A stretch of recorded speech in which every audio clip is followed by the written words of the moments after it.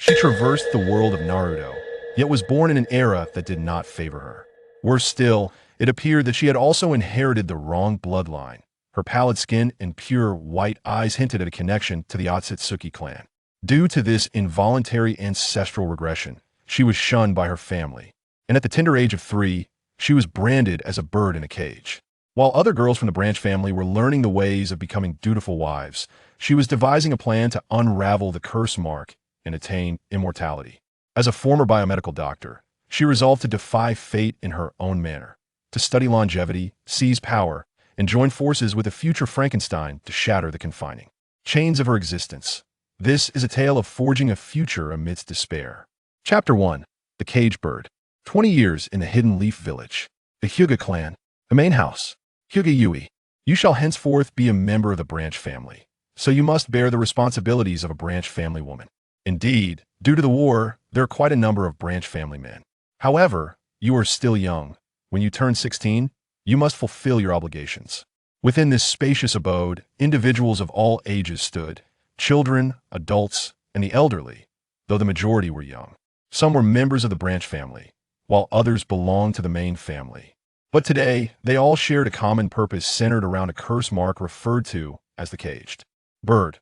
Moreover, they all possessed a pair of pure white eyes, for they were the Hyuga clan of the Hidden Leaf, the most formidable family wielding the unparalleled ocular technique known as Byakugan. Children over the age of 3 in the Branch family would be inscribed with the curse mark of the Caged Bird, while those in the main family were tasked with mastering its control. Upon the high seat, an elderly man with a weary visage was declaring the fate of the young girl beneath him. On the ground, a girl of about 6 years clasped her head tightly, her eyes shut tight, a look of agony etched upon her face. Yet, she stifled the urge to cry out, determined to remain silent. Hyuga Yui was the sole exception in this ritual. She was not born into the Branch family. Instead, she was a child of the main house. Her appearance starkly contrasted with everyone present. Her skin was pale, her hair white, and her pupils devoid of color, reminiscent of one long departed. At her birth, her mother perished due to complications, and her father had always wished to abandon her. Yet, out of respect for his deceased wife, he raised her. Nevertheless, due to her appearance, the elders of the family regarded her with disdain, disgust, and indifference. They viewed her as a calamity, claiming her very existence was the cause of her mother's demise. However, out of respect for her father, the elders had never laid a hand on her. That was until she reached the age of 6. That year, the First Shinobi World War erupted, and her father, a member of the main family, was dispatched to the front lines. As expected, he perished on the battlefield. With her father's death, Yui lost the only protection she had in this world. She was demoted to a member of the Branch family, and at today's ceremony, she was marked with the curse of the Caged Bird that would allow for the control of her mind. Due to the ongoing war, many men from the Branch family had fallen on the front lines. Yet, the main family had no surplus of males. Thus, the task of the Branch family women in this generation was to bear children and replenish the clan's combat strength within 20 years. They were forbidden from learning any ninjutsu or taijutsu. Even the clan's greatest art, the gentle fist, was off limits to them. They could only study the etiquette and rules expected of a woman, learning how to be a gentle and virtuous wife. Yet, Hyuga Yui could never accept such a fate. She attempted to resist, but in her still childlike form, it was utterly futile. Instead, it only brought her greater suffering. Observing the girl beneath her, still struggling silently, the elderly man's eyes glinted with coldness. I wonder how long you can endure. Hyuga, step forward. The frail figure's finger pointed to a small girl in the corner. Startled, Hyuga flinched slightly. Like Yui, she was an orphan without parents, yet she had not been demoted to the Branch family. 2 girls with the same tragic background, yet their fates diverged because of a mere difference in skin tone. Nai found herself bewildered by this practice of using a curse mark to control another. Was this truly right? She glanced at the suffering Yui on the ground, her heart heavy with compassion. This pale-skinned girl, whom she had encountered before, always bore an expression of worry and often secluded herself in her room. What are you waiting for, Hyuga? The elderly man urged. You are to teach these Branch family children how to control the curse of the Caged Bird. Upon hearing this, Nai understood that she could not avoid her fate today, yet she was uncertain of how to regulate the intensity of the curse mark. She feared that she might inadvertently cause harm. With trembling hands, she raised her fingers, forming the hand seals, closing her eyes to avert her gaze from the scene. As she recited the incantation, Yui felt a sharp, piercing pain in her head, but it soon began to wane. At that moment, she was puzzled as to why the pain had subsided. She cracked her eyes open just a sliver to see the small girl before her, brow furrowed, as if enduring some unseen burden. Seeing this, Yui understood. If it could alleviate even a fraction of her suffering, why not embrace it? Thus, she began to wail loudly. "Ah, it hurts! It hurts!" She clutched her head, rolling on the ground and crying out, a picture of pitiable woe. Witnessing this, the elderly man nodded in approval, recognizing the potential in her. Nai, however, was taken aback, fearing she had applied too much pressure and began to lessen her force. Yet, no matter how much she reduced it, the girl before her showed no signs of stopping. Still writhing on the ground, crying in pain. Nai was alarmed. She had already used the minimal force. Any less would extinguish her entirely. She chanted the incantation. The curse mark of the caged bird emitted a bluish-green glow, a sign that it was activated. If that glow faded, it would mean the curse had ceased its effect. Nai's heart raced, beads of cold sweat forming on her brow, and the cacophony of anguished cries around her intensified, leaving her feeling overwhelmed. Enough, enough. Let's stop. The practice has gone on long enough. The branch family members may return now. Time passed, though whether it was 15 minutes, 30, or longer, Nai could no longer recall. Once the session concluded, she stumbled out, unwilling to cast a glance at the girl on the floor, fearing to be remembered. Observing Nai's retreat, the elderly man sighed in resignation. Many of the branch family children lay unconscious on the ground, and the still conscious Yui dared not move. Feigning unconsciousness, she too lay still. In the end, they were all carried back to the branch family on stretchers. Chapter 2. The plan. Extracting chakra, Patter, patter. Outside, the rain poured heavily as Hyuga Yui sat before the vanity, gazing at her reflection in the mirror. The azure curse mark on her forehead stood out starkly against her pale complexion. In the blink of an eye. 6 years have passed since I arrived in this world, yet I find myself burdened with this loathsome curse mark. Hinata Yui is a traverser hailing from Blue Star. Indeed, she is a familiar soul well-versed in the narrative of Naruto. Initially, upon realizing she had crossed into the realm of Naruto, she was overwhelmed with joy and excitement. She yearned to meet the characters from the anime and to learn the enchanting art of ninjutsu. However, it seems she was born in the wrong timeline. She entered this world in the 14th year of Konoha, while the legendary Team 12 would not be born for another 30 years, and the Fourth Great Ninja War was still 50 years away. By the time the Fourth Great Ninja War arrives, she would be a mere grandmother. It appears she must tread the path of Uncle Orochimaru. Immortality? Perhaps it is a goal that can indeed be realized in this fantastical world. In her previous life, she was a PhD in biomedical sciences, possessing a unique understanding of medical and biological knowledge. Therefore, she believes that achieving immortality in this world is not an insurmountable challenge, especially since she now possesses the Byakugan, a divine tool of insight. However, her primary focus must shift to the distant celestial Otsutsuki clan, for that is the true source of her concern. Thus, her current objective is to enhance her own abilities and subsequently establish a laboratory to pursue the goal of immortality.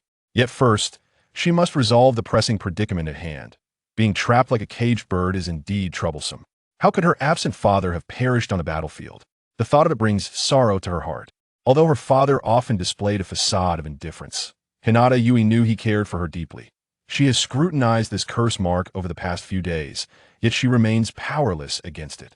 This curse mark serves as a connector, binding her brain and eyes. If her brain ceases to function, her eyes will be destroyed alongside it. However, should the curse mark detect that her eyes have strayed beyond its confines, it will trigger a self-destruction mechanism. Those with the same bloodline, but without the curse mark, can control the afflicted individual. This curse mark proves to be quite a challenge for Hinata Yui, and with her current means, she lacks the assurance to break it. She will need at least another decade. However, time is not on her side. If she cannot resolve the issue of the curse mark in 10 years, she may indeed become nothing more than a vessel for reproduction. This is an intolerable fate for someone who has embraced modern ideals. Yet, as a mere woman, what can she accomplish? Her strength alone is insufficient, and even with knowledge of the entire plot, what difference does it make? Suddenly, a thought of a certain individual crossed her mind. In this timeline, that person appears to be of a similar age as the conclusion of the first great ninja war approaches. He too will succumb to a thirst for life. Perhaps they could become like-minded friends, for only he could provide her with the assistance she seeks. She estimates that she will meet him in a matter of months. The girl's skin is as pale as paper, and as she gazes into the mirror, Hinata Yui is taken aback by her own reflection. It is the first time she has seen skin so white. However, she eventually acclimates to it. While others may remain oblivious, she, being familiar with the narrative, understands all too well.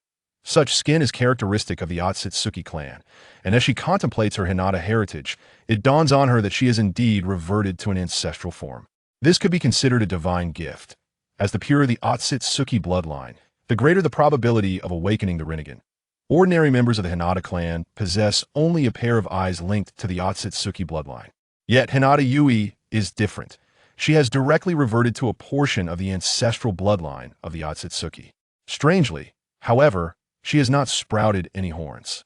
Taking a deep breath, she returns to the present, sitting cross-legged on the grass mat. She recalls the method of chakra extraction from her memories. By combining physical energy and mental energy, one can form chakra. Physical energy likely refers to her bodily strength, but what about mental energy? Is it the energy within her mind? Although she is somewhat perplexed, she proceeds with her interpretation. A warm sensation envelopes her, flowing into her lower abdomen, bringing her a sense of comfort.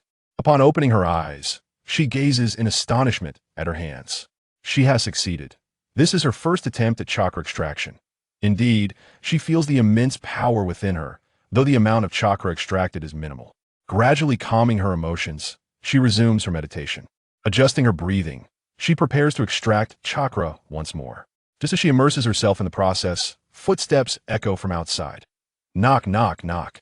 The door is rapped upon, forcing Yui to halt her chakra extraction. It's time to rise and learn etiquette. A woman's voice calls from outside. Upon hearing this, Yui realizes she is to be trained in the ways of a dutiful wife.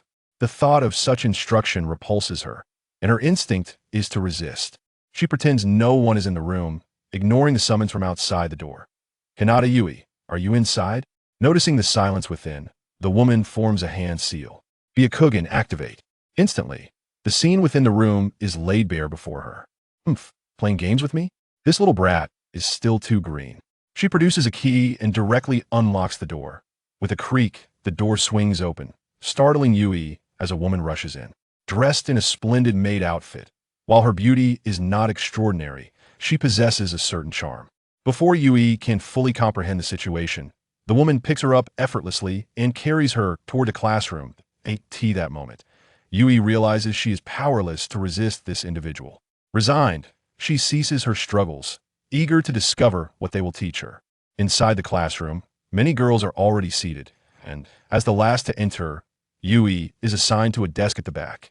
Indeed, she is content with this arrangement, for she has no desire to hear the teachings they offer. Chapter 3. Hinata Nai. As anticipated, the lesson revolved around the art of servitude. Yui found herself drifting into a stupor, so she decided to begin channeling her chakra instead. After all, enhancing her strength was her utmost priority. While the maid continued her lecture, a girl unexpectedly entered the classroom. The maid paused slightly. Could it be Lady Nai?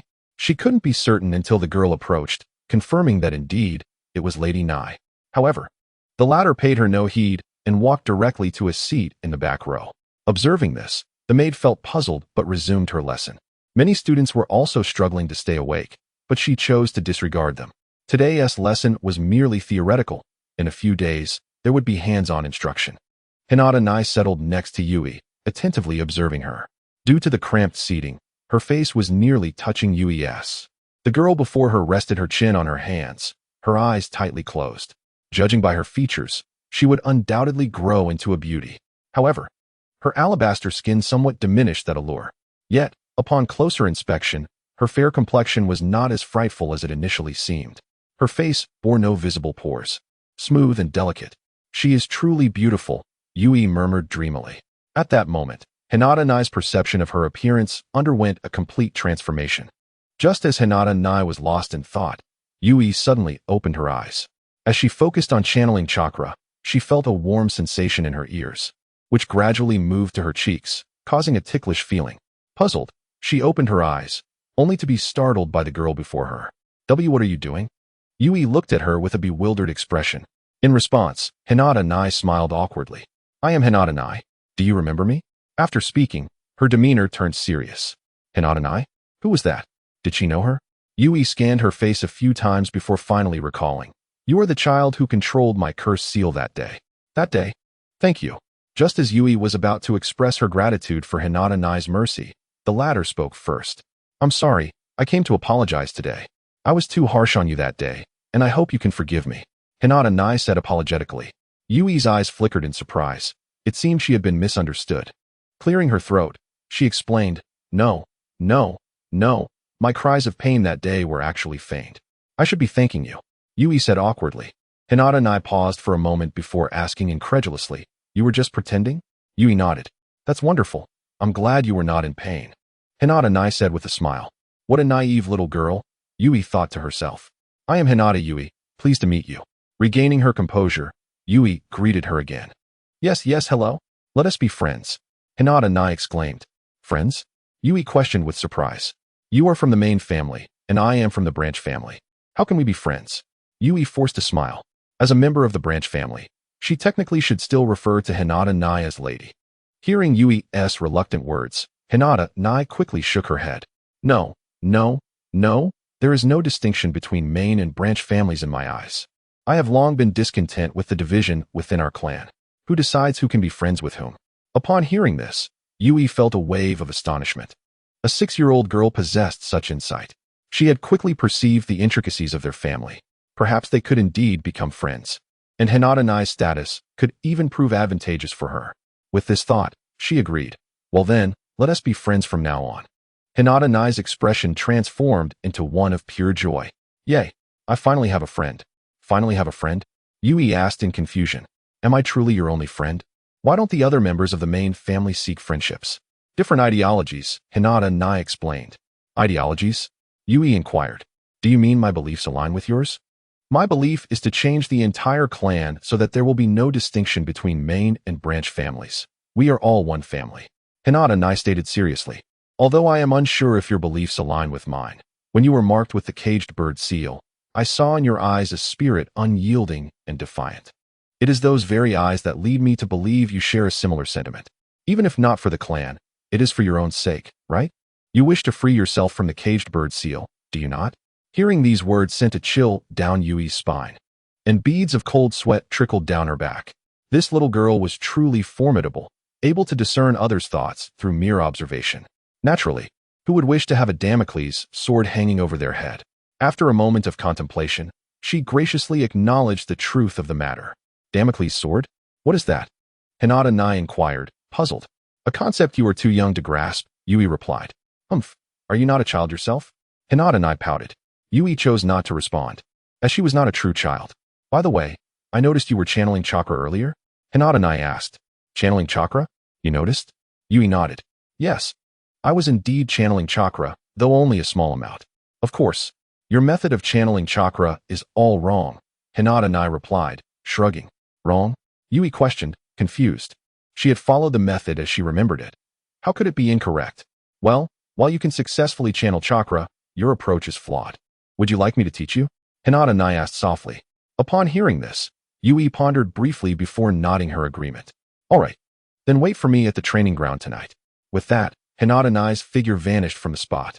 Body flicker technique. Yui stared blankly in the direction she had disappeared. It seemed she was quite the prodigy. But why hadn't she appeared in the original story? Chapter 4. Hinata's chakra method. As dusk settled, Yui sat quietly on the grass mat with her eyes closed. Byakugan activate. She concentrated chakra in her eyes, attempting to awaken the Byakugan. Veins gradually appeared around her eyes. Just as she was on the verge of success, the veins suddenly receded. Sigh, another failure, Yui lamented. Ever since she discovered her potential for the Byakugan, she had been fervently attempting to awaken it. Unfortunately, each attempt had ended in failure. Today had been the closest she had ever come to success, perhaps due to having channeled a bit of chakra earlier.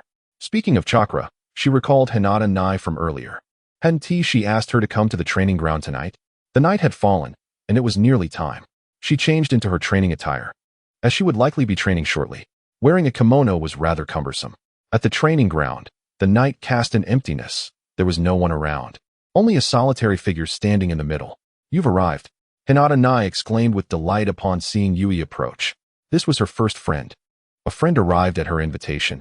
How could she not feel joyous? Yui nodded thoughtfully. She approached her and then came to a halt. "Do you recall my earlier assertion that your method of refining chakra was flawed? Well, it may not be entirely incorrect. It resembles a simplified version. While it does allow for chakra refinement, the efficiency leaves much to be desired." Upon hearing this, Yui comprehended. In the anime, this method of refining chakra was taught at the Ninja Academy. No wonder, it appears to be a watered-down version intended for the civilian ninjas of Konoha. The prominent clans must possess their own sophisticated chakra refinement techniques. Are there other, more complete methods of chakra refinement? Yui inquired. At this, Hinata Nai chuckled softly and then produced a book from behind her. "Here is our clan's chakra refinement method. Do take care of it." Yui accepted it readily, holding in her hands an ancient tome, the Hinata Chakra Method. Eagerly, Yui began to peruse its contents. Observing her engrossed demeanor, Hinata Nai refrained from interrupting. After some time, a look of astonishment gradually appeared on Yui's face. This chakra method seems tailor-made for the Byakugan of the Hyuga clan. It not only elaborates on the usage of chakra, but, more importantly, if followed, it could expedite the awakening of the Byakugan. "Are you truly willing to give me this training method?" Yui asked, puzzled. Having just become friends, it seemed unusual to bestow such an opportunity so soon. Moreover, judging by the book's appearance, it likely belonged to the family's archives. Would she truly give it to her? Hinata Nai chuckled softly and began to explain. "I found this book tucked away in a corner of our family's library. It differs somewhat from the chakra methods currently practiced by the clan. Remarkably, it had remained unnoticed for so many years. I was a bit perplexed when I first discovered it. However, since it has been out for so long, it should pose no significant issue. Besides, the library mostly contains historical records of the Hyuga clan. Well, in that case, I shall accept it." After hearing her explanation, Yui felt reassured enough to take it. Ahem, Hinata Nai pretended to clear her throat. "Please tuck that book away for now. Today I will teach you the gentle fist technique." "The gentle fist? The elders of the main house do not permit us to learn it." Yui felt somewhat resigned to this fact. "So what do you say? Would you like to learn?" Without hesitation, she responded affirmatively. Given such an opportunity, how could she refuse? She was eager to enhance her abilities, and turning down such assistance was out of the question. "However, why are you helping me so much?" Yui questioned, puzzled. "We have only known each other for less than a day, have we not?" Hinata Nai smiled gently in response. "If you are sincere to your friends, they will reciprocate that sincerity. Even if we have only known each other a day, we are still friends." Yui was struck by these words. Sincerity? She silently etched this phrase into her heart. With her query answered, Yui felt justified in beginning their practice together. "I will start by teaching you the foundational techniques of the gentle fist," Hinata Nai stated with newfound seriousness, adopting a mature demeanor. Yui nodded and followed Hinata Nai's movements as they began their training. 3 hours later, they concluded their session. Phew! Yui lay down on the corridor outside the training ground, drenched in sweat. Meanwhile, Hinata Nai appeared to have an abundance of energy, showing no signs of fatigue. Why does she not seem tired at all? Yui wondered inwardly. The moonlight cascaded down from the heavens, illuminating the two of them. Gazing at the moon, Yui's thoughts began to drift. "Nai, could you share some recent significant events in the village?" Yui inquired. After all, she had never ventured out to explore the village, having mostly remained in her room. Moreover, according to the timeline, the First Shinobi World War should be nearing its conclusion. At her words, Hinata Nai's thoughts grew somber. Indeed, some notable events had transpired in the village. Hinata Nai steadied her emotions and began to speak slowly. The second Hokage was assassinated during a peace ceremony with the Cloud Village, along with the second Reikage. The second Hokage's disciple, Lord Sarutobi Hiruzen, has been appointed as the new Hokage in this time of crisis. Perhaps, the war will soon come to an end, Hinata Nai remarked wistfully. Upon hearing this, Yui understood the current timeline. The second Hokage had fallen in battle. Nai, do you think life is fragile? Hinata Nai paused momentarily before replying. Why do you feel this way? Even the most powerful of leaders can perish on the battlefield. Does that not signify fragility? Yui replied with a smile. She posed these questions to gauge Hinata Nai's perspective. Even Orochimaru, after witnessing the shedding of the white snake's skin, would fall into contemplation about life. Upon hearing this, Hinata Nai began to reflect deeply. Life. After a long silence, she finally articulated her thoughts. No, I believe life is not fragile. Every life possesses its own independent thoughts, a resilient will, and a heart willing to resist. When life encompasses these qualities, it is not fragile. Perhaps, life itself is inherently delicate. A mere knife, a sharp arrow, or even a leaf can easily extinguish it. However, if a life passes on yet its will endures, then it cannot be deemed fragile. Upon hearing Hinata Nai's response, Yui felt her own understanding crystallize. Has she already formed such a unique comprehension of life? Chapter 5, Hataki Tsukumo. Months later, the Shinobi World War was declared over. Every night, Yui underwent training from Hinata Nai in the training ground. Thus, she gradually mastered the basics of the gentle fist and could now spar with Hinata Nai. However, she had yet to learn the advanced techniques of the gentle fist, such as the 8 trigrams. This was not due to Hinata Nai's unwillingness to teach, but rather because she herself had not fully mastered them. According to her, she had only been studying the gentle fist for less than a year. It was reasonable that she could not grasp the advanced techniques. Even the most gifted of ninjas could not master them in just a year. Yui, I will be attending the Ninja Academy tomorrow, so I may only be able to train with you in the evenings. After finishing their training, the two sat on the corridor, basking in the moonlight, just as they always did.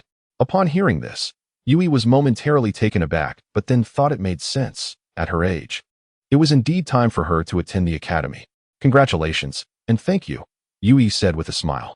Hinata Nai smiled in return. I promise to teach you all the jutsu I learn at the academy. This marks the first time a member of the Hyuga clan has been sent to the Ninja Academy. After all, the academy requires a mix of both civilian and clan ninjas. Now that it has been established, it is only fitting that some clan children attend for their education. However, most members of the Hyuga clan still focus primarily on learning the gentle fist at home. Yui actually also wished to attend the Ninja Academy, but given her situation, she was uncertain if she could even step outside, let alone go to school. Sighing, she felt a deep sense of helplessness. Hinata Nai seemed to notice Yui's despondent expression and fell silent for a moment. She was aware of Yui's thoughts, but could only offer her comfort for now. Perhaps after chatting for a while longer, they each returned to their respective homes. Upon returning to her room, Yui did not rush to bed. Instead, she donned a pure black kimono and sat cross-legged on the tatami mat. She caressed an ancient book resting in her hands. Over the past few months, she had comprehended the teachings of the Hinata chakra technique, and as a result, her chakra extraction had gradually increased. Silently placing the book aside, she closed her eyes and began to attempt once more the task she had previously left unfinished, focusing her chakra into her eyes. Intricate chakra pathways slowly emerged around her eye area, taking on a somewhat eerie appearance. Byakugan, activate. Opening her eyes, she marveled at her surroundings. Had she truly succeeded? The world before her was utterly transformed compared to what she had seen before.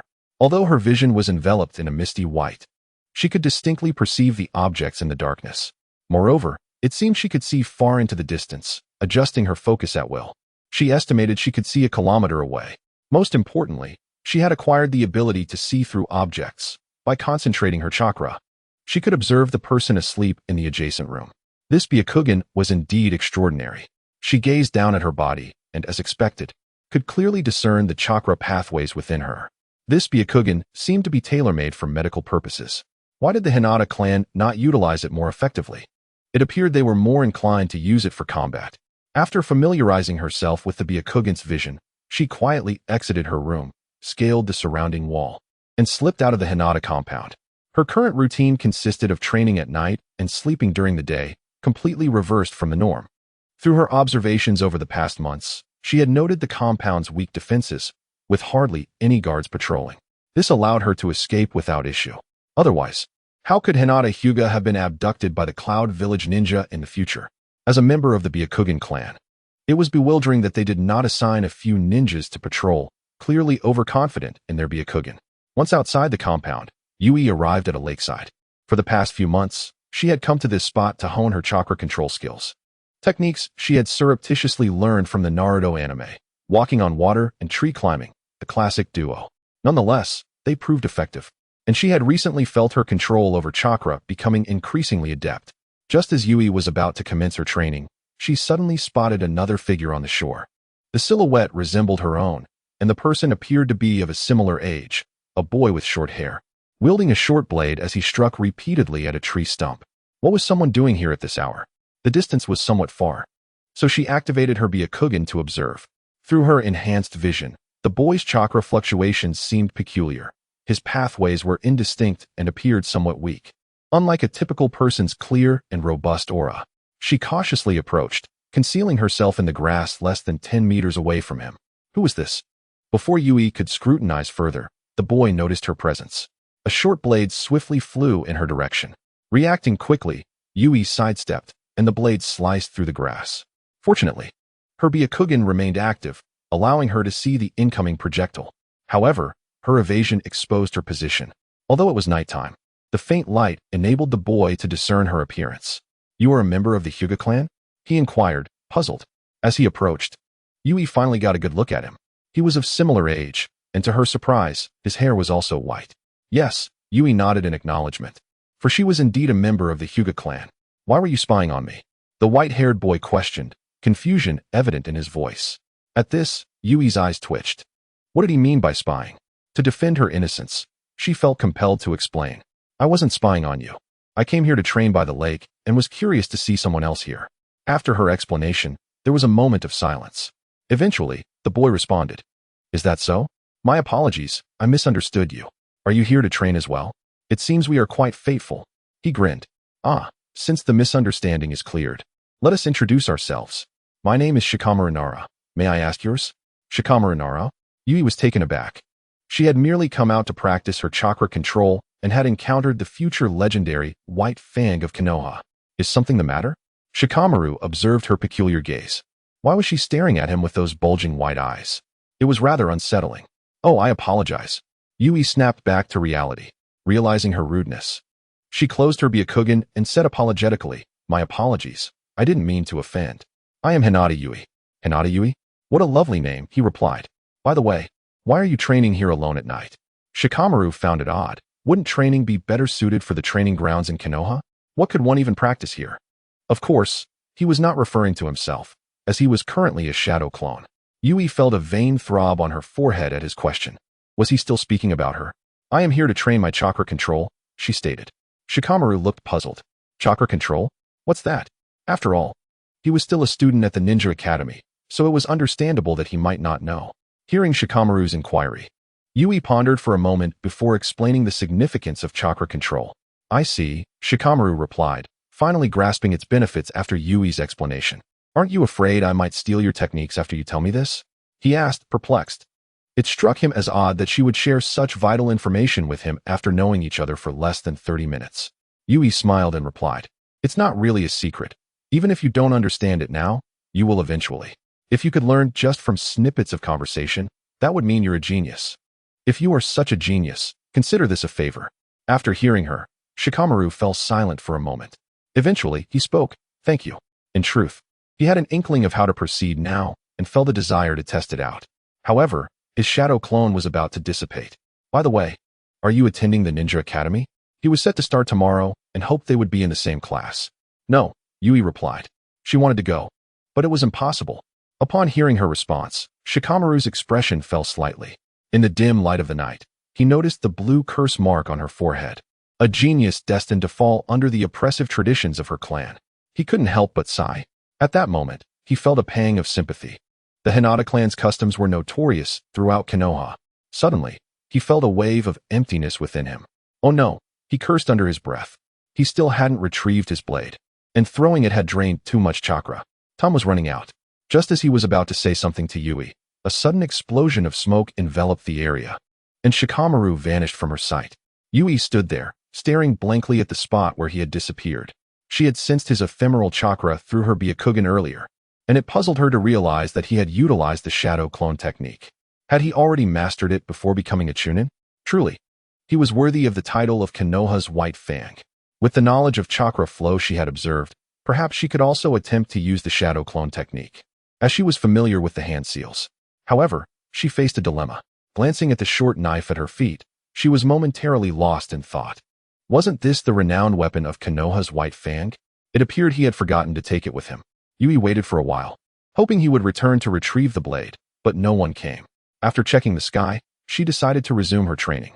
The distant horizon began to show a hint of dawn. As the light began to break, Yui halted her training, realizing she needed to hurry back to her clan. After her training, she had become quite adept at balancing on the branches. However, her practice on the water still yielded no progress. She gazed at the short knife in her possession, having waited all night for its owner to return. It seemed prudent to take it home for safekeeping until Shikamaru arrived. With that thought in mind, she made her way toward the Hyuga clan's residence. Hyuga main house. Knock, knock, knock. Master, Hayashi has come with an urgent request. A moment of silence lingered before a voice finally called out, "Come in." Upon entering the room, Hayashi found a dignified young man seated on the floor. "It's you, Hayashi. Aren't you supposed to be reporting to the Ninja Academy today? What brings you here?" Hayashi knelt before the young man, whose name was Hyuga Fu, the clan's head. "Master, I have a request." Hayashi appeared somewhat nervous, his speech faltering. "Is it about that girl from the branch family?" Hyuga Fu seemed to see through her thoughts. Last time, she had petitioned for permission to learn chakra techniques exclusive to the main family. What could it be this time? Was it to lift the cursed seal of the caged bird? Hyuga Fu spoke calmly. Hayashi quickly shook her head. "No, I wish for her to attend the Ninja Academy with me. Her talent is exceptional. In just a few months, her basic gentle fist technique will surpass mine." Hyuga Fu scoffed at this latter statement, for Hayashi was the strongest prodigy of the Hyuga clan in a century, having awakened her Byakugan at the tender age of 3. Considering her current age of 6, her future was boundless. If she did not have children, she would likely become the next clan head. Seeing his skepticism, Hayashi quickly elaborated. "She truly possesses great talent. If you don't believe me, you can test her." "Oh." Hyuga Fu glanced at Hayashi's determined expression, intrigued. "Very well. If she passes my assessment, I will request permission from the third Hokage. If not, she must remain in the branch family to grow up." Hyuga Fu added with a meaningful tone. "However, even if she passes, she must return to the family after completing her studies to contribute to the clan." Hearing his agreement, Hayashi felt a surge of excitement, though her expression darkened at the latter condition. Nonetheless, it was a chance for her to secure time with Yui at the academy. She couldn't quite understand why she felt such a peculiar connection with Yui. "All right, you may leave now. Inform her that the assessment is scheduled for this afternoon. She should come to the training grounds." Recognizing the end of their discussion, Hayashi obediently exited the room. Chapter 7. Perception. Observing the hurried steps of the young girl, Hyuga Fu sighed in resignation.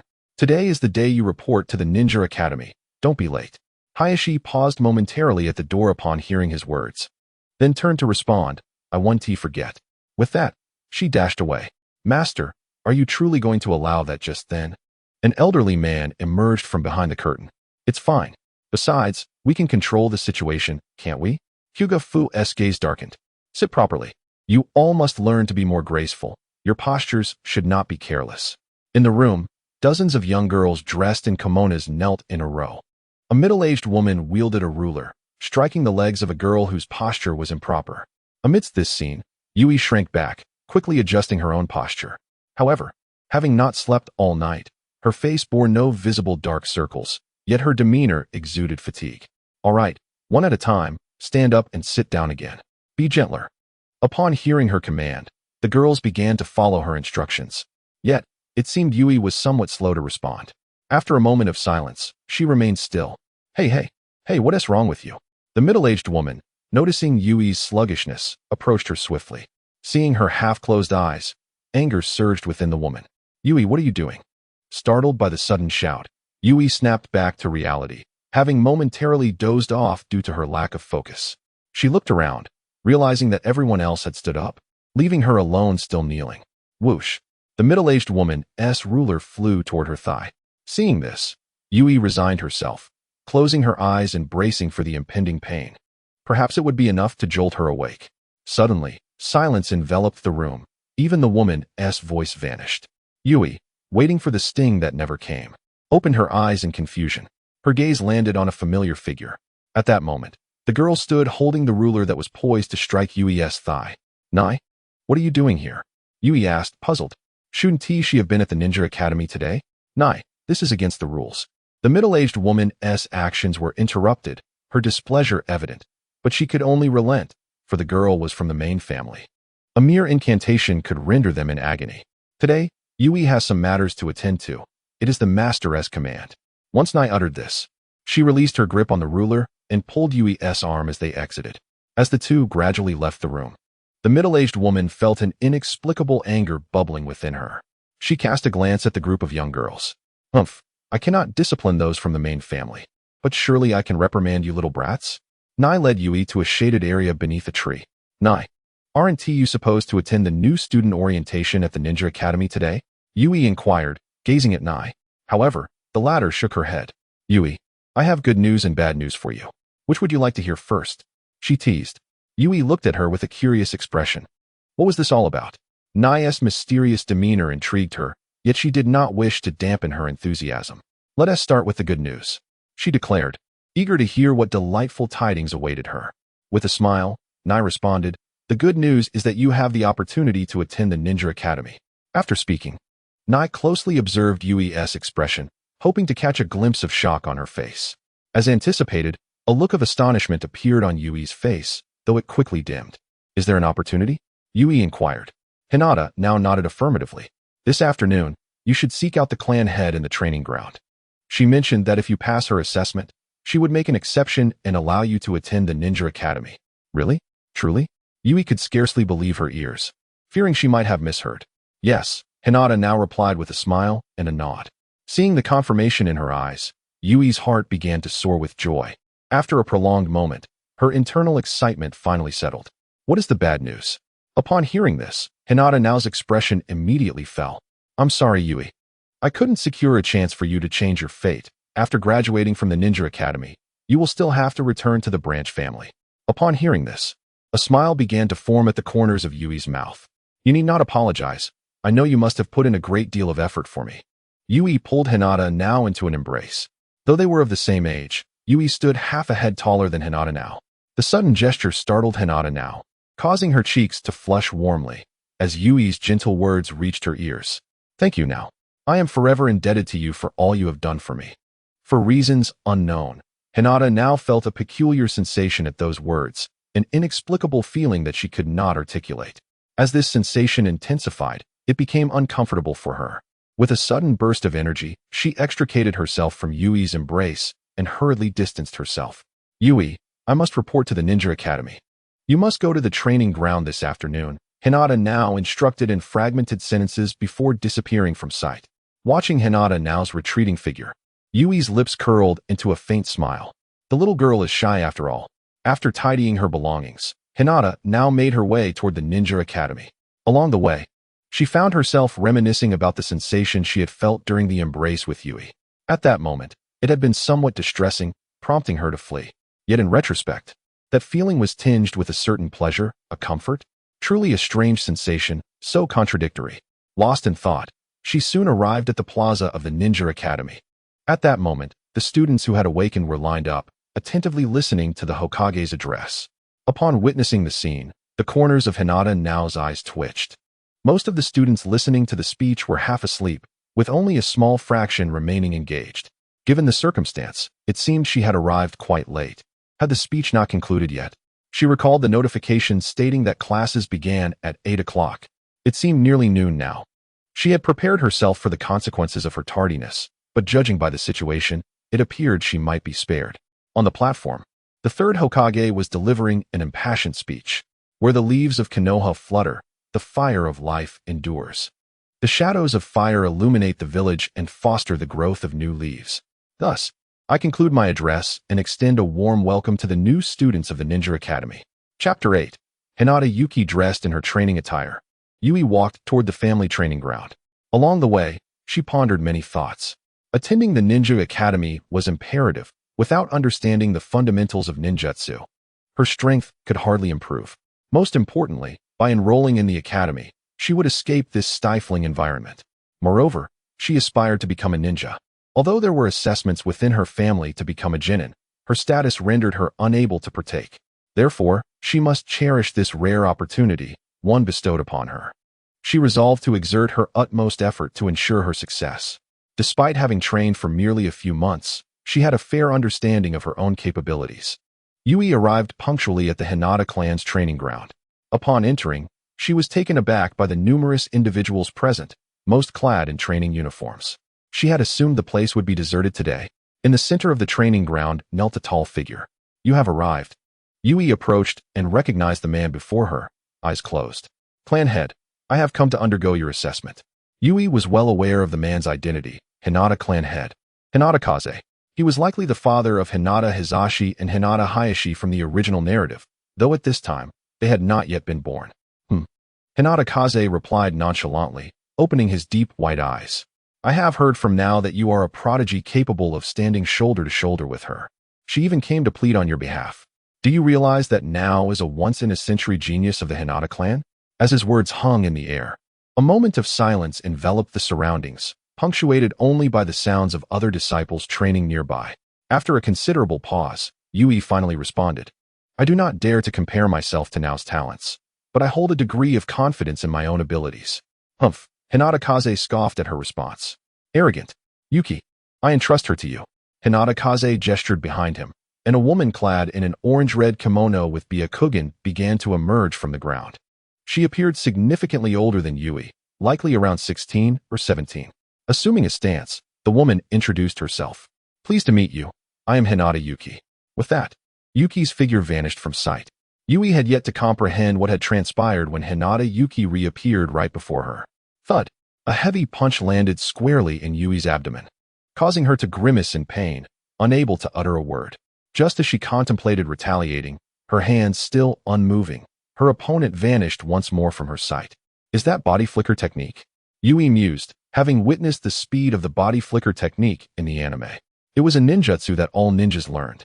In the blink of an eye, Hinata Yuki materialized to Yui's left side, and this time, Yui clearly saw the attack coming. She raised her hands defensively, channeling chakra to her arms, and sidestepped to block the strike. Bang! A forceful impact sent her reeling back several meters, crashing against a wooden wall with a dull thud. Before she could recover from the attack, a barrage of strikes followed. So fast, Yui had little time to think and could only hastily defend against the onslaught. Palm strikes, elbow jabs, punches, front kicks, side kicks, and spinning kicks. All manner of techniques were unleashed upon her, leaving Yui caught off guard. "Little sister, you still have much to learn." "I haven't even utilized chakra yet," Yuki taunted. "Can this little girl withstand my taijutsu for long?" Glancing at Hinata Kaze, she noted his impassive expression. Clearly, he was not yet satisfied with Yui's performance. With that thought, she increased her force and speed. Yui, disrupted by the sudden flurry of attacks, found it increasingly difficult to keep up. It seems I must resort to that. If she did not employ that technique soon, she would surely fail this critical assessment. She could not afford to squander this hard-earned opportunity. Byakugan. With a shout, she concentrated chakra into her eyes, veins appearing around them. This is the bloodline limit of the Hyuga clan, Byakugan. Upon witnessing this scene, Hinata Yuki's assault came to an abrupt halt, as a wave of astonishment washed over her. She was the only one in the clan, aside from Lord Niji, who had awakened the Byakugan at such a young age. She glanced at Yui, then turned to examine Hinata Kaze, whose expression remained impassive, exuding an air of indifference. Faced with this demeanor, Yuki steeled herself and pressed on. Earlier, the clan head had mentioned that passing the assessment entailed blocking 36 of her strikes, yet she had already unleashed over 100. Why was the clan head still unresponsive? Though Hinata Kaze's face bore no signs of emotion, tumultuous thoughts raged within him. He could hardly believe that Yui had awakened the Byakugan at such a tender age, despite knowing that Niji had achieved it even earlier. However, their circumstances were fundamentally different. Yui's awakening was purely a matter of innate talent. On the battlefield, Yui, through her Byakugan, was now capable of perceiving all of Yuki's movements. It was clear to her that her opponent was not employing any body flicker technique. It was merely a matter of speed. With the aid of her Byakugan, she was finally able to retaliate, albeit with only the basics of gentle fist at her disposal. She successfully blocked Yuki's strike and used the technique's deflection to launch a counterattack. With a small punch, she struck Yuki, forcing her to retreat several steps. Is this gentle fist? Yuki thought, astonished that a young girl from a branch family had already mastered such a skill. Regaining her composure, Yuki contemplated her next move when a calm voice interrupted her actions. Upon hearing this voice, Yuki felt a wave of relief wash over her. After all, She had no desire to make an enemy of a future prodigy in the clan. Hinata Yui, your assessment is concluded. Report to the Ninja Academy tomorrow.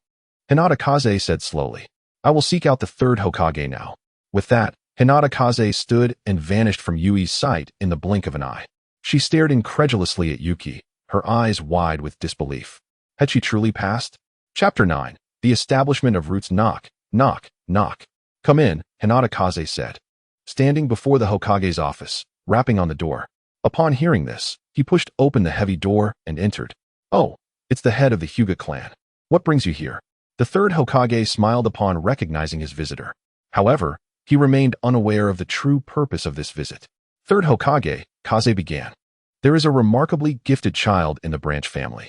With solemnity, he continued, I wish to secure her a place in the Ninja Academy.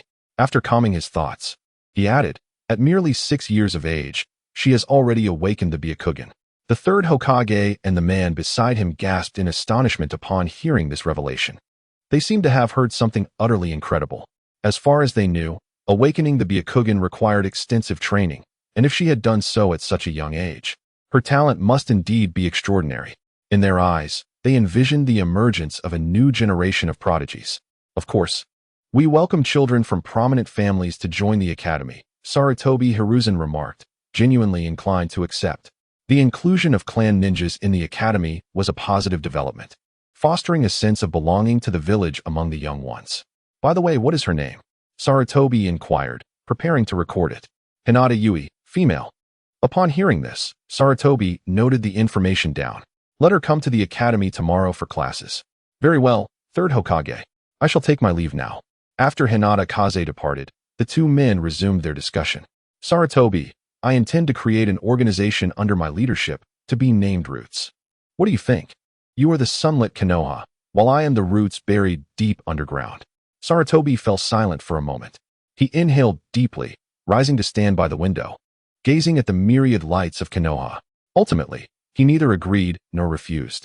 However, the man knew that he had tacitly granted permission and smiled as he exited. Watching Danzo's retreating figure, he sighed softly. Consider this a form of compensation. After all, an organization operating independently of the Hokage is, in itself, a significant threat to the village. That night, Yui, as was her custom, arrived at the training ground. Sure enough, a small girl awaited her. Upon seeing her, Yui's face broke into a radiant smile. She rushed to Niji's side and recounted the events of the day. Niji, let me tell you. After hearing about Yui's assessment results, Niji's face lit up with joy. Congratulations. It seems we can attend school together tomorrow. Yui was filled with anticipation. By the way, Yui, you still lack ninja tools, right? Let me gift you a set. Niji said, retrieving a waist pouch from behind her and handing it to Yui. Opening it, Yui discovered 3 shuriken and 6 kunai inside. Thank you, she exclaimed, her gaze fixed on Niji with appreciation. Niji seemed unaccustomed to such attention and quickly averted her eyes.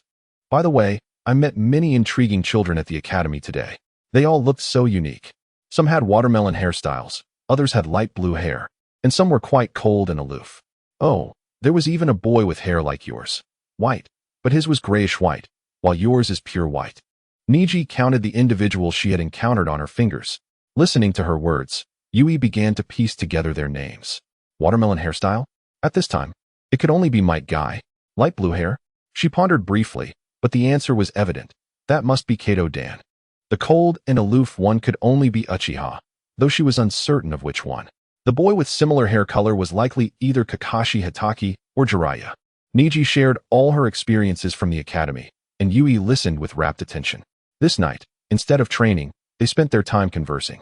Due to their upcoming report to the academy in the morning, Yui forewent her usual chakra training by the lake.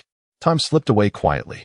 In the deep of night, Hinata Kaze was startled awake from a dream, his Byakugan having activated without his conscious thought.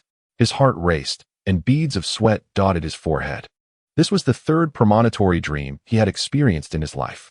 The first had occurred when he was 6, foreseeing the end of the Warring States era brought about by a ninja clad in deep crimson armor. On the battlefield, he wielded enormous tentacles, vanquishing his foes and controlling a giant formed of those tentacles to battle against the enemy's blue giant. Ultimately, his dreams were fulfilled, as the tentacled ninja was none other than the first Hokage, Hashirama Senju, who wielded control over a colossal blue figure known as Uchiha Madara. Together, they brought an end to the era of conflict. In a subsequent dream, he encountered a woman with alabaster skin, adorned with elongated horns, and a crimson eye nestled upon her forehead. To his astonishment, she bore the same white eyes as his kin. She commanded a vast tree that consumed the entirety of the ninja world. Hence, when he beheld a fair-skinned woman born into his clan, trepidation gripped his heart. Fortunately, she had been ensnared by a caged bird seal, which alleviated his concerns. However, the subsequent vision he experienced was even more harrowing. A multitude of pale-skinned beings descended from the heavens, their power terrifyingly unmatched, rendering every ninja in existence powerless against them. They planted countless trees bearing scarlet fruit across the ninja realm, threatening to extinguish all life within it. A wave of unknown dread surged within him. He hastily donned his attire and opened the door to the secret chamber. What had transpired with Sano's experiments? Inside the chamber, a massive crystal orb stood before a middle-aged man clad in a white lab coat. Chapter 10. The All-Star Ensemble. The crystal orb contained a dense collection of white eyes. An unsettling sight indeed. Master, the purity of the white eyes we have managed to cultivate is at an 80% threshold, which is the pinnacle of our research thus far. However, we only possess a single pair, the researcher named Sano reported. Only 80%? He sighed, reminiscing about the visions of his dreams. No, that is insufficient. It must be at least 99%, or ideally, achieve 100% purity. He was uncertain when the scenes from his dreams would come to fruition, perhaps in 10 years, a century, or even a millennium. Nevertheless, he resolved to prepare, for himself and for future generations. The following day, Yuhi and Hinata Fu walked together along the path to the Ninja Academy. Yuhi, I will head to the classroom first.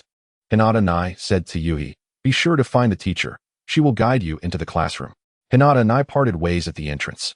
Though she could have escorted her inside, she needed to familiarize herself with the teacher first and have her introduce her to the classmates. Are you the new student? Hinata Yuhi, is it? Yamada Shuko inquired of the young girl before her. Yes, I am Hinata Yuhi, she replied. Yamada Shuko was somewhat speechless. She had been on her way to class when the Hokage unexpectedly assigned her another student. Come along then, I shall show you around the class. With that, Yamada Shuko led Yuhi towards the classroom. Why is the teacher so late today? Inside the classroom, students were chattering animatedly about the teacher's tardiness. Hinata Nai sat at the back of the classroom, alone at her desk. She gazed out the window, lost in thought. Why hasn't Yuhi arrived yet? She murmured softly. Though they had only known one another for a day, the students had already formed a close bond. Most of the class consisted of students arranged by their clans, with an average age exceeding 6. Generally, children would enter the Ninja Academy at the age of 4. However, clan ninjas typically had a stronger foundation, allowing them to start at 6. In contrast, civilian ninjas lacked the training resources of their clan counterparts and had to commence their studies earlier. Knock, knock, knock. All right. Enough chatter. It is time for class. Yamada Shuko tapped on the door. Upon hearing the teacher's voice, the cacophony within the classroom fell silent. Yamada Shuko approached the podium, and behind her, a girl with pale skin entered the room. This girl possessed pure white pupils, unmistakably identifying her as a member of the Hinata clan. However, unlike other clan members, this Hinata girl bore a cerulean mark upon her forehead. Before we begin the lesson, allow me to introduce our new classmate, Yamada Shuko said, pulling Yuhi's hand as they stepped to the front of the class. This young lady hails from the Hinata clan and will be our new classmate, Hinata Yuhi. Hearing this, Yuhi began her introduction. I am Hinata Yuhi, 6 years old, from the Hinata clan in Konoha. As for my interests, I enjoy studying ninjutsu, but nothing else in particular. As the students observed Yuhi, murmurs began to circulate. Orochimaru, look, her skin tone is just as pale as yours. A boy with spiky white hair whispered to a similarly fair-skinned child seated to his side. However, Orochimaru paid no heed to the remarks, fixating his gaze on the young girl, lost in his own thoughts. In the middle of the classroom, Kakashi Shoju stared at Yuhi, deep in contemplation. Hinata Yuhi? Didn't she say she couldn't attend the Ninja Academy? He murmured. Do you know that girl down there, Shoju? A girl seated beside him inquired. Kakashi nodded in acknowledgement. A fleeting encounter. Yuhi scanned the classroom with curious eyes, marveling at the array of talents before her. Orochimaru, Tsunade, Jiraiya, Kato Dan, Kakashi Shoju, Might Guy, what an all-star ensemble. Eventually, Her gaze settled on the girl at the back of the room. At that moment, Hinata Nai was intently observing the newly arrived Yuhi. When Yuhi glanced in her direction, an inexplicable sense of guilt washed over her. Overwhelmed by the unusual emotion, she quickly averted her gaze, pretending not to have made eye contact. "Yuhi, why don't you find an empty seat?" Yamada Shuko suggested. Yuhi nodded and proceeded towards Hinata Nai, ignoring the chatter around her.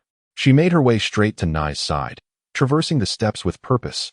"Nai, may I sit beside you?" Upon hearing this, Hinata Nai seemed to finally notice Yuhi's presence. "Yuhi, you arrived so quickly. Of course, you can sit here. There's no one else beside me." "All right, everyone, quiet down. We are about to begin class," Yamada Shuko instructed.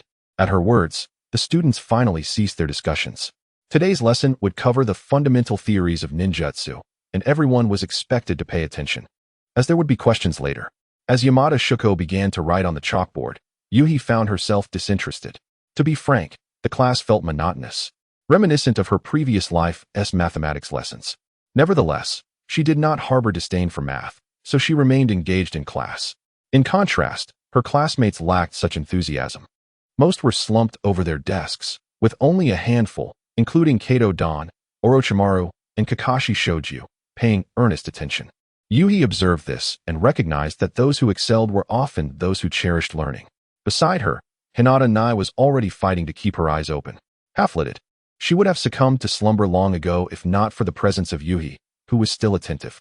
"This is quite the ordeal," Yuhi sighed, glancing at the struggling Nai. "Why pretend? If you're tired, just sleep." As Yuhi gently caressed Hinata's hair, soothing her to sleep, Hinata eventually succumbed to a deep slumber under the tender touches. Yamada Hideko observed the scene from the podium, letting out a sigh. Fortunately, today, for students were attentively listening. However, the knowledge presented was undeniably dull for these children. Perhaps it would be wise to discuss the teaching methods with the third Hokage another day. It would not do for the entire class to fall asleep in the future. Chapter 11, Kakashi's Mother? The sun hung high in the sky at noon, and Yui's morning lessons were nearing their end. Yamada Hideko glanced at the clock and realized that mealtime was approaching. "All right, class is over for today," she announced slowly. "Before we dismiss, I will randomly call on a student to answer a question from today's lesson." Upon hearing her words, the students who had been dozing in class instantly awakened. It was unclear whether they stirred due to the impending end of the lesson or the prospect of being questioned. At that moment, all eyes in the classroom turned toward Yamada Hideko. "Let us proceed with the lottery," she decided, retrieving a jar filled with slips of paper from beneath the podium. As she spoke, she reached into the jar and drew out a slip. "Yui Hinata," Yamada Hideko announced with a smile as she revealed the name. It appeared to be a new student. After she called out the name, a collective sigh of relief swept through the classroom, for no one wished to be singled out to answer questions. Their gazes then turned towards Yui. Startled at first, Yui soon comprehended what had transpired and rose to her feet. Yamada Hideko nodded in approval at her promptness and willingness. When releasing a jutsu, in which direction does the chakra flow? The moment Yamada Hideko posed the question, she regretted it. After all, she was addressing a member of the Hyuga clan, known for their Byakugan. Surely, this would be a simple query for her. However, as she contemplated this, she quickly realized her oversight. A light tap on her forehead signified her foolishness. After all, Yui was still young and likely had not yet awakened her Byakugan. Expectantly, she watched Yui too. Upon hearing such an uncomplicated question, smiled knowingly. This was akin to handing her the answer on a silver platter. "Of course, it flows in the direction of the jutsu's release," Yui replied confidently. Yamada Hideko nodded, as this was entirely expected. "All right, class is dismissed," she concluded. "Remember to arrive on time for afternoon lessons." Upon hearing Yamada Hideko's words, the students finally shifted their gazes away from Yui's face. "Yui, you're amazing," Hinata exclaimed beside her. Yui waved her hand, placing her hands on her hips. "Humph, I've awakened my Byakugan. How could I possibly get that wrong?" Hinata looked somewhat incredulous at this assertion. "Yui, have you truly awakened your Byakugan?" Yui nodded affirmatively. "Wow, Yui, you're incredible," Hinata praised without reservation. Aside from herself, Yui seemed to be the first at this age to have awakened her Byakugan. After tidying up their belongings, the two friends exited the ninja academy together. They had not brought lunch, so they had no choice but to dine in the village during the afternoon. As they strolled down the street, Yui observed her surroundings with curiosity. Previously, she had remained indoors due to a lack of company, but now, Having entered the ninja academy, she found herself with newfound freedom, no longer confined to the branch family of the Hyuga clan. The pair entered a rice ball shop. "Boss, we'd like 2 rice balls, the original flavor, please." The proprietor, a scruffy-looking uncle, greeted everyone with a warm smile. "All right, 2 original rice balls coming right up," he replied, and his assistant promptly began preparing their order. While waiting, the 2 girls found a seat. "By the way, Yui, why are you carrying a short sword on your back?" Hinata inquired curiously. "Oh, this? It's not mine, it belongs to someone else. They left it with me, and I'm just keeping it safe for them." Hinata understood. It made sense that Yui, who was not skilled in sword techniques, would not carry a blade with her. Soon, the proprietor brought over 2 steaming rice balls. "Enjoy your meal," he said cheerfully. This is delicious," Yui exclaimed, her eyes narrowing in satisfaction as she relished the feeling of being full after just 1 bite. Hinata took small bites of her rice ball and suddenly whispered, "By the way, Yui, whose short sword is that?" Yui paused momentarily, her gaze drifting outside the window. "It belongs to a boy with white hair. I think he's in our class. His name is Hitaki Tsukumo." "Hitaki Tsukumo?" Hinata pondered, slightly confused, as there were several boys with white hair in their class. Just as she was deep in thought, the shop's door curtain was suddenly flung open, and a white-haired boy entered, holding the hand of a little girl. "Boss, we'd like 2 seafood rice balls, please." Upon recognizing the newcomer, Yui felt a twitch at the corner of her eye. Speak of the devil, here comes Hitaki Tsukumo. Tsukumo scanned the tables around him, ultimately focusing on the little girl who had called for him. Upon spotting Yui, he approached her, still holding the girl's hand, who looked puzzled. "Tsukumo, didn't you say you weren't familiar with that woman? Come, sit down," Tsukumo urged, pulling the reluctant little girl to the table across from Yui. "Yui, are you also here for rice balls?" he asked. "Yes," Yui replied, handing him the sword. "This is your sword. Please don't lose it again. Next time, no one will keep it safe for you." Upon seeing the sword in Yui's hand, the little girl displayed an expression of disbelief. "Tsukumo, this is a treasured heirloom of the Hitaki clan. How could you so carelessly leave it in the hands of a stranger?" she exclaimed indignantly. Tsukumo merely smiled in response. "By the way, this is Seiko. We've practically grown up together." Yui's curiosity piqued at Tsukumo's introduction. Could this girl possibly be Kakashi's mother? The original story seemed to lack any mention of Kakashi's mother. Seeing that Tsukumo was unwilling to take the sword back, Seiko grew anxious. Yet, she dared not take it herself, as it was Tsukumo's sword, and she had no right to claim it. "Thank you, Miss Yui, for keeping it safe all this time," Tsukumo expressed gratefully.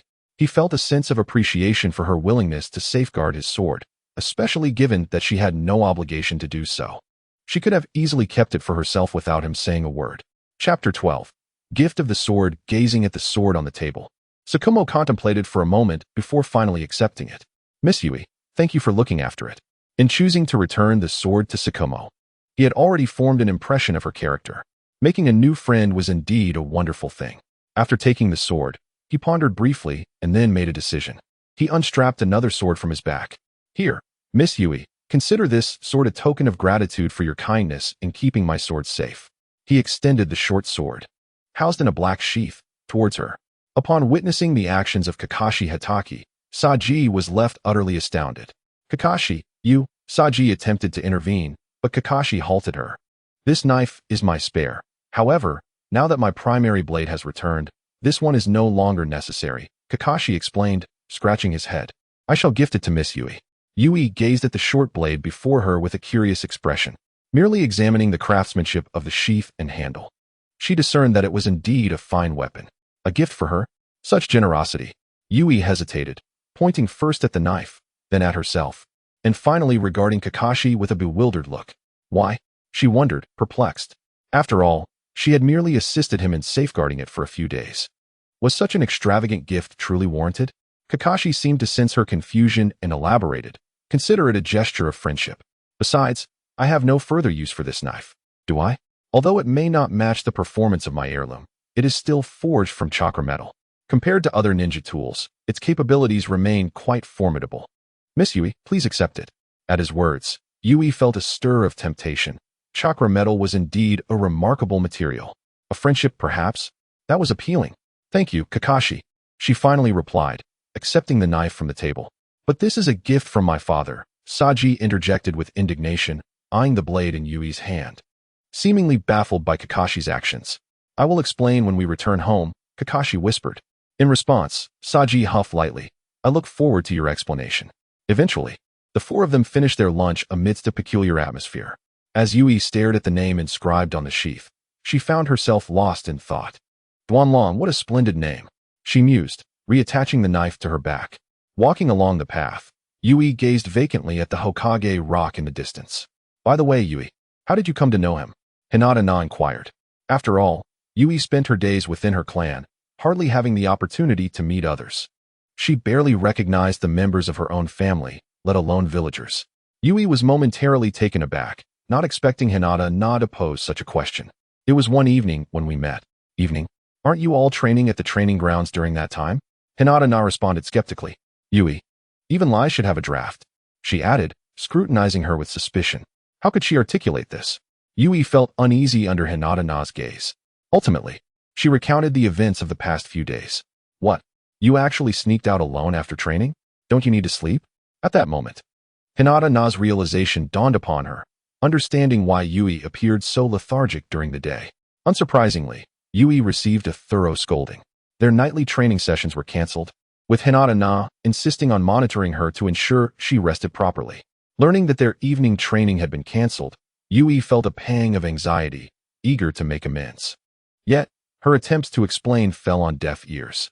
Just as she contemplated what to say next, the two of them arrived at the classroom. Sighing, Yui resigned herself to the situation. The afternoon's curriculum consisted of outdoor training. Their entire class was led by Yamada Hideko to the schoolyard. All right. This afternoon's activities consist of 3 components. First, a lap around the field. Girls must complete 15 laps, and boys 20, without utilizing chakra assistance. Second, target practice with shuriken and kunai, also without chakra assistance. Third, physical sparring, where the teacher will pair students for practice. Completing the first 2 activities earns 1 credit each, while the last grants a fixed credit regardless of outcome, provided one participates. Those who do not participate will not receive credit, and both parties must perform the reconciliation seal at the beginning and end of the sparring. Upon hearing these objectives, Yui's eyes twitched. This field must be about 400 meters per lap. 15 laps for girls amounts to 6,000 meters. Who can withstand that? However, Hinata beside her showed no sign of concern, seeming indifferent to the situation. Observing the class, Yamada Hideko did not grant them any time to prepare. All right, girls first. Complete the laps to earn your credit. Give it your all. At this, Yui felt a mix of frustration and despair. Why must the girls go first? They didn't even give us time to warm up. Yet, considering that the boys had to run 5 more laps than the girls, Yui found some solace. Though she grumbled inwardly, her feet kept moving, trailing behind Hinata. Initially, Yui felt a surge of energy, keeping pace with Hinata as they ran swiftly. After 4 or 5 laps, however, her legs grew heavy with fatigue. At this point, she struggled to maintain Hinata's pace. "Nah, how are you so strong?" Yui exclaimed. Somewhat impressed. After all, Hinata showed no signs of fatigue whatsoever. Like a person unaffected, she continued effortlessly. Noticing Yui lagging, Hinata slowed her pace, allowing Yui to keep up. 5 laps, 6 laps, 7 laps, 10 laps. By the time they reached 10 laps, only 3 or 4 individuals remained on the track. With just these few persevering, Yui glanced sideways. To her surprise, aside from herself and Hinata, there were 2 familiar figures, Tsunade and Saji. Pant, pant. Saji's breaths became increasingly labored, her face flushed. Ultimately, upon reaching the 11th lap, she could no longer endure and dashed off the field. Observing this, Kakashi hurriedly ran to support her. "Saji, take a proper rest." Yamada Hideko nodded at the remaining 3 still on the track. "Well done today, 3 of you." Finally, Yui managed to persevere, panting heavily as she collapsed onto the ground. "Yui, are you alright?" Hinata rushed over to help her up. Glancing at the 2 unfazed individuals beside her, Yui cursed inwardly. What freaks, they can run 6,000 meters without breaking a sweat. "You 3 girls did exceptionally well today," Yamada Hideko praised. Her gaze then shifted to the eager boys. "All right, it's the boys' turn." The moment the words left her mouth, a throng of boys surged forward. As one boy with a fan emblem on his shirt brushed past Yui, he mockingly whispered, "Tisich, wasting so much time just to run." The comment was low enough that only Yui, who passed by him, could hear. Yui? She had been mocked by a mere child. Infuriated, she felt the anger swell within her. Yet, she ultimately sighed, accepting the reality. Alas, there's nothing to be done. They are indeed superior in running. This was true, for girls, inherently weaker in physicality, had no advantage in such matters. Furthermore, in her past life, she had never excelled at running, managing only a maximum of 2,000 meters. Now, in the world of Naruto, completing 6,000 meters felt like a small triumph, with ample room for improvement. Soon, the boys finished their laps. Aligning with Yui's expectations, most of the boys managed to complete 20 laps of running, with only 2 or 3 unable to finish. This stood in stark contrast to the girls. After concluding their running training, they rested in the shade for a while before embarking on the next phase of their training. All right, everyone, please settle down. Yamada Sakiko's voice resonated, instantly silencing all the students present. We will now commence shuriken training. Line up in front of the target. One by one, you will throw your shuriken, and I will correct your technique. Upon hearing Yamada's instructions, the students obediently formed a line. Okay, first up. Nishikamura, Yui, and Hinata now stood at the back of the line, which meant they would have to wait for their turn. However, this delay afforded Yui the opportunity to observe the postures of her peers as they threw their shuriken. After all, she had never handled a shuriken before. Not even the one Hinata had gifted her. Next up, Orochimaru. Orochimaru? He was somewhat familiar to her. With this thought, Yui felt her interest piqued. She was eager to see how the prodigious ninja executed his shuriken throw. According to the original story, Orochimaru and Jiraiya had graduated from ninja school at the tender age of 6. It seemed that they had been training for about a year since then. Orochimaru held 2 shuriken, his gaze unwavering as he focused intently on the distant circular target. Yamada distributed 2 training shuriken to each student, alleviating any concerns about not having their own. With a sudden intensity in his eyes, Orochimaru pinched the 2 shuriken between his fingers and, with a swift motion of his arm, sent them slicing through the air, striking the bullseye with precision. The onlookers gasped in astonishment. Wow, Orochimaru-kun is amazing. A nearby girl gazed at him with admiration. Truly a genius. Hearing these remarks, Orochimaru maintained an expression of calm indifference. After Yamada announced the results, he stepped away from the area with a nonchalant swagger. Watching Orochimaru's demeanor, Jiraiya, standing behind him, felt a twinge of irritation. What's so impressive about that? Wait until I unleash my ninjutsu. Then you'll know who's truly formidable. At his words, the crowd turned their attention toward Jiraiya. Before anyone could respond, Jiraiya was suddenly met with a sharp rap on his head. Ouch! Tsunade, what was that for? He exclaimed, looking up at her with bewilderment. I feel embarrassed for you. Honestly, Tsunade scoffed, rolling her eyes. Next up, Jiraiya. As Yamada called out his name, Jiraiya declared, watch closely, everyone, and don't blink. Prepare to be amazed. He gripped a shuriken in each hand, crossing his arms and closing his eyes in concentration. After a moment, he opened his eyes, executed a sweeping motion with his hands, and shouted, shuriken throw technique. Instantly, a multitude of shuriken flew from his hands, yet none struck the target. Ha ha ha. Tsunade was the first to burst into laughter. I thought you were supposed to be impressive. Soon, the laughter spread among his classmates, and even Hinata couldn't suppress a smirk at the sight. Yui, look at that guy. He's so funny, Hinata chuckled. Just as he claimed, he's truly left everyone speechless. Yui had anticipated such a result, but the surrounding laughter brought an involuntary smile to her face. Jiraiya, feeling a bit embarrassed amidst the mirth, was bewildered that his shuriken had not obeyed his command. With a sheepish grin, he said, that must have been an accident. Yamada, witnessing the scene, felt a twitch in her eye. Jiraiya, she exclaimed. Who told you to throw so many shinobi tools indiscriminately? This is dangerous. What if you injure another student? That's a deduction of points. Hearing this, Jiraiya hung his head in disappointment and trudged toward the resting area. All right, everyone, let's quiet down. Next up, Nakamura. Following that, it was the turn of Tsunade and Shikamaru. As expected, their throwing skills were on par with Orochimaru's. Hinata took 2 shuriken, inhaled deeply, and with a clean motion, threw them. Thud, thud. Both shuriken found their mark in the bullseye. Wow, now you're amazing. Yui praised. Hearing this, Hinata smiled. Since they were the last 2, the crowd had thinned significantly, and most students had wandered off to play, missing this display. Yamada observed the 2 girls with an approving gaze. Recently, The Hyuga clan had indeed nurtured many prodigies. She hoped they would continue to thrive. All right, next up, Hinata Yui. Hearing her name, Yui stepped forward obediently. Upon receiving the shuriken, she noticed they were lighter than usual. Perhaps this was to accommodate the younger students. Adjusting her grip and recalling the techniques she had observed, she prepared for her throw. Whoosh, whoosh. The sound of air slicing through echoed as one of her shuriken hit the target while the other went astray. I can accept this result, considering it's my first attempt at shuriken throwing. Yui, you did great. Hinata praised her enthusiastically. Yui smiled modestly and shook her head.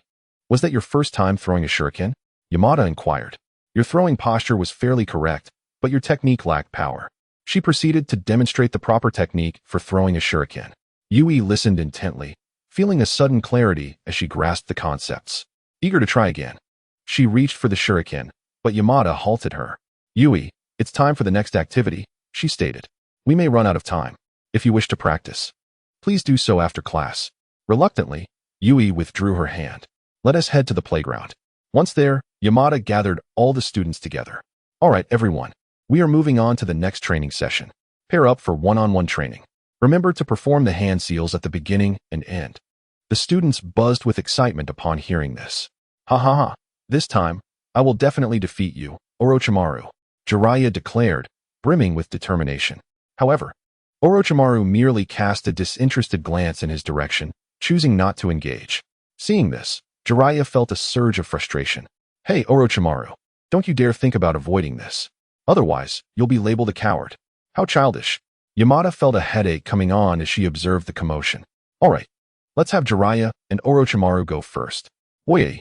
Hearing their names called, Jiraiya felt a rush of excitement as they both moved to the designated training area, reluctantly engaging in a truce.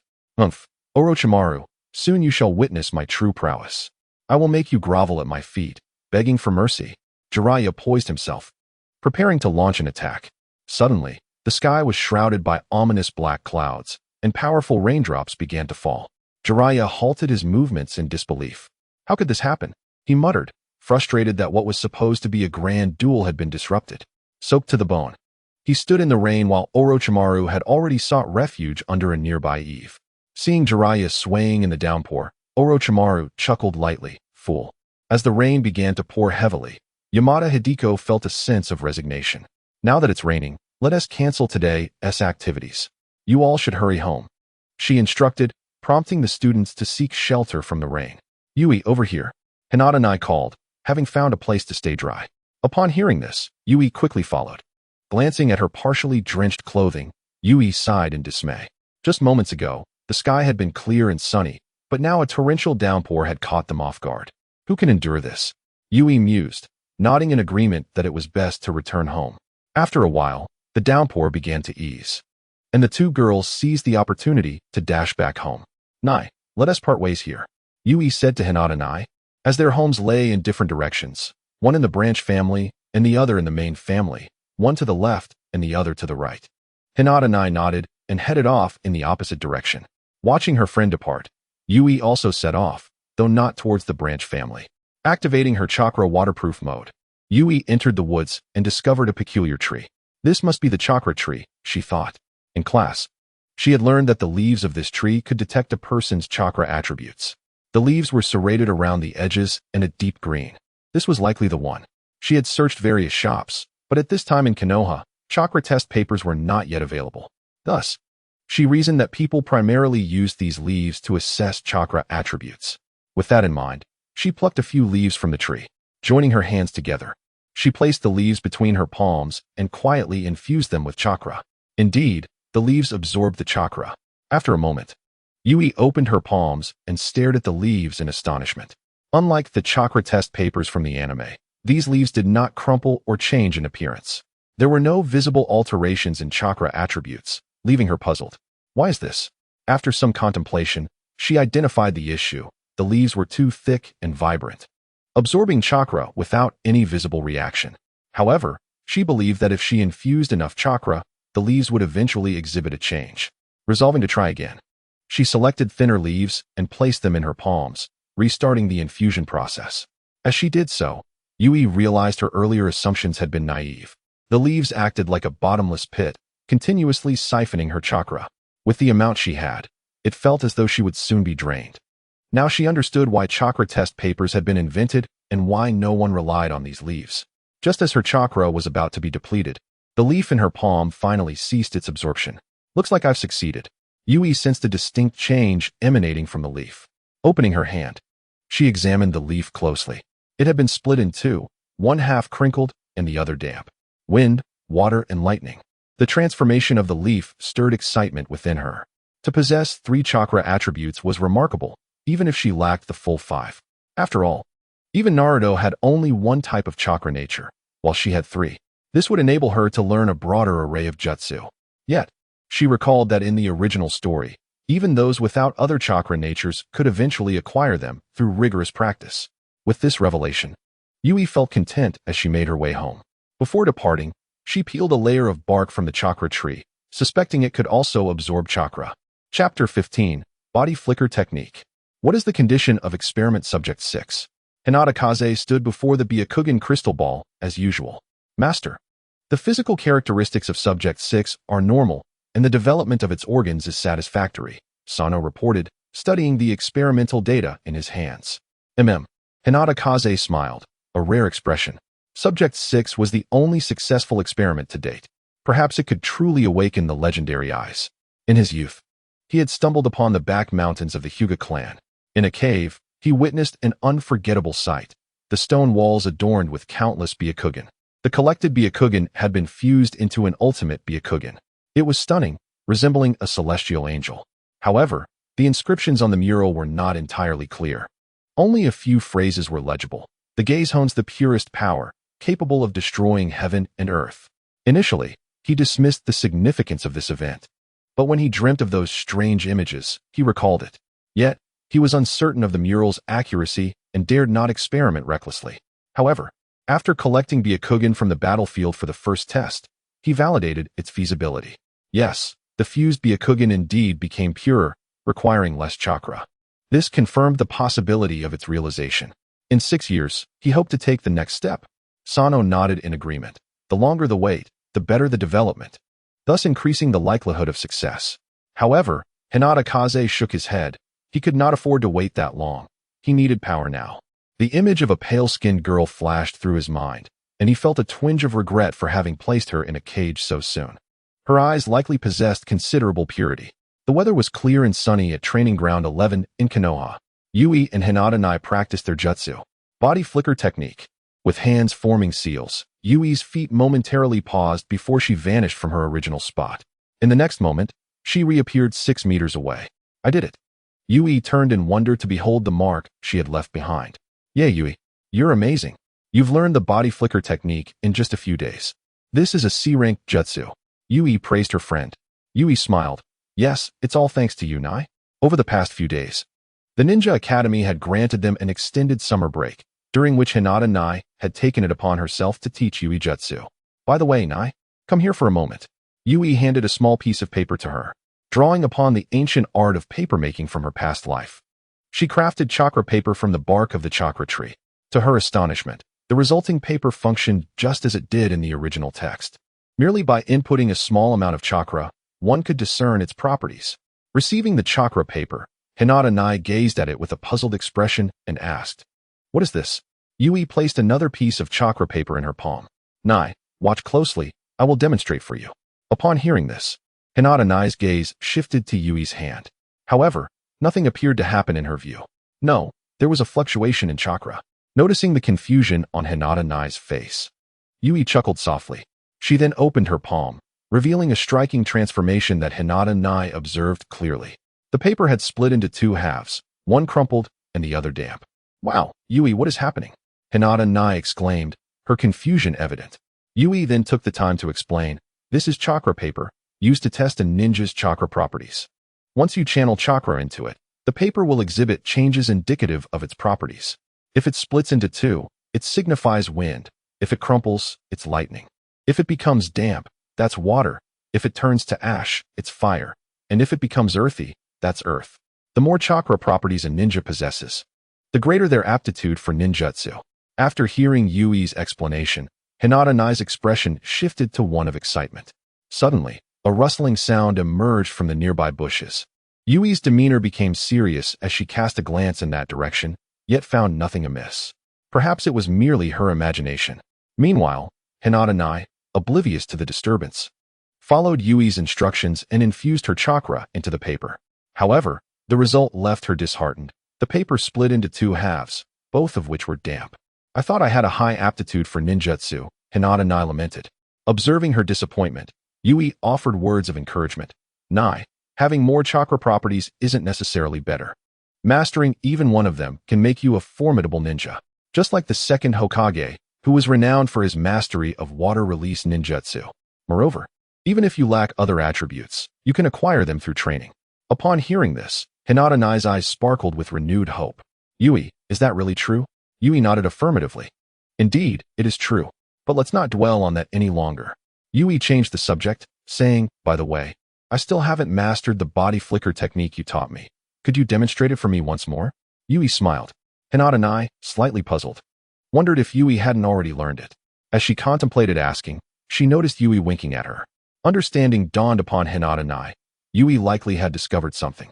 All right then, Yui replied with a smile. For the body flicker technique, form a single-handed seal, bringing your two fingers together, channel chakra to activate your body's cells. And you'll be able to move swiftly. Following Yui's guidance, she began to mimic the actions. With fingers joined, she activated her cells. Whoosh! A sound of air slicing through the atmosphere echoed as Yui's figure vanished. Hinata Nai scanned her surroundings, eager to determine where Yui had gone. In the next moment, a scream erupted from behind her. Ah, what are you doing? Hinata Nai jolted, feeling a surge of panic upon hearing the scream.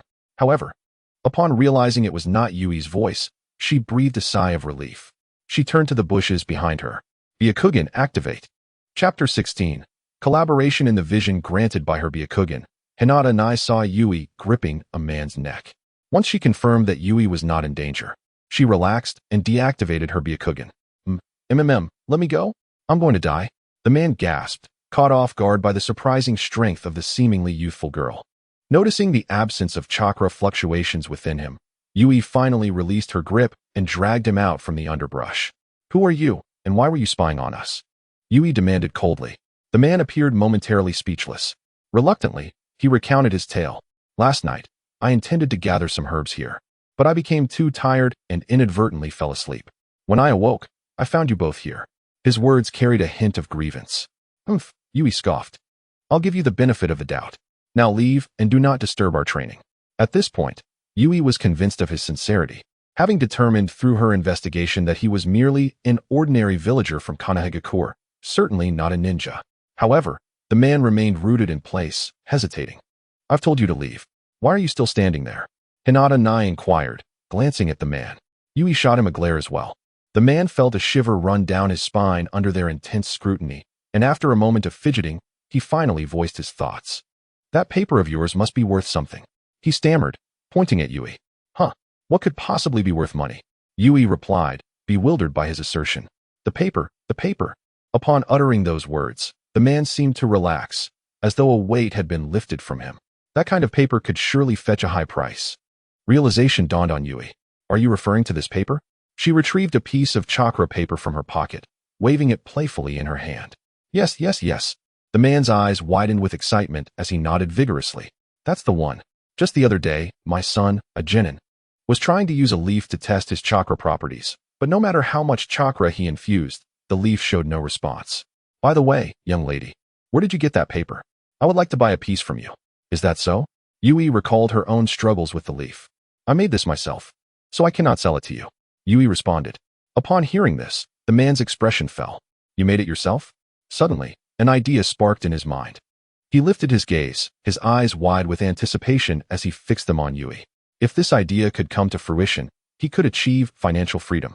In that moment, countless riches could flow into his pockets. Yui felt a chill run down her spine under the weight of his gaze. Young lady, do you need money? The man looked at Yui with an eager expression. Yui? Hinata Nai?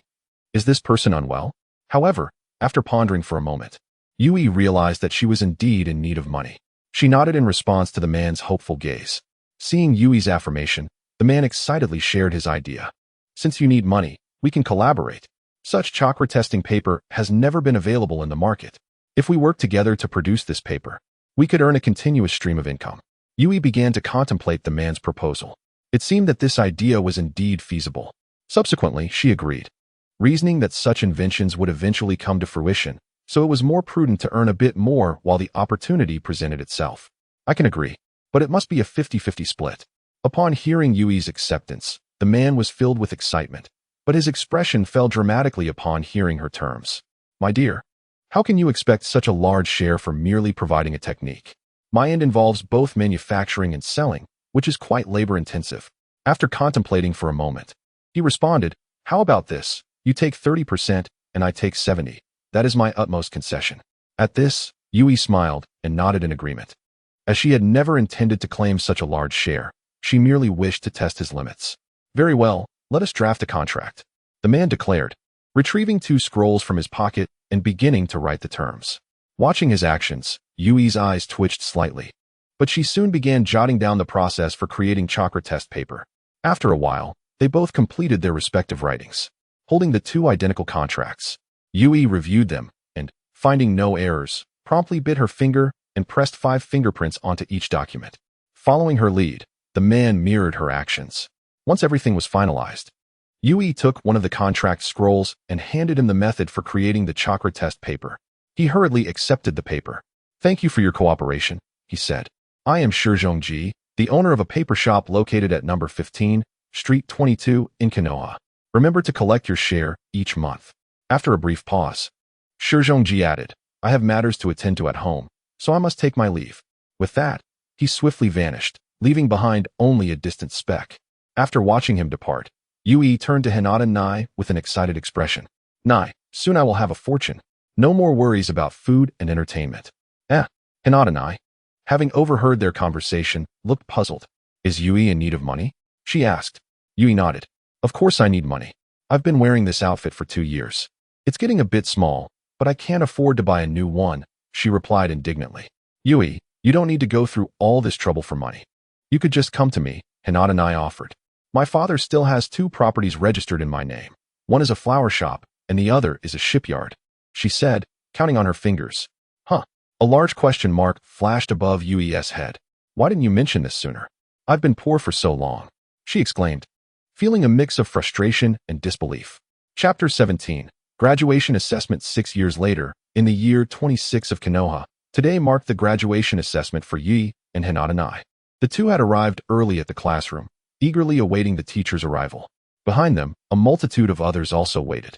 Over the past 6 years, Yui had not made many friends, not even having much interaction with the legendary Konoha 3 ninjas from the original story. It was not for lack of desire, but rather that they had all graduated early after passing their assessments shortly after Yui enrolled in the Ninja Academy. Given Yui and Hinata Nai's abilities, they could have passed the assessment as well, but Yui did not wish to return to her branch family early, so she abandoned that thought. She had tried to persuade Hinata Nai to graduate early, but Nai was resolute in her decision, leaving Yui in a state of worry for quite some time. Throughout these 6 years, Yui and Hinata Nai had mastered numerous jutsu, including Shadow Clone Technique, Shuriken Throwing, and the 8 trigrams Palm of Gentle Fist, both gaining a fair understanding of them. During this time, Yui had comprehended the fundamental principles governing ninjutsu and had attempted to develop her own unique technique, but thus far, she had made little progress. All right, we will now commence the graduation assessment for ninjas, Yamada Hideko announced as she entered the classroom. Gazing at the multitude of children, she sighed. Has it really been so many years? I wonder how much the children have grown. What paths will they embark upon? She placed a pile of ninja headbands on the podium. Listen closely. The assessment will consist of 3 techniques: transformation technique, clone technique, and substitution technique. The transformation technique must create a complete human form. The clone technique must produce 3 clones, and the substitution technique must be executed flawlessly. Upon hearing the assessment details, Yui felt no particular surprise, as it mirrored the original story's requirements. This seems too difficult. Some exclaimed. Nonsense, it is quite simple. Others retorted, resulting in a cacophony of opinions. There seems to be no disagreement, correct? Yamada Hideko inquired, silencing the crowd. Since there are no objections, let the graduation assessment officially begin. We will proceed in order of numbers. Number 1, Uchiha Itachi. As the assessments unfolded, successful students jubilantly waved their ninja headbands, while those who did not pass sulked in corners, weeping silently. However, the majority succeeded, with only a small fraction failing. Soon, it was Hinata Nai's turn. Next, number 32. Hinata Nai. Upon hearing her name, Nai stood and walked forward. Nai, you can do it. Yui encouraged her from the sidelines. Nai smiled back at Yui. Over the past 6 years, her height had increased, and now she was entering her adolescent growth spurt, reaching nearly 1.6 meters. At the assessment stage, Nai executed the 3 techniques in one fluid motion: transformation, clone, and substitution. The students erupted in cheers. Wow, amazing. Truly a prodigy of the Hyuga clan. Nai has passed, Yamada Hideko noted, recording her performance.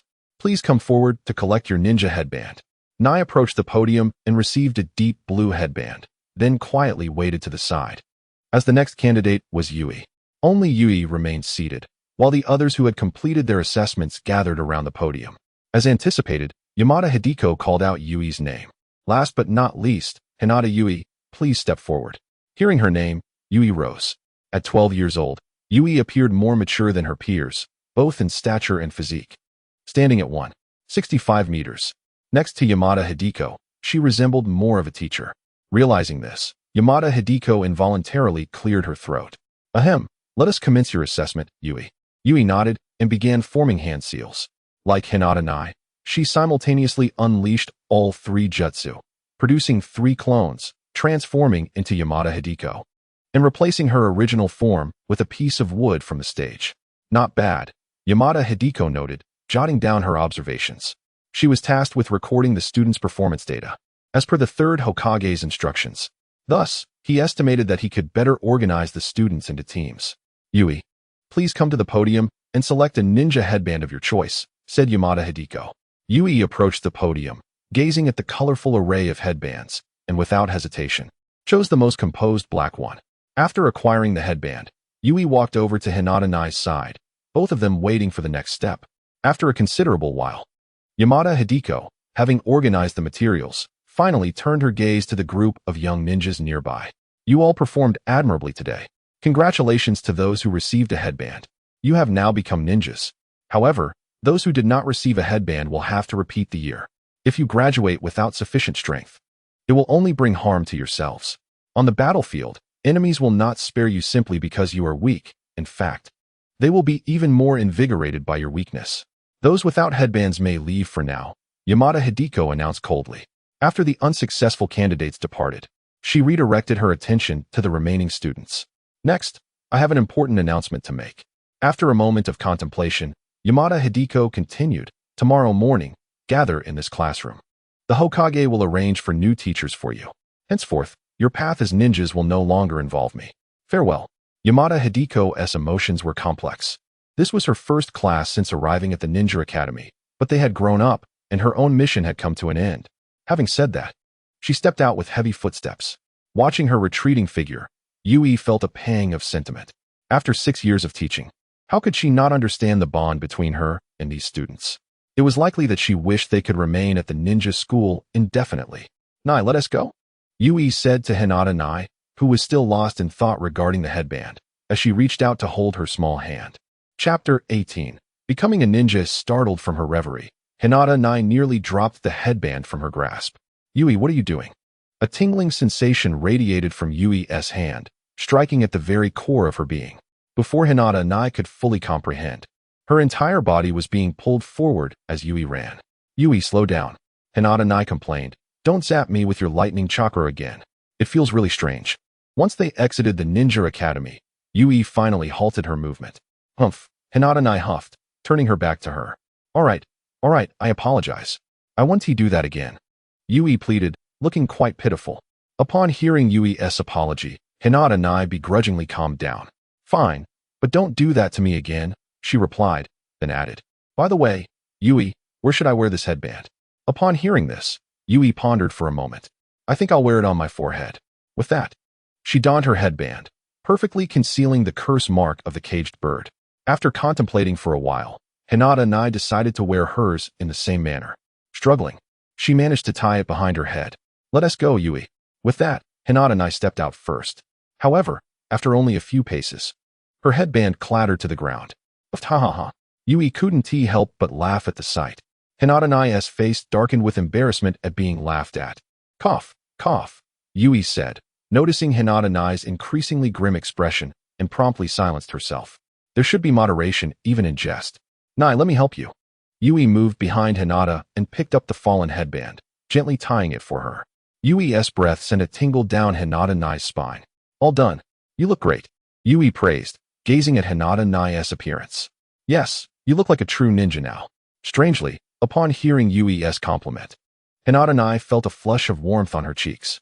She nodded. Yes, from now on, we are both ninjas. By the way, Yui, Hinata-nai said, the clan had asked me to train his 2 sons today, so I'll be heading back now. With that, she turned and walked away. All right, see you tomorrow. Yui waved goodbye to her. Somehow, after saying farewell, Yui felt an odd sensation, as if she were on the verge of losing something. Shaking her head, she dismissed the feeling and recalled Hinata-nai's earlier words. The clan has 2 sons? That must refer to Hinata Hizashi and Hinata Hayashi, the 2 brothers. Oh, how time flies, she remarked before redirecting her steps in another direction. Konoha's 7th Street. Yui purchased a house with a basement for 60,000 ryo. This sum was earned through her collaboration with Ishizuchiki. Just as they had anticipated, the chakra test paper indeed generated significant revenue after its release. However, as time passed, the market became saturated, and its singular functionality meant that only the Ninja Academy made bulk purchases, while other ninjas preferred to spend their funds elsewhere. Consequently, profits diminished. Upon entering the basement, Yui found the space quite spacious, with a flickering incandescent light hanging from the ceiling. Ugh, how is this light broken again? Yui grumbled, before turning on the other lights in the laboratory. As the illumination brightened, the entire laboratory came into view. A variety of experimental tools were laid out on the central table, and the surrounding walls were stacked with cages filled with small white mice. Indeed, Yui's ultimate goal remained the pursuit of immortality, but she would not resort to human experimentation like Orochimaru. These mice were specially bred by Yui, with a lifespan of less than a year, yet their genetic similarity to humans was an impressive 90%. Achieving longevity in the world of ninjas should not be particularly challenging. Techniques like Orochimaru's reanimation and Tsunade's in-sealing could achieve a form of alternative immortality. Yui harbored a certain fascination with Orochimaru's reanimation technique. However, at present, Orochimaru had yet to develop this jutsu. Squeak, squeak, squeak. Yui extracted a unique white mouse from its cage, which bore a blue mark on its forehead. Indeed, this was the mark of the caged bird. Originally, this mark could not be inscribed onto a mouse. However, Yui had employed a blood exchange technique, introducing her own blood into the mouse's body, successfully deceiving the caged bird's bloodline perception. The downside was that this blood-transferred mouse could only survive for 2 days. Securing the mouse to the experimental table, Yui donned gloves and picked up a scalpel. She was about to test whether she could sever the perception of the caged bird's curse mark. In the anime, when Niji perished, the curse mark of the caged bird disappeared. Thus, she deduced that the method to free oneself from the curse mark was through brain death. However, this presented a dilemma. Wouldn't she die as well? Shaking her head, she dismissed this notion. What if she could deceive the caged bird? Similar to how she had inscribed the curse mark onto the mouse. This way, the caged bird would believe the mouse to be dead, and the curse mark would naturally be released. With this thought in mind, she began to take action. However, how could she simulate death? Hokage office. This must be the list of the current graduating ninjas from the academy. Sarutobi Hiruzen inquired of the figure beside him, who was bowed in silence. Indeed, among them, 2 children stand out as the most exceptional, both members of the Hyuga clan, Yamada Hideko replied. Upon hearing this, Sarutobi Hiruzen nodded. All right, I shall assign an exceptional jonin to lead them. You may leave now. I have matters to attend to. With that, Yamada Hideko finally felt relieved and stepped back, intending to exit the office. Knock, knock, knock. Hearing the sound of a knock, Yamada Hideko halted her movements and turned her gaze toward the door. Sarutobi Hizashi furrowed his brow, wondering if it was that Toanzo again. With that thought, his voice dropped to a lower tone. Come in. The door swung open, and unexpectedly, the visitor was not Toanzo. Hyuga's head, Sarutobi Hizashi, chuckled. What a rare guest, haha. Is there something of great importance, Hyuga-sama? The 3rd Hokage, Hyugakaze. hesitated before speaking. It concerns those two children, doesn't it? Though Hyuga Kaze's words had yet to be fully voiced, Sarutobi Hizashi had already surmised the purpose of his visit. Upon hearing it was about the two children, Yamada Hideko paused her departure and stood by, listening intently. Hyuga Kaze nodded silently, not denying it. Rest assured, Hyuga-sama. I will certainly assign an outstanding jonin to guide them, Sarutobi Hizashi replied with a smile. In response, Hyuga Kaze shook his head. Noticing the other's refusal, Sarutobi Hizashi was left puzzled. What seems to be the issue, Hyuga-sama? Are you dissatisfied with my arrangements? His expression began to darken. After a moment's contemplation, Hyuga Kaze spoke slowly. No, I wish for those two children to remain within the family. This cannot be. It was Yamada Hideko, who stood beside them, voicing her disagreement. Those two children possess remarkable talents. They should not be confined to the family. She exclaimed. The ninja teams in the village can provide them with greater opportunities for growth. Sarutobi Hizashi cast a fleeting glance at her. His pure white eyes revealed little emotion. He scoffed derisively. I presume this is Yamada Hideko-sensei? Hyuga Kaze inquired. Indeed. Yamada Hideko nodded. Humph. Those two children are from my Hyuga clan. Hyuga Kaze retorted with a stern demeanor, and they are training in our family's gentle fist technique. Only by remaining within the clan can they attain greater potential. Are their elders proficient in gentle fist among the ninja teams? Moreover, they have already graduated from the ninja academy. You are no longer their teacher, he continued. Upon hearing these words, Yamada Hideko found herself momentarily speechless with indignation. However, she longed to argue but realized she had no substantial grounds. All right, Hideko, you may leave for now, Sarutobi Hizashi interjected. I shall handle the rest. Reluctantly, Yamada Hideko exited, casting a glare at Hyuga Kaze as she departed. Hyuga Kaze, aware of the unfriendly gaze behind him, mused that had it not been for Sarutobi Hizashi's presence, she would not have been so courteous. He turned his attention back to Sarutobi Hizashi. Third Hokage, it is not that I am unwilling to provide those two girls with opportunities. One of them, named Nai, suffers from a terminal illness and is likely to pass soon. The other, Hyuga Yui, is a branch family member. I hope she will eventually marry my second son, Hyuga Nichi. At this revelation, Sarutobi Hizashi's expression twitched. What was he saying? Terminal illness? Marriage? The first was understandable, but the latter seemed rather peculiar. Haha, Hyuga-sama, I heard many years ago that you had two sons. Sarutobi Hizashi chuckled, but in recent years, there has been no news. I did not expect it to be true. Hyuga Kaze, hearing Sarutobi Hizashi's laughter, joined in. Indeed. It is true. Those two little rascals are already 4 years old. Coughing a few times, Sarutobi Hizashi remarked, only 4 years old? And already discussing marriage? However, Hyuga-sama, you know the rules of the ninja teams were established by the second Hokage. We, the younger generation, cannot alter them at will. By right, students graduating from the academy must join a team. With this acknowledgement, Hyuga Kaze realized that if he wanted Sarutobi Hizashi's consent today, he would need to offer something in return. After a moment's contemplation, he finally spoke. Of course, these are the rules set by the academy and our predecessors. We must adhere to them. Nevertheless, I recall that the Hokage's direct Anbu is still in need of a few sensory-type ninjas. Am I correct? At this, Sarutobi Hizashi's demeanor shifted. Hyuga-sama, do you know what you are proposing? Hyuga Kaze understood that since he had already spoken, there was no turning back. 5. This is the last of the branch family's ninja resources. Sarutobi Hizashi's expression wavered at this condition. His fingers lightly drummed on the table. 5 usable resources versus 2 children who could potentially become pillars of strength for the village. After a lengthy silence, Sarutobi Hizashi finally nodded. In comparison to investing in the future, he favored the existing strength, for the village's future did not solely hinge on those two.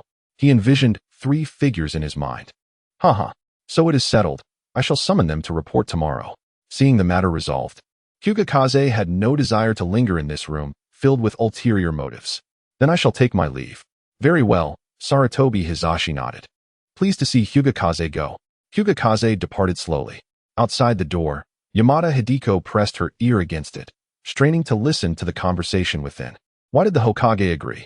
She pondered, bewildered by his acquiescence to such an unreasonable request. With a sigh, she reflected. How many people in this world can truly dictate their own fate? Her heart felt a pang of sympathy for those 2 girls. Such remarkable talent. If nurtured properly, they could have become formidable assets for the village. As footsteps approached, Yamada Hideko quickly withdrew her ear from the door, alarmed by the nearing footsteps. She swiftly formed hand seals: dog, monkey, tiger, goat. Transparent escape, hidden technique. The moment she completed the seals, her figure melded seamlessly with the surrounding environment. Creak. Hyuga Kaze stepped out from the door and paused, sensing something unusual in the atmosphere. He glanced to his left, but noticed nothing amiss. He contemplated activating his Byakugan to investigate further, but concluded it might simply be the Umbu guards nearby. With that thought, he chose to disregard the matter. Having concluded his business, he felt a sense of relief. Time to head back, he murmured, ignoring the oddities around him as he walked away at a leisurely pace. Phew. Once Hyuga Kaze had vanished from sight, Yamada Hideko dared to dispel her invisibility. That person, without activating his Byakugan, possesses such keen perception? She thought. When he had glanced in her direction, she feared he might have seen her. Thankfully, he merely sensed something. This realization made her break into a sweat. Taking a moment to steady her breath, she then utilized the body flicker technique to leave the area. In the underground laboratory, Yui sat at the experiment table, her eyes fixed on the small white mouse before her. Time ticked by, and she remained there, observing every passing second. The azure mark on the forehead of the little white mouse has vanished, signifying that the spell has been lifted. If the mouse awakens within an hour, the experiment to free the caged bird shall be deemed a success. As she observed the mouse's condition, Yui's eyes gradually sparkled with excitement. It worked. Overcome with joy, she danced with elation, removing her mask and gloves. She truly succeeded. She had not anticipated that liberating a caged bird's mark would prove to be so simple. By convincing the mark that her mind had perished, it would dissolve on its own. She had administered a potion that induces a state of apparent death. However, if mismanaged, it could lead to genuine demise. After the induced death, electric shocks were necessary to reactivate the brain. Truth be told, the risk was considerable. Yui had not intended to undertake such a precarious endeavor so soon, and she was uncertain about potential side effects. Thus, further experimentation was required to ascertain its effectiveness. Her gaze returned to the little white mouse on the table. At that moment, the mouse stood upright, its large eyes fixed upon her. Picking up the mouse, Yui felt a twinge of sentiment. This little creature was truly fortunate. It was remarkably clever, having survived numerous experiments without succumbing. Very well. She would nurture it for now and observe how long this little being could endure. She gently placed it back in its cage and glanced at the clock. Was it already dark? Time to return. She needed to leave a shadow clone behind to continue the experiments. Crossing her fingers in a crisscross formation, she performed the shadow clone technique. With a puff of white smoke, a clone identical to Yui appeared. You will conduct the experiments here tonight. The clone nodded in agreement. Subsequently, Yui exited the laboratory. In the corner, the experimental mouse gazed with an inscrutable expression at Yui as she departed. Only when the clone redirected its attention to the cages did the mouse shift its gaze away. Chapter 20. Imprisonment. After leaving a shadow clone behind, Yui walked homeward, determined to rest early, for she needed to gather at the Ninja Academy the following morning.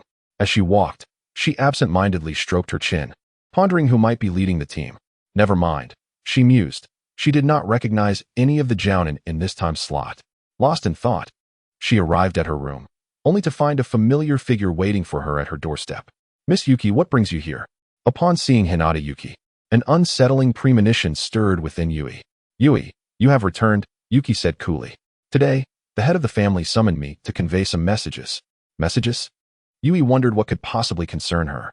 However, upon reflection, she began to harbor suspicions.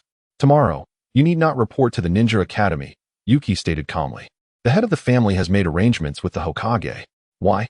Yui inquired. The head wishes for you to become the wife of Lord Hinata, Yuki explained. Yui. Was she to become Niji's mother? Absolutely not. Such a thing could never come to pass. No, this cannot be, Yui protested. Besides, his son is only 4 years old. The notion of marriage was something she would never accept, regardless of the gender. Let alone bearing children for someone else. This was utterly unacceptable. Miss Yui, the head's orders are not to be defied. Yuki's tone grew stern. I am here to inform you, not to negotiate. After delivering her message, Yuki turned to leave. As she brushed past Yui, she spoke softly. Hinata Yui. To be favored by the head of the family is a blessing. Although Lord Hinata, as the second son, has been marked with the caged bird seal, he will eventually become the heir of the branch family. I hope you will consider this. With that, Hinata Yuki paused momentarily, then turned to gaze at Yui. By the way, the head has instructed that until Lord Hinata comes of age, you are to remain at home and refrain from going out. After uttering this, Yuki quickened her pace and departed. What did her final words mean? Yui stood frozen, her expression heavy with concern. Were they intending to imprison her? Humph. She would not be manipulated so easily. Pushing open her room door, Yui stepped out with a heavy heart. Surveying her surroundings and finding nothing amiss, she began to pack her belongings. She could not allow herself to be confined within the branch family, under the control of the caged bird seal. It seemed that her plan to lift the seal would need to be expedited. Her gaze fell upon a short, black-bladed dagger on the table, a gift from Kakashi. It appeared that, in addition to her gentle fist technique, she needed to devise alternative methods to enhance her strength. Gathering her essentials, Yui sighed. Tonight, I shall leave this place, she murmured softly. Suddenly, a loud crash echoed behind her as the door slammed shut. She turned to see a dark seal slowly affixing itself to the door. At that moment, she comprehended the meaning behind Yuki's last remarks. Cursed be this trap. She realized she had fallen into a scheme. In the distance, Hinata Yuki, her Byakugan activated, observed Yui's every move. Upon witnessing Yui enter her room, Yuki slowly began forming hand signs. Infinite sealing technique. As the signs were completed, black talismans crawled across the entirety of the room, ensnaring Yui within. Seeing the seal take effect, Yuki let out a sigh of relief. She could not defy the head's orders. Bowing slightly in Yui's direction, she murmured, I'm sorry. This is the head's command. You shall be released in 6 years. With that, her figure vanished from sight. The head had entrusted her with another task, which she needed to accomplish swiftly, otherwise, time would run out. Inside her room, Yui unleashed a flurry of attacks against the talismans on the walls, but to no avail. Be it physical techniques or ninjutsu, she could not breach the seal-laden walls. In fact, the jutsu she cast was absorbed instead. Yet, she remained undeterred, determined to discover just how much chakra this seal could absorb. Eventually, after exhausting herself, she came to accept the harsh reality. With her current abilities, she could not break this seal. Lying on the floor, she gasped for air. Once she regained her composure, she relinquished the notion of continuing her assault on the seal. Thankfully, the situation was not entirely dire. She could still sense the chakra of her shadow clone left in the laboratory. As long as the clone's chakra was not depleted, it would persist. However, if too much time passed without contact with her original self, she feared the shadow clone technique would dissipate. The shadow clone should also be capable of sensing the original's location. Yui was confident in her intellect. If the clone detected that the original remained stationary for an extended period, it would likely come to investigate. She was not entirely without hope of escape. However, she could not afford to wait idly. She began to re-explore the development of ninjutsu. Hinata training ground. Yes, this posture is correct. Hinata Nari nodded at the two children practicing their stances. Mastering the fundamentals would undoubtedly simplify their future studies of the gentle fist technique. Curiously, the two boys bore strikingly identical features and physiques. Were it not for the azure curse seal etched on one of their foreheads, she would have found it difficult to tell them apart. You both have shown remarkable performance, Hinata Nari praised. These two children, in terms of their attitude towards learning and innate talent, were undoubtedly prodigies. However, if one had to determine who excelled the most, Hinata Nari would conclude that Hinata Hayashi, marked by the cursed seal, possessed the greatest talent. Caged bird, she mused, vowing to eliminate this aberration one day. With this determination, she was eager to enhance her own strength. The sound of wooden clogs striking the floor echoed in the air. Hinata Nari turned toward the source of the noise. Sister Yuki? She wondered, perplexed by her presence at this moment. However, it soon dawned on her that Yuki might have come for the two young masters. Before Yuki could speak, Hinata Nari interjected, Sister Yuki, both young masters exhibit great potential. At this, Yuki fell silent and then shook her head. No, Lady Nari. The head of the family wishes to see you. The head of the family seeks her? Hinata Nari felt a twinge of confusion. What could it possibly concern? Perhaps it was regarding the upcoming ninja academy? The head has been waiting for quite some time, Yuki urged again. Hinata Nari glanced at the two boys still practicing their stances. Do not worry. Someone will come to escort them home shortly, Yuki reassured her, anticipating her concerns. With that, Hinata Nari's reluctance dissipated. All right, she replied, let us go. Following Yuki, Hinata Nari arrived at the head of the family's chambers. Please enter. The head is waiting for you inside. Yuki stood at the door, waiting for her to proceed. With no suspicions, Hinata Nari stepped inside without hesitation. Yet, as she entered, a hint of doubt lingered in her mind, though now was not the time for inquiries. The door creaked shut behind her as Yuki closed it firmly. Head, is there something you need? Hinata Nari cautiously inquired, observing the man with his back turned to her. Ah, little Nari, you have finally arrived. The head, Hinata Kaze, said with a hint of excitement in his voice. Upon hearing his words, a strange premonition washed over her. Little Nari, I have something to ask of you today. Hinata Nari nodded. Naturally, she would assist the head if he required help.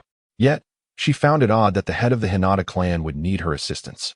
Good child, Hinata Kaze affirmed. This is what you have promised. Sano? Hinata Nari echoed, bewildered by the name.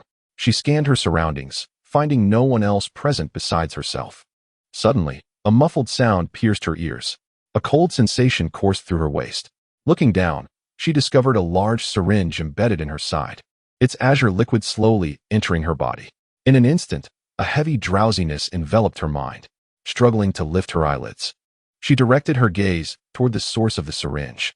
In the corner stood a man clad in a white coat, his glasses glinting with a faint light. Staring at the syringe in her abdomen, Hinata Nari turned to face the back of Hinata Kaze. Head, this is, she managed to articulate through the haze of sleepiness. In that fleeting moment, countless thoughts raced through her mind, but she understood she had been ensnared in a trap. She could not fathom why the head would treat her this way. However, such thoughts became inconsequential as her consciousness began to fade. One final realization struck her.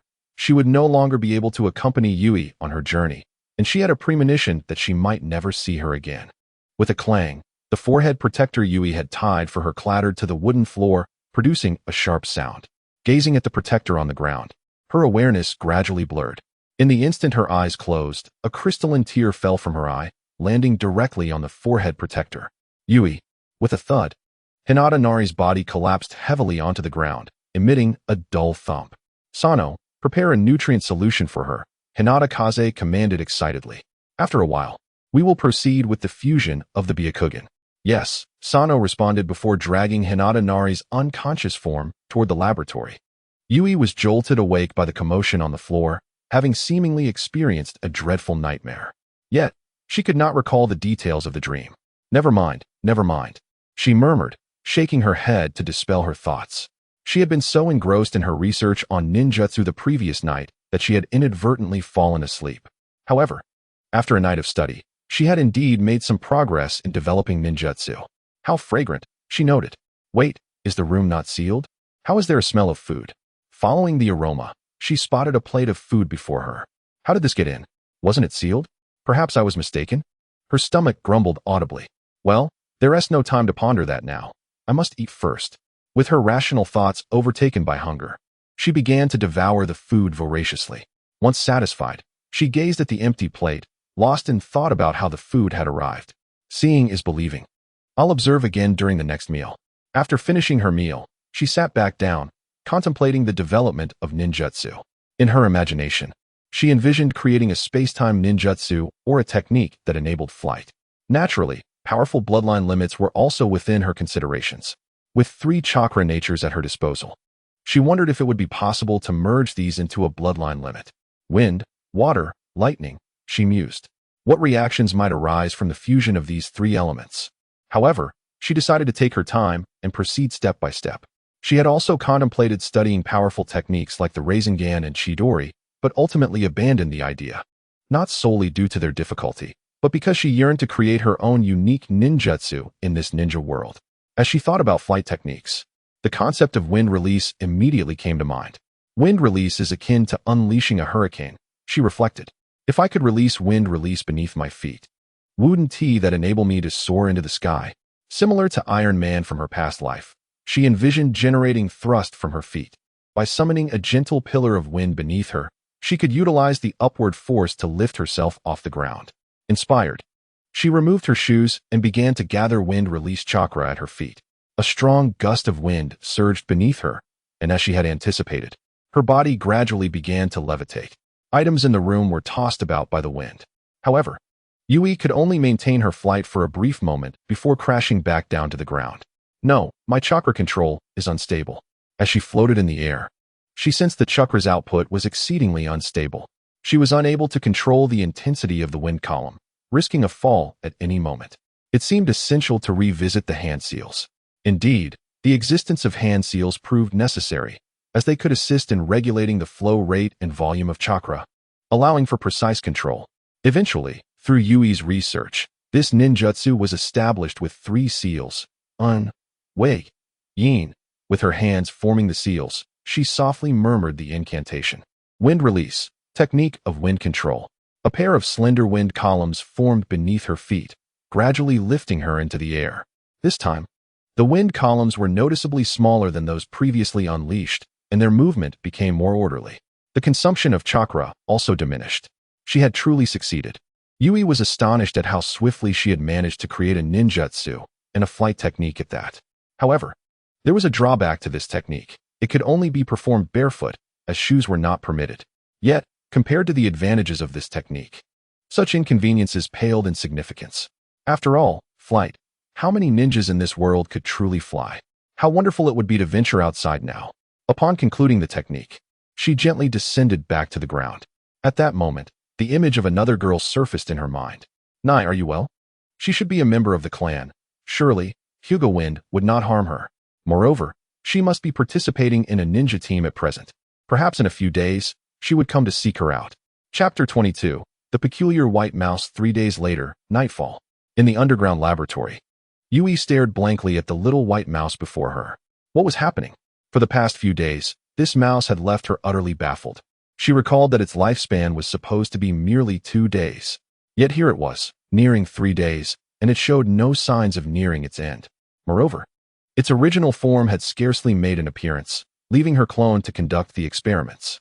She grasped the lively little white mouse from its cage. This mouse seemed even more intelligent and agile than before. Squeak, squeak. The mouse expressed its dissatisfaction with the grip on its nape.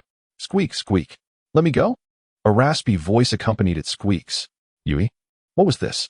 Startled, Yui hastily returned the mouse to its cage. Had she misheard? Mice were not supposed to speak. Hey, hey, hey. Yui retrieved a long wooden stick from nearby and cautiously poked it. Don't bother me. Suddenly, the mouse spoke again. Yui was astonished to discover that this little white mouse could indeed talk. Of course I can speak, the mouse replied nonchalantly. I remember you are the one who specially bred me for experiments. Surely, you knew I could speak? However, it was indeed quite intriguing. Yui inquired. Can you tell me how you learned to speak? The mouse paused for a moment before responding. I don't know what happened after you knocked me out. Some memories suddenly appeared in my mind. That is how I began to think and consequently speak. Memories? Yui pondered. Could her electric shocks have awakened some ancestral memory within it? Could you share the content of those memories? At her words, the mouse nodded and began to speak. Squeak. Squeak, squeak. Hearing this, Yui's expression darkened. The mouse seemed to realize it had made an odd sound. I seem unable to articulate those details, it said helplessly. Let it be, let it be. Since you cannot express it, I won't force you, Yui thought to herself, feeling a hint of curiosity. Was this little mouse truly some ancient beast with inherited memories? Perhaps she should keep it. An idea struck her. What if she could summon it as her spirit beast? With this thought, she boldly declared, Since I helped you awaken your memories, I've aided you. Now, would you like to recognize me as your master? Upon hearing this, the mouse's ears perked up, as if it had heard something astonishing. Wait, what did you just say? The mouse appeared startled, shrinking back slightly, burying its head in its fluffy tail. Hey, hey, hey, what is wrong with you? Yui inquired. However, the mouse seemed oblivious to her voice, remaining completely still. Seeing the mouse unresponsive, Yui lost interest in conversing with it and turned her attention back to her own tasks. A talking mouse. How amusing. Particularly one she had bred herself. Among so many experimental mice, this was the only one that had survived the most trials. What could be the reason? Behind her, the little mouse, observing Yui's indifference, grew anxious. What is wrong with her? I've already agreed to make her my master. After a moment of reflection, it realized it had not spoken in human terms. Sighing, the mouse decided it must repeat itself. Hey, what are you doing? It cautiously asked. Hearing this, Yui continued to ignore it, engrossed in jotting down notes. Now that she had established the absence of any threat, she chose to disregard it entirely. focusing on her work while leaving the remaining mess for her original self to handle. After all, she was merely a clone and could not manage too many tasks. Please pay attention to me. The mouse grew increasingly impatient at Yui's indifference. I am a little white mouse, it stammered. You will be my master from now on. Please don't ignore me. Yui? She turned in shock. You actually agreed? Yui exclaimed in disbelief. We've only known each other for less than an hour. The mouse nodded. You helped awaken my memories, granting me a second chance at life. Recognizing you as my master is something I must agree to, both emotionally and logically. By the way, master, could you please let me out? I wish to form a contract with you. Upon hearing the word contract, Yui promptly retrieved the mouse from its cage. After all, who wouldn't welcome a spirit beast? Once out of the cage, the mouse immediately lunged toward Yui's finger as if to bite it. Hey. Yui was startled by the mouse's sudden movement. What are you doing? Do you want my blood? The mouse nodded. Why didn't you say so earlier? Yui complained. I'm just a clone. Where would I get blood? As she spoke, she fetched a test tube containing bright red blood from a nearby freezer. Just a drop, the mouse stated. Following its request, Yui provided a drop of her original blood. Once ingested, a golden light enveloped the mouse, gradually fading after a moment. Done, master. Taking a closer look at the mouse, Yui found it rather endearing. Its tail was fluffy and did not resemble the filthy rats found in sewers. If it were that kind of hairless white mouse, she would utterly refuse to accept it. The master, the little white mouse, was about to say something. Suddenly, a soft sensation emanated from above her head. How cute. Inexplicably, Yui's head felt a sudden warmth as she received a kiss. Instantly, the little white mouse's entire cheek flushed a deep crimson. Haha, I'm just teasing you. In truth, Yui also felt somewhat shy. To evade Yui's gaze, the little white mouse swiftly scurried up to her shoulder, diverting her thoughts. She felt a twinge of confusion. Why hadn't her true self arrived yet? It shouldn't be, as she usually visited the laboratory every other day. However, a possibility suddenly struck her. Moreover, according to her senses, her true self had not moved from its position for 3 days, remaining at home. Something unexpected must have occurred. She needed to investigate. She glanced at the clock. It was already 1 a.m. Perfect. She could take advantage of the night to explore. Let us go, little white mouse. Accompany me outside. With that, she scooped up the restless little white mouse from her shoulder. Where are we going? The little white mouse inquired softly. And I'm not called little white mouse. Cough. You're right. I should give you a name. Yui pondered for a moment. Upon hearing she would receive a name, the little white mouse's eyes sparkled, fixating intently on Yui. How about calling you Little White? Upon hearing this name, a multitude of black lines appeared on the little white mouse's head. What difference does that make? It expressed its dissatisfaction. Yui also felt that this name was somewhat inappropriate. Forget it. I'll name you when we meet my true self. Chapter 23. Mastering the Sealing Technique? An unexpected delight. The third Hokage, a figure masked, appeared in the Hokage's office. What have you discovered? At that moment, Sarutobi Hiruzen stood by the window, holding a long pipe. There indeed seems to be something unusual with the Hyuga clan, replied the masked Umbu slowly. The 2 girls whom the Hokage ordered me to investigate have now completely vanished. Sarutobi Hiruzen took a deep drag from his pipe, feeling increasingly convinced of Hinata's claims. Could his reasoning truly be valid? Now he felt a sense of doubt. However, these pieces of information alone were insufficient. More Umbu needed to be dispatched to verify the intelligence. You may leave for now, Sarutobi Hiruzen instructed. Hearing this, the masked Umbu bowed and, with a whoosh, vanished from the Hokage's office. After a considerable time, Sarutobi Hiruzen took a few more puffs from his pipe before extinguishing it. This matter required careful deliberation. The Hyuga clan's Byakugan was not easy to investigate. Furthermore, the Hyuga clan did not harbor significant opposition to Konoha's will of fire. As long as no excessive actions were taken, he could tolerate it to a degree. Taki, Sarutobi Hiruzen called towards the ceiling. Upon his words, a man clad in black appeared in the office. Taki, keep an eye on Hinata's movements over the next few days, Sarutobi Hiruzen instructed the man. Be discreet. Do not let yourself be discovered. Understood. Accepting the task, the man named Taki immediately vanished from the spot. It's time to head home, Sarutobi Hiruzen murmured as he glanced at the clock. Otherwise, the women at home will start nagging again. Sighing, he exited the Hokage's office. In the branch of the Hyuga clan, Yui stared intently at the wall before her. She had finally figured out how the food was delivered. In the past few days, whenever she was distracted, food would often appear on the floor.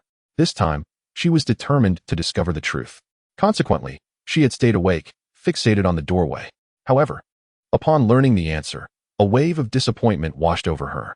The food was actually summoned through a summoning technique, most likely by Hinata Yuki. Yet, it was not entirely fruitless, as she discovered that this sealing technique did not sever spatial transmission. However, a new problem presented itself. She did not know space ninjutsu, nor even the most basic summoning technique. If she had known summoning, she could have attempted reverse summoning. Yet, that method carried certain risks. While she was deep in thought, she sensed a familiar presence approaching from outside. It was her shadow clone. Yui was almost moved to tears. After so many days, had her true self finally discovered the anomaly? The shadow clone of Yui stood dumbfounded before the sealed room. At that moment, she felt a bit lost. She finally understood why her true self had remained in one place, without moving. It's the sealing technique, the little white mouse whispered in Yui's ear. Upon hearing this, Yui was somewhat surprised. You know what this is? Of course I do. The little white mouse replied nonchalantly. This is a sealing technique that can absorb chakra. Such sealing techniques generally have a main point and a secondary point. If any energy attack is directed at it, it will absorb that energy to strengthen its sealing intensity. If the absorbed energy exceeds its limits, it will transfer the excess to the secondary point for consumption. How do you know all this? Yui inquired, puzzled. Cough, cough, cough. Master, the memories I awakened contain knowledge about these things. Yui was astonished. She had not anticipated that this little white mouse was proficient in sealing techniques. She felt as if she had stumbled upon a treasure. Her spirits lifted immediately. The little white mouse continued, of course, the one before us is merely a medium-grade sealing technique. If I were powerful enough, I could break it in a second. Yui was shocked. You're that formidable? Of course. The little white mouse declared with confidence. Yui paced back and forth at the doorway. With your current strength, you cannot break this seal. Upon hearing this, the little white mouse's ears visibly drooped. I'm sorry, master. My current strength is insufficient, it said, its expression downcast. Seeing the little white mouse's demeanor, Yui did not scold it. It's okay, Yui softly reassured. As long as you can break it eventually, it's fine. You will learn in time. Upon hearing this, the little white mouse perked up. Yes, yes, yes.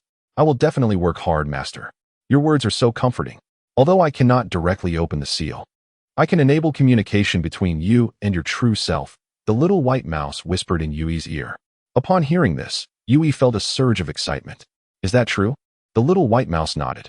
Then hurry, hurry, Yui urged anxiously. After all, she was genuinely worried, not only about her true self situation but also about Hinata Nai's condition. She had initially thought that over the past few days, she would have been with Hinata Nai. When she saw this seal, her heart began to race. In these days, Hinata Nai might have already discovered the sealed true self. She feared that Hinata Nai might do something foolish. It seemed that the sealing of her true self was likely due to the issues surrounding the Branch family. With these thoughts swirling in her mind, she felt an even greater urgency to communicate with her true self. The little white mouse jumped down to the ground. Master, watch closely, it said, glancing back at Yui. Upon hearing this, Yui turned her gaze toward the little white mouse on the ground. Suddenly, a brilliant golden light enveloped the little white mouse's body. The pristine white fur was adorned with intricate golden patterns, exuding an aura of sanctity, while even the deep black eyes shimmered with a brilliant golden light. Master, I cannot hold on much longer. At most, I have just 15 minutes, the trembling voice of the little white mouse conveyed. Yui nodded in acknowledgement. Shortly thereafter, the sealing talismans on the wall began to undulate slowly, forming a vortex that cleared the center of the wall. In that moment, Yui's connection to her true self felt palpably real, as if the other was right before her. True self, are you there? Yui leaned closer to the center of the vortex, whispering softly. She dared not raise her voice, fearful of being overheard. Within the confines of the room, Yui had long sensed the shadow clone standing outside the wall. She prayed fervently not to have the shadow clone dispelled. However, her mind did not receive any memories from the shadow clone, and with this realization, Yui finally breathed a sigh of relief. Yet, she was startled by a sudden voice. Is the shadow clone speaking to me? Yui pondered in astonishment. But as soon as she grasped the gravity of the situation, she snapped back to attention. How are you able to communicate with me? After hearing the shadow clone's experiences, Yui found it rather peculiar. The little white mouse in the laboratory had awakened an ancient bloodline? That was indeed intriguing. However, now was not the time for such discussions. There was one matter she wished to have the shadow clone verify. Hinata Nai has not sought me out for many days. Could you check to see if anything has transpired with her? Upon hearing this, the shadow clone of Yu nodded. I will investigate within the clan. The shadow clone replied after a moment's contemplation. By the way, I will look for an opportunity to help you lift this seal. Master, I can barely hold on. The little white mouse quivered. Observing the gradually dissipating vortex, Yu uttered her final words. Oh, and please help me find the summoning technique scroll when you have the chance. With that, the vortex at the center of the door collapsed with a thunderous sound, reverting back into a series of talismans. The little white mouse collapsed onto the ground, its golden patterns flickering dimly before vanishing. Seeing the little white mouse in such a state, Yu scooped it up. Are you all right? Upon holding it, Yu realized that the little white mouse had become significantly lighter. It felt as though only a layer of fur remained. Yu understood that the little white mouse truly regarded her as its master. Master, check my chakra, the little white mouse murmured, half closing its eyes. Without hesitation, Yu channeled chakra into it, acknowledging its considerable efforts. That feels so good, the little white mouse sighed contentedly upon receiving the chakra. After witnessing the little white mouse's improved condition, Yu finally relaxed. My weight has increased, it said. Master, I may need to sleep for a while. Before Yu could fully comprehend, the little white mouse swiftly burrowed into her pocket. Hey. Yu felt a twinge of confusion, then pulled the restless little white mouse out from her pocket. You can't just, she began, intending to lecture it about the impoliteness of entering her pocket without permission. However, upon seeing the little white mouse already asleep, she decided to place it back into her pocket. Let it be this time. After that, Yu's thoughts returned to Hinata Nai, she murmured to herself, setting her feet toward the direction of Hinata Nai's home. In the underground laboratory of the Hinata clan, indeed, unparalleled power. Hinata Fu lay on the experimental bed, a black cloth covering his eyes. Though his eyes remained shut, he could already feel a surge of mighty energy. At that moment, Hinata Fu was filled with excitement and fervor. Power. His state was becoming somewhat frenzied. Observing him, Sano grew increasingly alarmed. Calm down. Sano's movements were hurried. Congratulations, Lord Head of the clan, on acquiring a new power.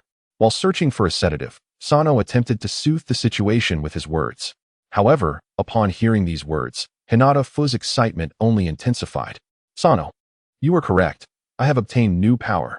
Witnessing this, Sano's forehead began to bead with cold sweat, and his actions grew frantic. In a corner unnoticed, a shadow flitted by. Due to the chaos within the laboratory, no one detected it. After a fruitless search, Sano's gaze fell upon another operating table. There, a young girl lay, her eyes tightly shut, blood trickling from the corners. Sano suddenly noticed a syringe embedded in the girl's arm. Upon seeing it, he hesitated, then turned his gaze back to Hinata Fu, realizing his condition was deteriorating. Power, let all monsters perish. Hinata Fu exclaimed, tearing off the cloth from his eyes. Damn it! Sano cursed silently, then swiftly removed the syringe from the girl's arm. Fortunately, there's still half left. Sano sighed in relief upon seeing the syringe's contents. He hurriedly replaced the needle and administered it to Hinata Fu. Damn it, that woman used so much sedative, there's only half left. If anything happens to the head of the clan, you will accompany him to the grave. He could not comprehend why the head of the clan reacted so strongly after the eye transplant. Deprived of the sedative's support, Hinata Nai's consciousness began to awaken. She attempted to open her eyes, but upon doing so, she was met with darkness and a wave of pain, causing her to instinctively shut them again. The sounds of the chaotic environment and Sano's incessant chatter filled her ears. Reflecting on what had been done to her, Hinata Nai could not fathom why the head of the clan, already possessing the Byakugan, still desired hers. Where are my eyes? What have you done with my eyes? Hinata Nai questioned in confusion. Lord Head of the clan, why do you treat me this way? Why? Are you not the head of the Hinata clan? Why treat me like this? Her words were directed at Hinata Fu, who lay on the bed. In response, Hinata Fu remained silent, tightly pursing his lips, yet his gaze held disdain. Coughing violently, blood began to seep from his eyes. As he felt the agonizing pain in his eyes, Hinata Fu instinctively shut them. Master, you must hold on, Sano exclaimed in alarm, hastily wrapping bandages around Hinata Fu's eyes. After a considerable time, Hinata Fu's condition finally stabilized. You are merely the vessel for these eyes I cultivated. They were never yours, Hinata Fu stated disdainfully. He added, since your usefulness has come to an end, I shall reveal some truths to you. After all, if someone is to die, they should at least know the reason behind their demise. After a moment of contemplation, he continued, these eyes never belonged to you. They are my biological sisters. She passed away before reaching 3 years of age. Initially, I merely intended to regard these eyes as a memento, yet unexpectedly, they turned out to be so remarkably pure. Simultaneously, I discovered a method to merge the Byakugan, which is an eye of cataclysmic potential, Hinata Kaze excitedly proclaimed. And you? Hinata Kaze casually remarked. You are merely an orphan with a slightly greater talent for chakra that I happen to find. Your entire identity has been bestowed upon you by me, including your name, your background, and even your parents. Perhaps it could be said that all of it is but a fabrication, ha ha ha. Upon hearing these words from Hinata Kaze, Hinata Nai stood in a daze, staring blankly in the direction of the voice. Fabricated? Hinata Nai murmured to herself. All of it is fabricated? She found it difficult to comprehend this revelation. Fabricated, all fabricated. In that moment, her mental state completely shattered. In truth, she held no attachment to her lineage or the Hinata surname. After all, they were mere constructs. However, what troubled her was the realization that she had been utterly deceived. She had once naively believed she could alter the decayed Hinata clan. Now, it appeared to be nothing but a farce. The Hinata had rotted to its core. Healing was impossible. Suddenly, a shadow flickered through her mind. She softly inquired towards Hinata Kaze, what about Hinata Yui? Surely, she cannot also be one of your arrangements? At that moment, a sense of anxiety gripped Hinata Nai. She dreaded the truths that Hinata Kaze might unveil. Hinata Kaze fell silent for a moment. Finally, he replied, Her? You two are quite the close sisters. Hinata Kaze scoffed. I wonder why someone from the main family would associate with a branch family member. I see her talent is promising. Let her contribute to the continuation of the Hinata bloodline. Chapter 25. Concealment. Upon hearing this, Hinata Nai felt a wave of relief wash over her. She understood that Yui was not an illusion, not a mere figment of his imagination. This news ignited a flicker of hope within her heart for survival. If only she could endure. However, Hinata Kaze's subsequent words ignited her fury. To treat Yui as a mere tool? Absolutely not. You cannot treat Yui that way. You simply cannot. She cried out towards Hinata Kaze. In response, Hinata Kaze let out a derisive laugh.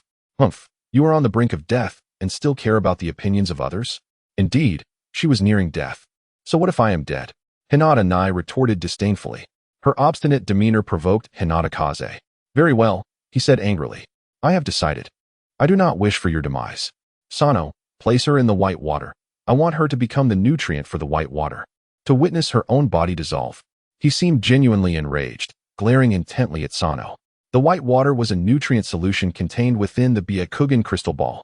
Originally, the liquid within the crystal was merely saline, but the presence of countless Byakugan demanded increasingly sophisticated nutritional requirements.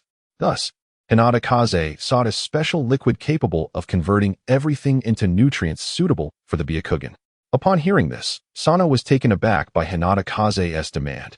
Master, this is unwise, Sano advised. It may disrupt the balance. And what of the Byakugan then? Hinata Kaze's expression darkened with impatience. What? Do you dare defy my orders? At this, Sano trembled slightly. As you wish, master. With that, Sano dragged Hinata Nai from the operating table toward the crystal ball. Do not touch me, Hinata Nai exclaimed. Startled by Sano, frustrated and with pent-up anger, he became less courteous, roughly tossing her into the crystal ball. As she entered the water, Hinata Nai was immediately assailed by waves of itchiness throughout her body, a sensation that was profoundly discomforting. There was no choice but to endure.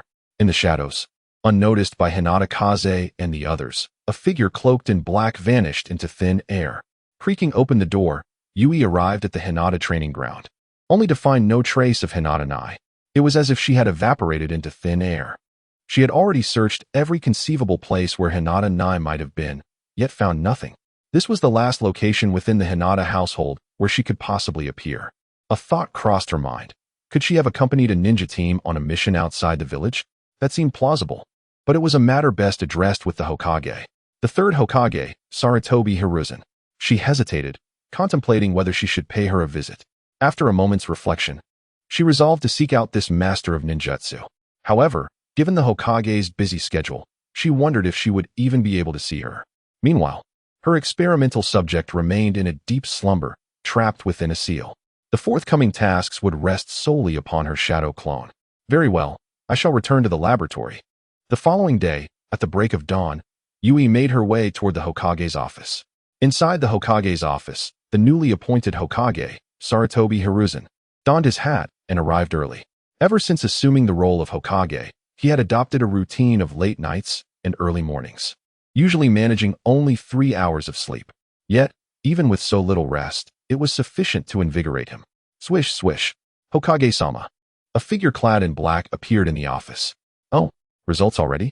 Sarutobi Hiruzen expressed his surprise. As the task he had assigned just the previous night had been resolved in less than a day, the black-clad operative nodded and bowed. Hokage-sama. While shadowing the head of the Hinata clan, I discovered. As the operative spoke, Sarutobi Hiruzen's expression grew increasingly grim. He had not anticipated such dark dealings occurring within the confines of Konoha. The merging of Byakugan, the enhancement of power, and human experimentation. After a moment of contemplation, he replied to the black-clad operative, I understand the situation. Continue to monitor the Hinata clan and gather more evidence. Sarutobi Hiruzen felt a growing discontent with Hinata Kaze's actions. Yet, it was regrettable for Hinata Nai, a girl he had previously observed and deemed to be a flawless prodigy. However, he found himself puzzled as to why Hinata Yui had not been chosen as a test subject. Where could she have gone? He slowly shook his head. Though he possessed the authority to eradicate this malignant tumor using his Hokage status, hastiness would only provoke the Hinata clan's ire. It would be prudent to wait until the next heir of the Hinata clan matured. Knock, knock, knock. The door was rapped upon, snapping Sarutobi Hiruzen from his thoughts. He glanced at the clock, wondering who might arrive at such an hour. He murmured softly to himself before gesturing to the operative. Upon seeing the third Hokage's signal, the black-clad operative nodded in acknowledgement. Swish! With a sound of air rushing, the operative vanished from the Hokage's office. Standing at the entrance, Yui felt a twinge of confusion. How long had she been knocking? Why was there no response from within? Was the Hokage not yet in his office? It made sense. It was only 6 o'clock. She decided to wait outside for a while. Inside the office, as the knocking at the door ceased, Sarutobi Hiruzen felt a twinge of confusion. He then retrieved a crystal ball from beneath his desk. Channeling chakra into it, he beheld a pale-skinned girl standing outside the door. Hinata Yui? Hiruzen was taken aback. How could she possibly be here? Just moments ago, he had pondered where she had been taken by Hinata Kaze. After some contemplation, he decided to invite her in. Come in. Yui, who had been waiting outside, was startled by the voice.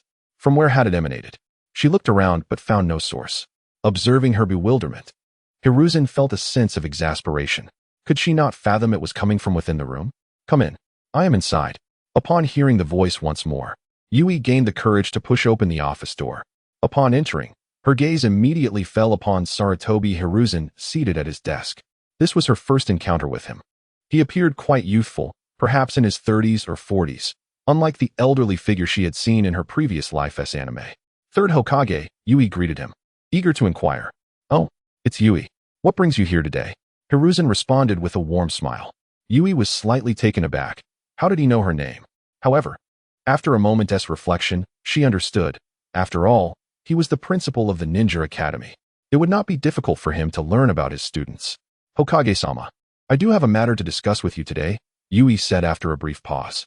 I wish to know if Hinata Nai has gone outside the village with a ninja team. I have not seen her for many days. Regarding Hinata Nai, Yui did not hesitate to voice her concerns directly. Hiruzen fell silent for a moment, pondering how to respond. It appeared that this young girl was still unaware of what had transpired with Hinata Nai. Should he reveal to her everything that had happened? He shook his head. That would not do. After some consideration, he resolved to keep the details concealed, at least until the mission began, especially from Yui. The bond between this little girl and Hinata Nai was indeed special. If she were to discover the truth, she would undoubtedly seek out Hinata Kaze immediately. He needed a reasonable excuse to deflect her inquiry. Ah, Yui, Hinata Nai has indeed gone outside the village on a mission. She may not return for several months. Huh? Yui questioned, puzzled by a task that would take months to complete. However, she refrained from pressing further. Is that so? Then I shall take my leave for now. Having received her answer, Yui felt no need to linger.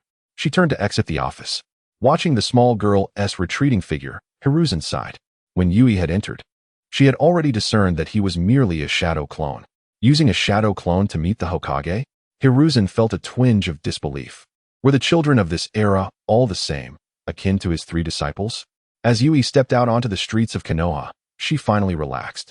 Now that she knew Hinata Nai was safe, she needed to devise a plan to bring her original self out. Then, she could address the issue of the caged bird. Presently, it seemed the only viable method lay with that little white mouse. Sighing, Yui lamented the fact that the white mouse was still asleep. She would have to seek out alternative solutions. Upon returning to her laboratory, Yui retrieved the white mouse from her pocket. When will you awaken? 3 days later. In the Hinata branch family, the shadow clone had not come seeking her since their last encounter, indicating that Hinata Nai was likely unharmed. During this time, Yui had been engrossed in studying the nature of chakra transformation and attempting to develop space-time ninjutsu. This endeavor left her feeling quite distressed. She had realized that mastering space-time ninjutsu would enable her to escape, yet progress eluded her. Nonetheless, she had made some headway regarding chakra transformation. Opening her palm, she stared at the blue and white sphere nestled in her hand, lost in thought. Water release. She had compressed a significant amount of water chakra into a small blue-white sphere, which now lacked the gentle fluidity characteristic of water, resembling a small ice ball instead. Yet, Yui understood that this was not an ice ball. Their states were fundamentally different. If she were to release this water sphere, it would likely unleash a torrent of explosive water flow, consuming all her chakra in the process. Canceling the ninjutsu, Yui began to ponder. What name would be fitting for this technique? Meanwhile, the shadow clone of Yui stood in a ninjutsu shop, feeling somewhat distressed. Do you truly not sell any summoning jutsu scrolls? Yui inquired of the shopkeeper, a robust man clad in deep green attire. The shopkeeper, bemused, responded, Why seek such a ninjutsu? We have none. Little girl, perhaps you have only recently become a ninja. Summoning jutsu cannot be purchased at a shop. They must be taught by a ninja instructor, who will guide you in forming a contract. There are no alternatives. Yui felt a wave of disappointment wash over her. She had scoured every shop in Konoha that sold ninjutsu, yet no one had provided any information. All she sought was the hand seals for summoning jutsu. Very well. Since I am here, I shall look for ninjutsu that suits me. All right, she resolved, heading towards the section displaying ninjutsu. Shopkeeper, do you have any ninjutsu suitable for me? My chakra affinities are water, lightning, and wind. Upon hearing Yui's request, the shopkeeper's face brightened. It had been nearly a month since he last made a sale. Today, he was determined to profit handsomely. Of course. Follow me. Yui followed the shopkeeper deeper into the shop. We have many ninjutsu below B rank, the shopkeeper explained. As for those above B rank, no shop in Konoha sells them. Even if they did, they wouldn't be allowed to sell. Most B rank and higher ninjutsu are either family legacies or developed by individual ninjas. If you seek anything above B rank, we do not have it. Yui nodded, understanding his explanation. I do not require such high-level ninjutsu, she said, realizing that she had no hope of acquiring advanced techniques from the ninjutsu shop. As they conversed, they arrived at a wall. The shopkeeper pressed a concealed button, and suddenly, the entire wall rotated to reveal another side. Countless ninjutsu scrolls adorned the wall, encompassing nearly every basic technique. Little girl, this is all the ninjutsu our shop can offer. You may choose freely. Yui nodded, her gaze sweeping over the scrolls on the wall. Water release, water barrier, B-rank ninjutsu. Wind release, gale palm, a C-rank ninjutsu. Ultimately, Yui chose these 2 techniques amidst a myriad of options, water barrier and gale palm. One for defense, the other for offense. Boss, I'll take these 2. How much do they cost? After making her selection, Yui handed the 2 ninjutsu scrolls to the proprietor standing beside her. All right, the boss replied, accepting the scrolls and placing them into another storage scroll. Yui observed his actions with a contemplative expression. Young lady, that will be 100,000. The boss said with a smile. Our shop does not support credit, you know? Okay. Yui responded absently, but she soon regretted her nonchalant reply. 100,000? She could hardly believe it. These 2 items were more expensive than her house. I must have misheard, right? Yui inquired again. The boss nodded in affirmation. Indeed. The water barrier costs 70,000, and the gale palm 30,000. Coughing lightly to feign composure, Yui pondered whether she could forego the purchase. Ultimately, She handed over the money. Such a wealthy young lady, the boss remarked, somewhat taken aback by her decisive payment. Yet, internally, Yui was not as composed as she appeared. That was all her savings. Nevertheless, this experience unveiled a lucrative opportunity in selling ninjutsu. If these low-level techniques commanded such a price, what about the more advanced ones?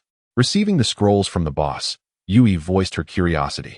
By the way, how do I retrieve the scrolls from within? Upon hearing her question, the boss patiently explained. This is a storage scroll. You merely need to infuse it with chakra to unlock it. Nodding in understanding, Yui was astonished to discover such items existed in the world of ninjas, making future storage considerably more convenient. Thank you, boss. With that, I shall take my leave. Turning, she walked towards the door. Take care, young lady. We welcome your return. Outside, on the street, a figure silently observed Yui's departing silhouette. Yui? How did she come out? No way. Chapter 27. The Prophecy Tap. Tap. A series of footsteps echoed from outside the room. Frog Sage, a white-haired youth, entered and knelt before the seated Frog Sage. Ah, it's Jiraiya. The Frog Sage paused momentarily before speaking. And who might you be? Jiraiya, slightly exasperated, replied. It's me, Jiraiya, the one you summoned. You mentioned having some words regarding me. Oh. The Frog Sage seemed to recall something, then slowly stated, Ah, it's indeed Jiraiya. There are indeed 2 messages concerning you. Jiraiya, puzzled, asked 2? What might they be? After a moment of silence, the Frog Sage's voice finally reached Jiraiya's ears. Jiraiya, even you, a notorious lecher, will achieve greatness in the future. You will encounter a woman with pale skin and 2 horns, possessing luminous teal eyes. She will bring significant changes to your destiny. 5 years hence, you shall return here to receive another prophecy. Jiraiya was left bewildered. A woman with pale skin and horns? Does such a person even exist? Ah, Jiraiya, I shall resume my slumber now. You should take your leave. With the Frog Sage's urging, Jiraiya snapped back to reality. Farewell, Frog Sage. As he exited, he continued to ponder. Another prophecy in 5 years? Well, since it's a prophecy, it will eventually manifest at some point in the future. Best not to dwell on it. Lord Shimizu, I must return. Jiraiya addressed the small green frog beneath his feet. Ah, Jiraiya, are you leaving so soon? Won't you stay for a meal of insects? Shima's cooking is quite exceptional. Insect cuisine? The thought made Jiraiya shudder. I have some matters to attend to back in the Leaf Village, he awkwardly replied. So I will decline. Very well, if you have urgent business, then go ahead. I've already notified the toad in the Leaf Village. It will summon you back shortly. Shimizu said. Understood, Jiraiya nodded. A moment later, with a puff of white smoke, he vanished from sight. Watching the direction Jiraiya had disappeared, Shimizu mused, if you won't eat, then I shall indulge in the delicious insect feast myself. Within the training grounds of Leaf Village, Yui's shadow clone was diligently practicing the newly acquired ninjutsu. Water release. Water barrier. Yui expelled a stream of water from her mouth, forming a wall ahead. Taking a deep breath, she realized she had finally mastered this technique. However, the hand seals were somewhat cumbersome. Simplifying them would be ideal.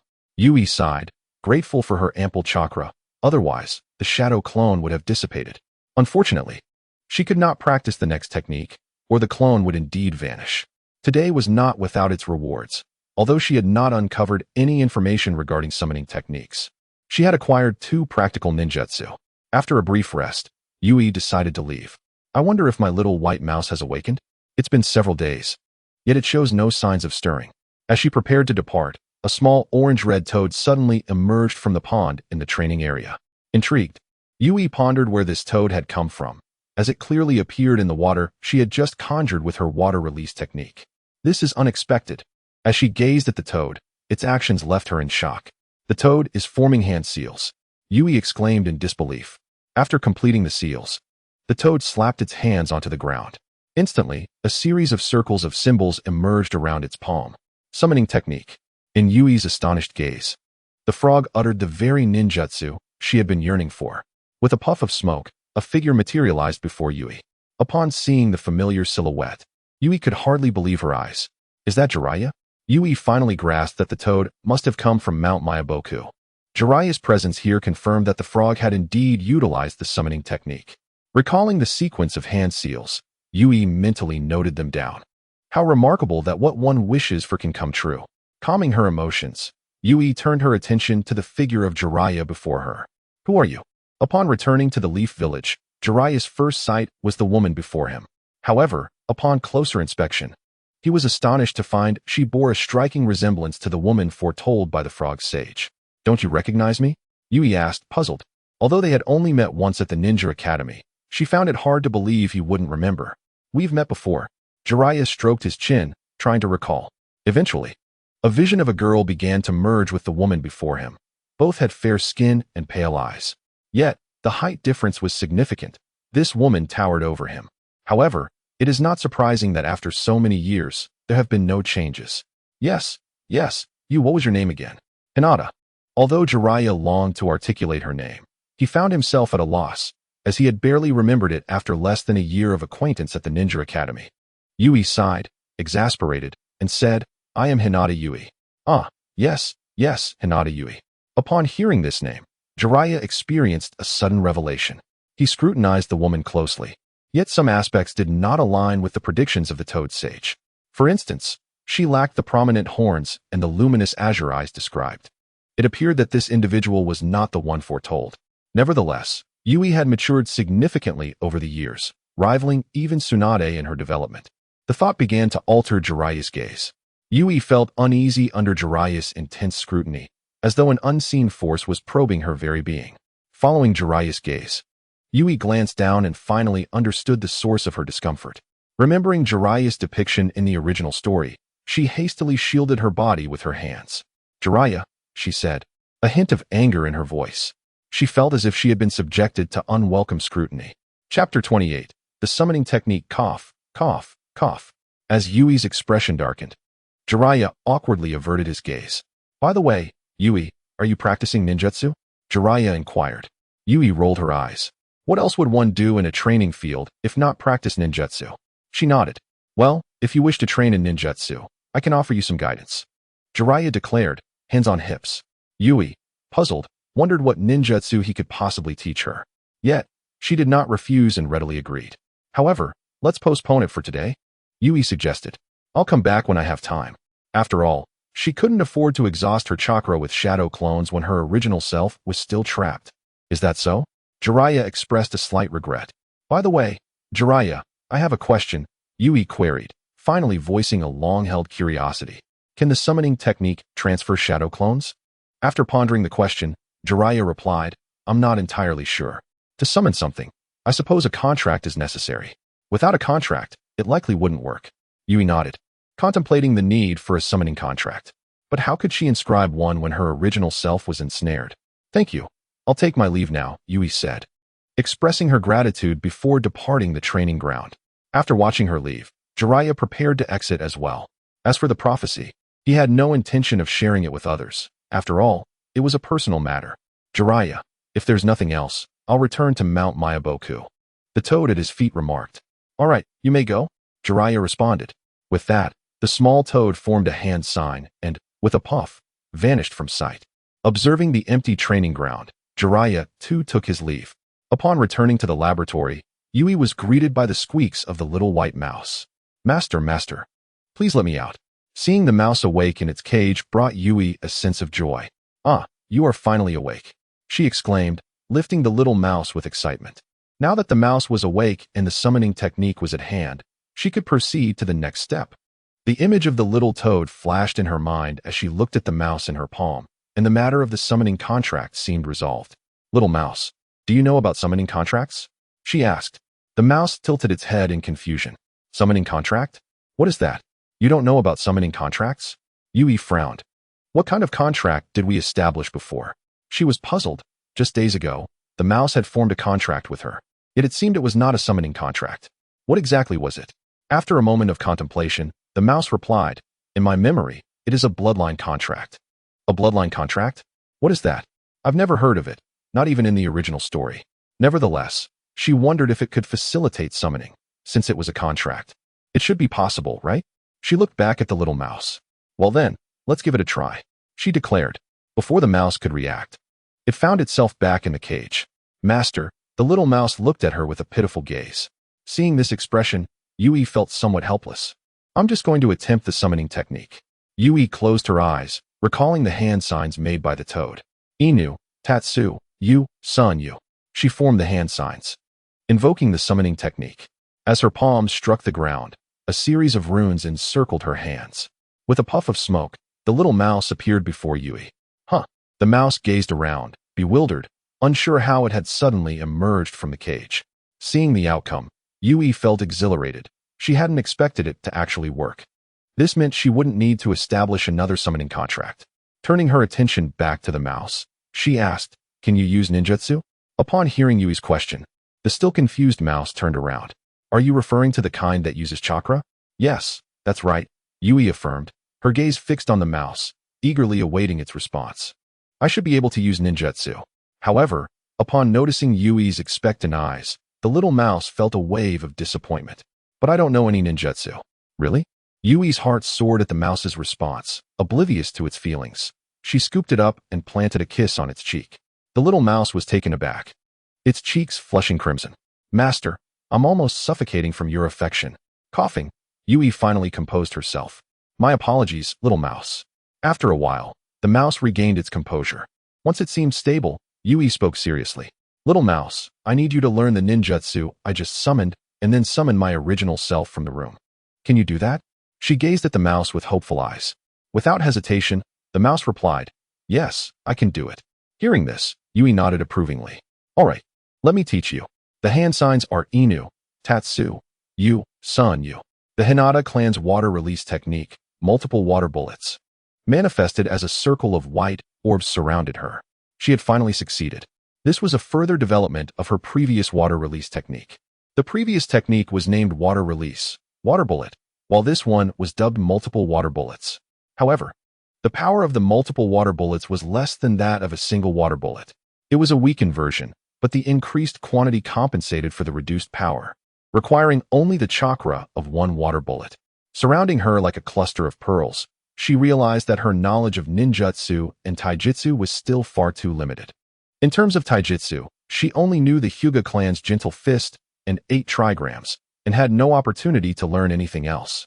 In the realm of ninjutsu, aside from the 2 techniques developed during this period, the remaining options are the fundamental body flicker technique and the shadow clone technique. Chapter 29. Perilous situation. 3 days passed in the blink of an eye.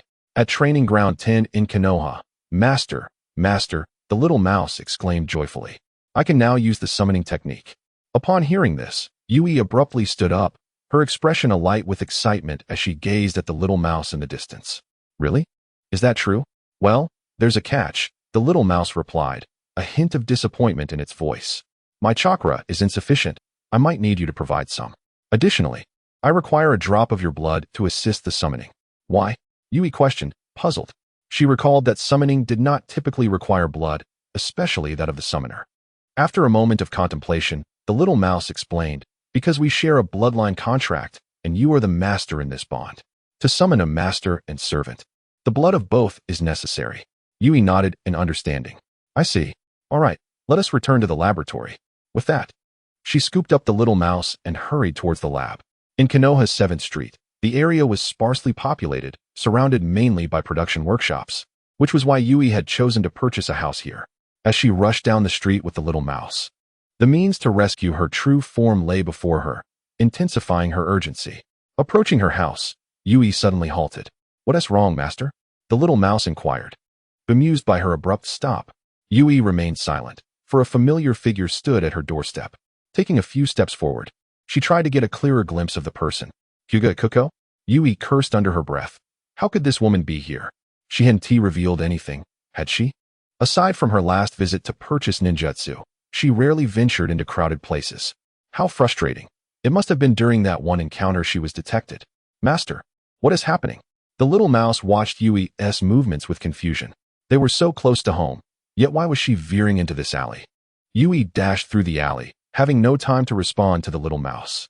She couldn't utilize ninjutsu now, lest she be sensed by the other party. Upon reaching the alley's end, Yui felt a surge of helplessness at the sight of the wall before her. It was too late to run back now, so she opted to conceal herself and the little mouse behind a pile of clutter. "Shoo!" She pressed her finger against the little mouse's mouth, signaling it to remain silent. The little mouse seemed to grasp the gravity of the situation and complied without protest. How intriguing!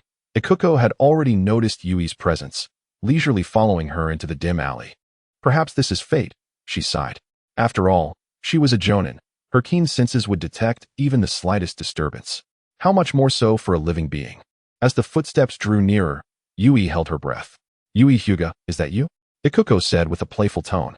Although Ikuko's words were calm, they struck Yui's ears like whispers from a demon. Not receiving any response, Ikuko's patience waned. Activating her Byakugan, she instantly surveyed the alley with clarity. Within her line of sight, a girl was curled up amidst the clutter. I see you. Hearing Ikuko's voice, Yui's heartbeat faltered. She glanced at the little mouse in her palm. Little mouse, wait here. I will cover you. When the moment is right, flee to my home for my blood and seek Yamada Shuko. She will assist you. Yui's decision to send the little mouse to Yamada Shuko was a last resort, regrettably. She had only 2 individuals she could trust since arriving in this world. Master, the little mouse nodded, acknowledging the gravity of the situation and showing no hesitation. I will follow your instructions. With that, the little mouse slipped from her hand and onto the ground. You are my last hope. Yui rose, shielding the little mouse with her body as she advanced towards the alley's exit. Miss Ikuko, it has been a while, Yui said evenly as she faced the figure before her. How considerate of you to finally show yourself. Upon seeing her emerge, Ikuko casually deactivated her Byakugan. However, in that fleeting moment, she caught sight of a small creature. A mouse? She pondered, but after glancing around, she dismissed the thought. Such filthy creatures were common in dark alleys. Ah, she sighed, looking at Yui. Is accepting fate so unappealing? Why resist? In response, Yui scoffed. Is this yet another lecture on fate? Indeed, it seems to be a common refrain among the Hyuga clan, as nearly every member clings to this notion. Miss Ikuko, I recall you are not from the branch family, yet you seem to embrace this concept of fate. Ikuko paused, seemingly taken aback by Yui's retort. After a moment of silence, she shook her head. Shaking your head. What does that signify? Have I misjudged you? Are you from the branch family? Yet, she bore no curse mark of the caged bird upon her forehead. Ikuko's bangs obscured half of her forehead, leading Yui to believe she belonged to the main family. The main family had so few members. How could it possibly include her? Ikuko inhaled deeply, lifting her right hand to brush aside her bangs, revealing the previously concealed portion of her forehead. This is, Yui spoke, struggling to comprehend. On the other half of Ikuko's forehead, a cyan green curse mark was evident. She must not be mistaken. Half of the caged bird's curse mark was indeed present. Do you still believe I am from the main family? Ikuko raised an eyebrow. Yui shook her head, though doubts lingered in her heart about why her curse mark appeared incomplete. Are you curious why my curse mark is only half? Ikuko smiled. Yui was taken aback. She hadn't anticipated Ikuko would read her thoughts so easily. She nodded in acknowledgement. Ikuko chuckled lightly. Then I shan't reveal it to you. She seemed to be toying with Yui. Seeing Ikuko's demeanor, Yui silently scoffed, hoping that she would distract her long enough for the little mouse to escape the area. Noticing Yui's silence, Ikuko grew bored and glanced at the sky. It's getting late, she declared. You should cease your wandering outside. Perhaps we can discuss these matters again in a few years. Oh, are we at the point of confrontation? Yui mused inwardly. With no other options, she activated her Byakugan. The veins around her eyes surging and formed hand seals. Ram, rabbit, snake. Wind release, gale palm. A powerful gust of wind shot from Yui's palm, aimed directly at Ikuko's abdomen, where chakra was stored. Striking there would disrupt her chakra flow, buying Yui precious time. Witnessing Yui's swift and decisive attack, Ikuko's lips curled into an appreciative smile. Indeed, your proficiency in ninjutsu has significantly improved, and targeting the enemy's most vulnerable points is undoubtedly a hallmark of a skilled ninja. As a formidable ninjutsu attack surged forth, Hinata Ikuko did not retreat. Instead, she boldly advanced to meet it. However, the Byakugan is not to be trifled with. 8 trigrams palm, heavenly spin. Through Yui's Byakugan, Ikuko's chakra points simultaneously erupted with chakra, which, under the manipulation of her hands, coalesced into a rapidly spinning half-moon barrier of defense. Upon colliding with her opponent's defense, Ikuko's attack dissipated, merging seamlessly into her opponent's technique, inadvertently enhancing their defensive capabilities. Cursing inwardly, Yui felt vexed by this underhanded tactic that seemed to underestimate her. As the heavenly spin faded, Hinata Ikuko stood resolutely in place. Yui, allow me to enlighten you on the proper utilization of the Byakugan. With that declaration, Ikuko activated her Byakugan. The moment her opponent did so, Yui was immediately engulfed by an overwhelming sense of impending danger. Chapter 30. What happened to Hinata Nai 8 trigrams air palm? A transparent wave of air surged towards Yui. In the Byakugan's line of sight, the attack was fierce and swift.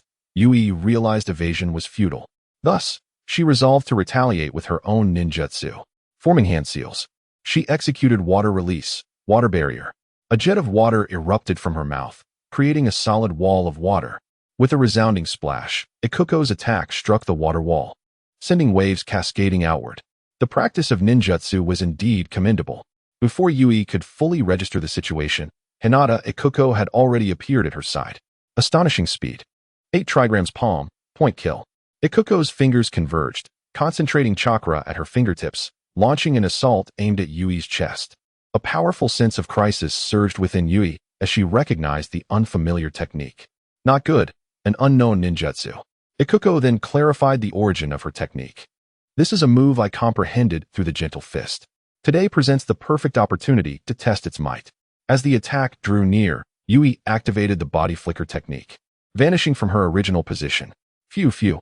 After escaping the range of the attack, Yui finally exhaled a sigh of relief as the unsettling sensation dissipated. Observing her attack miss, Ikuko felt a twinge of disappointment. Seizing the moment, Yui formed hand seals once more. Wind release, gale palm. A powerful gust surged toward Hinata Ikuko. Recognizing the unchanged technique, Ikuko felt a hint of disillusionment. She sidestepped, evading the attack. Is this the only ninjutsu you possess? She taunted. In the Byakugan's perception, any attack bearing a chakra trail could be easily avoided, provided the physical capabilities were adequate.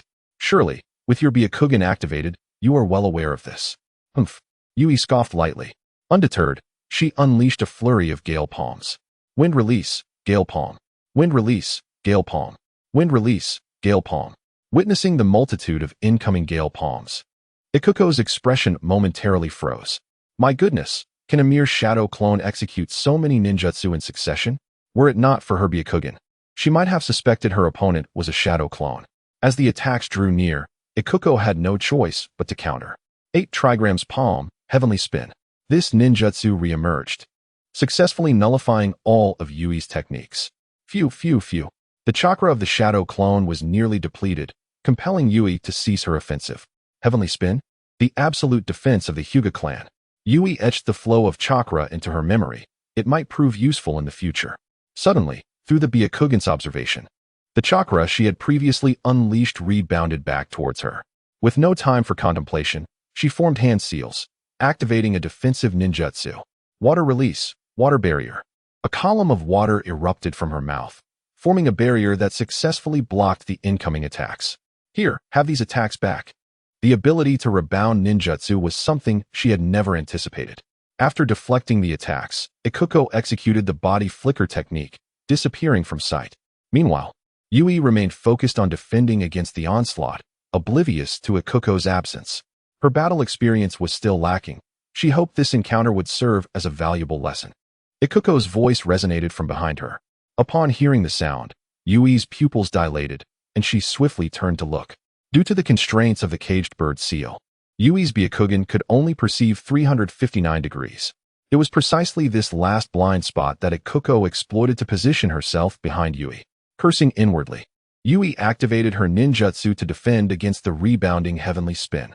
Sighing, Ikuko remarked, this farce should come to an end.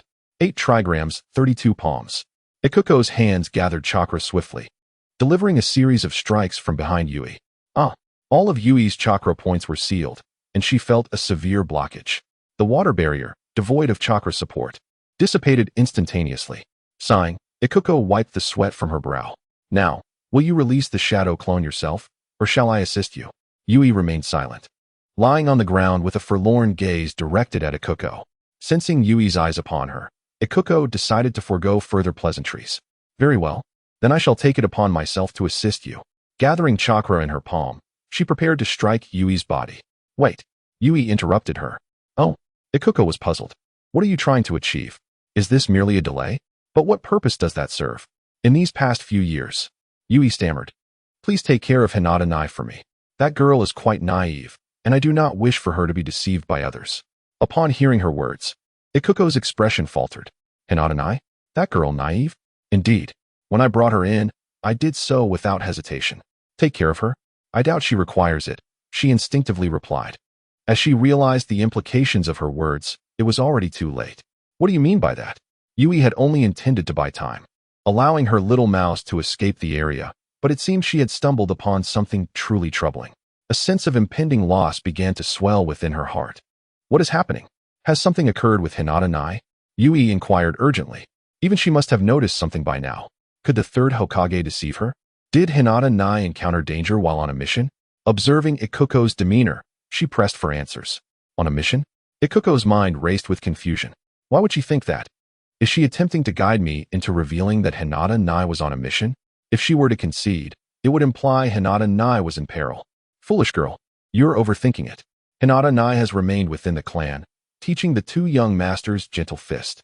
How could she possibly be on a mission? Upon hearing Ikuko's words, Yui's heart sank. The discrepancies in their narratives suggested something was amiss with Hinata Nai. What has happened to her? Yui desperately sought answers. Noting Yui's relentless inquiries, Ikuko grew increasingly annoyed. This is not something you need to know. Once more, her palm coalesced with chakra, launching an attack directly at Yui. With a sudden burst, Yui's form dissipated into a cloud of white smoke. As she gazed at the fading shadow clone, Ikuko finally exhaled in relief. A slip of information had almost escaped her lips. But what did it matter? It was merely fate, an unchangeable course for anyone. Observing the chaotic scene, Ikuko shook her head, then employed the body flicker technique to depart from the area. As she walked home, her mind kept drifting back to the small mouse she had encountered in the alley. A mouse with a fluffy tail, quite adorable. No. Wait, how could a mouse have a fluffy tail? And why would it evoke feelings of endearment? Ikuko realized then that it was likely not a mere mouse. It was a spirit beast. Pausing in her steps, she turned around and headed back toward the alley. Cursed be her carelessness. Squeak, squeak. Why is this door locked?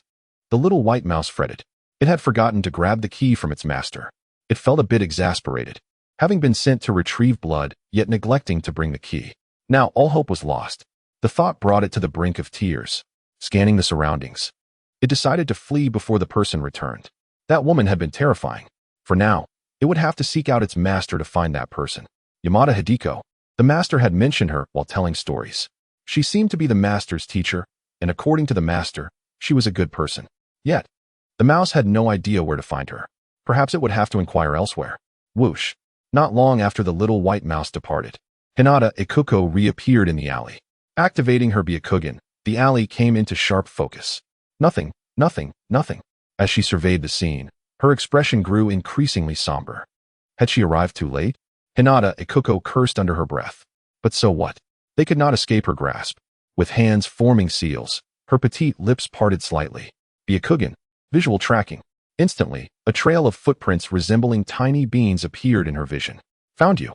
Byakugan, visual tracking, was a dojutsu she had unintentionally awakened when activating her Byakugan. No one, besides herself, was aware of this ability. Among those familiar with the Byakugan, none had awakened such a technique. While she found it puzzling, she chose to keep it a secret. This technique allowed her to record the movements of things she had seen, tracking their path for a week. Due to its overwhelming power, Ikuko was reluctant to disclose its existence. However, the technique had a critical flaw. It was immensely draining on her chakra. Today, she had already used it once to locate Yui's shadow clone, and using it a second time would likely exhaust her. Nevertheless, she hesitated not and activated the tracking once more. Observing the mouse's trail, a smile crept onto her lips. Hinata Branch House. Yui sat at a table, cradling her head and groaning in pain. It hurts. She was engrossed in studying new ninjutsu when an unexpected memory flooded her mind. Realizing that the shadow clone had been dispelled, she took a moment to collect herself. Taking a deep breath, Yui's thoughts began to clear as she reflected on the memories. Hinata Nai must be in trouble. The words spoken by Ikuko stood in stark contrast to those of the Hokage. One claimed to be training, while the other spoke of a mission. Whose words were more credible? Or could it be that both were deceiving her? Could a Hokage truly lie? She slammed her palm on the table. Ugh, Yui sighed. Dwelling here was futile. If she could only step outside, these matters would resolve themselves. On the main street of Konoha, do you know where Yamada Hideko is? Whoa, what are you? A passerby jumped back in shock at the sight of the talking mouse. The crowd on the street recoiled, startled by the creature. People began to shove each other, creating a wide space in the already crowded Kanoa Street. Slightly disheartened, the little white mouse watched as the crowd moved further away. Does no one know who Yamada Hideko is? Perhaps I've come to the wrong place? Suddenly, a loud voice boomed from a distance. Hey, hey, hey, what are you all doing over there? Upon seeing the attire of the approaching figure, the crowd became even more agitated. A group of 6 or 7 individuals clad in uniform vests approached, each adorned with a red and white fan insignia on their sleeves. The Uchiha's red-eyed plague is here. Run! Someone shouted, igniting further chaos among the already jostled crowd. What are you talking about? Who's got red-eye plague? A man from the group stepped forward, indignantly addressing the crowd. He then turned to his commanding officer, saying, Captain, let me teach them a lesson. The captain shook his head. The police department maintains order. We cannot resort to violence. But Captain, they insulted us. Can you even identify who said it? The captain shot him a glare. If you can find them, we'll handle it as a disturbance. At this, the man lowered his head, realizing how futile it was to search among so many. Go check why there's an empty space in the street, the captain ordered. Reluctantly, the man nodded and pushed his way into the crowd. What are you all doing over there? Move quickly, those in front, step aside. He attempted to squeeze into the throng, but the sheer number of people made it impossible. Frustrated by the growing crowd, he realized he was powerless to act. If the crowd did not disperse soon, something would inevitably go awry. Responsibility would fall to the police department. As he sank down, he gathered chakra beneath his feet and propelled himself upward. With a thud, he landed precisely in the cleared area. He scanned the surroundings, but found nothing, which only fueled his irritation. I say, there's nothing here. Are you all just looking for trouble? He activated his Sharingan, glaring at the crowd. Startled by his gaze, the onlookers jumped back. It was then that someone exclaimed, Why, you have a talking monster under your feet. A monster? At that moment, he felt an itch at his heel. Confused, he looked down. Let go of my tail. A juvenile voice cried from below. Upon seeing the creature at his feet, he jumped back in shock. Wah! The little white mouse wailed, clutching its tail. It's dirty now? A talking mouse? No, it's a spirit beast. He surveyed the crowd and quickly grasped the situation. Little mouse, come with me. Without hesitation, he scooped up the still crying little white mouse. Don't touch me, you bad person. It sobbed. Chapter 32, Little Ghost. Spirit beast? The captain questioned, eyeing the little mouse in the man's hands with curiosity. At this moment, the little white mouse was gazing reproachfully at the man who held it aloft. You bad person, put me down. The man paid no heed to its words and merely gave a slight shake in response to its voice. Captain, who do you think this summoning beast belongs to? Upon hearing this, the captain fell into deep thought. Among the ninjas of the Leaf Village, was there anyone who utilized mice as summoning beasts? However, he did not recognize any ninja within his acquaintance who employed mice for such a purpose. Could it be a spy's summoning beast from another village? The mere thought of this made his expression turn grave. Indeed, there was a possibility. Zhonglang, show it to me. He commanded. The man nodded and handed the little white mouse over. As he examined the creature in his hands, the captain's confusion deepened. There are no markings at all. The little white mouse felt a shiver run down its spine under the captain's scrutinizing gaze, rendering it speechless. The captain shook his head, unable to discern any clarity. He turned the mouse's head to meet its gaze, and a flash of crimson emerged from its pupils. In that case, I shall resort to the Sharingan. Just then, a voice from the nearby street interrupted the captain's actions. He closed his Sharingan and turned towards the source of the sound. My apologies. A figure approached slowly from the distance. Upon recognizing this figure, the captain was taken aback. Miss Hyuga? Upon hearing this, Hinata Yuki nodded. Captain Sito, long time no see. Sito stood, momentarily dazed, as memories flooded back. They had been classmates in the Ninja Academy and had also undertaken S-rank missions as comrades. Miss Yuki, so this is your summoning beast? Sito inquired.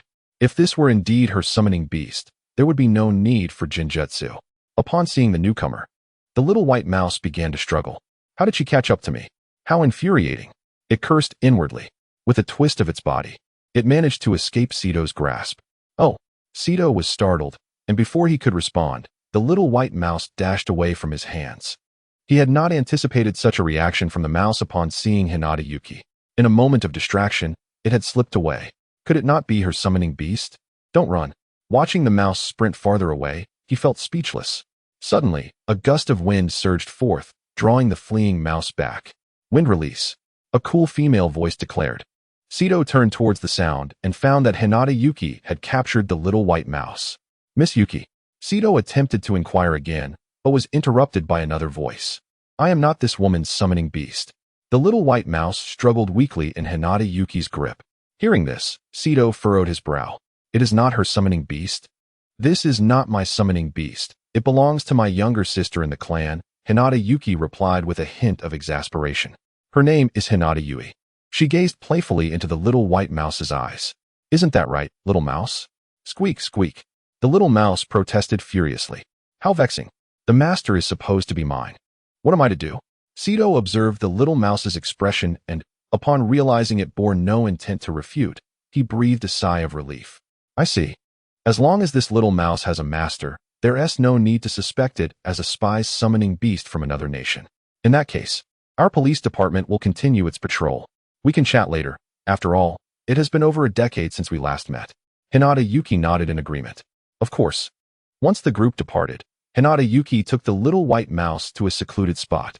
You sure know how to escape. You almost got away from me, she remarked, observing the squirming creature in her hand. What do you want? The little mouse exclaimed in terror. Hinata Yuki smiled. I didn't expect you truly to be Yui's summoning beast. I wonder when she contracted with you. You almost succeeded in your little scheme. However, if I were to kill you now, Yui would likely blame me. She then retrieved a scroll from her pocket, swiftly unfurling it. Instantly, a black seal emerged. Contract seal. She formed a hand sign, casting a seal upon the little white mouse. After witnessing the seal upon the creature, Hinata Yuki felt a sense of relief. Let us go. I'll take you to a fun place. With that, she began to walk back while holding the little white mouse. Upon seeing the seal on its body, the little white mouse was filled with joy. Master, master, save me, it cried out in its mind. After all, it was a little mouse adept in sealing techniques, and this seal would not restrain it. Meanwhile, in the Hyuga branch family, Yui was reflecting on life when she suddenly heard a call for help. Master, master, help, what is this? Yui thought the voice sounded somewhat familiar. Oh no, that's the little white mouse's voice. Yui recalled. Didn't it already escape? Has it been captured again by Hinata Yuki? Yui thought to herself, realizing that her plans were likely foiled. Am I really going to be stuck here for years? Resigned. She decided to take things one step at a time. She formed hand seals. Summoning technique. On the other side, sensing its master's call, the little white mouse began to channel chakra. Instantly, a golden light enveloped it, breaking the black sealing spell that bound it. Bang! The little white mouse transformed into a puff of smoke, vanishing from Hinata Yuki's grip. Hinata Yuki stood in shock, staring at the cloud of smoke. Wasn't it under my contract seal? How could it still summon itself? It seemed that this little white mouse was no ordinary creature. She chuckled softly, then decided not to dwell on the matter. Well, at least I have something to keep me company. Yui looked at the little white mouse in her hand with a hint of exasperation. Wah, master, the little white mouse wailed. As it cried, its expression suddenly turned despondent. Master, I've let you down. I've messed things up. Hearing this, Yui smiled gently and reassured. It's all right. We will plan our next steps carefully. Despite this, the little white mouse still felt a pang of guilt. Suddenly, Yui seemed to recall something. Oh right, little mouse, you don't have a name yet, do you? Yui declared. Let me give you a name today. Upon hearing that it was to be named, the little white mouse became exhilarated. Master is going to name me? Let us call you Xiaoyu. It sounds similar to the first character of my name. Hearing its new name, the little white mouse could hardly contain its joy. Okay, master. I will be called Xiaoyu from now on. Listening to the little mouse, Yui's expression turned serious. You must not refer to me as master any longer. Why? Xiaoyu inquired, puzzled. Isn't a master just a master? Is master going to abandon me? Xiaoyu questioned, feeling dejected. Yui chuckled softly. We are family, aren't we? There is no master-servant relationship among family. Yui smiled warmly. Just call me by my name. Hearing this, Xiaoyu was taken aback. Family? It murmured softly. Chapter 33. Where did everyone go? In the Hokage's office, aside from the third Hokage, there was another figure present. Hokage-sama. A member of the dark-clad Anbu placed 2 photographs before Sarutobi Hiruzen.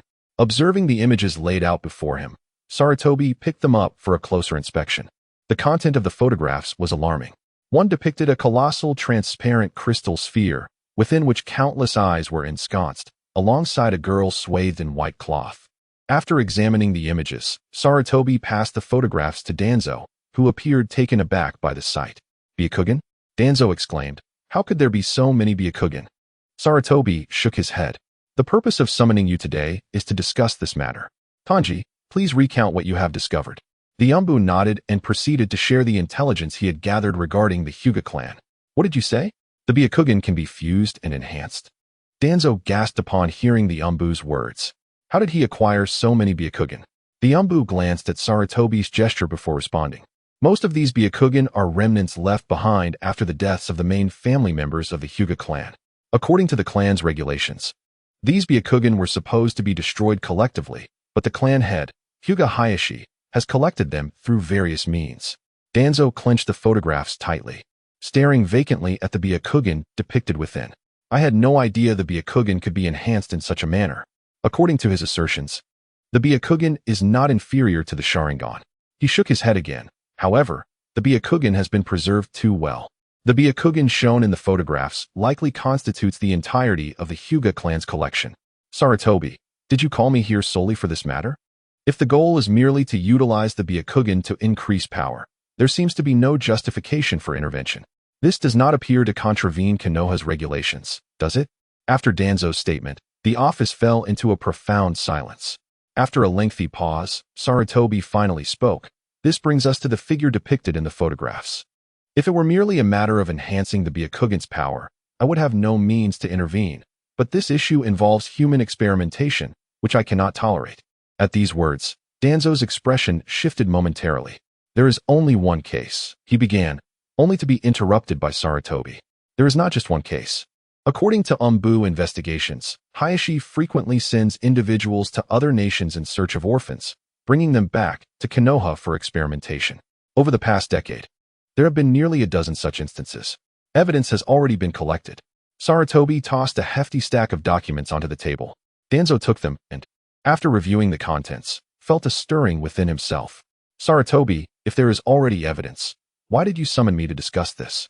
Sarutobi shot him a glance. His expression inscrutable. You are the shadowy root, while I am the verdant leaf basking in sunlight. You said this, did you not? At this juncture, Danzo comprehended the implications. His countenance darkening. He gritted his teeth. The Byakugan belongs to me. Sarutobi chuckled lightly. Of course, if you can acquire it. A newly formed organization must endure trials. After all, upon grasping Sarutobi's intentions, although Danzo's face betrayed reluctance, internally he was elated. He now had an opportunity to access the Byakugan. However, he found it puzzling that the Umbu could resolve this issue independently, yet chose to delegate it to Root. There must be a deeper issue at play. Nevertheless, what did it matter? There was immense profit to be gained here. Danzo, you must exercise caution, Sarutobi warned. Only 3 individuals from the Hyuga clan are involved in this matter. Do not indiscriminately harm the innocent. Keep the commotion to a minimum. Otherwise, the elders of the Hyuga clan will not care who you are. Danzo nodded in acknowledgement. When can I take action? His impatience was palpable. He longed to seize the Byakugan immediately. In a few years, once the next heir of the Hyuga clan has matured, Sarutobi replied. Danzo's heart sank at the implication. A few more years? Then why approach me now? Sarutobi, this matter must be resolved decisively, Danzo insisted vehemently. Sarutobi shook his head. The Hyuga needs an heir imbued with the will of fire. Konoha cannot afford to lose the Hyuga. Though reluctant, Danzo acquiesced, nodding in agreement. While he was anxious, he understood that this day would eventually arrive. A delay was tolerable. Tanji, continue to monitor Hayashi's movements, Sarutobi commanded. The Umbu nodded in response and vanished from sight. Yui stood before the wall, gazing intently at the seals above, letting out a soft sigh. It seemed that her only means of escape lay in that method. However, she had already formed a summoning contract with Shoyu. She wondered if that method would be effective. Her first task upon escaping would undoubtedly be to remove the abhorrent curse mark of the caged bird. She also needed to locate Hinata. Recalling the scene from the original where Jiraiya utilized the summoning technique to arrive at Mayaboka Mountain, Yui sighed once more. Was the final recourse truly the summoning technique? She was unsure of its success or where it would transport her. For her, everything was shrouded in uncertainty. Shoyu, come perch on my shoulder. After preparing the necessary items, Yui beckoned to the small creature on the ground. Upon hearing her, Shoyu scurried up, quickly climbing onto Yui's shoulder. Yui, how are we going to escape? Yui playfully tapped the little mouse's head, smiling as she replied, you'll find out shortly. Surveying her surroundings, she secured the black short blade to her waist. Once everything was ready, Yui formed hand seals. Inu, Tatsu, Tori, Suru, you. Observing Yui's hand gestures, Shoyu was puzzled. Isn't that the seal for summoning? What is Yui doing? Is she practicing the summoning technique? Amidst her confusion, Yui completed the seals. Ninjutsu, summoning technique. She slapped her hand onto the ground, and immediately a series of circles of talismans erupted. In using the summoning technique, Yui intentionally shielded her perception from Shoyu. At that moment, her mind was entirely clear. She held no thoughts. Suddenly, in Yui's line of sight, the summoning talismans beneath her feet radiated a brilliant white light. Realizing she had succeeded, Yui felt a surge of elation. With a loud bang, a cloud of white smoke exploded, and Yui vanished from her location. Chirp, chirp, chirp. As Yui disappeared, Shoyu tumbled to the ground. Yui, where did you go? Once the smoke cleared, Shoyu stared blankly at the empty room. Where is she? A living person just vanished like that? Chapter 34. The Blue Jungle, a Rift in Space-Time? It hurt so much. Yui now found herself in a fantastical realm, surrounded by shimmering scenery that induced a subtle sense of vertigo at just a glance. It felt as though she were traversing a corridor. Everything around her appeared to be frozen in time. Yet, Yui was acutely aware that she was hurtling forward at an astonishing speed. Due to this rapid motion, her skin bore countless fine cuts, oozing blood. Yui felt as though the heavens were collapsing. She had been trapped in this eerie place for an entire day without catching sight of an exit. She was engulfed in doubt, questioning whether she would be eternally trapped in this place. As she pondered, a series of circular white waves of light suddenly appeared before her, arranged in succession along either side of the passageway. What is this? She wondered aloud. Is this an exit? Looking at the numerous openings in the surrounding walls, she felt a twinge of uncertainty. With the light circles zipping past her, she realized she could no longer afford to hesitate. She chose the nearest light circle and, with a swift twist of her body, plunged into it. Upon entering, a chorus of whooshing sounds enveloped her. When she opened her eyes, she was astonished to find herself in the sky, plummeting freely downward. Below her lay a dense expanse of forest. As the ground drew nearer, she swiftly formed hand seals. Wind release, wind walking technique. Suddenly, 2 columns of wind erupted beneath her feet, propelling her upward. In that instant of releasing her jutsu, her shoes were swept away. Floating steadily in the air, she gazed down at the forest in awe. Unlike typical trees, the foliage below shimmered with a faint blue hue, creating an illusion of an endless ocean. How magnificent! She marveled, descending into the verdant realm. Upon landing, she felt the chill of the ground beneath her feet and realized her shoes had vanished. Confused, she noted the soil's unusual dampness. A gust of wind surged past, sending a wave of sharp pain coursing through her body. She discovered that every exposed area was riddled with minute wounds. With a sigh, she acknowledged that while the injuries were small, their sheer number was overwhelming. Retrieving a bundle of bandages from her ninja tool pouch, she meticulously wrapped her face and neck. Her gaze wandered around the unfamiliar landscape. Where on earth am I? She mused. In the sky, she had failed to notice the towering trees, their heights ranging from a modest 10 meters to several hundred. Standing amidst them, she felt as insignificant as an ant. Looking up, the trees appeared as colossal pillars bridging the heavens and the earth. Suddenly, a peculiar sound resonated beneath her feet. Glancing down, she was startled to find her feet sinking into the ground. Remaining calm, she activated her flying technique and soared into the air.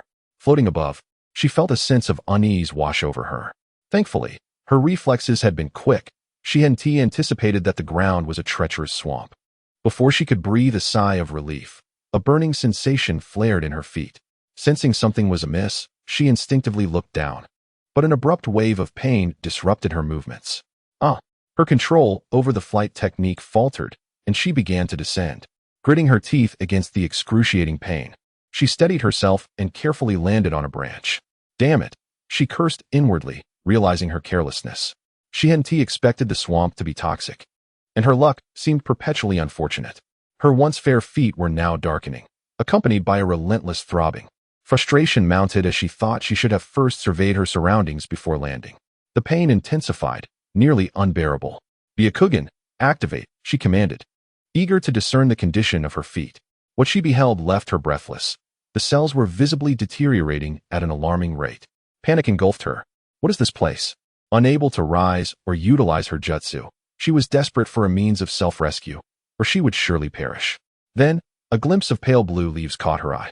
Contemplating the black swamp below and the robust trees above, it dawned on her that these plants might possess innate resistance to the swamp's toxins. As the saying goes, there is always an antidote within 7 steps. She reached for several leaves, crushed them, and applied the paste to her feet. Almost immediately, a soothing sensation spread through her body. Under the scrutiny of her Byakugan, she confirmed her suspicions. The cells on her feet were gradually healing. It works, she thought, gathering more leaves and applying them. After a while, her feet returned to normal, enabling her to use her flying technique once more. Surveying her surroundings, a strange feeling settled over her. Aside from the blue trees, there were no other creatures or plants to be seen. A glance at her shoulder revealed that her little white mouse had not followed her. It's probably safe back in Konoha, she mused. Forming hand seals. She contemplated summoning it, but decided against it. The current situation was too perilous. It was wiser for the mouse to remain in safety. Floating in midair, she resolved to find a way back to Konoha, intent on uncovering Hinata's fate. 3 days later, she retrieved a soldier pill from her pouch and chewed it slowly. Gazing at the endless forest that surrounded her, a sense of despair washed over her. What is this place? She lamented, nearly driven mad by the desolation. Not a single soul was present, nor any living creature. Only an expanse of boundless blue trees and the vast swamp beneath her. She felt like a headless fly, aimlessly wandering in search of direction. After regaining her composure, she continued her flight. Suddenly, her Byakugan detected a mountain range in the distance. Excitement flooded her heart. Finally, something other than trees. Tears nearly sprang to her eyes. If nothing else appeared soon, she feared she might succumb to despair. As the mountains drew closer, however, something felt off. She halted her flight to scrutinize the range. Something's not right, she murmured. Why do those mountains appear so smooth? After a closer inspection, she pressed on towards the mountains, determined to confront whatever lay ahead. Chapter 35, Slug? Is this the Wetbone Forest? As she approached, the true shape of the mountains became evident. They gleamed white and smooth, adorned with intricate blue patterns. Staring in awe, she felt a nagging suspicion in her heart. Once the full view was revealed, she dared to voice her thoughts. Is this a slug? She questioned hesitantly. If this truly is a slug, then this place must be the Wetbone Forest, which never appeared in the original work. Do you know me? Suddenly, a gentle female voice emerged from ahead. The slug was momentarily taken aback upon seeing the figure before her. A human? How could one reach this place? Moreover, those white eyes and forehead protect her. Are you a ninja from Konoha? Perhaps due to an innate affinity for Konoha, her voice softened. Yui focused her gaze and noticed that a massive slug was splitting into another enormous slug, which was as tall as Yui, who hovered in the sky. Gazing at this slimy creature, an unsettling feeling crept into Yui's heart. She suppressed her discomfort and nodded. Are you truly a slug? Yui continued to inquire. In response, the slug slightly nodded. First, answer my question. How do you know me? The slug pressed on. Yui pondered how to respond. Should she directly tell her that she had seen her in an anime? After a long pause, she finally spoke. I have seen a description of you in an ancient scroll. Thus, the moment I laid eyes on you, I was reminded of it. As Yui explained, her heart raced with anxiety. The slug nodded, seemingly accepting her explanation. Seeing the slug nod, Yui finally breathed a sigh of relief.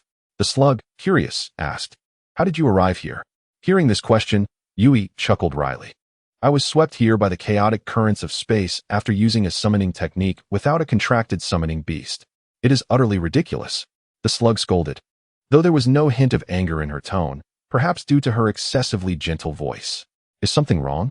Will something happen because of this? Yui inquired.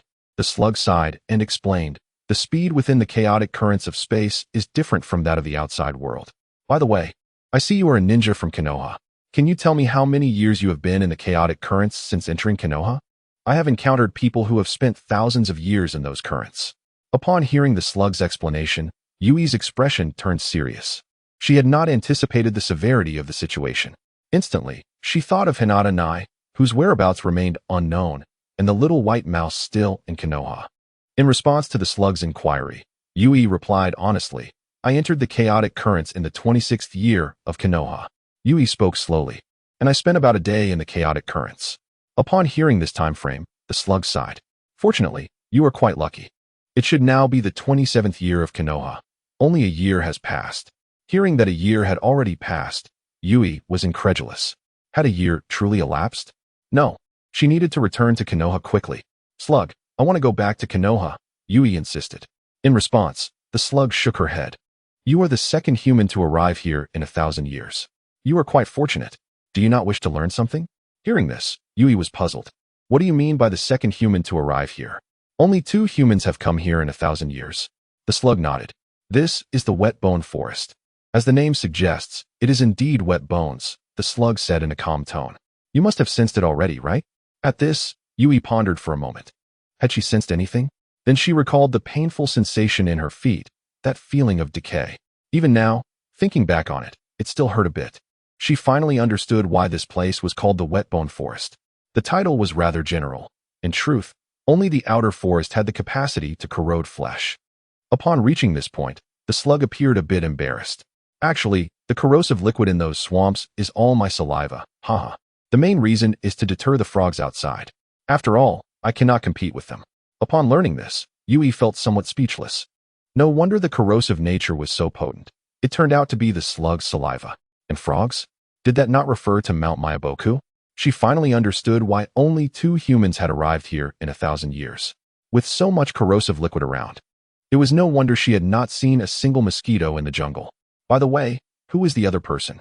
Yui was eager to know who the other individual that had reached this place was. Could it possibly be that man? A figure flashed through Yui's mind. As only his sage mode lacked a clear origin. Humph, that person. The slug seemed slightly irritated at the mere mention of him. Do not bring him up, she said. Observing the slug's change in demeanor, Yui refrained from asking further. Consequently, a silence enveloped them.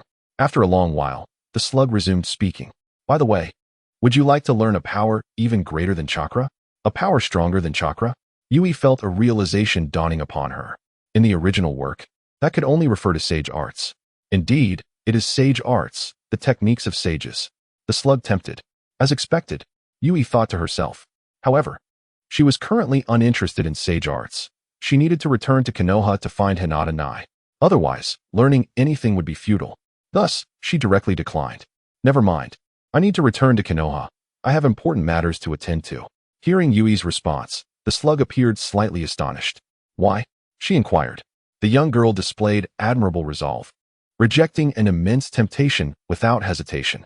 When a decision is made, one must not be swayed by other matters. However, seeing the girl refuse, the slug felt a twinge of sadness. This was a prodigy.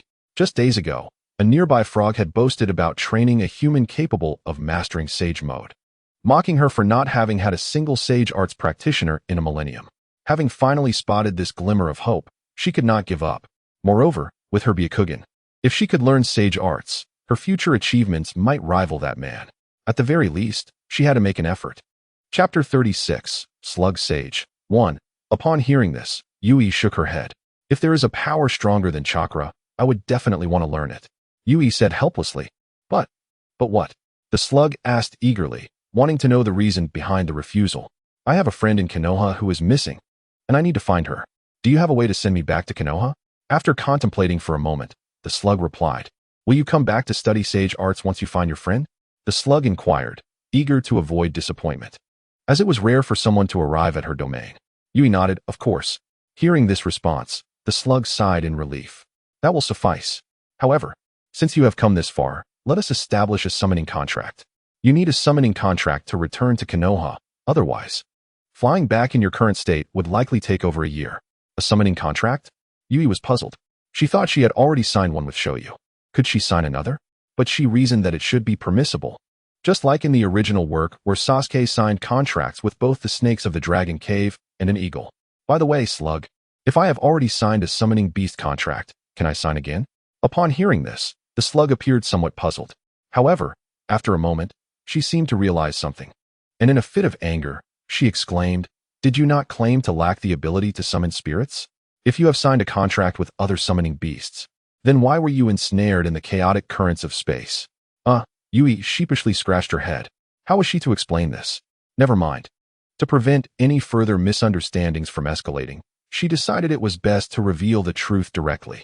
It is as follows, slug. Yui recounted the circumstances of her confinement by the Hyuga clan, considering it no longer a secret. Upon hearing Yui's explanation, the slug too felt a surge of anger. A branch family? Imprisonment? Humph, the slug scoffed. The Hyuga clan remains unchanged after a millennium. Nevertheless, she reassured Yui, do not fret. Although you have already formed contracts with other summoning beasts, you may still sign one with me. Is that so? In that case, I agree. Having received her answer, Yui felt no need for hesitation. Although she felt a bit uneasy about this slug, acknowledging her as a slug helped ease her internal conflict. Very well. Let us proceed with the summoning contract.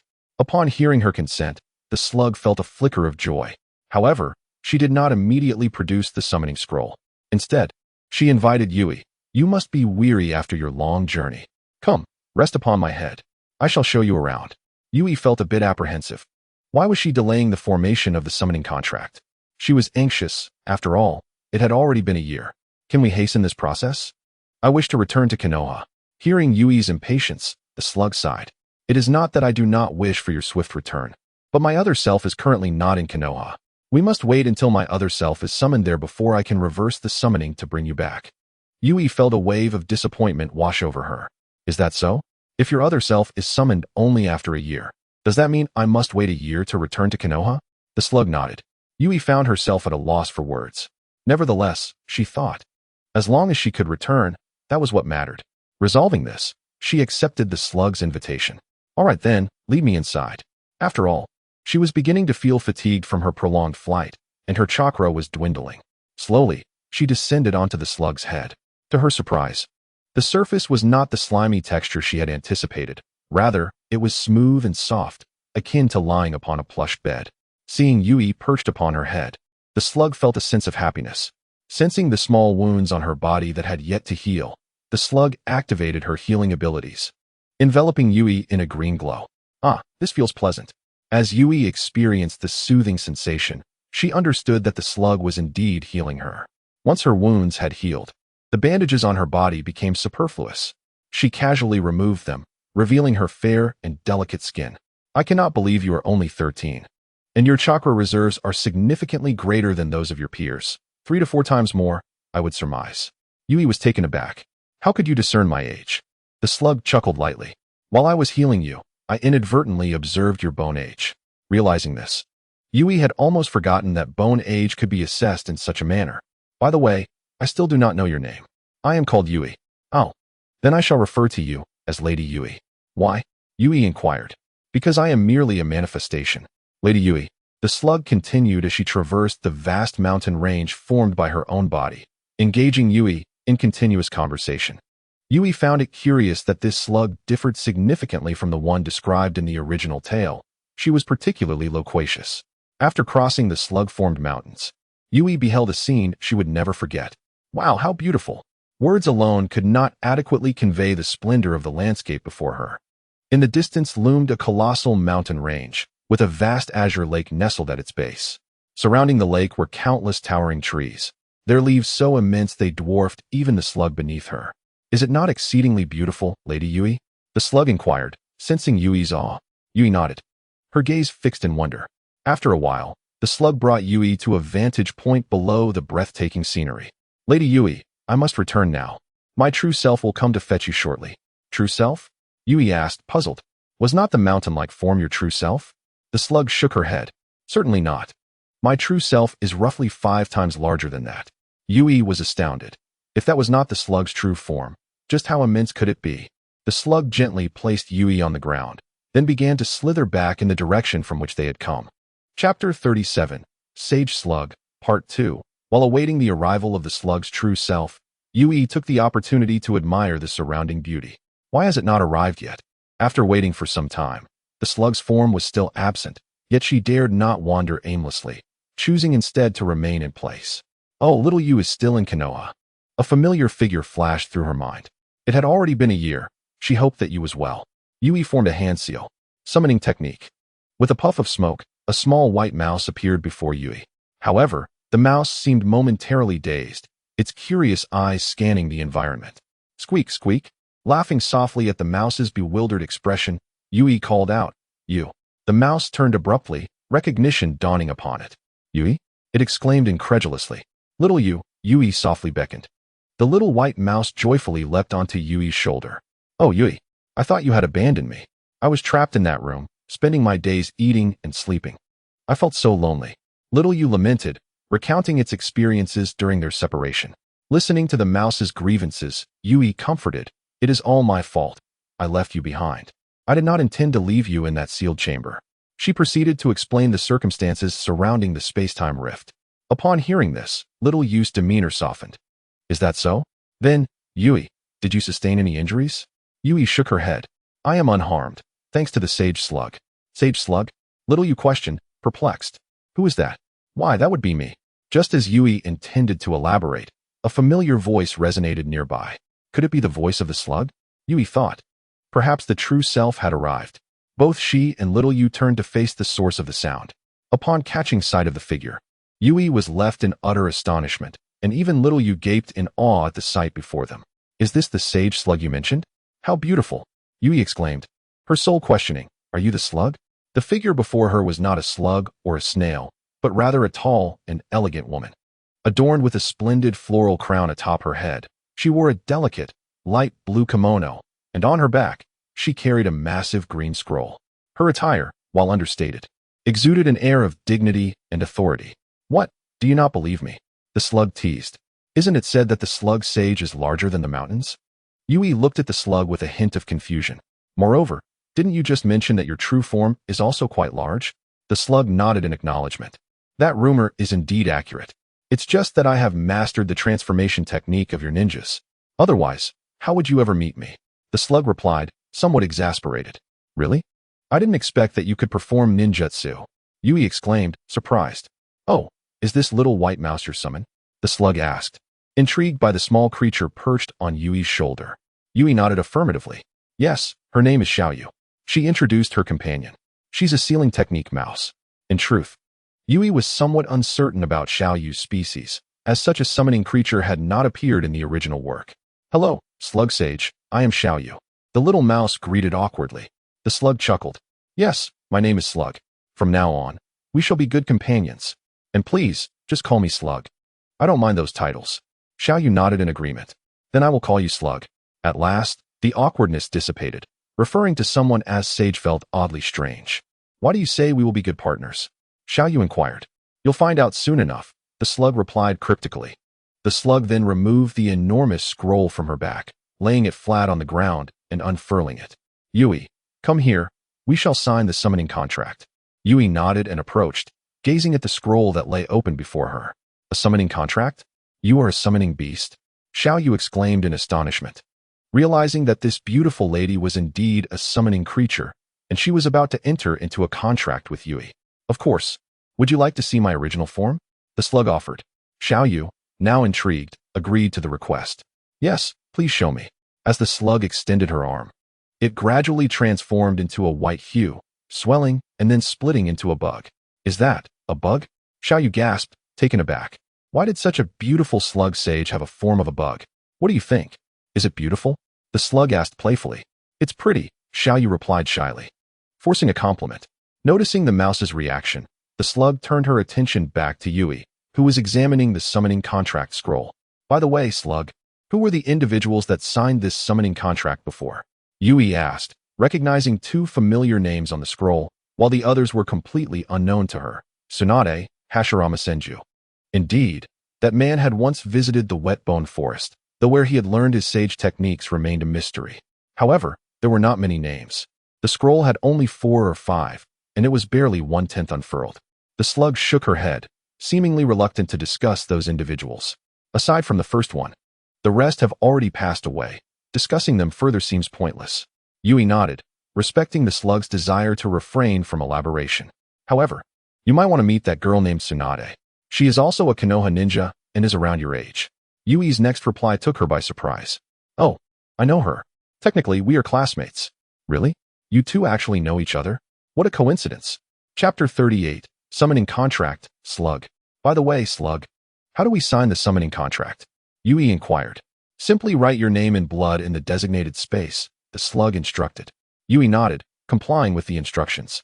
She bit her fingertip and inscribed her name, Hinata Yui, in the space following Tsunade's name. Is this sufficient? Yui asked, surprised at the simplicity of the process. Was it really just this easy? She recalled that in the original work, Naruto had placed 5 fingerprints alongside his name. Yes, that's all you need, the slug confirmed, reassuring Yui. After finalizing the contract, the slug rolled the scroll back up and slung it over her shoulder. Yui, during this waiting period, what do you plan to do? Yui pondered for a moment. What can I do while we wait? It is indeed a surprise to find myself here, but since I must do something. Perhaps I could attempt to lift the curse of the caged bird. After a long pause, she addressed the slug. I want to try to remove this curse. As she spoke, she moved her hands to the back of her head, removing her ninja forehead protector, revealing a blue curse mark. This is the caged bird seal. The slug furrowed her brow at the sight of the blue mark. This is not something easily undone. Moreover, there is no guarantee it can be lifted. After a brief pause, the slug continued. How about this? First, learn the Sage Chakra. With the Sage mode of the Wet Bone Forest, you should be able to dispel this seal. The slug's gaze was intense. In this ninja world, there is no seal that cannot be broken.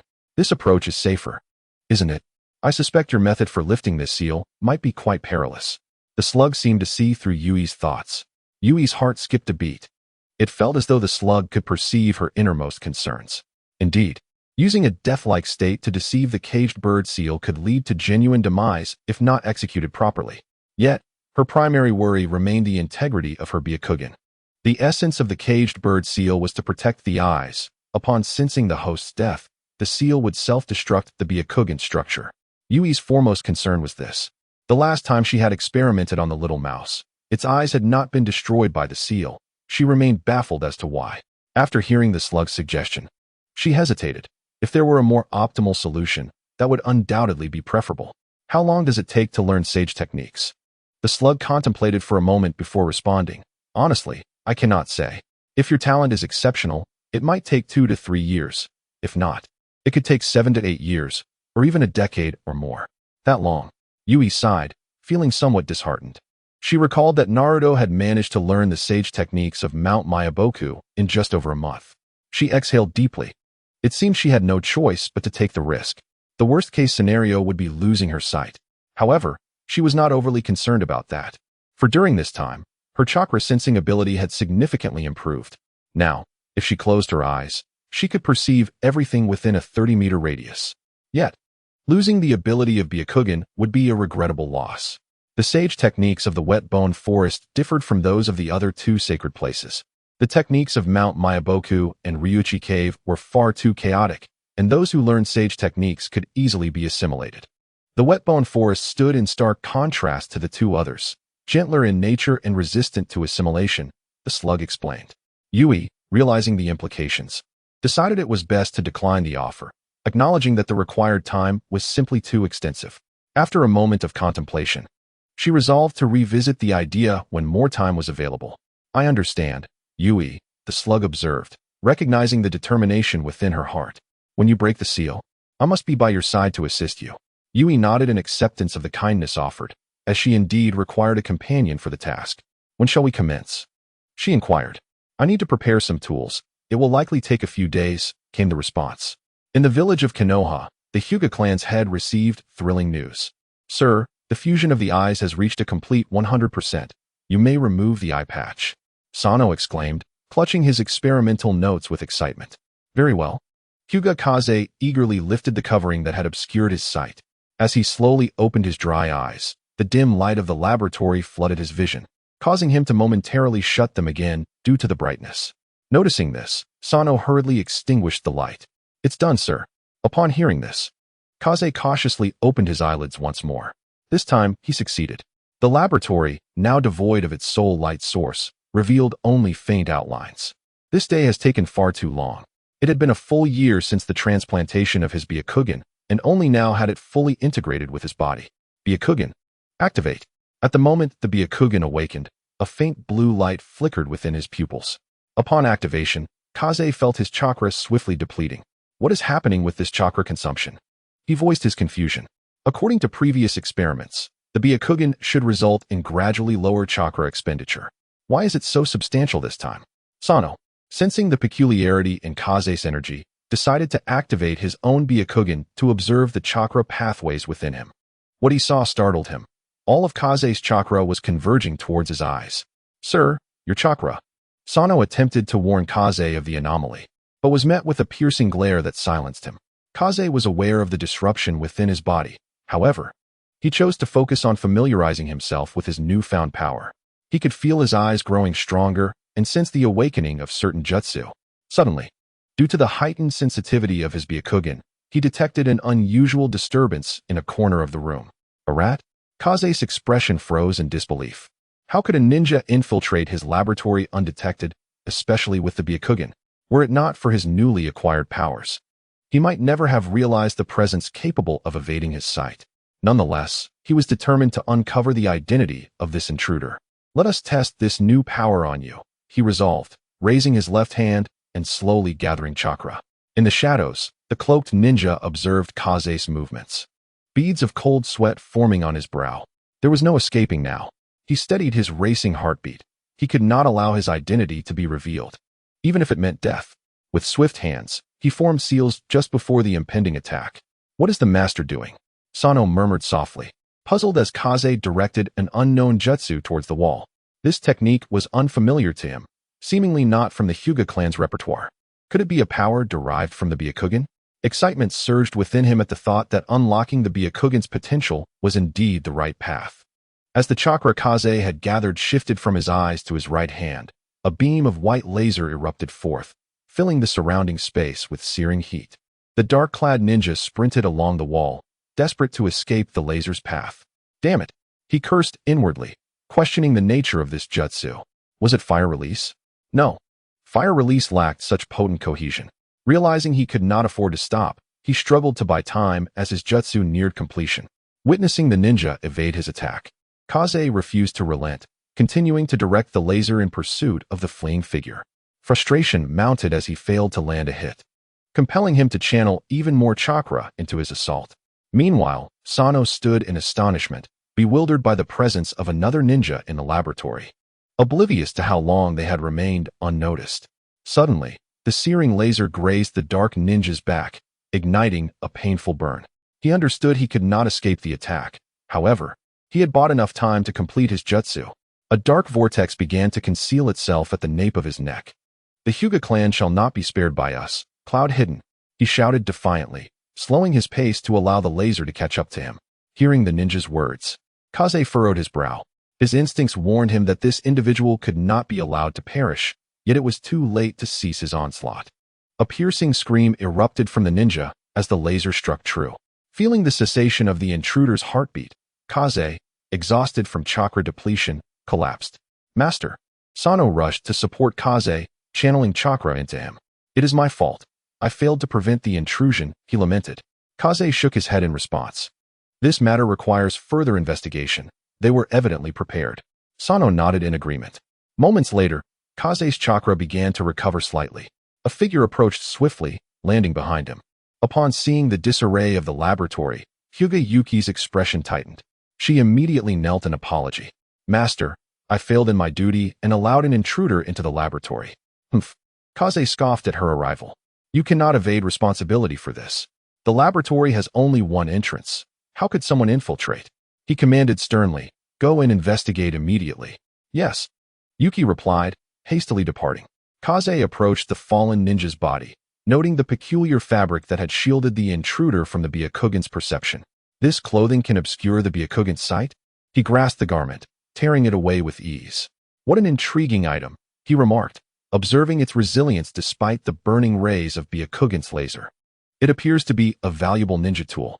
After carefully storing the cloak, Kaze turned his gaze to the corpse, his pupils narrowing upon seeing the ninja's forehead protector. "Cloud Hidden?" Zeno hesitated to speak, opening his white eyes to examine the chakra pathways of the other party. "Master, there are indeed traces of lightning chakra." Upon hearing this, Hinata Kaze's expression also turned serious. "We cannot yet be certain of his identity." "You must be insane," exclaimed the slug, incredulous. She understood that Yui's method to release the caged bird was inherently perilous, Yet she did not anticipate it to be this dangerous. A state of false death? The slug furrowed her brow. If that is the case, I am afraid I cannot assist you. Yui was taken aback by the slug's vehement refusal upon hearing her suggestion. Please, I implore you, Yui pleaded earnestly. No, the slug replied without a moment's thought, firmly rejecting her. After hearing Yui's plan, the slug realized that it necessitated the involvement of another person to proceed. Then I shall do it alone. Yui retorted indignantly. The shadow clone technique should suffice, shouldn't it? I just wonder if I will vanish once I enter a state of false death. Ignoring the gazes behind her, Yui resolutely stepped into the room. Watching Yui's actions, the slug was nearly exasperated to the point of wanting to turn away. However, her concern prevailed, as they were already partners. After a prolonged moment, she finally followed Yui's lead. This is the last time, the slug said, her voice filled with irritation. In 30 seconds, no, in 15 seconds. Regardless of whether the curse mark has been lifted, I will wake you up. Hearing the slug's words, Yui let out a light laugh. It appears you do care about your summoning contractee. Now, how shall I proceed? The slug reluctantly inquired upon entering the room. Slug, can you ensure that my eyes remain unharmed by the curse mark? The slug frowned and stepped forward, placing her palm over Yui's eyes, enveloping them with a faint green chakra. Observing the slug's actions, Yui wisely closed her eyes, allowing her to sense. After a considerable time, the slug withdrew her hand and shook her head. This is somewhat troublesome. In her perception, the turquoise curse mark had latched onto the brain and visual nerves, connecting to the inner crystalline structure of the eyes. Just as its name suggested, it resembled a caged bird. Even with her sage arts, she could not guarantee the preservation of Yui's eyes. I have little confidence, the slug stated solemnly. There is perhaps only a 20% chance. As she uttered this, the slug observed Yui's changing expressions. Give up. Just give up. In truth, based on her sage arts, if it came to preserving those eyes, she believed there was a 40% chance. However, upon hearing the slug's words, Yui displayed no signs of disappointment. Instead, her face brightened. Is there a chance to save them? That would be wonderful.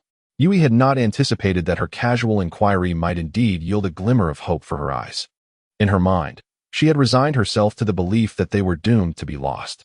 Thus, she began contemplating the feasibility of cloning techniques. Yui, have you never considered what it would be like to lose your sight? The slug said, her voice tinged with frustration. She had intended to use this revelation to undermine Yui's confidence and dissuade her from attempting to lift the curse mark. Yet, Yui's reaction was entirely unexpected, rather than yielding. She grew even more resolute. Yui smiled and replied, even without my eyes, I can navigate through chakra perception. Moreover, our Hinata clan possesses an innate talent for sensing. Chapter 40. S-rank mission. With the conversation reaching this point, the slug could only concede with a begrudging nod. Then how shall I awaken you? Quite simply, Yui responded. You just need to stimulate my brain to awaken me. The slug looked puzzled. Stimulate? What kind of stimulation? She needed to clarify this, for any unforeseen circumstances could lead to dire consequences. Yui raised her hand, gradually coalescing a pale blue sphere of light in her palm. Like lightning release. Lightning release? The slug mused, stroking her chin thoughtfully. Is it truly like lightning release? Alas, I do not possess the ability to use lightning release. Otherwise, I wouldn't have to ponder so much. Most of her healing techniques were gentle in nature. Although she had some stimulating healing arts, she was uncertain if they would meet expectations. Yui, extend your hand and feel if this stimulation suffices, the slug instructed, raising her own hand. A mist of white light began to form around her palm. Yui obediently extended her hand. Upon contact with the white mist, a wave of sharp pain coursed through her, compelling her to instinctively retract her hand. The sensation was peculiar, accompanied by an overwhelming numbness.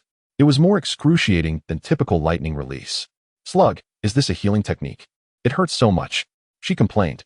How can a healing technique be so painful? However, Yui acknowledged that such stimulation could work. Once the slug heard that it was acceptable, she felt a sense of relief. Otherwise, she would indeed have been at a loss. If that is the case, then very well, she said. This technique is called acid mist healing. It can stimulate cellular activity. It is a sage art, and if you master sage chakra in the future, you might have the chance to learn it. Is that so? Yui nodded in understanding. Well then, let us commence. Upon hearing this, the slug's expression turned serious. Taking a deep breath to prepare herself, Yui resolutely laid down on the bed. Slug, I am about to begin. The slug nodded, ready for what was to come. After mentally preparing herself, Yui gradually concentrated blue lightning chakra in her hand. She had previously researched a drug that could induce a state of false death, but unfortunately, she had not brought it with her.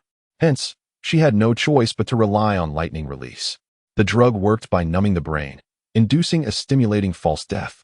Similarly, lightning release could achieve this, but unlike the drug, lightning release had the drawback of potentially prolonging the time needed for the brain to enter a state of false death. Furthermore, it would be painful, indicating that Yui would endure considerable suffering. The room fell into a suffocating silence. The slug watched Yui's movements with a tense expression. Lightning release. She frowned, but did not halt Yui's actions. Yui raised her hand, charged with lightning chakra, and slowly pressed it against her temple. Ah! She cried out in pain. Her eyes tightly shut. Her brain felt as if it were being pierced by countless needles, sending waves of sharp pain coursing through her. The lightning chakra in her hand flickered, seemingly on the verge of dissipating. Yui knew she could not afford to give up. If she failed the first time, the second attempt would likely entail even greater agony. Enduring the pain, she focused on stabilizing the lightning chakra. Time passed, and at last, the lightning chakra in Yui's hand faded, her arm falling limply to her side. The slug recognized that she had entered the desired state. In her perception, Yui's brain gradually ceased its activity, and even the connection of the summoning contract faded away. Outside, Xiaoyu, who was sipping water, suddenly paused and turned to the direction of Yui's presence. I can sense nothing, it thought, lowering its head, feeling an increasing sense of trepidation. However, it dared not enter the room, for it knew Yui was in the midst of lifting the curse mark, and it could not interrupt. Observing Yui's condition, the slug took a deep breath. Her palm emanated a green glow, gradually enveloping Yui's eyes. She awaited a mere 15 seconds. If the curse mark had not vanished by then, she would have to awaken Yui. Otherwise, things would truly take a turn for the worse. In the land of grass and forests, Jiraiya stood atop a towering tree, peering through a brass telescope to gather intelligence on the camp ahead. After a while, he descended and met with the two individuals below. Having completed his reconnaissance, he reported, "There are exactly 6 rogue ninjas, no more, no less." With a smile, he added, "Let us confront them and eradicate them. I have recently gained new strength and am eager to showcase my prowess." However, Orochimaru, skeptical of Jiraiya's unyielding confidence, expressed doubt. He reasoned that the mission's intel indicated the rogues were fleeing in different directions, and it was implausible for them to regroup after only 6 hours. Jiraiya, feeling slighted by this contradiction, retorted, "Do you doubt my intelligence? Nothing is immutable, especially not with these rogue ninjas. We must act swiftly, or they may escape again." Orochimaru chuckled, realizing he could not sway Jiraiya's resolve. "Very well, you two can handle this task. I shall return to the village," he declared, turning to leave. Enough of this bickering, Tsunade interjected, restraining Orochimaru. After pondering for a moment, she proposed, "How about this? Both Orochimaru and Jiraiya should send their summoning beasts to reconnoiter the area once more. This will allow us to confirm the situation. After all, among those rogues are 3 jonin, and what we've seen through a telescope may not be entirely accurate." Orochimaru readily agreed, stating, "I concur with Tsunade's suggestion." With that, he formed hand seals and summoned a small snake. Jiraiya, though initially displeased by the suggestion, recognized the importance of teamwork and refrained from rushing in. The success of this mission was crucial for them 3, as their promotion to Jonin hinged on it. The requirements for advancement included completing an A-rank mission solo and participating in a successfully completed S-rank mission. They had all successfully accomplished A-rank tasks before, and now it was contingent on the success of this S-rank endeavor. Ultimately, Jiraiya acquiesced to Tsunade's proposal as well. With hands clasped in seals, he performed the summoning technique. With a resounding pop, a vibrant orange toad appeared on the ground. "Little toad, I entrust you with the task of gathering intelligence," Jiraiya instructed. The toad nodded and hopped away eagerly. Tsunade, observing their summoned beasts, felt a pang of envy. "If only my summoning beast could gather intel too," she sighed. For her own was a slug, capable only of healing and lacking in agility for reconnaissance. "Do not despair, Tsunade. Every summoning beast possesses its own unique strengths," Jiraiya reassured her. "If injuries arise, we will still need your slug to heal us." "Indeed," Tsunade replied softly. In truth, she held no disdain for the slug, as it was a cherished gift from her grandfather, and it complemented her ninjutsu quite well. Suddenly, Orochimaru's demeanor shifted, and he turned to face the enemy camp, his pupils narrowing in alarm. "What is it, Orochimaru?" Jiraiya inquired, noticing his companion's unusual expression. "This mission may prove to be troublesome," Orochimaru replied gravely. "Why?" Tsunade pressed, puzzled. Without warning, Jiraiya felt an unsettling sensation wash over him. "The summoning technique has been dispelled," he stated solemnly. "The toad has survived." Orochimaru, taken aback, remarked, "Your summoning beast is quite fortunate to have autonomously dispelled the technique. Mine would have perished immediately." The trio fell into a heavy silence. "Damn it, they've discovered us." Jiraiya cursed inwardly. Could they truly abandon this mission? No, absolutely not. "Let it be known, I will not abandon this task," he asserted firmly. "Orochimaru, if you wish to leave, do so now." Orochimaru chuckled softly at Jiraiya's taunts. "I will not be a fleeing ninja." Tsunade echoed his sentiment, moved by their resolve. Jiraiya felt tears welling in his eyes. "You both are admirable. We must succeed in this mission," he declared with determination. Raising his hands once more, he formed seals to resummon the small toad. Upon its reappearance, Jiraiya was momentarily taken aback before urgently instructing, "Tsunade, please use your healing techniques." Tsunade approached, her brow furrowing at the sight of the toad's injuries. She unleashed her green chakra to begin the healing process. Observing this, Orochimaru grew curious, his expression shifting as he took in the toad's condition. Is it truly possible for it to survive in such a state? He mused. This toad possesses a remarkable will to live. The toad, now lacking a complete body, was reduced to its upper half, the lower half lost to some unknown fate. Despite its grievous injuries, the bleeding had ceased upon its summoning. Under Tsunade's care, the toad gradually regained the strength to open its eyes. "Lord Jiraiya," it warned, "there is danger ahead. Do not approach." Jiraiya furrowed his brow. "Rest for now. Take your time," he said, concerned that the toad might succumb to its injuries. The toad nodded and, after a pause, continued, "There are not just 6 individuals. There are also ninjas from the hidden cloud. A barrier has been set up around the camp. Do not approach it. I was detected as soon as I neared the barrier. Its radius extends approximately 500 meters from the camp. That is all the intel I have. I must return to Mount Myaboku to recuperate now." With that, the toad transformed into smoke and vanished. Jiraiya's gaze remained fixed on the spot where the toad had disappeared, beads of cold sweat forming on his forehead. A sense of dread washed over him. Had he not heeded Tsunade's advice and rushed in earlier, he would likely be lying lifeless now, possibly dragging his companions down with him. He finally grasped the significance of intelligence. "What now?" Tsunade inquired, having concluded her healing. After a moment's contemplation, Orochimaru replied, "The information remains insufficient. We know there are 6 rogue ninjas, but it seems there are also ninjas from the hidden cloud. If this intel is accurate, the 6 rogue ninjas may have allied themselves with the hidden cloud." "Damn it," Tsunade cursed. "Among those rogue ninjas are several jonin who possess confidential information regarding the Leaf Village.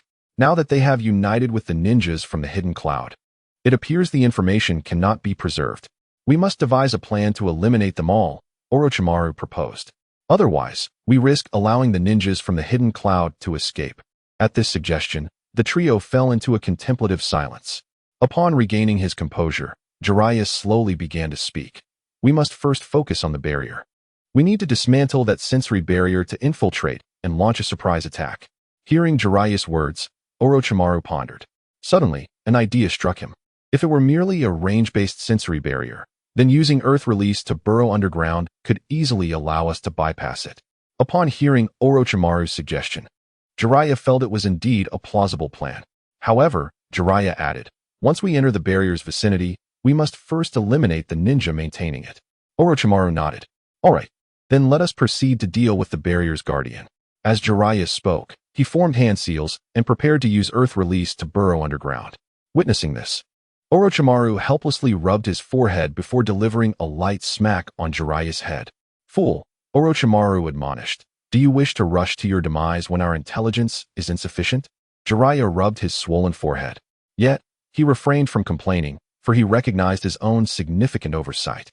Moments before, he had lamented the importance of intelligence, only to completely forget it in an instant. This habit must change. Perhaps this mission to ascend to Jonin is a test for him to rectify it.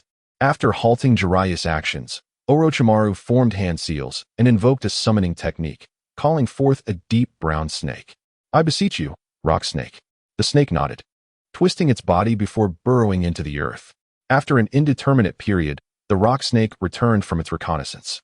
"Orochimaru, there are 10 individuals inside, 4 of whom bear the Cloud Village forehead protector. In the center of the camp is a female cloud ninja maintaining the sensory barrier." Orochimaru nodded. "Is that all? Are there no traps or anything of the sort? What about their positions?" The rock snake shook its head. "When I approached, it seemed they were engaged in an argument, which allowed me to gather intelligence amidst the chaos." An argument? Could it be that the two factions had encountered some dispute? Orochimaru mused. "If there's nothing else you need me for, I shall take my leave," the rock snake declared. Orochimaru nodded. "Thank you for your efforts." Just then, Tsunade and Jiraiya approached from a distance. "Orochimaru, have you uncovered any useful intelligence?" Upon hearing this, Orochimaru detailed the information he had gathered about the camp. "It appears they are quarreling over conflicting interests," Jiraiya remarked. "Does that mean we cannot take action?" He turned his gaze towards Orochimaru. After a moment of contemplation, Orochimaru responded, "I will first use Earth Release to infiltrate and, amidst the confusion, eliminate the ninja maintaining the barrier. You two can follow afterward." Jiraiya expressed his disapproval of Orochimaru's plan. "Isn't that too dangerous for you? Shouldn't I accompany you using Earth Release?" "No," Orochimaru firmly shook his head, outright rejecting Jiraiya's proposal. "The more people involved, the lower the probability of a successful assassination." Realizing he could not sway Orochimaru, Jiraiya reluctantly nodded. "Very well, but you must ensure your safety." Inside the camp, 2 groups stood in confrontation at the entrance of the tent. The larger group wore the forehead protectors of the Leaf Village, albeit marred by a scratch, signifying their status as rogue ninjas. In contrast, the opposing group donned white vests and bore the forehead protectors of the Cloud Village. "We have already provided intelligence to you Cloud Ninjas. You promised to harbor us," one member of the Leaf Rogue Ninja shouted. The Cloud Ninjas scoffed in response. "With your kind, our Raikage wouldn't even look twice. As for the confidential information of Konoha, our Raikage will gladly accept it." The leading ninja in their ranks waved a scroll in his hand. "Curse them," the leader of the rogue ninja muttered under his breath, forming hand seals. Instantly, a massive torrent of water surged towards the Cloud Ninjas. "You treacherous scoundrels, you deserve to perish." Seeing the attack approach, the Cloud Ninjas dispersed to evade it. "Whoa!" one of the Cloud Ninjas exclaimed, startled, yet he harbored no intention of retaliating. Although he longed to fight back, there was no time for conflict now. "Hey, don't forget those 2 summoning beasts. Although we dealt with them, it doesn't mean you are safe. The Leaf Umbu will soon arrive here. Good luck." With that, the leading Cloud Ninja beckoned his comrades to move towards the tent. Despicable Leaf Rogue Ninjas, the leader of the Rogue Ninjas muttered through gritted teeth. Yet, they understood that engaging in battle would not benefit either side. Despite their numerical advantage, they possessed only 3 Jonin-level ninjas, while the opposing group consisted of 4 elite Jonin from the Cloud Village. Sighing, the leader of their group declared, "Let us escape to the Land of Iron. The Umbu likely won't pursue us that far." Although reluctant, the others nodded in agreement. As they departed, they cast a resentful glance at the Cloud Ninjas, vowing that they would seek vengeance in the future. "Brother, do you think those Leaf Ninjas are foolish?" One of the Cloud Ninjas chuckled. "They actually dared to hope to join our ninja village. Our Raikage would never accept such foolishness." Laughter erupted among them. However, their merriment was short-lived as they soon sensed something amiss. "Where's Daya?" the leader inquired, scanning the surroundings and realizing one member was missing. Wasn't Daya inside the tent? She should have been maintaining the sensory barrier. The leader shook his head. "No, Daya is not in the tent. There is no trace of her presence." Upon hearing this, a heavy silence fell over the group. "Captain, I will check inside the tent," one ninja offered. "Be cautious," the captain warned. "I suspect the Leaf Umbu have infiltrated." The ninja's expression tightened. He drew a kunai from his tool pouch and advanced cautiously towards the tent. "Is anyone inside?" he shouted, attempting to draw attention from within. However, silence reigned inside the tent, an eerie stillness enveloping the air. With a racing heart, he approached the entrance of the tent, positioning his kunai for combat while slowly drawing back the curtain. Whoosh! Just as he was about to glimpse the interior, a swift attack rushed toward him. He instinctively moved his kunai to intercept the incoming object, only to halt in disbelief upon recognizing it. Dia? He exclaimed in shock, reaching out to catch her. Yet, in that moment, he sensed an impending danger. Stopping his movement, he swiftly retreated. What's wrong? The captain inquired, noticing the anxious figure. Dia, he began. But before he could finish, a series of deafening explosions erupted from the front. Boom. Flames erupted from the tent, drawing the attention of all, including the leaf-robed ninjas who had been contemplating escape. Whiz. Before they could react, several kunai flew out from the flames. Kunai attacking? They truly underestimated our strength. Observing the incoming kunai, the ninjas from the hidden cloud instinctively attempted to block them. However, their gaze suddenly caught sight of the explosive tags affixed to the kunai. Not good, it's an explosive tag. Upon hearing this, everyone quickly retreated. Damn it, who dares to attack us? The cloud ninjas struggled to their feet, glaring fiercely at the direction of the explosion. You actually dared to kill Tatsuya? Amidst the thick smoke, a ninja wearing a Konoha headband emerged. Is this the Umbu from Konoha? Chapter 43. The battle. Upon witnessing the fiery scene, the group of rogue ninjas from Konoha were equally perplexed. What is happening? One of them inquired. Not good. The Umbu must have caught up with us, the leading jounin thought grimly. Run. Let us scatter and escape. Remember, we regroup in the land of iron. At this, everyone nodded. There was no time for hesitation. Dispersing and fleeing was the correct course of action. Just as they were about to move, a wave of intense heat surged closer from the nearby forest. Not good.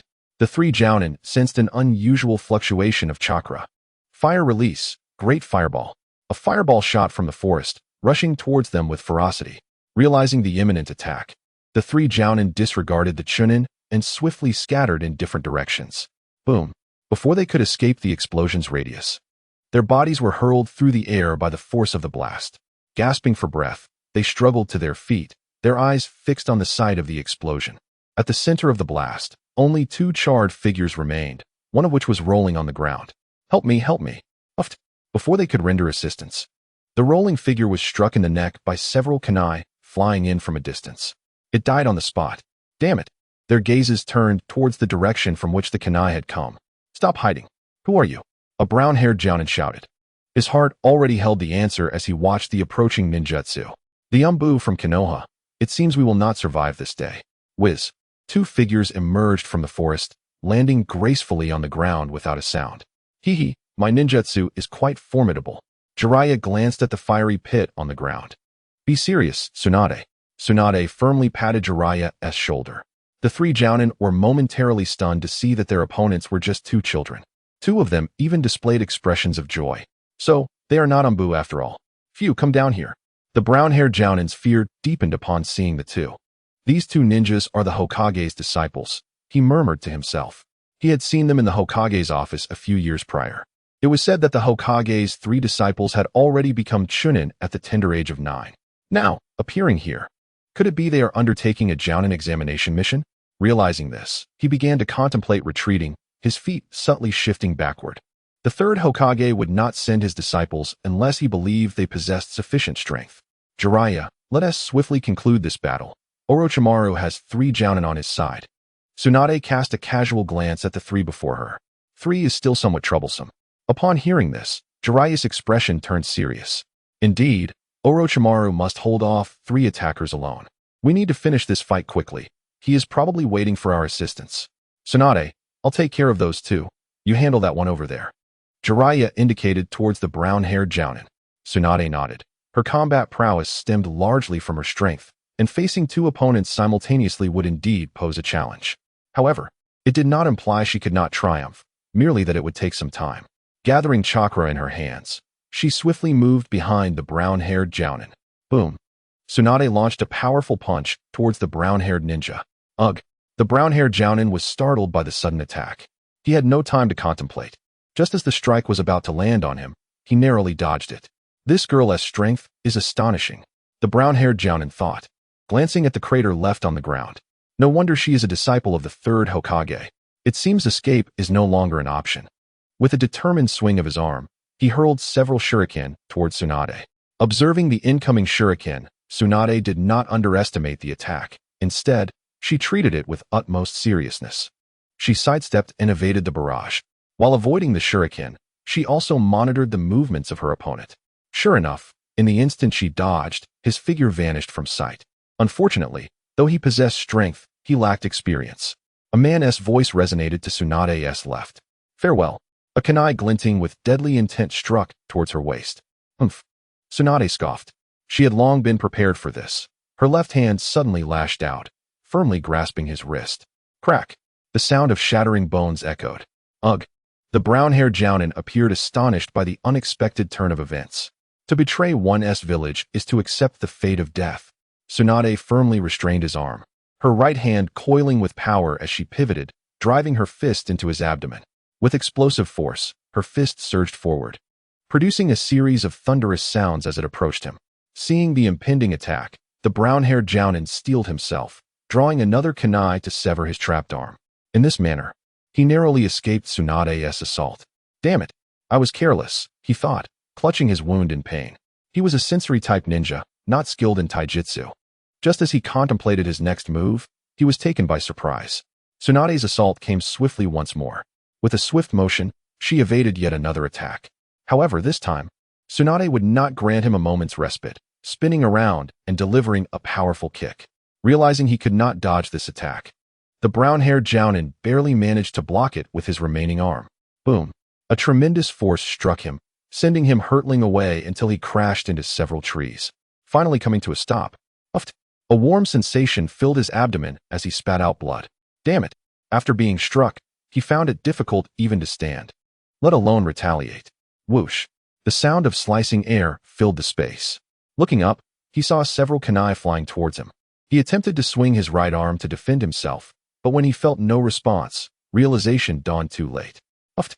The metallic sound of kunai embedding into flesh echoed. The brown-haired Jounin looked down to see a kunai lodged in his heart. Upon witnessing the extinguishing of his opponent's life force, Tsunade let out a heavy sigh of relief. Finally, this troublesome foe is dealt with. She turned and sprinted towards Jiraiya, who was still entangled with two Jounin. Earth release, earth flow rampart. A thick stone wall rose before Jiraiya, blocking the enemy ninja's attacks. What a hassle! Although both sides were locked in a stalemate, it was clear that Jiraiya held the advantage. The two opposing Jounin were beginning to falter, their bodies riddled with various injuries. Jiraiya formed hand seals once more, unleashing his ninjutsu, the earth release, yellow spring swamp. Chapter 44. Orochimaru, you must not perish. Darn it. The two Jounin cursed under their breath. At this moment, the soil beneath them gradually became mucky. They attempted to flee, but the ground had morphed into a swamp, firmly ensnaring their feet. No matter how they struggled, it was futile. An opportunity arose. Seeing the two trapped by his ninjutsu, Jiraiya felt a surge of elation. He swiftly formed hand seals and emerged from behind the rock face. Puffing out his cheeks, he unleashed fire release, great fireball. A blazing fireball erupted from his mouth, hurtling towards the two. This is bad. The two Jounin simultaneously lamented their plight.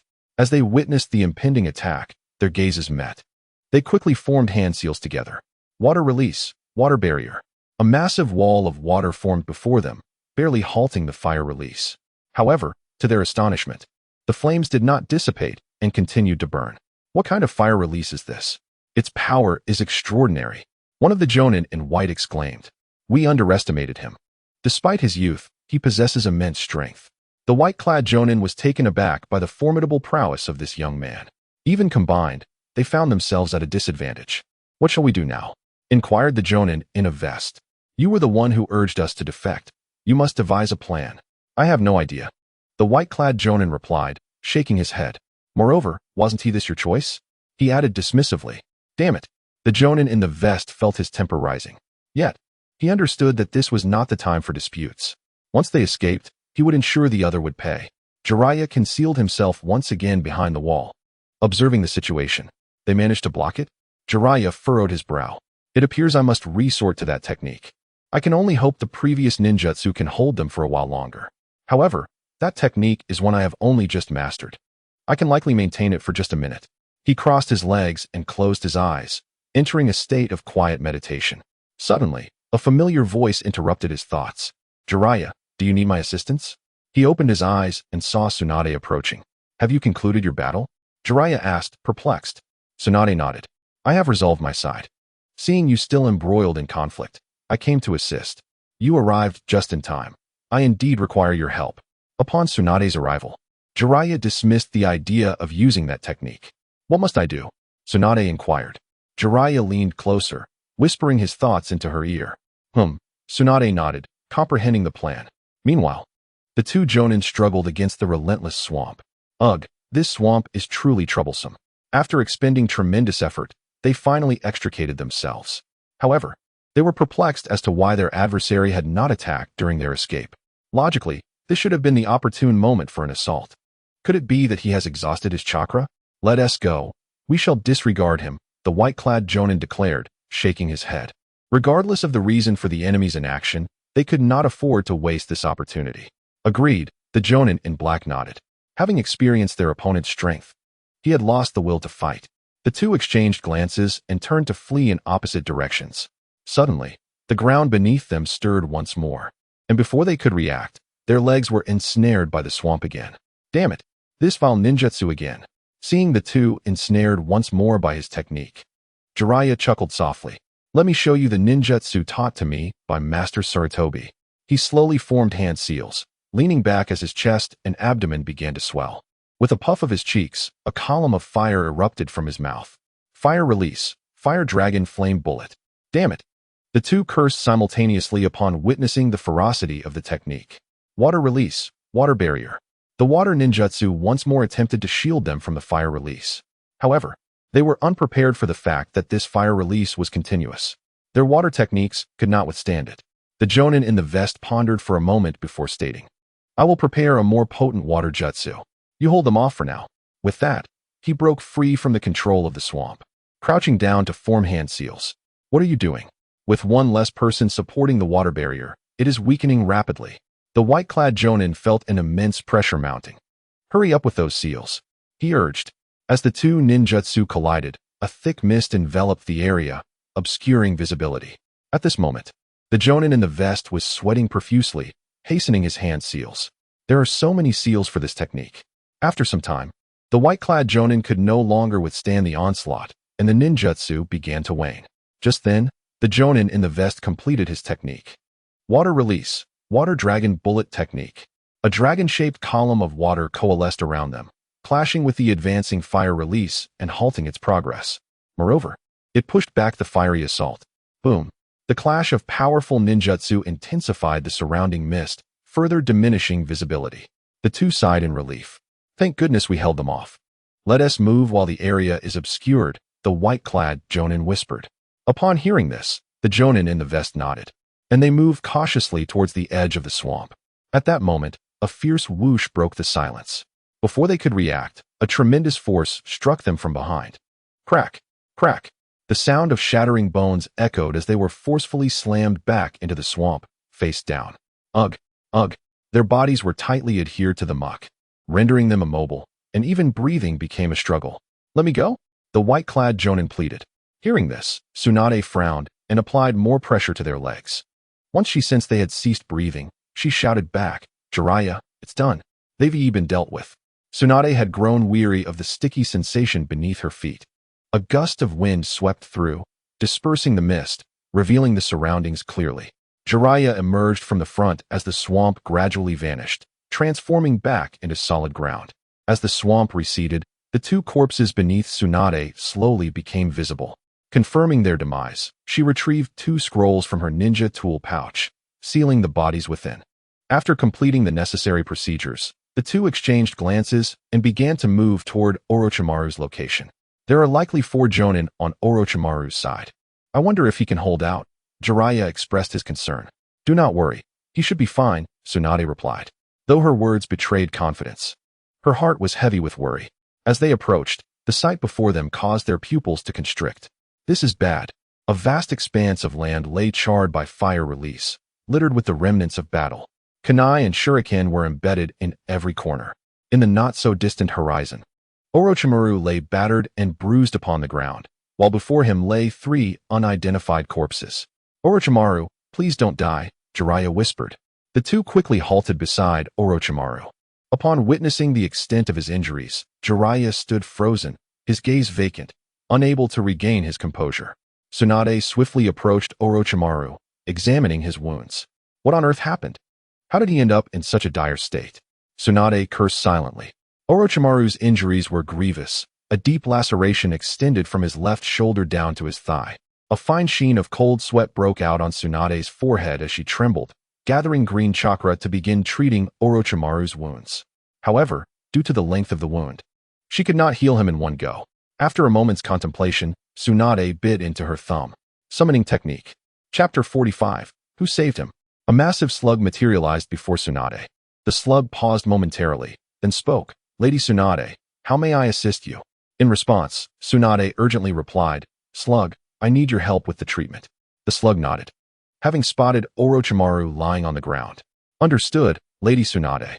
Without further ado, they began to treat Orochimaru. The slug divided itself into smaller units. Adhering to the wounds on Orochimaru's body, Tsunade utilized her healing technique to address the deeper parts of his injuries. Hours later, Tsunade wiped the fine sweat from her brow, her hands finally ceasing their movements. Thank you for your hard work, slug. The slug shook its head. It was no trouble at all, since it was Lady Tsunade's command. I naturally complied. As it spoke, the slug crawled up onto Tsunade's shoulder. Lady Tsunade, I have a request to make later. I trust you will assist me. A request? Tsunade pondered, surprised that the slug had its own matters to attend to. Despite her curiosity, she nodded in agreement. Tsunade, how is Orochimaru? Jiraiya approached with concern. Tsunade shook her head. He is not in grave danger. Although the wounds appear horrific, they are not severe and have not damaged any organs. He should be able to resume normal activities once he regains consciousness. Hearing this, Jiraiya finally relaxed. Here, Tsunade, please take care of this. Jiraiya handed Tsunade 4 sealed scrolls. These are the 4 corpses from the Cloud Village. You should keep them safe. They had preserved the bodies as evidence of their completed mission. Tsunade nodded, accepting the scrolls. Unfortunately, among the 3 Chunin, only 1 corpse was intact. The other 2 had been reduced to charred remains. By the way, when will he wake up? Jiraiya squatted down, poking Orochimaru's face with his fingers. Tsunade was about to respond that he might already be awake when, in an instant, she found it unnecessary to speak, as Orochimaru had indeed regained consciousness. Suddenly, Jiraiya felt a sharp pain in his arm as he was flung aside. Orochimaru, what are you doing? Orochimaru slowly propped himself up, ignoring Jiraiya's presence as he surveyed his surroundings with a bewildered expression. What is going on? Orochimaru shook his head. What happened to those 3 cloud ninjas? Did they escape? Tsunade felt puzzled. Did you not deal with them? Did I deal with them? Orochimaru murmured uncertainly. He only recalled being ambushed during the battle with the cloud ninjas, after which he lost consciousness. He had no memory of defeating them. Jiraiya brushed off the dust and stood up. You must be experiencing amnesia. Orochimaru shook his head, sensing that things were far more complex. Where are their bodies? I want to see them. Orochimaru inquired of the 2. They are all here. You can check for yourself. Tsunade handed him the 4 scrolls. Orochimaru nodded and accepted the scrolls, opening them one by one and laying them on the ground. He formed hand seals, releasing the seals, and the 4 corpses appeared before him. As he scrutinized the wounds on the 4 bodies, a chill ran down Orochimaru's spine. Aside from one who had perished from an explosive tag, the attack marks on the other 3 corpses were not inflicted by him. He was certain that his attacks did not resemble that. They appeared to be inflicted by lightning release. Who could it be who saved him? Orochimaru was engulfed in confusion. Suddenly, Jiraiya's voice interrupted his thoughts. Orochimaru, what is the matter? Are you really suffering from amnesia? Jiraiya patted Orochimaru's shoulder. Regaining his senses, Orochimaru shook his head. Perhaps I am experiencing amnesia. Wait, is it true you really have amnesia? Jiraiya was somewhat incredulous, not believing that his offhand remark could be true. Shaking off his thoughts, Orochimaru stored the scrolls back and returned them to Tsunade. Upon receiving the scrolls, Tsunade glanced at Orochimaru. Given the circumstances, we should return to the village. Our mission can be considered complete. Moreover, since Orochimaru has amnesia, he can undergo a medical examination at the hospital upon our return. In the Land of Fire. Within the Hokage's office. What? A cloud ninja? Sarutobi Hiruzen exclaimed. Are you serious? Such matters are no joking matter. Hinata Kaze scrutinized Sarutobi Hiruzen's expression, and upon seeing no signs of deceit, he replied, Yes, Hokage-sama. Last night a cloud ninja infiltrated the Hyuga clan, attempting to steal the Byakugan. Damn those cloud ninjas. Sarutobi Hiruzen slammed his hand on the table. Did you preserve the body? Hinata Kaze nodded, producing a sealing scroll from his pocket. Unrolling the scroll, he formed hand seals. Boom. A corpse appeared before Sarutobi Hiruzen. The body was clad in black clothing, adorned with the forehead protector of the Cloud Village. Sarutobi Hiruzen's eyes widened in astonishment at the sight of the corpse. I can't believe it. He fumed. What was the barrier team doing?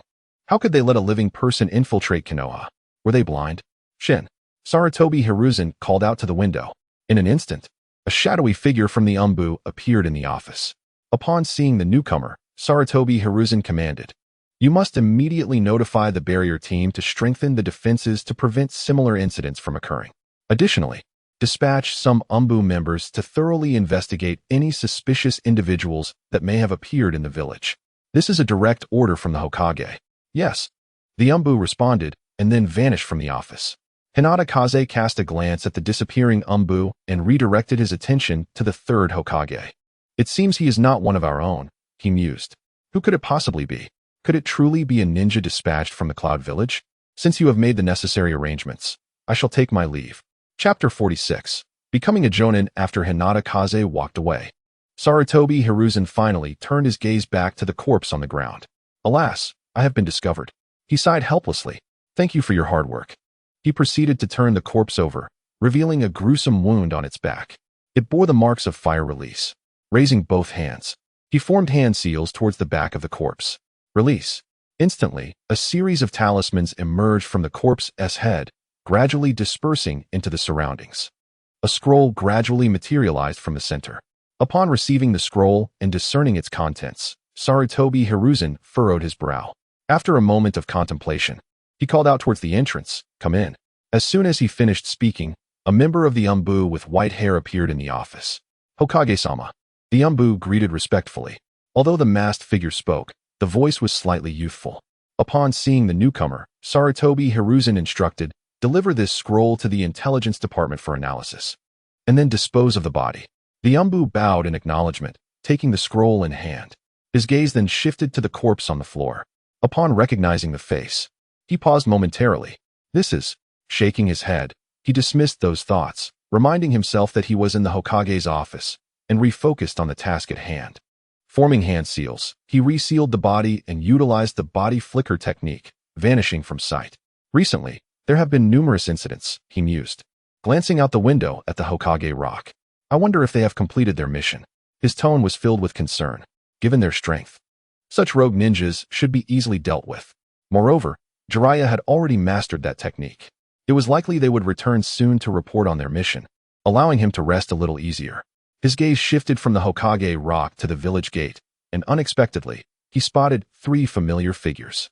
A smile crept onto his lips as he thought, "It seems my words have come to fruition." He settled back into his chair, awaiting their arrival. In the streets of Konoha, Jiraiya and his companions marched towards the Hokage Tower. Once they entered the village, they finally exhaled in relief after 2 exhausting days of travel. "That nearly killed me," Jiraiya complained. In agreement, Tsunade nodded her head, echoing his sentiment. "Indeed, once we submit our mission report, we must celebrate. And let us invite Master Sarutobi. How about tonight at my place? My house is spacious, and my grandmother cooks delicious meals." "Sounds perfect. I'm in," Jiraiya replied enthusiastically. Meanwhile, Orochimaru was not reveling in the success of their mission. His mind lingered on earlier events. Who could it be that saved him? He pondered whether it was an Umbu sent by Master Sarutobi to protect them. It was a possibility worth exploring when he next saw him. Jiraiya, noticing Orochimaru's somber demeanor, remarked, "Hey, Orochimaru, stop dwelling on those lost memories. I'll take you to the hospital for a checkup afterward."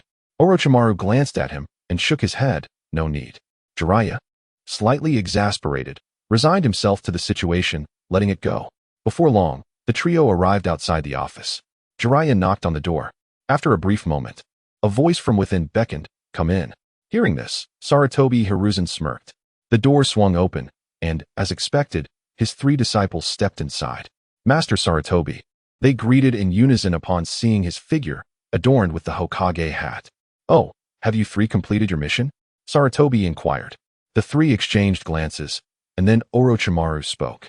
"Yes, Master Sarutobi, we have accomplished the task." Following this, Tsunade presented a sealed scroll to Sarutobi. "Master Sarutobi, This contains the bodies of the rogue ninja and the one from the hidden cloud. From the hidden cloud? Sarutobi exclaimed, surprised. How did this mission involve them? He asked sternly. Please recount the details of the mission. It happened like this, Jiraiya began, recounting the events of the battle. One person took down 3 elite jonin from the hidden cloud? Sarutobi gasped upon hearing Orochimaru's account. He had not anticipated Orochimaru possessed such prowess. Truly, he was proud of his student. However, upon learning of Orochimaru's amnesia, his concern deepened. And with such severe injuries, if not for Tsunade and the slug's assistance, I fear. Sarutobi's voice trailed off. Orochimaru, how is your condition? Are you in need of a hospital visit? To which Orochimaru shook his head. Thank you for your concern.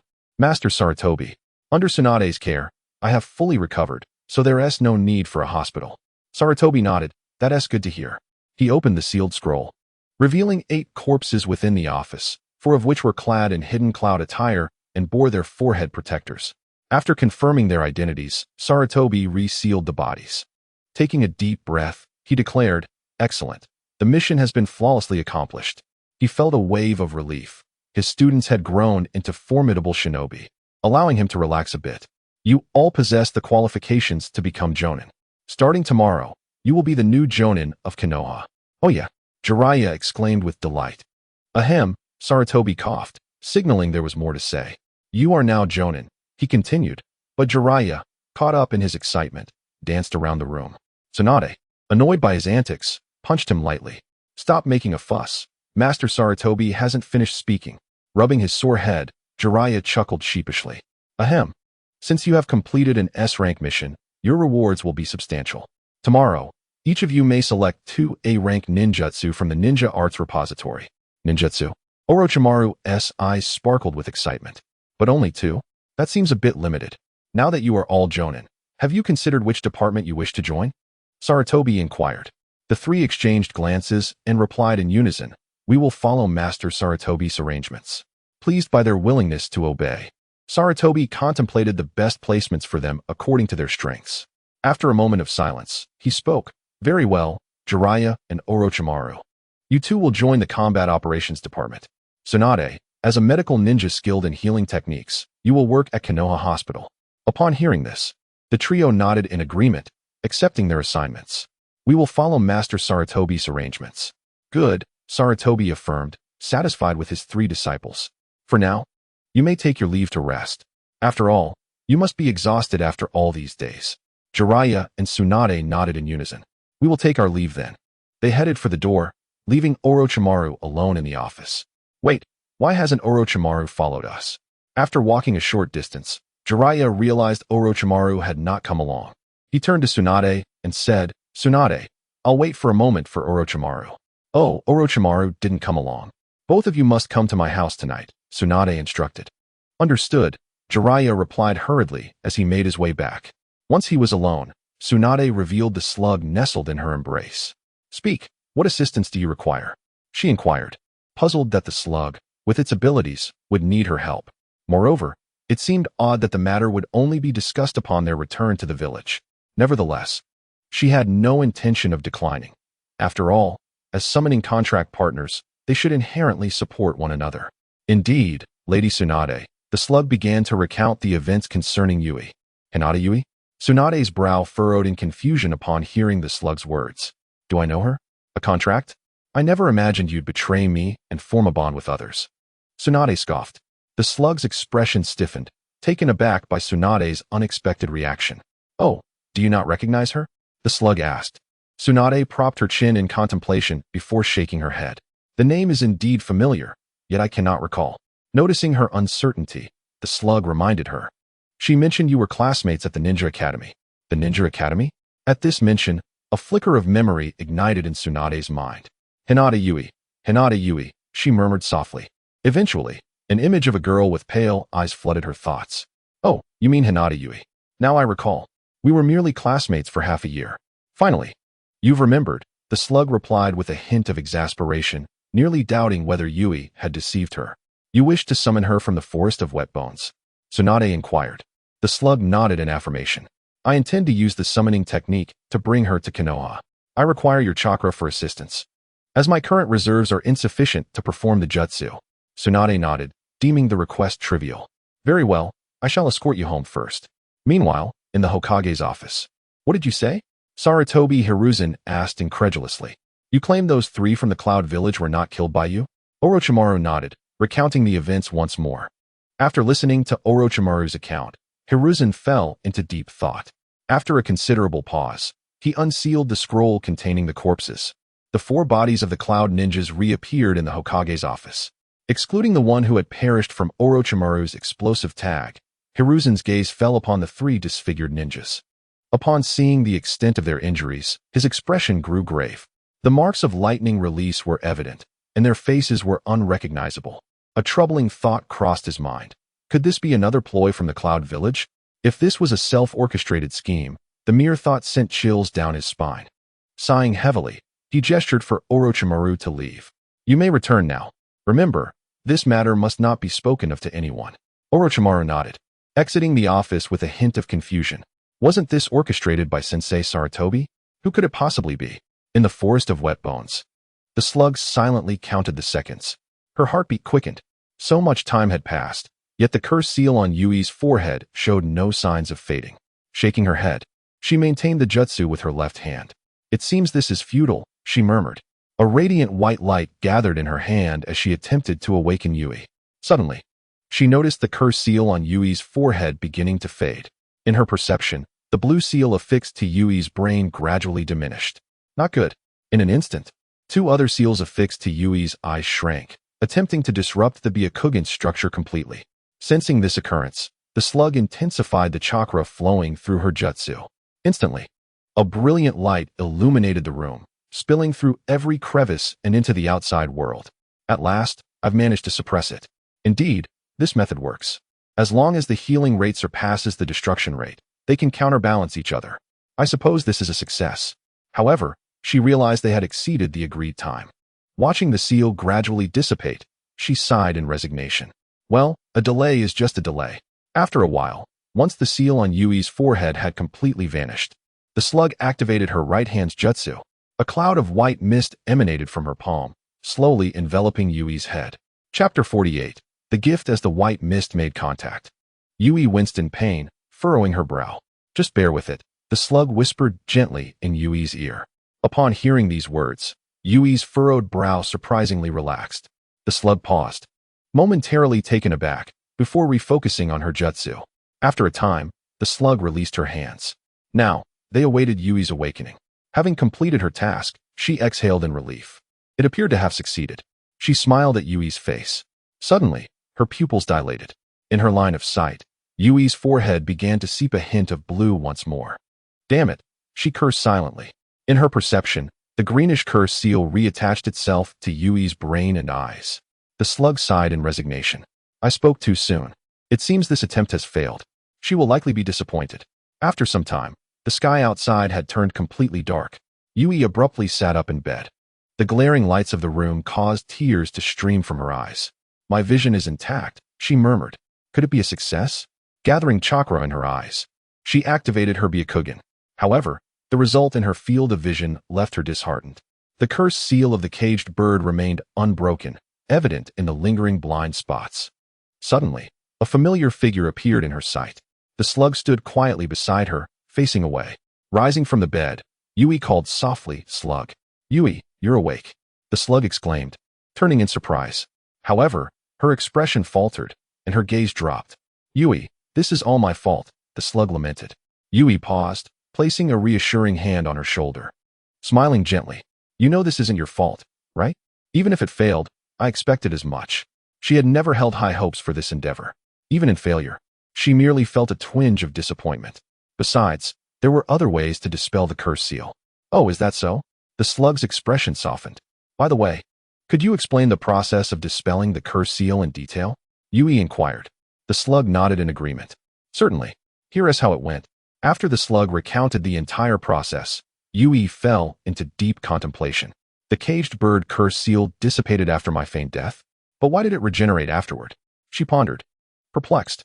"Indeed, Yui, the newly generated curse seal appears considerably weaker than the previous one," the slug explained. "At present, This cursed seal lacks the strength to harm your eyes. Is this true?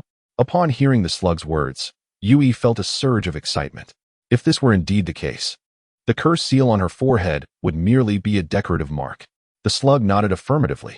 Forming hand seals, a stream of water emerged from its mouth, coalescing into a watery mirror before Yui. Take a look at the cursed seal on your forehead. Yui nodded, her gaze fixed on the water mirror before her. Upon observing the seal, she was momentarily taken aback. The cursed seal, resembling a caged bird, had now reduced to a mere azure cross, with the horizontal lines on either side vanished, leaving only a faint outline. She reached out to touch the seal, her exhilaration palpable. Thank you, slug. Yui turned and enveloped the slug in a warm embrace. Startled by the sudden gesture, the slug found its face pressed against Yui's shoulder, struggling to articulate a response as its breath became labored, cheeks flushing with embarrassment. Why is Yui so strong? The slug pondered internally. After a moment, Yui released the slug, allowing it to take a deep breath of fresh air. Slug, I have an idea, Yui said with a smile. If this method could be repeated a few more times. The slug's expression turned grave at once. Idea? She immediately surmised what Yui intended. No, it interjected before Yui could finish. That is out of the question. Yui felt a twinge of disappointment, not anticipating such a swift refusal from the slug. It's too dangerous. One time is manageable. But what if something were to happen if repeated? The slug asserted sternly. Yui wished to argue further, but fell silent under the slug's imposing gaze. After all, if the slug was resolute in its refusal, there was little she could do. She sighed, resigned. By the way, Yui, news has arrived from Konoha. It seems you will be able to return in a few days. Hearing this, Yui's heart raced. Even the thought of diminishing the cursed seal fled her mind. What? Yui could hardly believe her ears, seeking confirmation. The slug nodded. My clone was summoned by Konoha's summoner. In a couple of days, you will be able to return. Is this true? Yui asked anxiously. Yes, but why must we wait for 2 days? Can it be done now? She pressed. Well, you are not currently in Konoha, so I cannot summon you there just yet. Understanding, Yui took a moment to calm her emotions.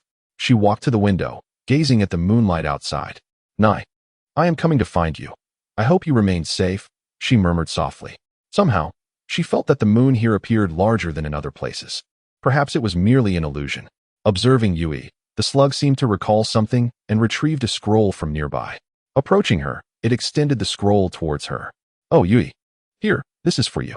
What is this? Yui inquired, puzzled. The scroll was entirely black, ancient and mysterious, reminiscent of an artifact. This is a gift for you.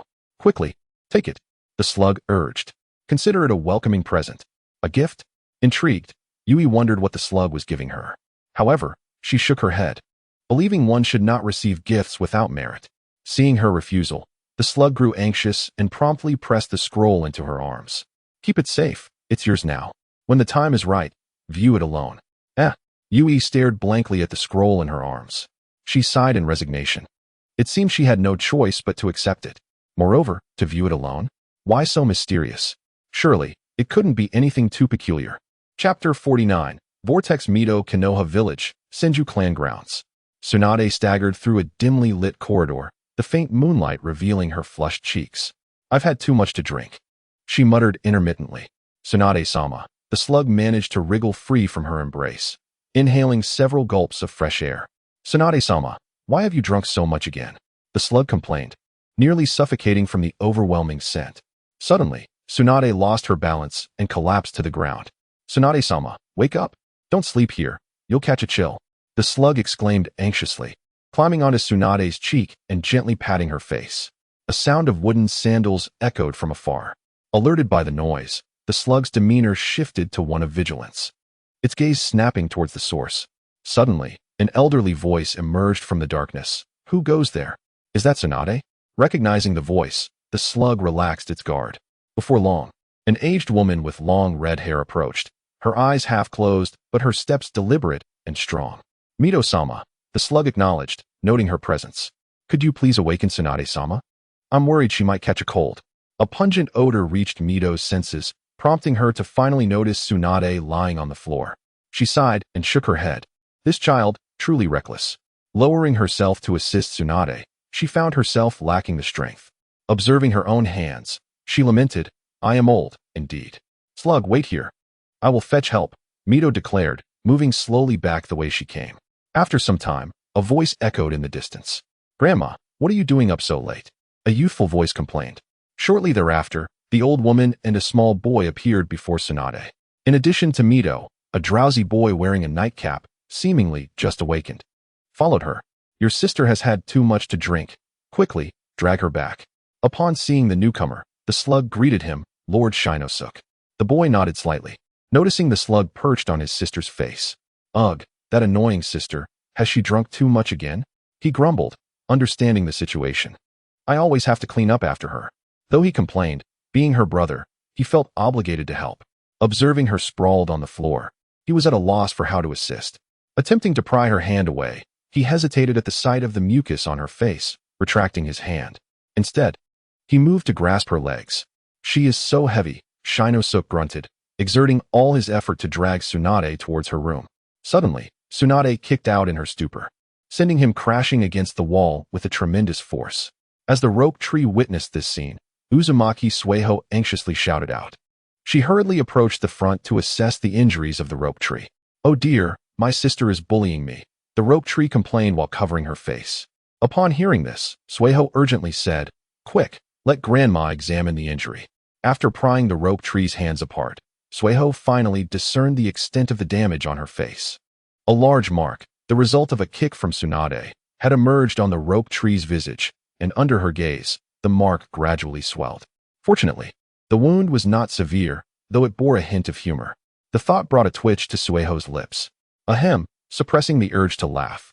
Her expression immediately turned serious. Rope tree, once your sister awakens, I shall ensure she faces consequences. She gently reassured. However, your primary concern now is to take her back to her room.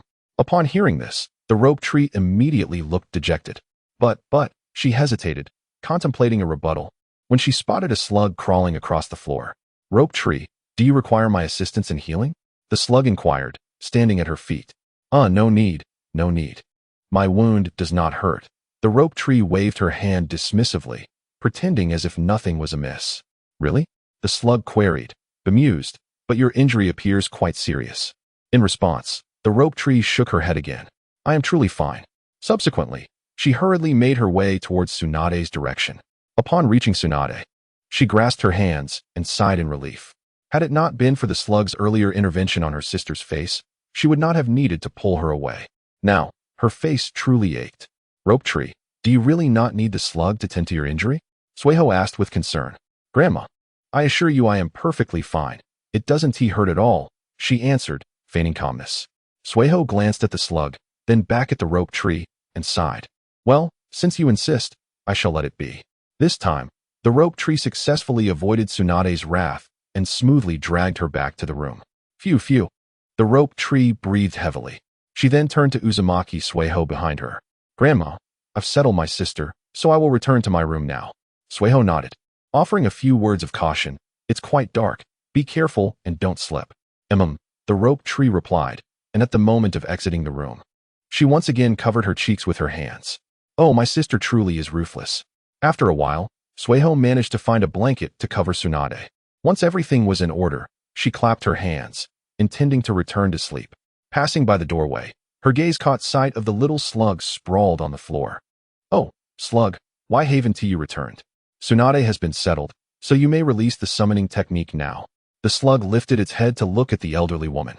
Lady Sueho, I still need Lady Tsunade's assistance. Upon hearing this, Sueho nodded, indicating her understanding. She was somewhat curious about what the slug needed help with. To be called a sage is an overstatement. The slug humbly replied, I merely have lived a little longer. Hearing this, Sueho burst into laughter. If that is the case, there is no need to wait for Tsunade to awaken. If there is anything I can assist with, I shall help you.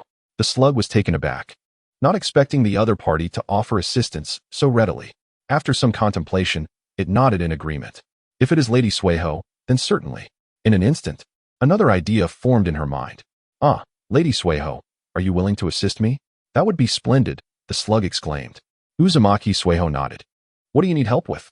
Just say the word. You must be in a hurry as well. The slug pondered for a moment, realizing this was indeed true. Actually, it is Yui who is more anxious than I. It is like this, Lady Sueho. I need to perform the summoning technique to bring 2 individuals from the wet-bone forest. However, my chakra is insufficient, and I may require assistance from others. The slug explained. Hearing this, Uzumaki Sueho scratched her head in confusion. The summoning technique? I never imagined anyone could reach the wet-bone forest, let alone sign a contract with you. She was rather astonished, as that place was generally inaccessible to ordinary individuals. Well, in that case, I suppose it is acceptable. But Uzumaki Sueho hesitated. If those 2 are ninjas from other countries, then I cannot agree. After all, I must also consider the safety of Konoha village, which is my lifeblood. Rest assured. Upon hearing Sueho's concerns, the slug softly reassured her. One is my friend, and the other is a Konoha ninja.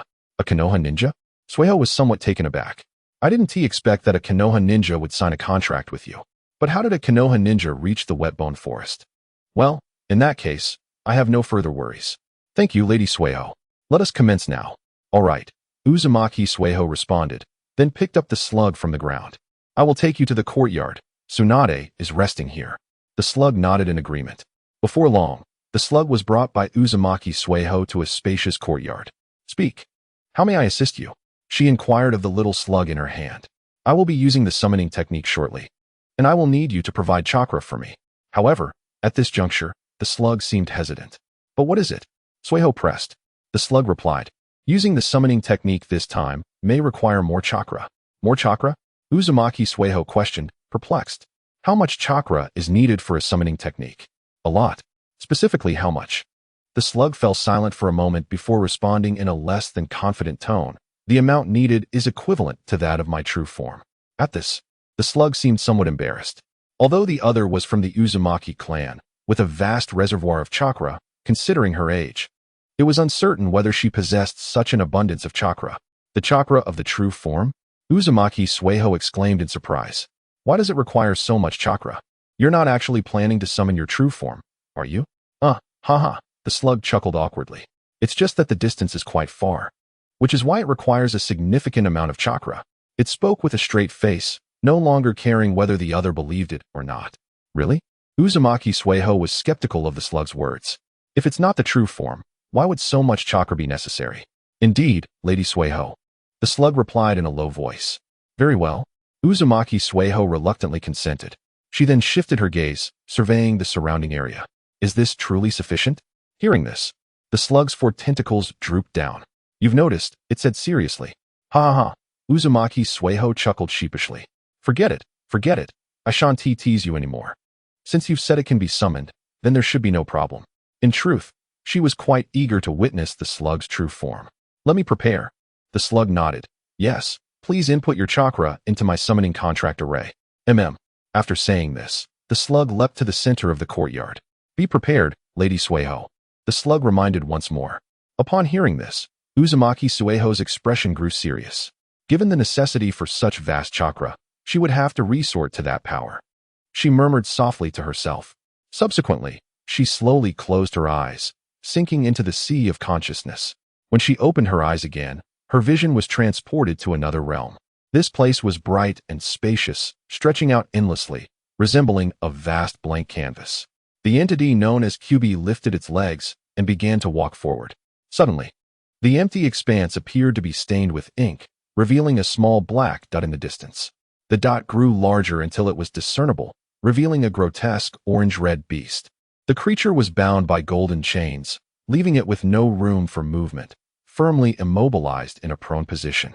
Upon seeing the newcomer, the beast growled, Uzumaki Mido. What brings you here?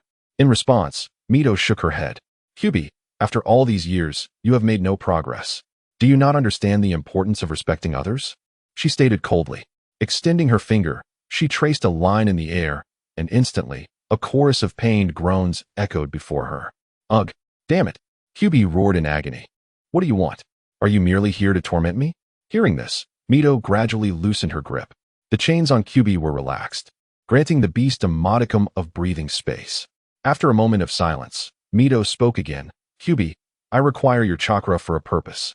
Kyubi was taken aback for a moment, then burst into laughter. Ha ha. Uzumaki Mido, after all these years, you still jest. Are you insulting me? When have you ever sought my consent to use my power? If you wish to take it, do so, but spare me your insincere excuses. Mito chose to ignore these words, her mind focused. Vajra chains. Instantly, several golden chains shot forth from her back, wrapping around Kyubi's body. I am not here to seek your permission. I am here to inform you. Humph, Kyubi scoffed. Upon hearing her declaration, he let out a breath of relief. As the most powerful tailed beast, he still had his dignity to uphold. If she was forcibly taking it, that was of no concern to him. Waves of blue chakra were drawn from him, guided by the golden chains into Mito's body. After a prolonged moment, the extraction was complete, and she retracted the chains.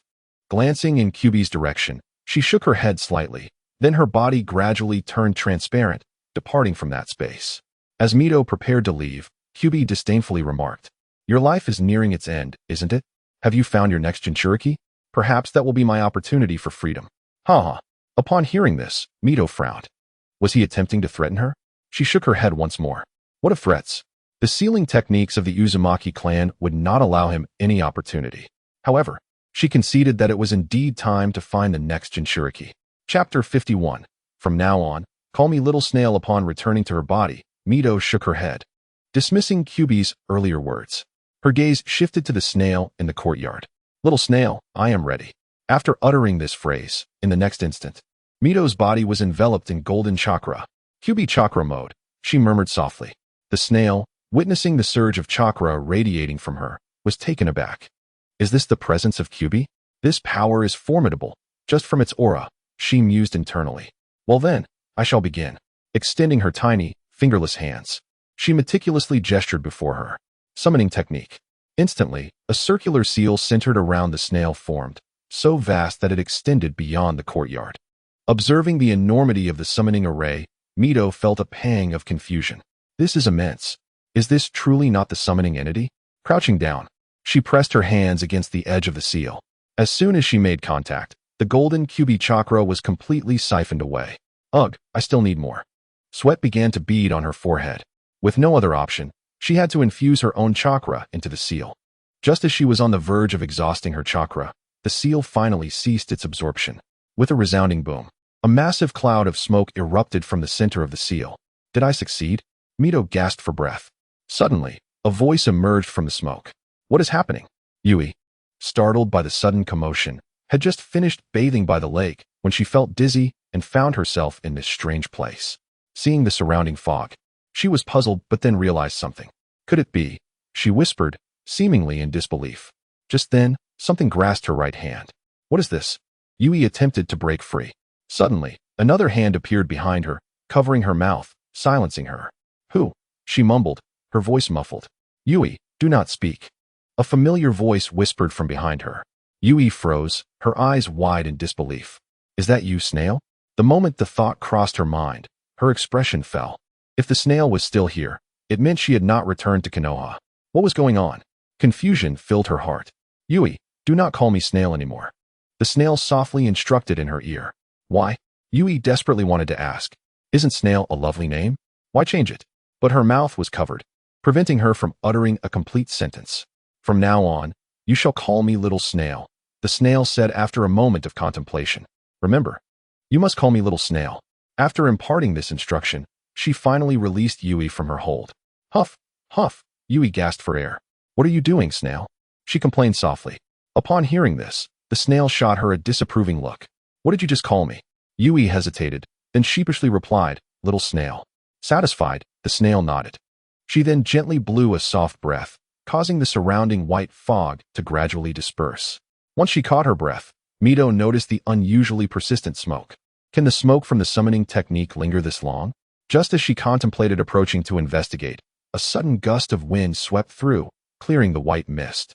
As the smoke dissipated, Mito finally discerned two figures within. Who are you? Before her stood two women of similar height. The woman on the left wore a dignified kimono, exuding the presence of a mature lady. The woman on the right donned a simple black trench coat, resembling an ordinary ninja outfit. Yet her youthful features suggested she was merely in her teens. Upon noticing the white eyes of the woman on the right, Mito's expression shifted to one of surprise. From the Hyuga clan? She smiled and continued, You two must be friends of Little Snail. Nodding, Little Snail replied, Indeed, I am a guest of the Wetbone Forest. And this is Snail's summoning contractor. This is Hinata Yui. May I inquire how you wish to be addressed?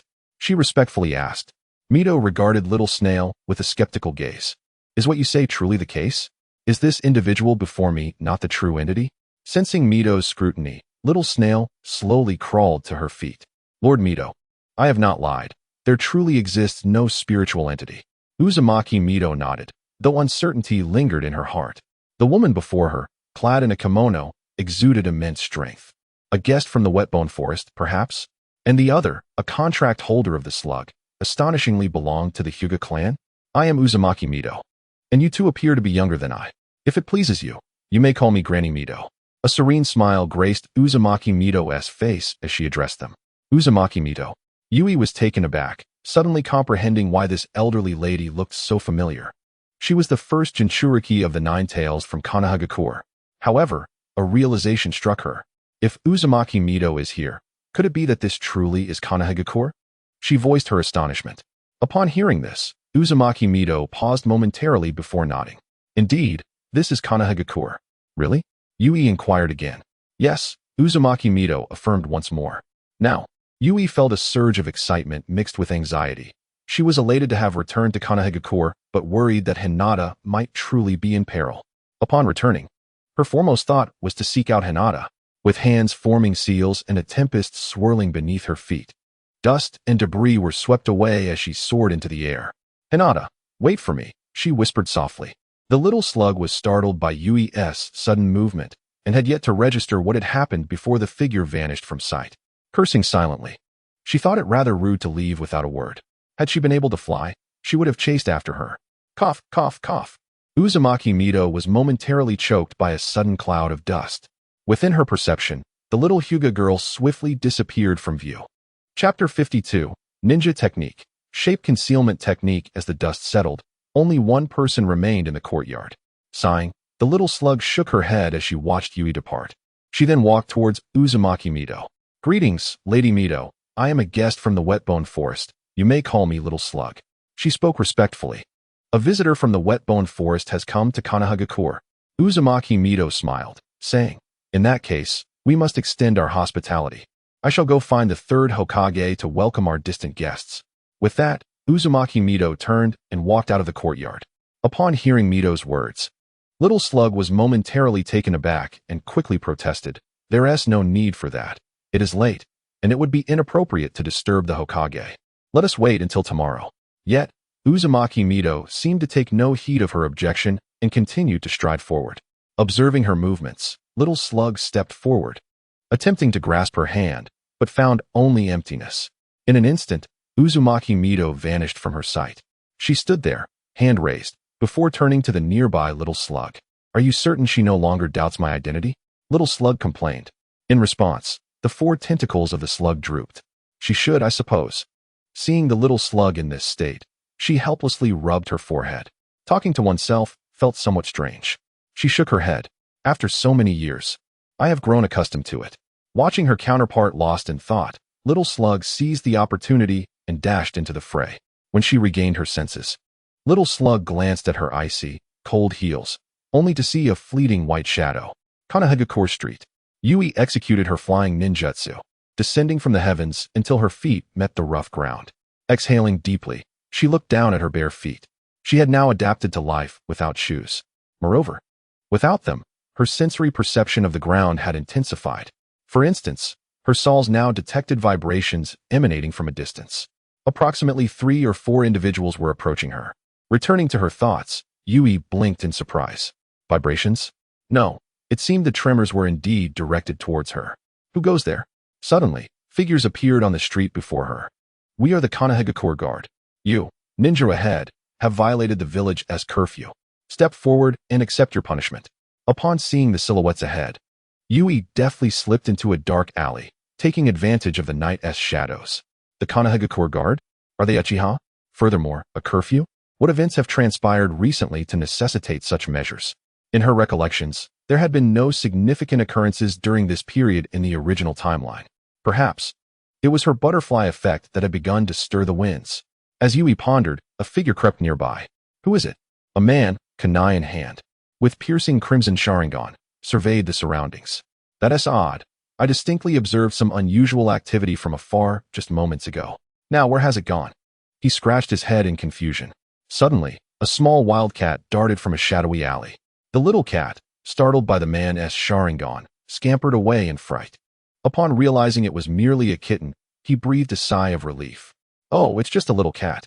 He called back to his companions. The team leader nodded and waved his hand dismissively. After sensing their departure, Yui finally exhaled in relief. Thankfully, a little cat had provided cover. From her satchel, she retrieved an ancient black scroll, placing it upon the ground and swiftly forming hand seals. In an instant, the scroll unfurled rapidly. This technique is precisely what I need, Yui mused. She had reviewed the contents of this scroll 2 days prior. However, she had misjudged Little Slug. The scroll contained instructions for a transformation jutsu, the very technique currently utilized by the slug. Yet, this was no ordinary transformation technique. Typical transformation techniques require a continuous flow of chakra to maintain form, making them easily discernible. However, this technique operates without chakra, employing mental control to obscure the opponent's perception, thus influencing reality. It bears greater resemblance to an illusion, capable of deceiving anyone's mind. Upon reading the description of this technique, Yui's thoughts immediately turned to the Uchiha clan's forbidden jutsu, Izanagi. However, unlike Izanagi, which can alter reality, this technique only affects one's appearance. She wondered which brilliant ninja had conceived this jutsu. Little Slug had mentioned that only those with formidable mental strength could wield this technique. Since Little Slug entrusted her with it, it signified recognition of her mental prowess. Over the past 2 days, she had successfully mastered this jutsu. Furthermore, the advantage of this technique is that as long as she refrains from using chakra, she can completely conceal her aura. For her, this was akin to a godsend. She needed a means to remain hidden, especially after the last encounter with Hinata Yuki, which had proven troublesome. With this technique's assistance, even the Byakugan would be unable to pierce her disguise. Forming hand seals, she invoked the ninjutsu, shape concealment technique. Instantly, Yui's form began to blur, her entire demeanor transforming. Moments later, she had completely assumed a new identity: dark hair, dark eyes, and exquisite features. She formed seals, conjuring a water mirror before her. Observing her appearance, she nodded in satisfaction. Leaping onto the rooftop, she gazed at the sun gradually rising in the distance. Dawn was approaching. As she looked at the night sky, an ominous premonition lingered in her heart. Shaking her head, she dispelled this strange feeling. Now, in her quest to find Hinata she had no choice but to head to the Hyuga clan's estate. While the sky had not fully brightened, she decided to investigate the Hyuga grounds. Perhaps she would find her there. The Hyuga clan's estate was situated to the northeast of Konoha village, and reaching it from the village center would likely consume some time. Utilizing the body flicker technique, she traversed and leaped between buildings. Suddenly, a shadow appeared in the forest ahead. Upon spotting the figure, Yui quickly concealed her chakra and swiftly took cover behind an obstacle. Observing the attire of the individual, Yui was momentarily taken aback. Was it a member of the Konoha Anbu? Cursing softly under her breath, she was surprised to encounter an Anbu in such a place. However, it seemed the individual was engaged in erecting a monument. Confusion washed over her. Shouldn't the deceased be buried in a cemetery rather than in this desolate wilderness? As the sky brightened, a sense of urgency welled up within her. Suddenly, a stone was inadvertently nudged by her foot and rolled noisily to the ground. Who is it? Chapter 53. Are you Hatake Sakomo? The Anbu ninja, hearing the sound ahead, appeared puzzled, sensing no chakra fluctuations. Yet, someone moved. In an instant, his figure materialized behind Yui. So fast, she gasped softly. Before she could react, her hands were seized by him. Who are you, and why are you spying on me? A white short blade pressed against her neck. Looking down at the blade, Yui felt a surge of surprise. You are Hatake Sakomo? She blurted out, causing him to pause. Her eyes caught a glimpse of his distinctive white hair, further confirming his identity. Additionally, it was that easily recognizable short blade. Who are you, and how do you know me? Hatake Sakomo relaxed his grip slightly, allowing her the space to respond. First, let go of my hand, and I'll show you something, she replied with a smile. Hearing this, Sakomo furrowed his brow but complied. He released one of her hands, and she retrieved a black short blade from her breast pocket. This is Danto, Sakomo exclaimed. His expression turned serious. Where did you acquire this blade? He tightened his grip, the edge of the blade pressing closer to Yui's neck. feeling the sharp pressure. Yui was momentarily stunned by his reaction. Of course, she no longer resembled her former self.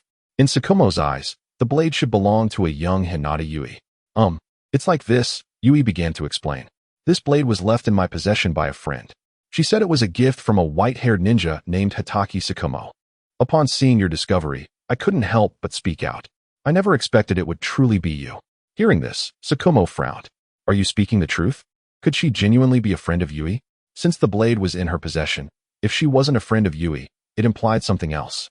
Moreover, he hadn't seen Yui in the village for a long time, which led him to this line of thought. Observing her demeanor, he surmised she likely wouldn't lie. You had better be telling the truth, Tsukumo grunted, then released his hold. Yes, I assure you I am, Yui replied, rubbing her neck earnestly. No one would joke with their life. Tsukumo nodded reluctantly. You still haven't answered my question. He pressed. Yui paused, confused. Question? What question? Noticing her expression, Tsukumo sighed in exasperation. Why were you spying on me? Oh, is that the question? Yui coughed slightly. I was merely passing through. I have urgent business at the Hyuga estate and happened to come across you in this little grove. So that's how it is? Tsukumo realized. However, he seemed to recall something else. Konoha has implemented a curfew recently. You must be aware of this, right? He looked at Yui sternly. Her body froze momentarily. Then she chuckled awkwardly. Isn't it almost dawn? Tsukumo glanced at the brightening sky, his expression shifting. Time truly flew. Nevertheless, since she had pressing matters, he decided to let her go. After all, he still had his own affairs to settle. Well then, you may leave. Tsukumo gestured towards Yui. She nodded, eager to slip into the Hyuga clan while the sky was still dim. Time was of the essence, and seeing Tsukumo's gesture, she resolved not to linger further. To her surprise, in just a year, Tsukumo's strength had surged significantly, and he had even joined the Umbu. In the original story, he had also served as an Umbu captain, though that seemed to have occurred after the conclusion of the Second Shinobi World War. With a swift motion, she dashed into the forest. Watching her retreating figure, Tsukumo appeared to ponder something. He began to chase after her. Wait, Yui, who had just distanced herself, paused and turned to see him approaching. What is this about? Is he regretting letting me go? The thought spurred her to quicken her pace to escape the area. Observing her increasing speed, Tsukumo felt a pang of bitterness. He understood she likely misinterpreted his intentions. Unable to catch up, he halted and ceased his pursuit. Do you know where Hinata Yui is? He called out loudly. I wish to see her. Hearing this, Yui's steps faltered. You want to see her? Why? Shaking her head. She accelerated her pace once more. She had to hurry. As she glimpsed the dawn's light, she dismissed these thoughts, focusing intently on her speed. She had exhausted all her chakra to enhance her velocity. If not for the fear of being seen, she would have flown already. The speed of flight would far surpass her current pace, all while consuming less chakra. Before long, she infiltrated the Hyuga estate. The clan appeared unchanged, lacking any guards or patrols, allowing her to slip in effortlessly. Gradually, she ventured deeper into the main family's territory. It was still perilous here, especially with Hinata Kaze residing within. A moment's inattention could lead to discovery. This is it. Following her memories, Yui arrived at Hinata Nao's room. Upon seeing the door before her, she was taken aback. It looked like this.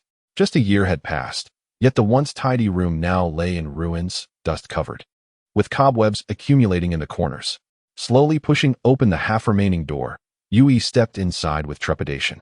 Upon witnessing the desolation within, her sense of foreboding intensified.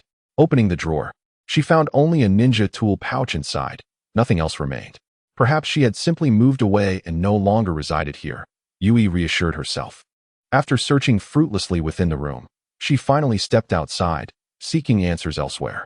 Upon opening the door and entering the training ground, Yui found nothing related to Hinata Nai. Disappointed, she shook her head and contemplated leaving the training area to explore another direction. Just as she opened the door, two youthful voices echoed down the corridor. Father, we are off to school. Be safe. Hearing the approaching footsteps, Yui quickly withdrew back into the training area, leaving just a small gap to observe the situation outside. Brother, did you master that gentle fist technique last night? Of course I did. Yui was momentarily taken aback as two identical children passed by. If not for the bandage on one of their heads, it would have been nearly impossible to distinguish them. Is that Hinata Hizashi and Hinata Hizashi? She pondered. They were likely heading to the ninja academy. She recalled that the last time Hinata Nai bid her farewell, she mentioned teaching these two the gentle fist. Perhaps from them, she could glean some information about Hinata Nai's whereabouts. Chapter 59. I am Hinata Yui. However, Yui's target was not Hinata Ikuko. She retracted her offensive stance, stepping back from her opponent's attack. Ignoring the defense, she focused on the crystal ball behind her.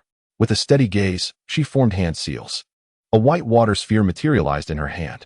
Water release, water extreme point. With a swift motion, the white water sphere shot forth toward the crystal ball. After successfully blocking the attack, Hinata Ikuko turned to see Yui's actions. Witnessing the ninjutsu being performed, her eyes widened with alarm. Through her Byakugan, she could perceive the vast chakra contained within that technique.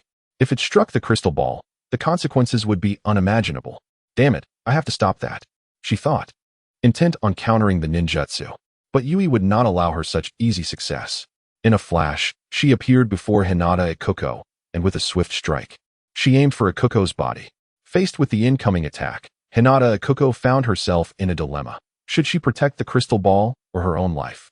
Ultimately, she chose to preserve her life, narrowly evading the strike just in time. However, this evasion left Yui's ninjutsu unopposed.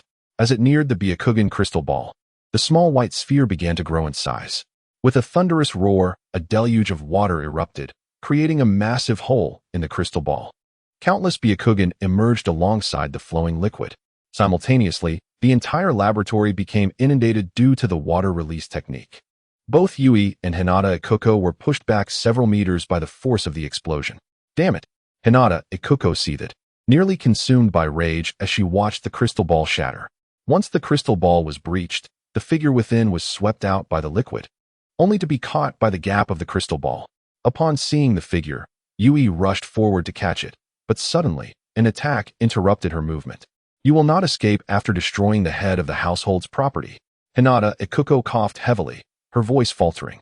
With a mocking smile at Hinata Ikuko's disheveled appearance, Yui thought, "Let me settle Hinata Nai's score." With a cold expression, she declared, "Let us settle both old and new debts at once." With that, Yui gripped her short blade tightly and charged at Hinata Ikuko. Upon hearing Yui's words, Hinata Ikuko furrowed her brow, her curiosity intensifying. "What do you mean by settling old and new debts? Who exactly are you?" Yui ignored her, exerting a slight force as the short blade traced a stream of water, aiming for Hinata Ikuko's body. "Stop talking nonsense. Only the victor has the right to converse with the vanquished." As Yui's attack approached, Hinata Ikuko began to take it seriously. "Then I'll make you submit." She drew a kunai from her sleeve, ready to defend herself. The clash of metal echoed through the quiet space as the two engaged in combat. With each strike, cracks began to form on Hinata Ikuko's kunai, yet she remained focused, determined to counter Yui's assault. Observing the child's lackluster techniques, Hinata Ikuko scoffed, "Little girl, your swordsmanship needs more practice. Allow me to teach you." Despite Hinata Ikuko's taunts, Yui remained unfazed, refusing to let her demeanor be swayed. She continued to strike, yet predictably, her attacks were parried. However, with each exchange, Hinata Ikuko's kunai grew increasingly fragile. After parrying another blow, she noticed the Byakugan shards scattered on the ground. It seemed time for a swift resolution. As she blocked another attack, Hinata Ikuko retreated. Her right hand began to gather an invisible chakra wave. 8 trigrams, empty palm. Seeing the attack approaching, Yui did not evade. Instead, she boldly advanced. Wave cutter. A water wave surged from her short blade, taking the shape of a crescent moon as it surged toward Hinata Ikuko's attack. The two techniques collided, erupting in a mist of water. Suddenly, Hinata Ikuko's figure charged through the haze, closing the distance to Yui. As the attack neared within half a meter, Yui's expression sharpened, and she swiftly thrust her short blade toward Hinata Ikuko's abdomen. Hinata Ikuko, however, paid no heed, dismissing Yui's desperate counter. A futile retaliation, she sneered. "Too bad my attack is faster." The sharp kunai approached Yui's neck, while her strike still had some distance to cover. Yet, Yui appeared unconcerned. Really? Within the Byakugan's vision, she had already discerned the impending threat. Despite Hinata Ikuko's confidence in her attack, Yui's lips curled into a smirk. As the kunai was about to pierce her neck, she exhaled softly. In an instant, the kunai in Hinata Ikuko's hand shattered into dust. Stunned by this turn of events, Hinata Ikuko's face reflected disbelief. She attempted to retract her attack, but it was too late. The sharp blade pierced her body. Yet, Yui's expression did not relax. Instead, it grew more serious. The sensation was wrong. Although she had never taken a life before, she understood that this was not the correct feeling. There was no resistance. Indeed, the next moment, Hinata Ikuko's form dissipated into a cloud of white smoke. Before Yui could fully comprehend the situation, she felt a surge of danger from behind. Fortunately, I activated the shadow clone technique, Hinata Ikuko remarked, a sense of relief washing over her as she glanced at Yui's blade. Die. 8 trigrams, 32 palms. Both hands gathered chakra, launching a rapid series of strikes at Yui. Sensing the incoming assault, Yui intended to turn and defend herself, but time was against her. She could only endure the onslaught of Hinata Ikuko's attacks. A piercing scream echoed through the air. Listening to this sound, Hinata Ikuko let out a soft smile, seemingly pleased with herself. However, before she could celebrate her victory, an unexpected event occurred. In the instant following the attack, the opponent's body transformed into a wisp of smoke and vanished from sight. Was this a shadow clone? Hinata Ikuko gasped in surprise.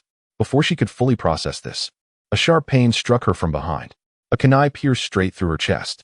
Turning around, she saw her opponent standing calmly behind her.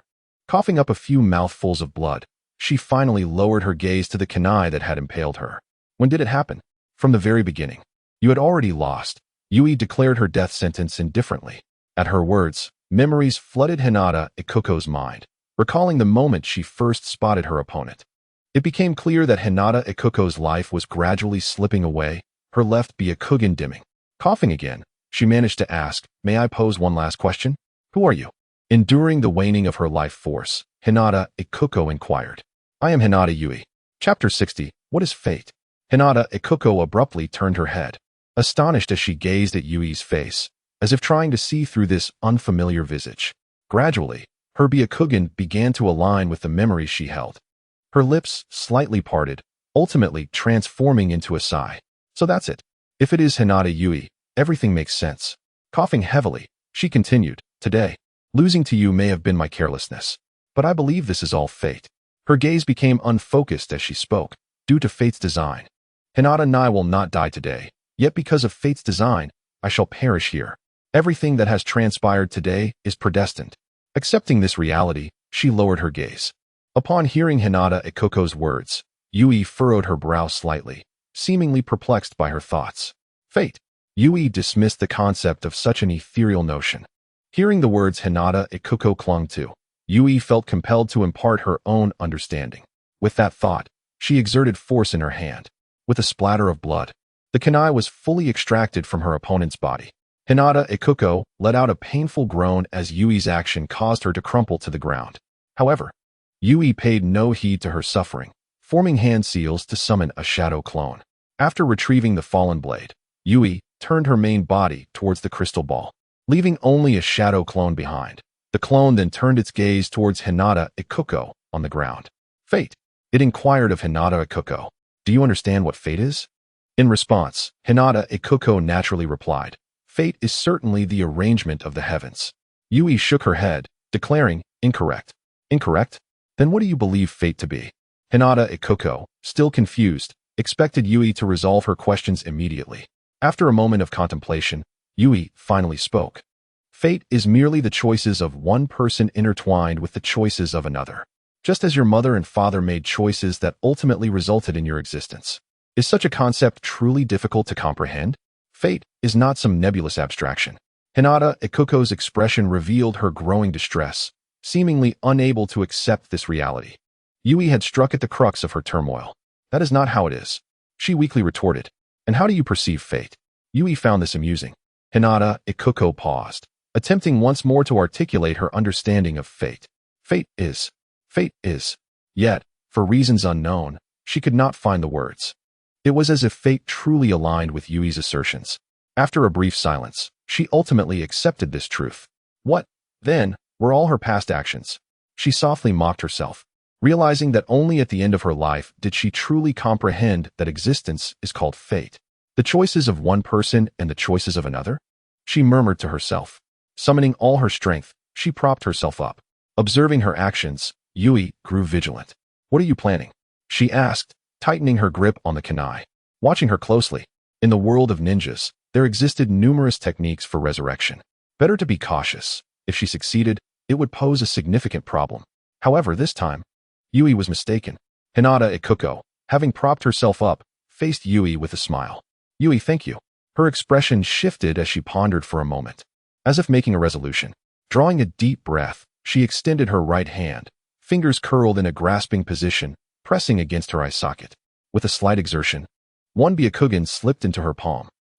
Yui's face displayed a peculiar expression as she observed Hinata Ikuko's actions. Furrowing her brow, she wondered, what is she doing? Is she exchanging her eyes for life? Only one left. Hinata Ikuko expressed a look of regret. Holding the Byakugan in her hand, she presented it to Yui. "Yui, if I had the time, I truly wish to share my story with you. This I consider it my compensation for Hinata-nai," she declared resolutely. "This is a remarkable Byakugan. I hope it can fulfill its intended purpose." Her tone grew increasingly somber. "By the way, you must leave quickly." After her final instruction, her head gradually drooped. Yui understood that Hinata Ikuko's life had ebbed away, leaving no possibility of survival. A remarkable Byakugan? Observing the hand still raised in the air, she contemplated before deciding to accept it. Subsequently, she turned and headed towards her main body. "Hinata-nai, hold on!" Yui cried out, cradling the bloodied form of Hinata-nai, her heart racing with anxiety. No wonder she hadn't noticed earlier. The current Hinata-nai resembled a snowman, her skin entirely dissolved, leaving only muscle tissue. Moreover, her eye sockets were hollow, clearly indicating that her eyes had been removed. Without overthinking, Yui immediately performed a summoning technique to call forth the slug from the wet-bone forest. "Slug, please assist me in healing her," Yui urgently implored. Upon hearing this, the slug finally noticed the little snowman Yui was cradling. "Very well, Lady Yui. Please place her on the ground." Complying with the slug's request, Yui carefully set Hinata-nai down. The slug moved forward and promptly swallowed her whole. Yui scratched her head in bewilderment, though she understood that this was the necessary method for effective treatment. "Lady Yui, the injuries are severe. I cannot heal her completely, only sustain her life," the slug explained gravely. Yui was momentarily taken aback. Even the slug could not offer complete healing? "What should we do?" she asked anxiously. I'm not sure about that," the slug admitted sheepishly, as it had no idea what to do next. Yui rested her chin in thought, pacing back and forth in the open space. "What about the little slug? Does she have any solutions?" Upon hearing this, the slug spoke, suggesting that there was indeed hope. Yui nodded, recognizing that since there was hope, there remained a chance. After all, the little slug was the essence of the slug itself. An ancient being that had lived for an unfathomable duration. She surely possessed a means to assist. "Here's what we shall do. First, take her back to the wet-bone forest and temporarily sustain her life. As for the subsequent matters, I will collaborate with the little slug to seek solutions." Upon hearing this, the slug nodded without further contemplation, immediately dispelling the summoning technique and vanishing from sight. Watching the direction in which the slug had disappeared, Yui rubbed her increasingly aching head. "Nai, you must hold on," she whispered softly. After uttering these words, the situation with her shadow clone had been resolved. Observing the approaching shadow clone, Yui found it somewhat perplexing. Why not simply dispel the shadow clone now that the matter had been resolved? When the shadow clone reached her, she understood that it had something to convey. An eye? As she gazed at the item presented by the shadow clone, her confusion deepened. In response, the shadow clone raised its hand, dispelling the ninjutsu. At last, Yui received the memories from the shadow clone. "So that is how it is," she mused. Her gaze swept across the entire laboratory. The soundproofing was remarkably effective. Despite the chaos within, the outside world remained oblivious. It was time to devise a means of escape. However, before departing, Yui's eyes scanned the ground littered with countless white eyes. "These white eyes, I shall not be courteous."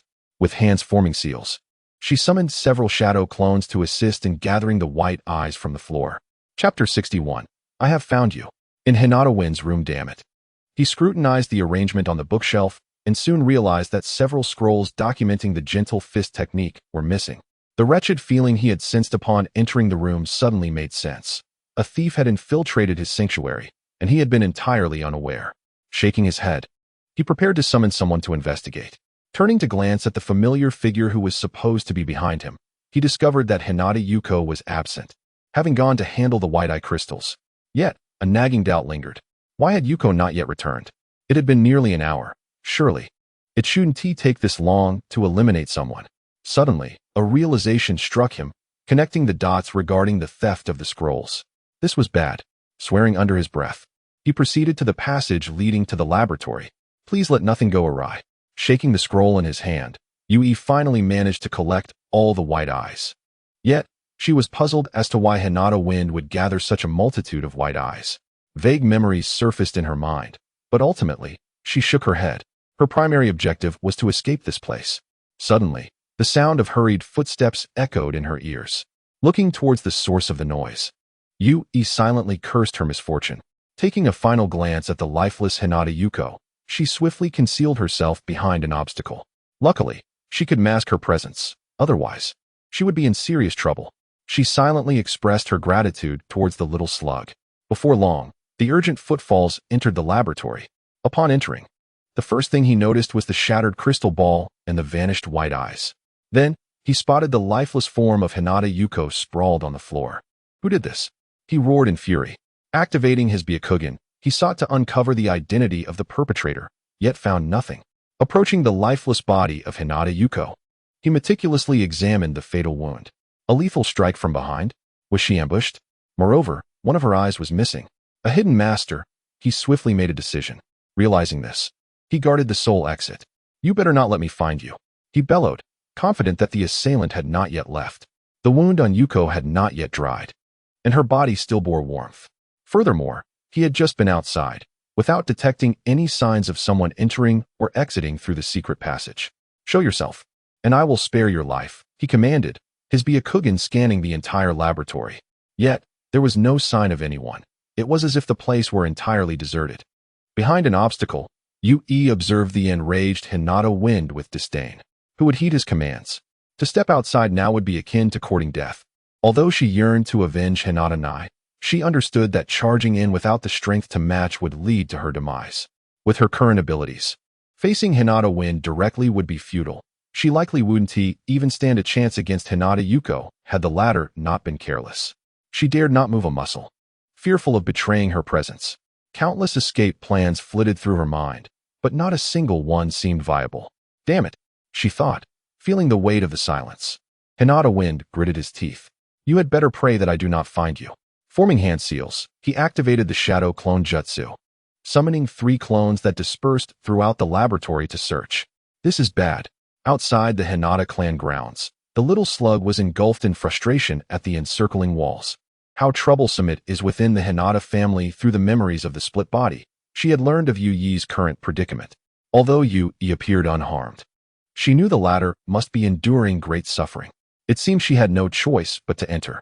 Delaying any longer would spell disaster. Turning to check behind her, and seeing no one following, she stealthily slipped into the Hinata estate. After a while, she found herself in a disordered open space. Despite sensing that Yui was nearby, the area was empty, devoid of any presence. Suddenly, an idea struck her. Could it be underground? Nodding slightly, she concluded that this was indeed the case. But how to descend? Then, a brilliant idea came to her. Puffing her cheeks, she expelled a pale yellow, viscous liquid from her mouth. With sticky saliva, the pale yellow substance immediately created a large pit upon contact with the ground. Quite effective, she mused. Yui, wait for me. Don't turn into a fool. Inside the laboratory, Yui watched as her shadow clone approached, her heartbeat quickening. At that critical moment, a sudden, excruciating pain seized her head, and her vision momentarily darkened. Oh no, her footing faltered, causing a noise to echo in the stillness. Enduring the agony, she regained her balance and concealed herself once more. Please don't let me be discovered, she silently prayed. However, with Hinata Wind's acute perception, it was impossible for him to overlook the disturbance. Turning towards the source of the sound, he declared, I've found you. Now you cannot escape. Concentrating chakra into his palm, he unleashed an invisible shockwave towards the direction of the noise. 8 trigrams, Mountain Crusher. Chapter 62. Falling into adversity as the oncoming attack surged forward, Yui found herself with no choice but to flee towards the direction outside the obstacle. Just a moment after her escape, a tremendous crash echoed from behind her. Countless splintered stones hurtled towards her back. Seizing the opportunity, she deftly dodged the debris with a series of agile movements. Turning around to witness the massive boulders, she gasped in relief, grateful for her quick reflexes. At last, the little mouse hiding in the shadows has emerged. A sinister voice resonated not far from Yui. "Who are you?" Hinata Kaze's expression was inscrutable as he questioned the figure before him. "Hand over the Byakugan, and I might consider granting you a swift death." His tone was laced with malevolence. This was troublesome. Yui disregarded his words, not allowing them to penetrate her focus. As for relinquishing the Byakugan, that was utterly out of the question. Her gaze swept around, searching for a means of escape. Humph. Observing her indifference, Hinata Kaze grew impatient. "Since you refuse to answer, you shall die." With that, 3 of his shadow clones charged towards Yui. As she beheld the 3 approaching clones, a sense of gravity settled over Yui. She swiftly formed hand seals. Shadow Clone Jutsu. She summoned 3 clones of her own, engaging in a fierce struggle with Hinata Kaze's clones. With a flash, she darted towards Hinata Kaze, prioritizing an attack on him. In an instant, Yui activated her Byakugan, swiftly appearing to Hinata Kaze's left side. A glimmer of cold steel flashed in her hand as she aimed to strike at his abdomen. However, Hinata Kaze had anticipated her assault. He sidestepped effortlessly, avoiding the blow. In that fleeting moment of evasion, their eyes met, leaving him momentarily taken aback. "Byakugan?" he exclaimed in bewilderment. "Who are you?" Unfazed, Yui pressed on, taking advantage of his momentary distraction to deliver another strike. The sound of slicing echoed in their ears. "Damn it!" Hinata Kaze recoiled, retreating to a safe distance before glancing down at his abdomen. Upon seeing merely a tear in his clothing, he exhaled in relief. That was close. Yui sighed, adjusting her grip on the blade. Noting that her opponent had no intention of conversing, Hinata Kaze's patience waned. He was certain that this woman could not be a member of the Hyuga clan, as he sensed no trace of their bloodline within her. It must be the Byakugan that was recently transplanted. After all, who could resist the allure of the numerous Byakugans stored within the crystal? "Humph, you refuse my hospitality. So be it." His demeanor shifted to one of seriousness as he vanished from sight. The next moment, he reappeared behind Yui. "You have sullied the sacred Byakugan of the Hyuga clan. You shall pay." He gathered chakra in his hands, preparing to strike at her back. Reacting swiftly to the impending attack, Yui activated her chakra and evaded his strike just in time. She pressed her hand against her shoulder, massaging the area. Although she had escaped at her utmost speed, she still bore the brunt of his attack. Feeling a throbbing pain in her shoulder, her brow furrowed. As expected of the Hyuga clan's leader, he had swiftly gained the upper hand within mere exchanges. It was clear that she could not match Hinata Kaze in physical combat, or she would inevitably face defeat. After several attempts at gauging their strengths, she discerned the disparity. He was several levels above her. Hinata Kaze regarded her movements with a look of disdain. A futile struggle. To him, every action she took was meaningless, even if she managed to evade. It merely prolonged her demise. In his eyes, this woman was destined to perish here today. With a flash, he appeared before her once more, employing gentle fist to launch another assault. However, this time Yui had anticipated his move and evaded, escaping his grasp. Forming hand seals, she thrust her palms forward. Wind release, gale palm. An invisible wave surged towards Hinata Kaze. "Humph, a pointless attack," he scoffed, dismissing her effort. As the attack reached him, he casually waved his hand, unleashing a stronger counterattack that nullified her strike. Yet, the residual force surged onward, aimed directly at Yui. What in the world? Witnessing how effortlessly he had thwarted her attack, despair welled within her. She had expected him to utilize a defensive technique to counter her jutsu. Instead, he merely waved his hand, producing a force greater than her own. But there was no time for further contemplation.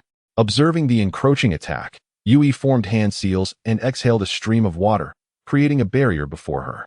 Water release, water barrier. It seemed she had no choice but to employ that technique once more.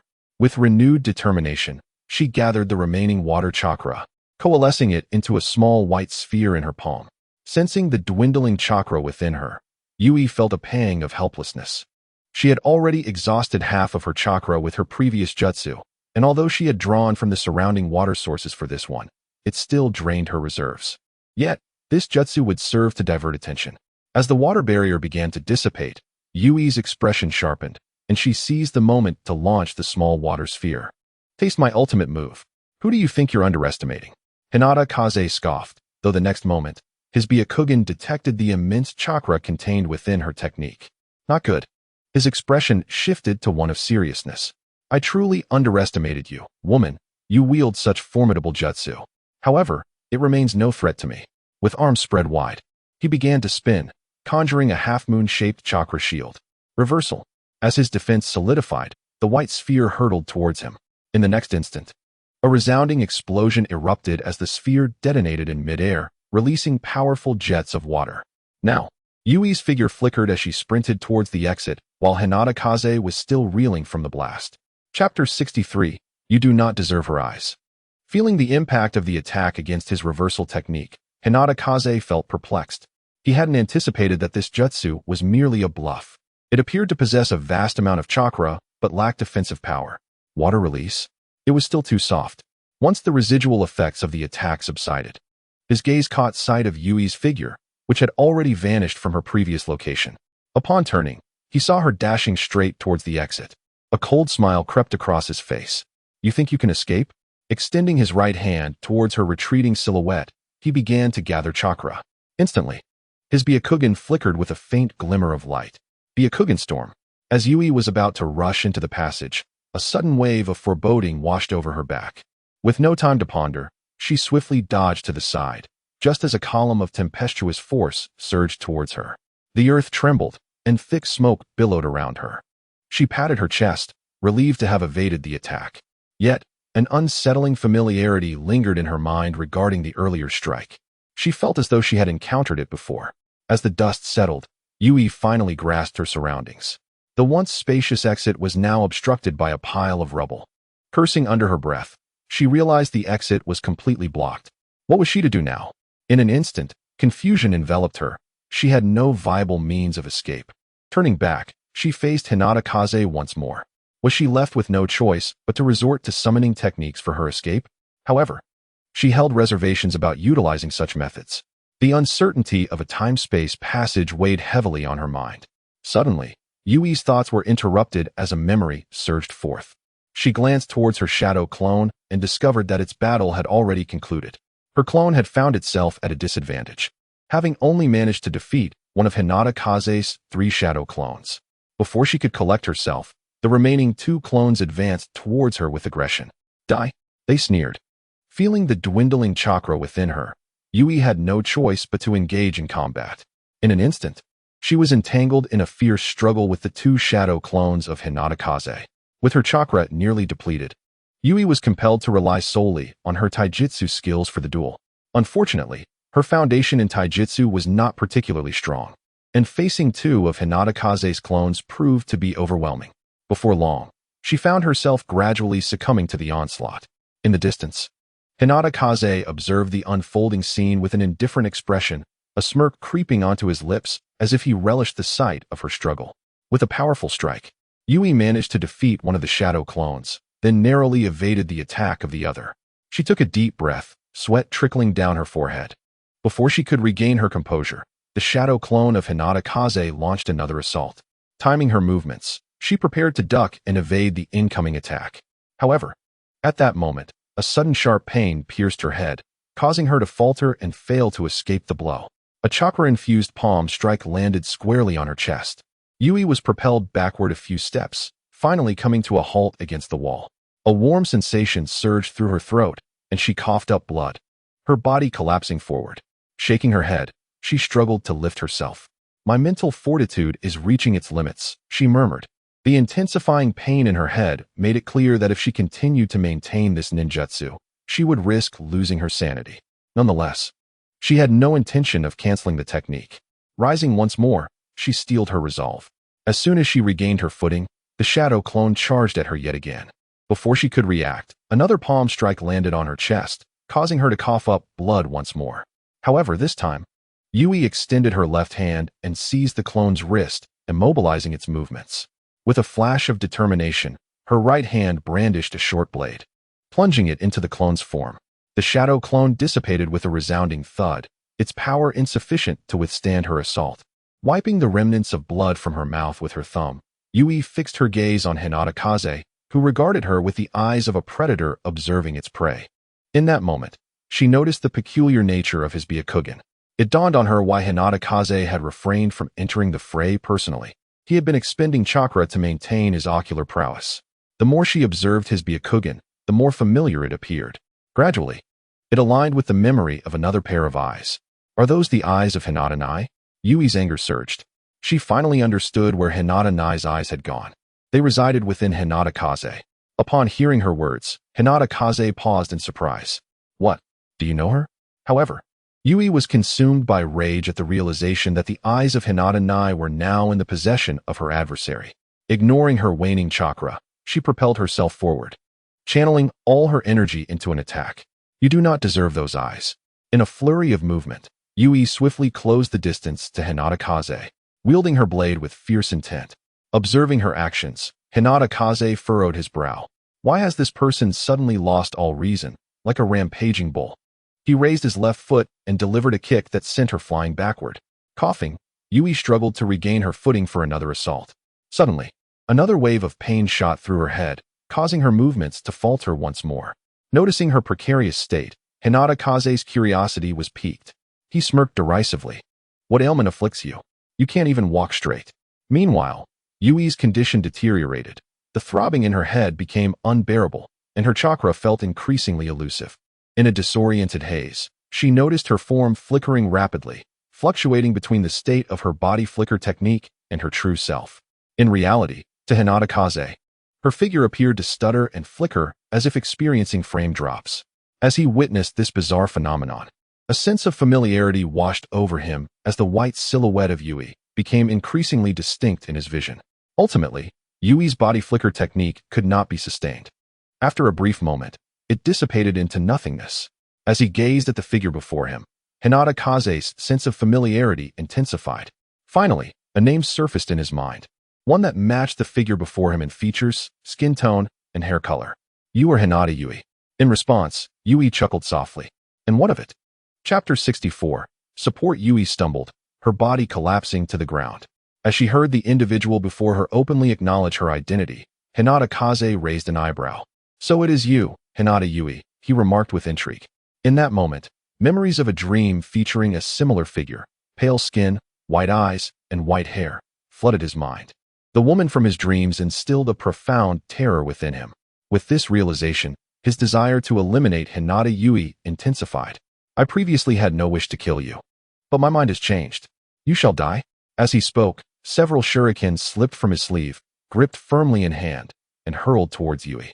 The shurikens sliced through the air, producing a menacing whistle as they hurtled toward her. Yui's eyes narrowed, her Byakugan tracking the trajectory of the shuriken. Rolling to the side just in time, she narrowly avoided the onslaught. Utilizing the momentum from her roll, she successfully regained her footing. She shook her head, her thoughts becoming increasingly clear after dispelling the shadow technique, though a lingering sense of obscurity remained. Simultaneously, the chakra within her could no longer sustain the activation of the Byakugan. In the blink of an eye, she closed it. Raising her gaze to meet Hinata's, a vague suspicion began to form in her mind. Reflecting on fragments of her memories and Hinata's previous attack, she mused, surely, he wouldn't be researching the rebirth eye. She finally understood the purpose of the Byakugan and what he was attempting. With this realization, Yui tentatively spoke. Hinata, your experiment is doomed to fail. Your body cannot withstand the power of that eye. However, a sense of confusion gnawed at her, lacking the Otsutsuki bloodline. Even the purest Byakugan would merely remain as such within Hinata's body, devoid of any real power. Thus, she felt somewhat disheartened. Upon hearing Yui's words, Hinata paused, then anxiously retorted, how do you know about my experiment? Yui raised an eyebrow, surprised that her guess had hit the mark. Indeed, he was researching the rebirth eye, and it seemed he had even made some progress, albeit in a diminished form, lacking the chakra mode of the rebirth eye. Just then, a silent sensation flickered in Yui's mind, seemingly originating from above. She glanced at the ceiling, sensing something amiss. Nonchalantly, she looked at the dazed Hinata and replied, just a guess. Hinata's expression faltered, then he shook his head. He shouldn't have asked her those questions. Whether she knew or not was inconsequential now. After all, she was destined to perish here. Gradually calming the abnormality in his eyes, he began to gather chakra. Hinata Yui, you may die now, He glared menacingly at her figure. With a swift motion, an invisible wave of force surged, sweeping up the surrounding dust and hurtling toward Yui. Yet, Yui remained unfazed, fixating her gaze on Hinata. Her lips curled into a slight smirk, as if mocking him. Still smiling? Hinata felt a strange sensation. Even on the brink of death, she wore such an expression. As the attack drew closer to Yui, a drop of pale yellow liquid suddenly fell from the ceiling. Soon, more viscous droplets began to descend. Just as they made contact with Hinata's jutsu, the two substances collided, emitting a sizzling sound in the air. Hinata's expression hardened upon seeing the liquid fall from above. He cautiously directed his gaze upward. From the ceiling, streams of yellow liquid seeped through, increasing in volume. The droplets struck the floor, producing a hissing noise. What on earth is this? His demeanor grew increasingly grave. In his Byakugan's vision, this substance exhibited no chakra fluctuations, indicating it was not a ninjutsu. Moreover, it appeared corrosive, and though he was tempted to investigate, the prior jutsu had already depleted his chakra reserves, leaving him hesitant to act recklessly. Moments later, a jagged hole appeared in the ceiling, eroded by the corrosive substance. Sunlight streamed through the opening, casting a sliver of light into the dim laboratory. Suddenly, a figure descended through the gap, landing within the confines of the lab. Hinata furrowed his brow at the sight of the newcomer. The figure appeared to be a woman. "Who are you?" he inquired. Yet, he felt his question was somewhat redundant. The only individuals capable of reaching this place, whom he did not recognize, could only be Yui's accomplices. Wiping her slightly flushed lips, the small slug finally noticed the man standing before her. "Where's Yui?" Ignoring Hinata, she turned to survey her surroundings. Eventually spotting Yui, standing behind her, half-lidded eyes resembling those of a drowsy person. "Yui, what's wrong?" The small slug rushed forward to support her. Sensing Yui's dwindling mental energy, an ominous feeling washed over her. Glancing at the newcomer, Yui exhaled in relief, her tense nerves gradually unwinding. Both mental energy and chakra gone. The small slug lamented, shaking her head. "Yui, you truly are foolish." She chastised herself. "Had I known, I wouldn't have entrusted you with that ninjutsu." Placing her palm against Yui's forehead, she channeled her mental energy into her. Suddenly, she felt the severe injury on Yui's chest, igniting her fury. A green glow enveloped her hands as she began to heal her. "What did you do to her?" The small slug glared at Hinata. Hearing her words, Hinata smirked, disdain dripping from his voice. "Of course, I intended to kill her." As his words sank in, the small slug's expression grew increasingly cold. After some time, once Yui's condition improved slightly, she turned her attention back to Hinata. "Yui, rest here for a moment. I shall avenge you," she instructed, gently placing Yui in a corner. Upon witnessing the small slug's actions, Yui immediately grasped her sleeve. "Be careful." The small slug paused at Yui's gesture, then seemed to understand. "Yes, Yui, I shall be cautious." After saying this, she shook off Yui's hand and headed towards Hinata. This situation had become rather complicated. As the figure approached rapidly, Hinata's expression grew grave. A new ally had arrived, yet his chakra remained depleted. Suddenly, a figure hurtled towards him. Hinata's gaze sharpened, and he began to take the matter seriously. This woman, he realized, did not appear to be a Konoha ninja. Moreover, she emitted no chakra fluctuations, resembling an ordinary person. A massive stream of acidic liquid erupted from the small slug, hurtling toward Hinata. As the acidic substance made contact with the air, it sizzled ominously. In the realm of Hinata's Byakugan, the moment the opponent's technique encountered the air, it began to corrode. With no time to ponder, he swiftly dodged the attack. But a few droplets still splattered onto his clothing. What on earth is this? He pondered, having never encountered such a terrifying ninjutsu in his life. It could even corrode the air itself. Is this a bloodline limit? This seemed to be the only conclusion he could reach. Truly perilous. Recognizing the gravity of the situation, he understood he could not allow this to continue. Otherwise, he would surely be defeated. Withdrawing half of the chakra supporting his left eye, he staggered slightly. A few drops of blood oozing from his wounds. Gradually closing his eyes, he finally summoned the chakra within him that could be mobilized.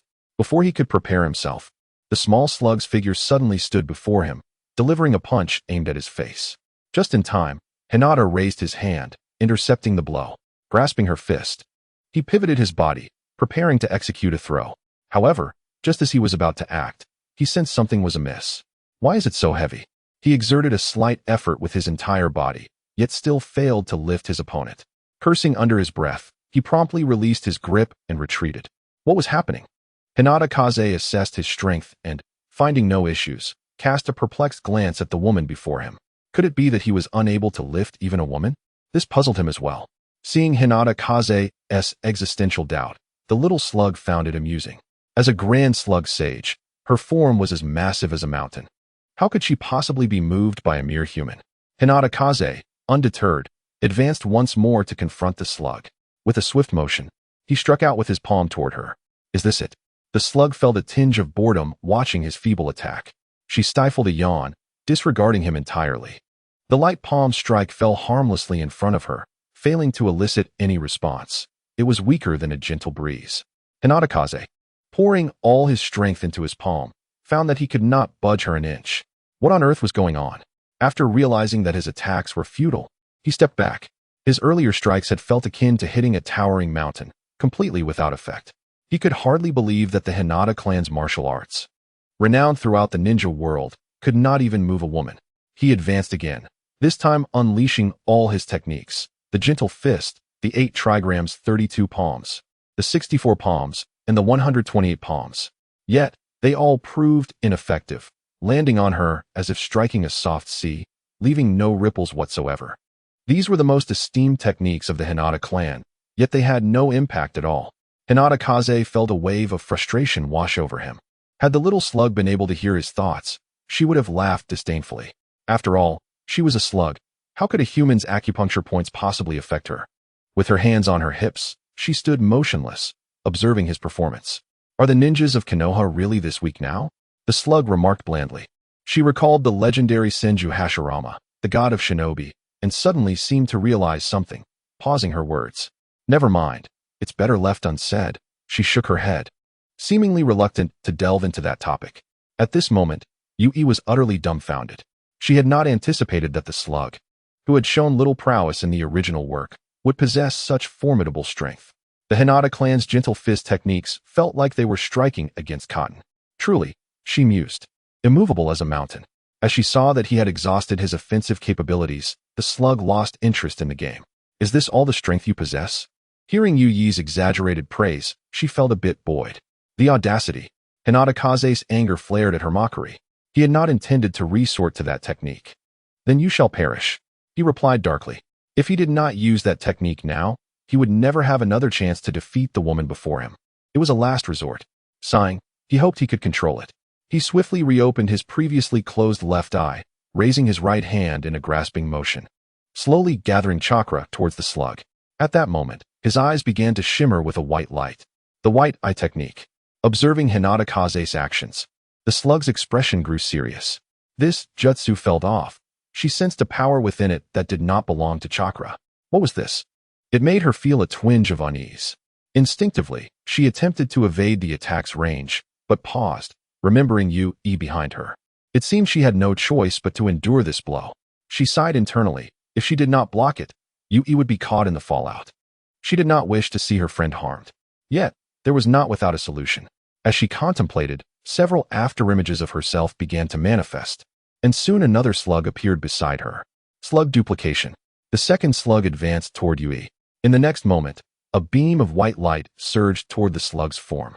The slug had prepared well, conjuring a green barrier before her. Crash! The white beam struck the green barrier with a resounding boom. Though she had anticipated it, the slug still underestimated the jutsu's might. The shield capable of eroding natural forces shattered before her eyes. Slug. Witnessing the silhouette engulfed by the white laser, Yui's expression turned to one of concern. Suddenly, another figure appeared beside her. Yui. Shoo. That's just my clone. The slug signaled for silence, then took Yui's hand, leading her away. Ah, now I understand. Yui felt relieved upon this revelation. Meanwhile, the slug's expression turned grave. Continuous attacks? With a crack, fissures began to form in the green barrier. Eventually, the barrier shattered, and the searing white laser consumed the slug entirely. Feeling the burning sensation enveloping her, the slug let out a few pained grunts. Glancing back to see Yui had been moved to safety, she vanished in a flurry of green light particles, merging into the attack. Fusion. Suddenly, The green light particles in the air converged toward the slug beside Yui, gradually integrating into her body. Haha, is this all? Hinata Kaze scoffed. You can't even withstand my strike? Sensing the complete disappearance of her aura within his attack, he felt a surge of arrogance. Yet, an unexpected turn of events occurred. He attempted to halt the jutsu's flow, but no matter what he did, he could not regain control. Feeling his chakra rapidly depleting, panic spread across his face. No, stop. His body began to tremble. At that moment, he realized that the jutsu had spiraled out of control. If he did not find a way to maintain it, it would never cease, potentially leaving him a mere husk. Suddenly, an idea struck him. If he gouged out his eyes, wouldn't that stop it? He extended his left hand, pressing forcefully against his eye. As soon as he touched it, pain shot through his fingers. Upon closer inspection, he realized that his fingers had been repelled by an invisible force emanating from his eye. Undeterred, he tried again. But once more he failed. Despair began to envelop him. Then, his gaze fell upon two figures in the distance. You're still alive? He exclaimed, astonished at the sight before him. To escape unscathed from this jutsu was unimaginable. If she could escape, then perhaps. A glimmer of pleading appeared in his eyes. Save me. Yui and the slug exchanged glances, both perplexed by Hinata Kaze's unusual state. Is this the jutsu gone awry? The slug voiced her uncertainty. Upon hearing this, Yui nodded, affirming her suspicion. From the tumultuous chakra emanating from him, it was evident that the ninjutsu had spiraled out of control. Yui stroked her chin, her gaze fixated on the ninjutsu unleashed by Hinata Fong. Was this the Golden Wheel rebirth explosion? Furthermore, she recalled that Hinata Fong had previously executed a storm-like ninjutsu, which must have been the Silver Wheel rebirth explosion.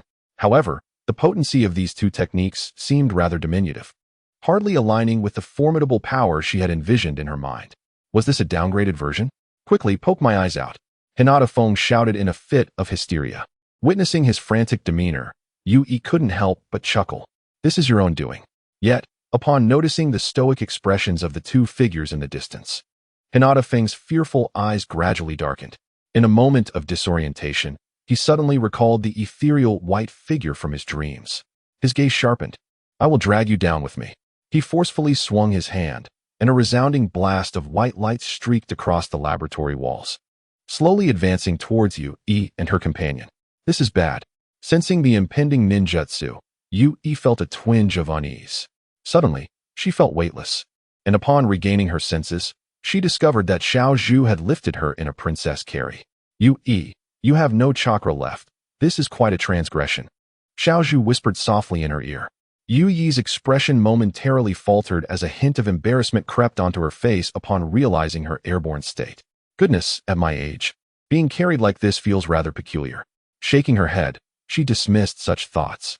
With the ninjutsu closing in behind them, Xiao Zhu could only swiftly escape the attack range while cradling Yui in the spacious surroundings. Fortunately, the area was vast, otherwise, there would have been no room to evade that ninjutsu. Boom, boom. The white beams shattered the laboratory walls. Due to the overwhelming force, massive boulders were pulverized and fell. The very structure of the laboratory began to shift ominously. Unable to locate an exit, Xiao Zhu surveyed her surroundings, and as she found none, her expression grew increasingly grave. This is troublesome. Suddenly, her gaze caught sight of a hole in the ceiling, and her spirits lifted. She almost forgot that she had created an exit upon entering this place. In a flurry of swift movements, she reached the opening beneath it. Huh. Xiao Zhu stared vacantly at the hole above, realizing she had completely forgotten that she could not fly. Oh dear, she slapped her forehead, feeling quite foolish. Observing Xiao Zhu's distressed expression, Yui felt a flicker of curiosity. Following Xiao Zhu's gaze upward, she spotted the hole in the ceiling, then glanced back down at Xiao Zhu's face, a smile forming at the sight. Boom, boom. The white beam approached, forcing Xiao Zhu to reluctantly abandon their current location. Yui shook her head and inquired, Xiao Zhu, could you possibly channel some chakra to me? I can fly. Upon hearing this, Xiao Zhu's expression momentarily shifted. And then she recalled, oh yes, I have someone who can fly right beside me. However, she suddenly realized something, and her countenance fell once more. I'm sorry, Yui, but I cannot use chakra. My body only contains natural energy. Cannot use chakra? Yui pondered, then recalled that creatures from the three great sanctuaries seemed incapable of utilizing chakra. Can you at least help me hold off the attack? I need to refine some chakra. At this, Xiaozhu nodded. All right, take your time refining. The rest is up to me. Okay, Yui responded, closing her eyes to begin the chakra refinement. In truth, they had another means of escape, to wait until Hinata Feng's chakra was entirely depleted, halting his uncontrollable ninjutsu. However, given the falling debris around them, Xiaozhu was unwilling to gamble. No one could predict whether the laboratory would collapse first or if Hinata Feng's chakra would run out. Boom, boom. Due to the unstable structure, fragments of the ceiling began to tumble down. As the available space for evasion dwindled, cold sweat began to bead on Xiaozhu's forehead. Glancing at Yui cradled in her arms, her expression hardened, and she hastened her movements to evade. Now, they had to avoid not only Hinata Feng's ninjutsu, but also the impending falling boulders. This space appeared to be a natural underground cavity, vast and expansive. Xiaozhu darted between the falling stones, and after a while, Yui stirred in her embrace. Xiaozhu, I'm ready. Yui opened her eyes, activating her Byakugan. She had gathered a modicum of chakra. Though limited, it was sufficient to execute ninjutsu. Good. Observing that Hinata Feng's ninjutsu was still some distance away, Xiaozhu swiftly returned to the area beneath the exit with Yui. Yui, what should I do? Xiaozhu anxiously watched the descending boulders. Without hesitation, Yui leaped from Xiaozhu's arms. As her eyes glimmered, she noticed the nervous expression on the face before her, narrowing her eyes as she circled behind Xiaozhu. Swiftly lifting her in a princess carry once more. Hey, Yui, what are you doing? Xiaozhu began to struggle. Oh, you're not that heavy, Yui teased. I thought you were as heavy as a mountain, considering how Hinata Feng couldn't budge you. Upon hearing this, Xiaozhu's frustration flared. However, upon understanding Yui's intentions, she ceased her struggles. Why resist? Being carried like this feels quite odd. Chapter 67. Collapse Humph. This is called using their own methods against them. Yui retorted with a hint of pride, playfully bouncing Xiaozhu a little. Actually, you're rather light. What are you doing? Xiaozhu felt a bit unsteady from the bouncing, anxiously wrapping her arms around Yui's neck. Yui was momentarily at a loss for words. Their current predicament felt rather intimate, and what was initially a playful tease now felt quite different. Feeling the warmth of Xiaozhu's breath against her neck, Yui's cheeks flushed crimson. Shaking her head, she cast aside such thoughts. Glancing back at the approaching white beam, her expression grew increasingly serious. Xiaozhu, hold on tight. With that, Yui began to gather chakra in her feet, a surge of lift forming as her body began to ascend. As she departed, her gaze swept across the crumbling surroundings, ultimately locking onto the uncontrollable Hinata Feng in the distance. Silently, she mouthed, "This is retribution." With that, Yui soared upward with great force. At this moment, Hinata Feng was already on the brink of madness. His right hand had completely carbonized, and he could no longer control the direction of his ninjutsu. Yet, the technique continued to be unleashed, inexorably draining his body. You shall not escape. Realizing there was no hope for survival, his expression hardened as he directed his gaze toward the hole through which they were attempting to flee. With a ferocious twist, he summoned all his strength to redirect the attack. The white beam, having sliced through multiple boulders, was now aimed at the exit Yui was escaping through. He understood that the laboratory was several hundred meters beneath the surface. Even if she flew, it would take several seconds to reach safety. He resolved to go all out. Even if it meant death, he would drag his opponent down with him. Channeling every ounce of energy, he poured it into his ninjutsu. In an instant, the volume of the white beam surged several times, penetrating the rock and launching an aggressive assault toward Yui. As the earth trembled, Hinata Kaze felt his body wither rapidly from the loss of energy. In his final moments, he recalled the scenes from his dreams, filled with despair. He had never confided in anyone about these visions. He had quietly borne this burden alone. At that moment, he regretted not documenting his experiences, not sharing them with anyone. His hoarse voice served as a final farewell to the world. Observing the diminishing power of his jutsu, disappointment crept into his heart. Had he missed? Just then, he received feedback confirming a hit from his jutsu. His expression froze, then erupted into laughter. Ha ha ha, this can be considered my final contribution to this world. I did not die in vain. After a surge of excitement, the jutsu began to dissipate, and the light in his eyes faded. In his last moments, he wished to raise his hand to destroy his own eyes, but his body, reduced to a mere skeleton, lacked the strength to move. As he gazed at the collapsing space, he sighed softly. So be it. Let it be buried this way. With a resounding crash, a massive rock fell, and the entire space seemed to activate some mechanism, collapsing instantaneously. In a nearby grove, Yui coughed painfully. Are you all right, Yui? Little Snail's expression grew tense as she noticed the large snow cave on Yui's left shoulder. She had underestimated the power of the ninjutsu, which had effortlessly pierced the rock. Lowering her gaze to the wound, she furrowed her brow slightly. If she had flown just a bit slower, that attack would have struck her heart. It's less than 3 inches from the heart. Little Snail said, her heart racing. It's fine. You are here, aren't you? Yui replied proudly, having some confidence in Little Snail's healing ninjutsu. In fact, she had already felt its efficacy in the laboratory when several of her ribs were broken by Hinata Kaze's kick. But after Little Snail's treatment, her injuries had healed almost completely in under a minute. It was nothing short of a biological miracle, the speed of that healing. As Yui had anticipated, under the influence of Little Snail's healing ninjutsu, the snow cave on her shoulder began to close up. Suddenly, a loud voice echoed in Yui's ears. She looked in the direction of the sound. Have they noticed so quickly? She murmured to herself. Such a strong commotion within her clan's territory would indeed warrant a response. However, her gaze lingered on the collapsed ground, as if contemplating something. You, and you, hurry to the north for support. On the other side of the Hinata clan's territory, an elderly man with graying hair was directing the ninjas in the open area. After seeing everyone act in an orderly fashion, the white-haired elder sighed.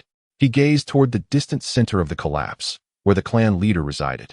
A third of the clan's ground had collapsed, and with so much time passed, the clan leader still had not emerged to take charge, causing him to ponder anxiously. A young man beside Elder Taku hesitated, seemingly wanting to say something, but ultimately held his tongue. Noticing, Hinata Taku shook his head resignedly. Come with me. Let us go check the other side. In a secluded forest, there was a dim room hidden away. Lord Danzo, Chapter 68, Still in Danger. An unusual sound? As he listened to his subordinate's report, Danzo's brow furrowed deeper. Yes, Lord Danzo, this is the latest intel from the Hinata clan. After a moment of contemplation, Danzo moved to the window to glance at the sky. Could Hinata Kaze have discovered their actions? A sense of unease gnawed at him. He decided that remaining stagnant was not an option. Turning, he instructed the figure before him, send the order down. We will advance the operation. Meanwhile, Yui was searching for something amidst the ruins. Yui, have you found it? Little Snail stood at a distance, keeping watch. Upon seeing 2 figures approaching in the distance, she urged, hurry up. Almost there, just a few more seconds. Yui responded anxiously. You need to be quicker, they're almost here. Little Snail's voice became urgent. At that moment, the injury on Yui's shoulder had completely healed.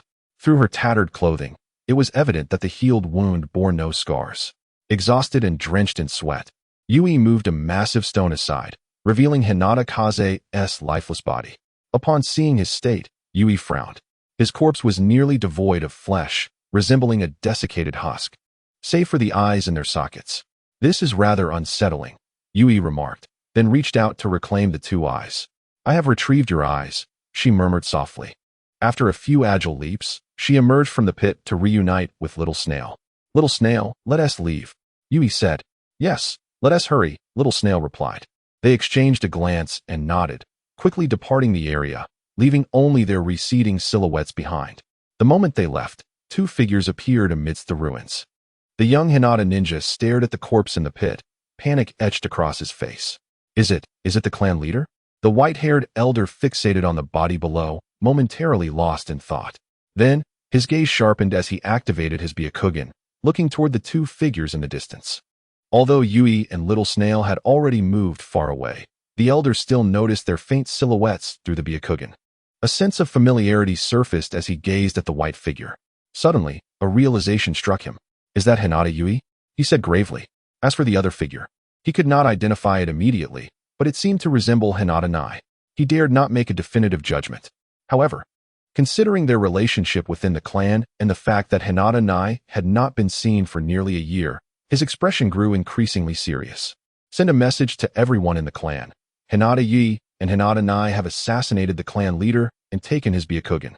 His gaze was profound as he continued to observe the 2 vanishing figures with his activated Byakugan. Now, I officially issue a bounty for them in the name of the highest authority of the Hinata clan. Understood, a young ninja responded before swiftly retreating. As he prepared to depart, his gaze lingered on the lifeless body sprawled upon the ground. The head of the Hyuga clan had been assassinated. It seemed that a significant event was about to unfold in the Hidden Leaf village. Once he confirmed that the figures had departed, the elderly man with white hair descended into the deep pit to examine the corpse. The injuries on the body did not suggest a fire technique, and his expression grew increasingly grave. Could it be that this individual was drained of chakra to the point of death? Such a method was indeed sinister. Suddenly, several shadowy figures descended amidst the ruins. "Who are you?" he inquired, sensing the masked figures around him, and his expression became more serious. With a swift movement, he leapt out of the pit. "Are they members of the Umbu?" he murmured, puzzled. One figure from the crowd stepped forward, addressing the individual ahead. "This must be Lord Hyuga, correct?" Upon hearing this, Hyuga nodded in affirmation. "Very well. We are members of the Umbu from the Hidden Leaf village. Lord Hokage has learned of the earthquake in the Hyuga estate and has specifically dispatched us for disaster relief." The mention of the Umbu and their purpose caused Hyuga to furrow his brow. After a moment of contemplation, he nodded. Assistance was welcome. And since it was arranged by the Hokage, it was indeed an honor for the Hyuga clan. After distancing themselves from the Hyuga estate, Yui and her companion paused. "Yui, did you sense a gaze upon us from behind?" asked the curious Komatsu. Yui, lost in thought, nodded slowly. "We must have been detected by the Byakugan." "Oh," Komatsu squinted. Intrigued. "You appear quite composed despite being discovered. Aren't you worried? The body of Hyuga is missing a Byakugan. Surely the Hyuga clan will not let this go unpunished." Yui paused, understanding Komatsu's concerns. "No, I am not worried. Even if pursued by the Hyuga clan or the village, I would remain unfazed. At worst, I could stay with you in the Wetbone Forest." Komatsu's expression shifted to one of surprise. "Stay in the Wetbone Forest forever?" she whispered, a smile forming on her lips. "Very well, then the Wetbone Forest shall be your home." Yui felt a warmth in her heart at Komatsu's words. "Home, you say? Then the Wetbone Forest shall indeed be my home." She smiled faintly, but soon a shadow passed over her face. "Komatsu, what of her?" she asked solemnly. "Her? Are you referring to that girl named Hyuga? Komatsu inquired, puzzled. Yui nodded in response. "Her vital signs have stabilized, but her injuries have yet to fully heal. Additionally, her spirit seems to have been affected." Upon hearing this, Yui stood in a daze. "So she is still in danger?" "Indeed," Komatsu replied gravely. Observing Yui's worried expression, Komatsu felt a twinge of helplessness. That girl appeared to hold great significance for Yui. "Do not fret. With me by your side, she shall be fine," Komatsu assured, patting Yui's shoulder. Yui paused, then abruptly raised her head, her eyes filled with hope. "Yes, I will believe in you. By the way, Komatsu, could you take me back to the Wetbone Forest?" "I wish to see," Yui requested. Komatsu nodded. "Of course, I shall escort you back. Please wait here for a moment." With that, she formed hand seals, and with a puff of smoke, she vanished from sight. Yui remained in place for a moment, then felt a sudden tugging sensation throughout her body. She did not resist. Instead, she gently blinked, and a cloud of white smoke enveloped her. When the smoke cleared, she found herself back in the Wetbone Forest. "Wow," she murmured, taken aback by the swift transformation of her surroundings. She hadn't realized how rapid the process was when she was summoned earlier. In the blink of an eye, she had traversed thousands of miles, perhaps even further. It seemed that this summoning technique held vast potential. If its mechanics could be understood, it might lead to the creation of a space-time ninjutsu. "Komatsu, hurry. Take me to see Hyuga," Yui exclaimed urgently. Komatsu nodded and led the way. In the Hyuga estate, two figures stood atop a massive tree trunk. Danzo's gaze fixated on the ruins before him, his expression darkening with each passing moment. "Lord Danzo, we have only found 2 corpses and some shards of glass within the ruins. However, the Byakugan is nowhere to be found." Danzo narrowed his eyes, his expression inscrutable. He struck the tree trunk with a fist, seemingly attempting to release his pent-up fury. "Damn it! Who could have done this?" he roared. "Was there any word from the Hyuga clan about who is responsible?" he inquired of a nearby member. "Lord Danzo, the head of the Hyuga clan has dispatched an elder to discuss matters with the Hokage," the root member replied. At this, Danzo's expression hardened. "Let us go and see for ourselves." Meanwhile, in a secluded corner of the Hidden Leaf village, a white-haired Umbu stood in an empty room, lost in thought. He had been careless. Earlier that afternoon, he had inadvertently lost track of his target. Everything had been fine, and in the blink of an eye, the individual had vanished without a trace. Now that night had fallen, it was unlikely they would return. With a sigh, he resigned himself to the failure of his mission. This marked his first failure since joining the Umbu, and it was the simplest of tasks. He felt a wave of embarrassment wash over him. As he prepared to leave, a glowing green text suddenly appeared on the table before him. I have some matters to attend to in the Wetbone Forest. Please extend my regards to Lord Hokage. Reading the message, the white-haired ninja stroked his chin thoughtfully. Just then, a messenger hawk flew in through the window. Is this news from Lord Hokage? He mused, stepping forward to retrieve the sealed scroll. Upon opening it, he found it empty of any content. In response, he extended his hands, slowly forming seals, and muttered a secret incantation. Instantly, words began to materialize on the once blank scroll. Hurry to the Hokage building. Upon reading these words, the Umbu's expression became serious as he swiftly disappeared from the room. In the Hokage office, Sarutobi Hiruzen inquired, Hyuga Yui, Hyuga Nai? Elder Taku, are you certain of this? Hiruzen felt a twinge of disbelief. After all, the combined ages of the two girls did not even equal that of Hyuga Kaze. How could they possibly have killed a clan leader? No matter how gifted they were, it seemed implausible. He was also aware that Hyuga Nai had been taken by Hyuga Kaze for experimentation. It was simply impossible. Seeing Sarutobi's skepticism, Elder Taku's expression grew anxious. Lord Third, even if you doubt my words, you must trust my eyes. Under the watchful gaze of the Byakugan, that silhouette undeniably belonged to Hinata Yui. Moreover, she had absconded with a pair of Byakugan belonging to the head of the Hyuga clan. Upon hearing this, Sarutobi Hiruzen furrowed his brow. Could it be that Danzo had acted prematurely? It was not entirely implausible. Third Hokage, please take a look at this, Hinata Taku said, presenting a photograph before the desk. Hiruzen accepted it and examined the contents within the image. The ghastly corpse depicted therein caused a decisive realization to take root in his heart. This was certainly not the handiwork of Hinata Yui and her companion. The manner of death reeked of Danzo's machinations. He was certain of it. In the years since the establishment of Root, he had witnessed Danzo's ruthless methods firsthand, whether dealing with foes or even allies. Were it not for his habit of turning a blind eye, Danzo would have met his demise countless times over. Fixating on the photograph, he gradually fell into silence. Subsequently, he resolved in his heart, Danzo, I shall assist you once more this time. After a brief moment of contemplation, he continued, let us designate Hinata Yui and Hinata Nai as A-rank rogue ninjas of Konohagakure. I will dispatch the Umbu to pursue them and ensure the Byakugan is returned intact. Upon hearing the third Hokage's words, Hinata Taku let out a sigh of relief. Thank you, third Hokage. By the way, Hinata Nai is a member of the main branch. He added. Hearing this, Sarutobi Hiruzen's expression momentarily faltered. Naturally, including the Byakugan of the head of the Hyuga clan, it should amount to 2 pairs. All will be returned to the Hyuga clan. Thank you, Hokage. Is it only A rank? Hinata Taku murmured softly. Disappointment flickered across his face upon receiving this outcome. However, he understood that being granted an A-rank designation for both of them was the utmost favor the Hokage could extend to him. After all, he possessed no evidence linking their deaths to either of them. He could only affirm the identity of one of the individuals.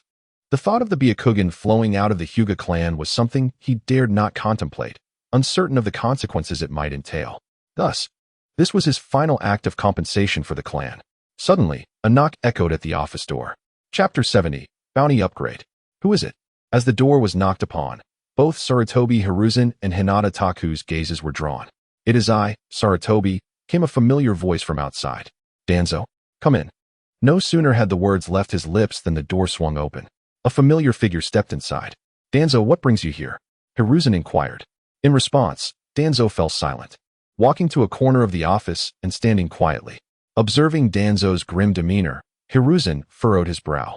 Having acquired so many Byakugan, was it still insufficient? Why adopt such an attitude? Danzo remained unresponsive, and an oppressive silence descended upon the office. Hinata Taku glanced at the two, then sighed. Third Hokage, if there are no further matters, I shall take my leave. Very well, Hiruzen nodded. With that, Hinata Taku performed a bow and slowly exited the office. As he reached the door, an idea struck him, and he turned back to Hiruzen, saying, by the way, thank you for the assistance of the Umbu. The Hyuga clan is immensely grateful. After expressing his gratitude, he stepped out of the office. With a soft click, the door closed behind him, leaving his figure to vanish from view. Listening to Hinata Taku's words, Sarutobi Hiruzen felt a twinge of confusion. When had he dispatched the Umbu to assist the Hyuga? Had he done so? After pondering, his gaze shifted to Danzo, and the origin of the situation became clear. Danzo, when did I say your route could masquerade as the Umbu? He reprimanded loudly. Upon hearing Hiruzen's voice, Danzo remained unmoved, his expression seemingly suppressing something. Danzo, are you even listening? Hiruzen pressed. Yet, Danzo remained silent. Seeing this, Hiruzen lost interest in conversing further. After a moment of contemplation, he extended his hand toward Danzo. The Hyuga clan is urging us to identify the culprit. You've acquired so many Byakugan, why not surrender a few? He said in a lowered voice. This would provide the Hyuga clan with some closure. Danzo.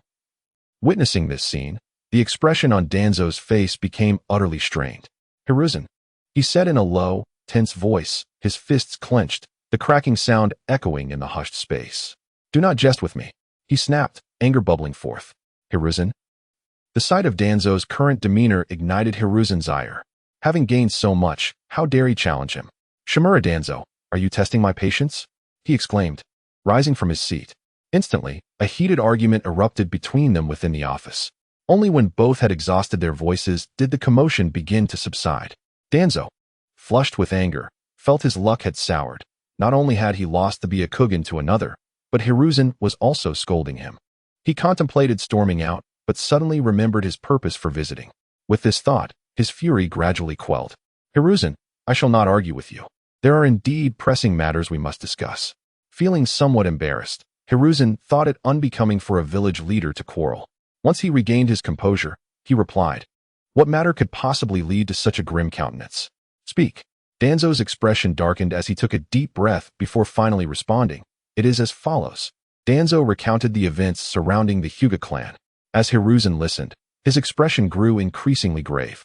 What? Wasn't the Byakugan taken by you? He exclaimed in astonishment. This should not be. Listen, Hiruzen, I believe Hinata Taku is correct. The Byakugan was likely seized by that individual named Hinata Yui. Furthermore, regardless of the veracity of Hinata Taku's claims, we currently possess no other leads. Given the recency of the incident, Hinata Yui has likely not yet escaped the village. We must seize this opportunity to apprehend her. The Byakugan must not fall into the hands of other villages, especially not Kumogakure, given the recent border tensions. As Danzo spoke, Hiruzen began to contemplate. Alas, it seems we have no other recourse. It appears the rogue ninja rating for Hinata Yui is too low. It may need to be elevated. Danzo, the task of pursuing the rogue ninja shall be entrusted to the Umbu entirely. Your subordinates need not participate. Upon hearing this, Danzo's expression faltered. Had he misheard? Was this truly what he had just heard? Hiruzen, you cannot. He gritted through clenched teeth. Enough. Danzo, this matter is primarily due to your shortcomings. Entrusting it to the Umbu serves as recompense, Hiruzen interjected, cutting off Danzo's attempt to retort. I am weary today. You may take your leave. You cannot, Danzo began. But Hiruzen silenced him with a single glare. In the end, Danzo, under the weight of Hiruzen's authority, could only depart begrudgingly. With a heavy thud, the door closed behind him. Upon glancing at the closed door, Sarutobi Hiruzen shook his head. Despite observing Danzo's resolute departure, he believed that Danzo's nature would never allow him to abandon this matter. Rising slowly, he moved to the window and released a messenger hawk. After returning to his seat, he closed his eyes and began to ponder anew. Hinata Yui, Hinata Yui. Ever since that girl inquired about Hinata Niji's whereabouts last year, she had not been seen in the village. In his mind, it was plausible that Hinata Yui had been imprisoned by Hinata Hayashi. Yet could it truly be her? Doubts lingered in his heart. After all, merely Hinata Taku's word was insufficient proof. However, there were no other options available now. Shaking his head, he retrieved a scroll and began to write upon it slowly. After a considerable time, someone knocked on the office door. Knock, knock, knock. Upon hearing a familiar voice, Hiruzen completed his writing just in time. Come in. The office door creaked open, revealing a familiar figure. How did the guest from the Wetbone Forest fare, Shiroki? Hiruzen inquired. In response, the white-haired Umbu silently shook his head. Shaking your head, is there no anomaly? Upon hearing this, the white-haired ninja lowered his head in shame. I apologize, Hokage-sama. The mission has failed, he stammered. Hiruzen's expression turned grave upon hearing this. At such a moment, tell me, what did you discover? When did that woman vanish from your sight? Chapter 71. I will train in sage mode. As he listened to the words of the white-haired Umbu, Hiruzen's demeanor grew increasingly serious. Time. Everything aligns, he murmured softly. Yet, this could also be mere coincidence. Suddenly, he recalled the woman's words, coming from the wet bone forest. Perhaps, this matter could be inquired with Tsunade. She should possess some key information. Shiroki, I now have an important task for you. Hearing this, Shiroki abruptly raised his head. Hiruzen continued, consider this your punishment for failing. This time, there will be no reward. Thank you, Hokage-sama. Shiroki bowed to the figure before him. Hiruzen nodded, and then presented the scroll on his desk to him. You are to pursue and eliminate 2 S-rank rogue ninjas from Konoha. Will you accept this mission? As he asked, his gaze remained fixed on the Umbu. Shiroki's body paused slightly. He found it hard to believe. It was not the mission's content that astonished him, but rather the emergence of 2 S-rank rogue ninjas in the village. Trembling hands slowly accepted the envelope. I will not disappoint your trust. Observing his unwavering acceptance, Hiruzen's eyes revealed a hint of appreciation. Very well, time is of the essence. You should hasten to execute the mission. You may call upon several comrades to assist. Shiroki nodded, gripping the scroll tightly as he exited the office. Watching his retreating figure, Hiruzen nodded slightly. Kakashi, this young man possesses considerable talent. Having joined the Umbu for merely a few years, he has already attained such strength. His future appears boundless. However, he lacks experience in missions and requires further training. Otherwise, I would consider promoting him to the division leader of the Umbu. After leaving the Hokage's office, Shiroki was filled with curiosity about the contents of the scroll. The sudden appearance of 2 S-rank rogue ninjas piqued his interest. Surely, nothing significant had occurred in the village recently. With a sense of intrigue, he slowly opened the scroll. Upon reading the details, his pupils constricted. Hinata Yui? Hinata Niji? He exclaimed in shock. He had not anticipated that these 2 would be the S-rank rogue ninjas. Rubbing his eyes, he questioned whether he had misread. After re-examining the contents and confirming his understanding, he closed it slowly. The Hinata clan head was attacked, and the Byakugan was stolen. This revelation instantly reminded him of the woman he encountered that morning, who held a broken blade and claimed to be a friend of Yui. Heading towards the Hinata clan's direction, could it possibly be her? He hesitated to dwell on the implications, finding the situation increasingly peculiar. Shaking his head, he began to prepare for the task with a sense of trepidation. The scroll also indicated suspicion. It might not be the 2 of them. He could only console himself with that thought. In the wet bone forest, Hinata Yui caressed the familiar face, tears gradually streaming down her cheeks. On the bed lay Hinata Niji, whose flesh had fully healed thanks to the slug's treatment, yet he remained unresponsive. Observing Yui's sorrowful expression, the small slug felt a pang of sympathy. Little slug, why hasn't Niji awakened yet? Yui wiped the tears from her eyes and turned her back to the slug. Hearing this, the slug fell silent for a moment before shaking its head. I initially thought her most severe injuries were physical. However, it seems the most profound wounds lie within her psyche.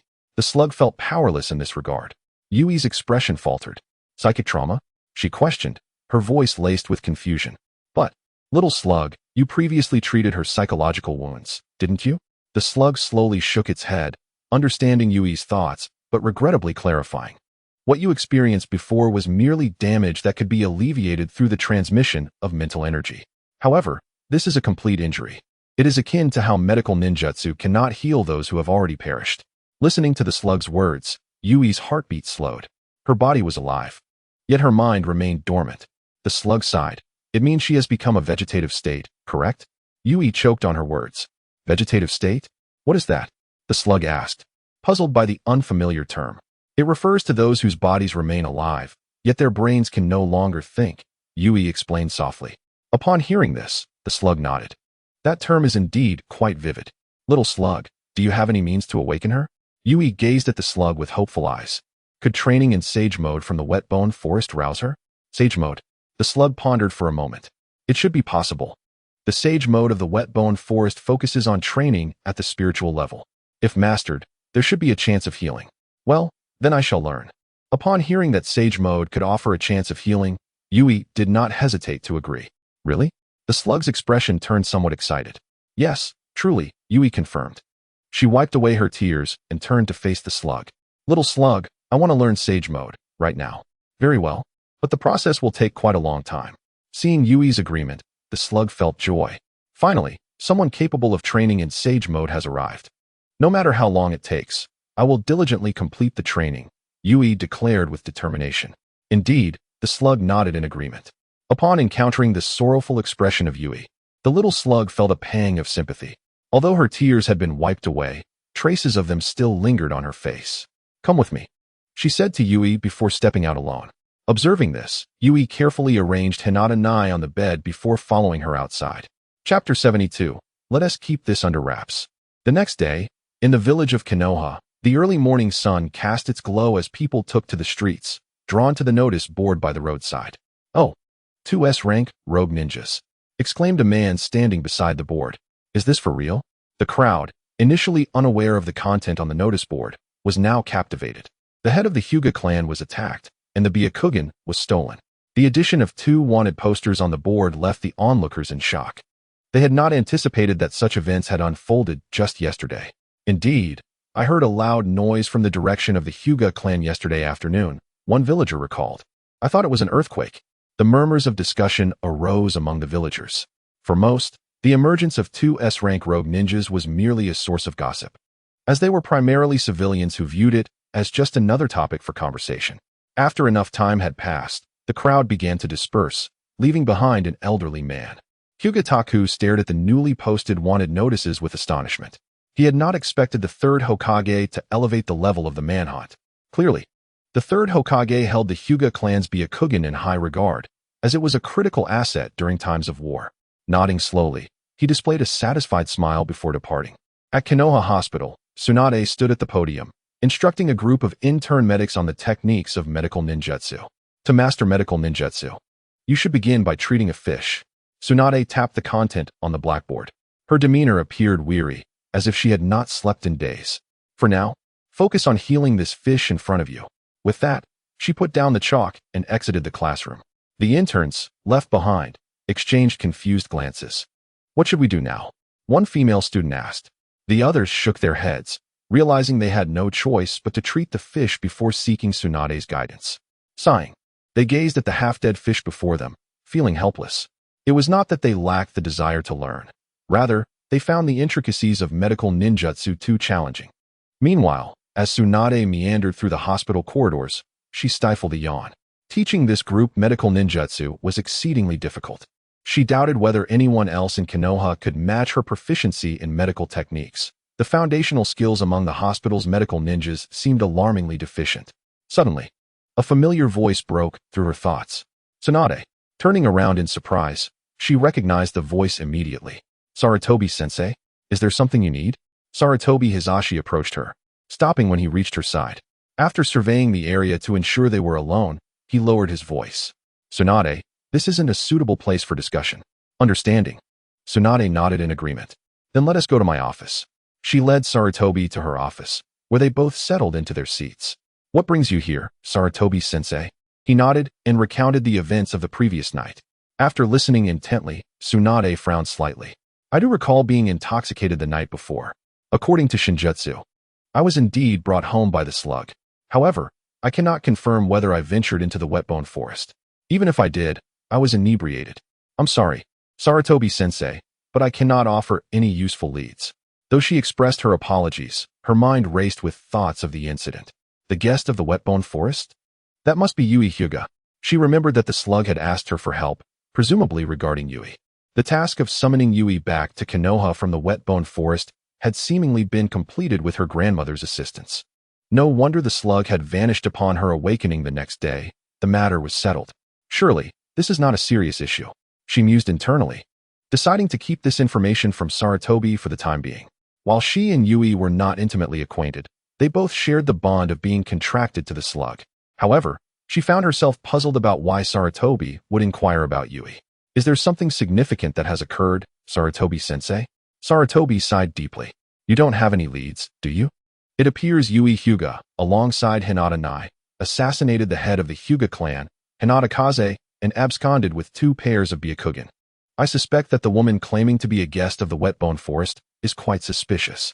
With that, Sarutobi concluded, Since you have no information, I want to impose further. I shall return to my duties. After performing a hand seal, he vanished in a puff of smoke, leaving Tsunade in a state of shock. Yui Hyuga, assassinating the head of the Hyuga clan? At first, she struggled to believe it, yet the words came from Sarutobi, leaving her no choice but to accept their truth. However, she needed to confirm this with the slug. If it were a falsehood, it would unjustly tarnish Yui's reputation. In the wet-bone forest, Yui surfaced quickly from the water, taking in a few deep breaths. Slug, is this truly training for Sage Mode? She questioned the shadow on the shore, wondering if it was merely a breath-holding exercise. The slug shook its head. This is not formal training. As you suspected, it is indeed a breath-holding exercise. However, it serves as a precursor to training for Sage Mode. Only once you excel at breath-holding can you proceed to the next stage.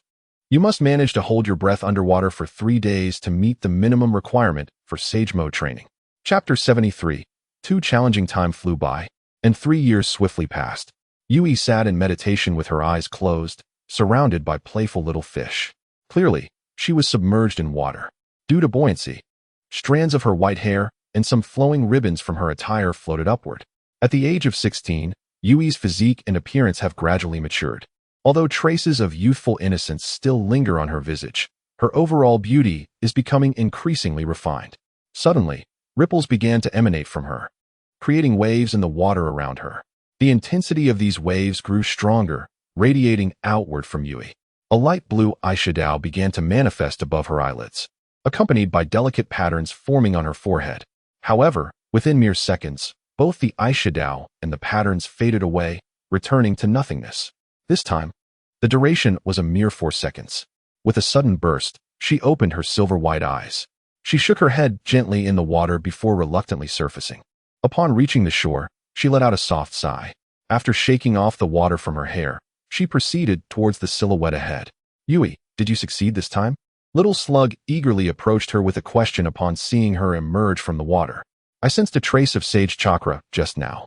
Yui, with a downcast expression, shook her head. Only 4 seconds. Little Slug, do you think I am unfit for mastering the Sage Mode of the Wetbone Forest? Yui, why would you think that? Little Slug asked, puzzled. I have trained for 3 years and can only maintain it for 4 seconds. Am I truly that useless? Yui's gaze fell. Her brows knitted in disappointment. Taken aback by her words, Little Slug stepped forward and gave Yui a firm pat on the head. Yui, you are being foolish. Your training speed is the fastest I have ever seen. At this rate, you will likely master it in less than 5 years. Besides, aren't you trying to save Hinata? Are you really considering giving up so soon? If you do, that would truly be a waste. Rubbing her sore head, Yui listened to Little Slug's encouraging words, and her resolve began to solidify. Indeed, she still needed to awaken Hinata. She could not afford to give up. Just as Little Slug had said, surrendering would truly render her useless. I will not give up, Yui declared with determination in her eyes. Seeing Yui regain her spirit, Little Slug nodded affirmatively. Do you have any methods to accelerate my training? Yui inquired. In the original tale of Mount Myaboku, there is a toad oil that enhances absorption. Surely, the Wetbone Forest must have something similar? Unfortunately, no, Little Slug replied with a hint of exasperation. She knew that both Mount Myaboku and the Dragon Cave offered ways to enhance the absorption of natural energy, but the Wetbone Forest lacked such resources. Ah, really? Yui felt a tinge of disappointment. The training methods for the Sage Mode of the Wetbone Forest are indeed quite peculiar. Memories of her training over the past years flooded her mind. To master the Sage Mode of the Wetbone Forest, one must first learn to hold their breath. Half of her 3 years had been spent merely practicing breath control. Once she mastered that, she had to dive to the lake's bottom, utilizing her mental energy to contend with the water for natural energy. Indeed, it was a contest for natural energy against the water. According to Little Slug, the lake contained the densest natural energy in the Wetbone Forest. Thus, to absorb natural energy, one must be submerged in the water. However, the lake was quite stingy. Training Sage Mode there required a struggle for energy. Even if she managed to seize some, it could easily be reclaimed by the water. It was only during her training that she understood why mastering the Sage Mode of the Wetbone Forest demanded such strong mental fortitude. Nonetheless, there was an advantage. There would be no transformation. Unlike the Sage Mode of Mount Myaboku, where excessive absorption of natural energy could lead to becoming a toad. Practicing the Wetbone Forest version did not carry that risk. By using mental energy to acquire natural energy, She could control the absorption effectively, with the ever-watchful lake ensuring that no transformation would occur. However, that did not mean transformation was completely impossible. Yui, don't lose heart. You can already retain natural energy in your body. It won't be long before you master it fully. In the past 10,000 years, you are the first to reach this stage so quickly, Little Slug consoled her. Yui did not fully absorb Little Slug's words, as she had heard similar reassurances throughout the 3 years. Yet, she remained uncertain about their truth. Her mind still wrestled with thoughts on how to expedite her training. What if she could use mental energy to seize chakra? Suddenly, an idea sparked in her mind. If she possessed stronger mental energy, wouldn't that allow her to extract greater amounts of natural energy from the lake? Her current mental prowess was still too feeble. By the way, Little Slug, do you have any methods to enhance mental energy? Enhance mental energy? Little Slug asked, slightly puzzled, yet she grasped Yui's intent. Indeed, enhancing mental energy would aid your training. I have heard that learning certain special illusions can boost mental capacity. Illusions? Yui inquired, confused. Aren't they draining on mental energy? Not all, Little Slug clarified. There are specific illusions capable of enhancing mental energy. Realizing this, Yui felt enlightened. Little Slug narrowed her eyes, scrutinizing Yui's face, as if trying to read her thoughts. Yui, are you hoping to enhance your mental strength to accelerate the acquisition of natural energy? Startled, Yui paused before nodding. It seems I cannot hide my thoughts from you. Since that's the case, don't waste your effort, Little Slug replied, dousing Yui's enthusiasm with cold water. Why not? Yui questioned, perplexed. Wouldn't enhancing mental energy increase the speed of acquiring natural energy? Little Slug nodded. That is indeed true. However, when you utilize mental energy to absorb natural energy in the lake, you are, in essence, also training your mental strength. Chapter 74. Outing Yui pondered this. Compared to her mental strength 3 years ago, she had indeed made considerable progress. Yet no, if I solely rely on training at the lake bottom, my mental strength will still grow too slowly. Too slowly? Little Slug mused, stroking her chin. After a moment of contemplation, she shrugged. Yui, enhancing mental strength is something you must pursue on your own. With a soft sigh, she added, perhaps you could venture outside to discover if there are any illusions that can enhance your mental energy. Upon hearing that there were no immediate solutions, Yui felt a sense of helplessness. At her current pace, mastering Sage Mode would require at least another 5 years of training. Though she could wait, she feared that Hinata might not have the luxury of time. Hinata had been bettered in for 3 years. Waiting any longer was simply not an option. Venture outside, Yui murmured. It's been 3 years since I last stepped out. It might be nice to see the world beyond. Yes, it's time to explore the outside world, she resolved, turning to Little Slug. Upon hearing this, Little Slug nodded in agreement. If you don't take a break and venture out, you might end up feeling quite despondent. Exploring the outside world could lift your spirits, and perhaps that will make your training smoother as well. She smiled at Yui, encouraging her to embrace the idea. All right. Yui wholeheartedly agreed with Little Slug's perspective, as her mood was indeed less than favorable. Yet, a lingering question remained in her heart. Little Snail, what is the exact location of the Whetbone Forest within the ninja world? You previously mentioned that it would take an entire year to return to Konoha, even with my flying speed. If that is the case, the Whetbone Forest must be quite distant from the Hidden Leaf Village, correct? Among the 3 great sacred lands. It seems that only the Dragon Cave has a known method of access, while no definitive location has been established for Miyaboku Mountain or the Whetbone Forest. Regarding the location of the Whetbone Forest, Little Snail appeared puzzled, wondering why Yui was inquiring about such matters.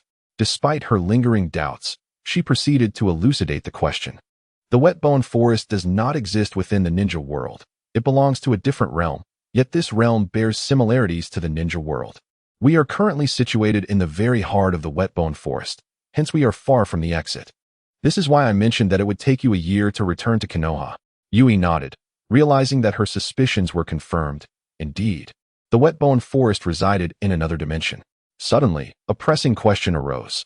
Little Snail, how am I supposed to exit this situation? I anticipated you would ask that.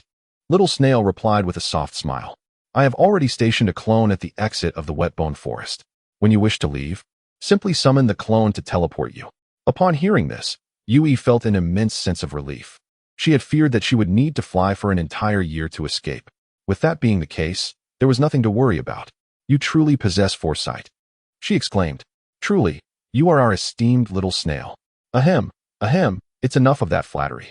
Little Snail coughed lightly and then glanced at the darkening sky. It's getting late, Yui. I shall take my leave to rest. At her words, Yui looked up at the dimming horizon.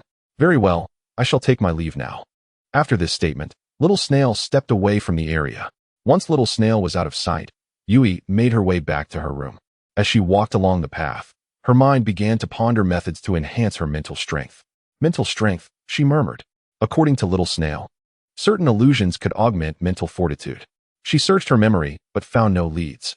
The original Naruto series scarcely mentioned mental strength, nor did it offer any means to enhance it.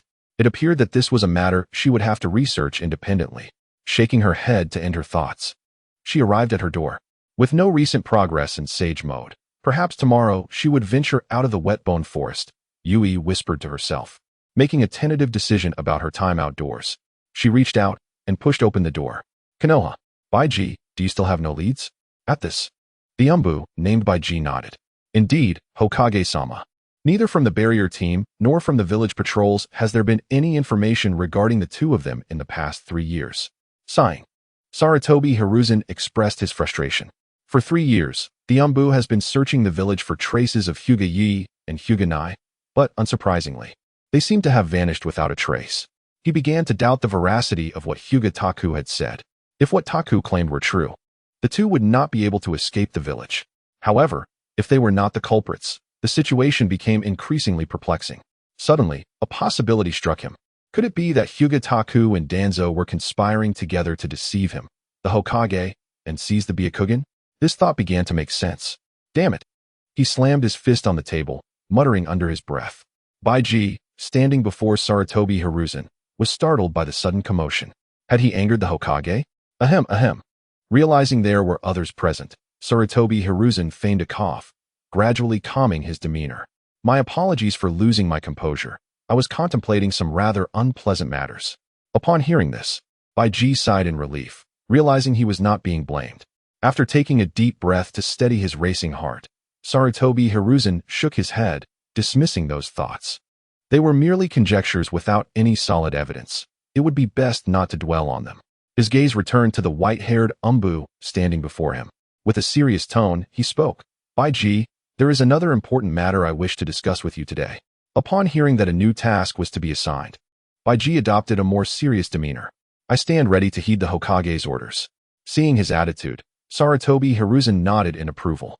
Chapter 75, Captain of the Umbu Division. Well, it has been 5 years since you joined the Umbu, hasn't it? Sarutobi Hiruzen remarked with a slight smile. Bai Ji appeared momentarily taken aback before nodding in agreement. Yes, Hokage-sama. He felt puzzled. Was this not the moment to assign a task? Why was he bringing up these matters? You must be 17 years old this year, right? Upon hearing this, Bai Ji nodded once more. He was increasingly confused as to why the Hokage was asking him such questions, which seemed unrelated to any task.